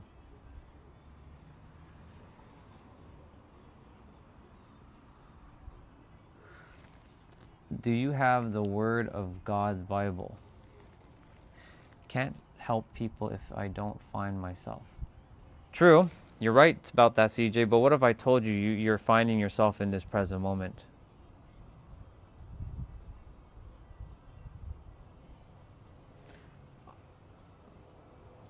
What if I told you, CJ, that you're actually on the right track right now? Because I myself was where you were a couple years ago. I was like, man, how can I help? I used to say the same thing too, CJ. I'm like, man, how can I help people if I can't even figure out myself? Like, I don't even know myself.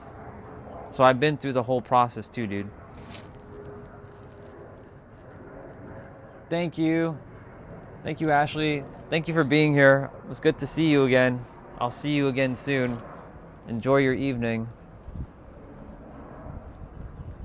I love Jesus very, very much. Yeah. Yeah, that's unfortunate due to the fact that prices are going up, and the thing is, we're currently subjugated to the prices because a lot of people are now just paying it, and eventually, guess what's going to happen? It's just going to become a norm, because the companies are going to be like, oh, these humans are paying these prices, and they just got used to paying these prices, so I guess we'll just keep jacking up prices. We have to eventually cut that shit out. It's going to be hard, though.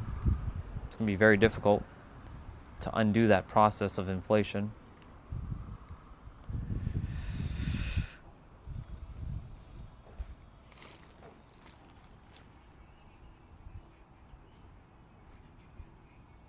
Thank you, Gojo. You don't need to pray for me, though, because prayer is not asking. It's mental declaration. But you can if you want, but you don't need for me because I'm good.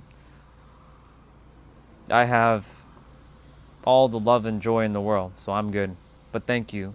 I'll still take your prayer, but I don't need that type of like worry prayer, like please save his soul or whatever.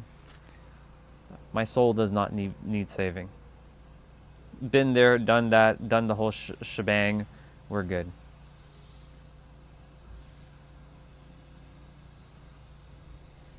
I do apologize if I missed any messages in the chat, because like I'm being very particular with like when I'm like seeing whatever I'm seeing. I'm like, okay, yeah, yeah, exactly. There's gonna come a point. There's gonna come I mean, we're already at a breaking point, but there's gonna be a breaking point, CJ, where things are gonna have to turn around, because there's gonna come a point where shit's not gonna be acceptable anymore. And everyone's going to have to start like working together to sort of like shifting the whole level of like things of what's happening on the planet. But until then, it's going to continue to be like that because of all kinds of shenanigans, unnecessary shenanigans that are happening on the planet. It's unfortunate.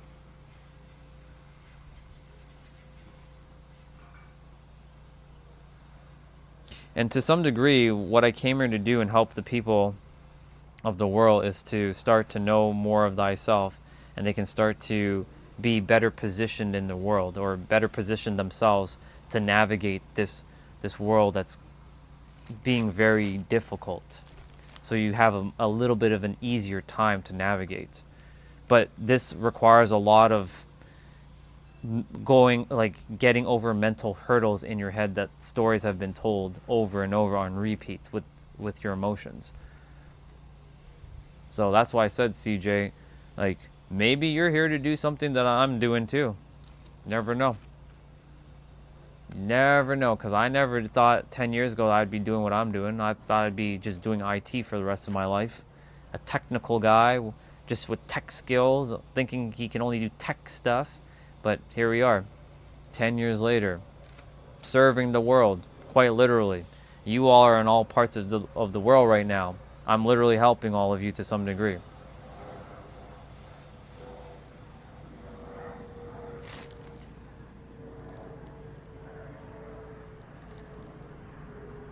Yeah, this is where things are going to have to change with reality. The way we're currently living is going to not be the way that we're going to be living going forward. Things are going to have to change. And change is inevitable. Some are not going to like the change. Some are going to handle the change with ease. And some are going to fight the change at all costs. Because again, what I came here to do is to show everybody how the mind works by the stories that have been told over and over through emotional investment throughout the years that you've been on the planet. And so that you can now see the stories for what they are and help yourself position yourself better so you can navigate the world a little bit easier. But that requires one-on-one work with whomever.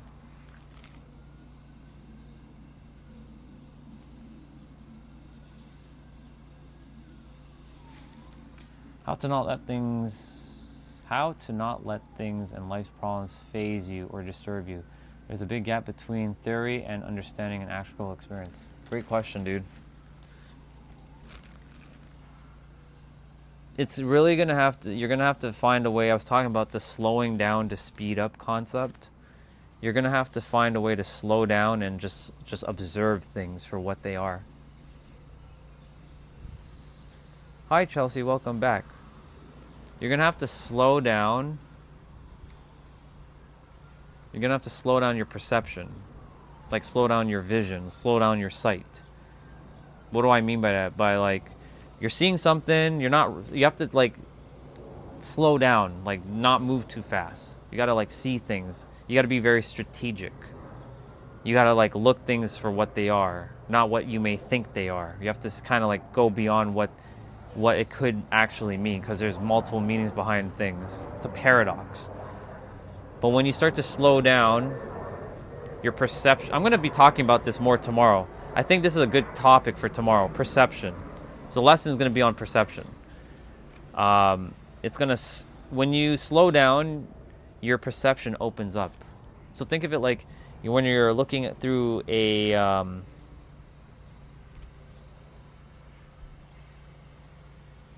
when you're looking through a viewfinder of a camera, right? If you've ever used your camera, you can open up the aperture and you can see more. That's what a camera does. It opens up the aperture and it allows more light in, so you get a better quality of picture. So essentially what you're doing with your eyes and your mind is, when you slow down, your mind opens up and allows your eyes to see more. Because if you're driving, let's say 100 miles an hour or 100 kilometers an hour, you're not seeing as much. You're like locked in. You're like tunnel vision. But when you slow down, like you're driving like 15 kilometers, I'm not saying to drive that slow, but like you're driving at 15 kilometers, you're basically like at a snail's pace, but you're basically able to see a lot more. You're not making that many mistakes. In fact, you're not making any mistakes at all. So it allows your eyes to see a lot more, so your perception opens up. And when your perception opens up, it allows you to also see things easier and clearer and sharper, and makes things less difficult.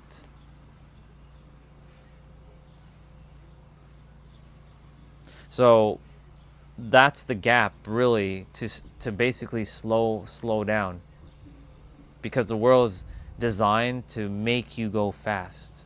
But you're going to have to do your part to go somewhat against what the world has said and start to think for yourself and not think how the world thinks. So there's a concept, you got to stop thinking like a human and start thinking like the universe. The universe is in constant motion, but it's expanding at a very rapid rate, but it's also very present in the now. Which means that, like, All things are unfolding in every present moment. Like, think about it. The universe, right? The entire universe. How many black holes, suns, stars are out there doing what they're doing? And the universe created those stars and those galaxies and whatnot. Right? It's all happening in one moment for the universe, because the universe just sees it as one gigantic picture that includes us. But on Earth, we've created this thing called time, and we basically shot ourselves in the foot when we did that. It was useful back in the day, but we use time in a way that doesn't help us to some extent. Yes, it helps you to like know you have a flight to catch at like 5 p.m. You got to get to the airport by like 2 p.m. to catch your flight by 5 p.m. or whatever, right? Things like that. Yes, you use time for that, but we've been using time in a very backwards way for ourselves, meaning like, I want my goals. Or I like to say you already have your goals and you're looking from your goals, not at your goals. So your goals and you are one and the same, and you have to declare it within that you already have whatever it is that you have. And emotional, you have to feel it with your emotions so viscerally that you know it's true. And the only way to do that is to get your subconscious mind activated and your conscious mind, like, let him like chill out. Your conscious mind is currently active right now. That's called the beta state. To get into the subconscious mind, it's like when you're about to go to sleep. You know, when you're about to like drift off, like like let's say you're about to sleep, and you know that moment where you're like your eyes finally close and you finally like shut your eye. That's the time when you have to do the programming work, because that's when you'll feel more of the emotions and your conscious mind is out of the way. It literally disappears because you won't be thinking anymore. You'll be feeling. So as you keep permeating more internally from your goals of you already have it, then the subconscious mind doesn't know any difference from if you actually are physically experiencing it or if you have imagined it. And so the more you focus on your imagination or whatever it is that you desire, you look from your goals, not at your goals. Most people are looking at their goals. I want to be rich. I want to be wealthy. I want to live here. I want to do this. I want to have this. I want to experience this. Well, you already can experience all this, and you already have all this, but you have to tell yourself it's already here right now. That's what I mean by time. We've used time in a very unproductive way for each of us.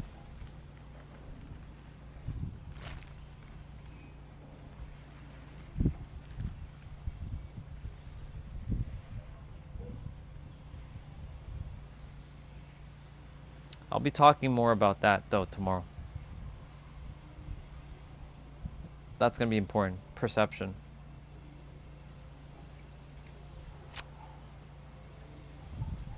So if any of you are interested, you can come on and well, it won't be in the morning time because I have my clients from 7 a.m.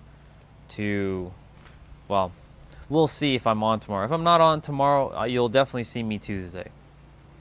100% I'll be on Tuesday. Tomorrow, we'll see. Chelsea, hugs to you. Everybody else, I'm going to jump off now. That's a wrap for me. I have to go eat and finish my rest of my stuff, so I'm going to do that. And yeah. Just remember, all of you, you're doing great. I know life might suck right now where you might be, but I promise you it gets better because you get to decide. As I'm on this planet, you will have a choice. You won't be forced to, like, it has to be crappy and only crappy. You'll have a choice. Not because of what I'm doing for you, it's what you're doing for yourself by listening to the wisdom that all of you already possess within. Your mind just doesn't have it yet, but your soul has all of it. And when you get information, technically speaking, it comes from here and sends it up to here. But you hear it from here. But it's really here, sending it there, so that you now have it in your mind, so you can use it.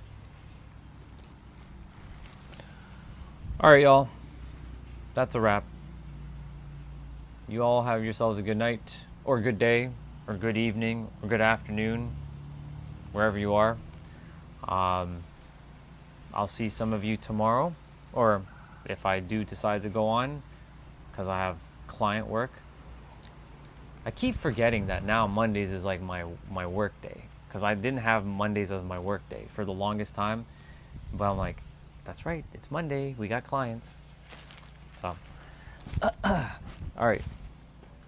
Bye, y'all. I'm going to jump off. Enjoy your night. Remember, you're all doing great. Don't forget that. Bye, Charles. Bye, everybody. Later.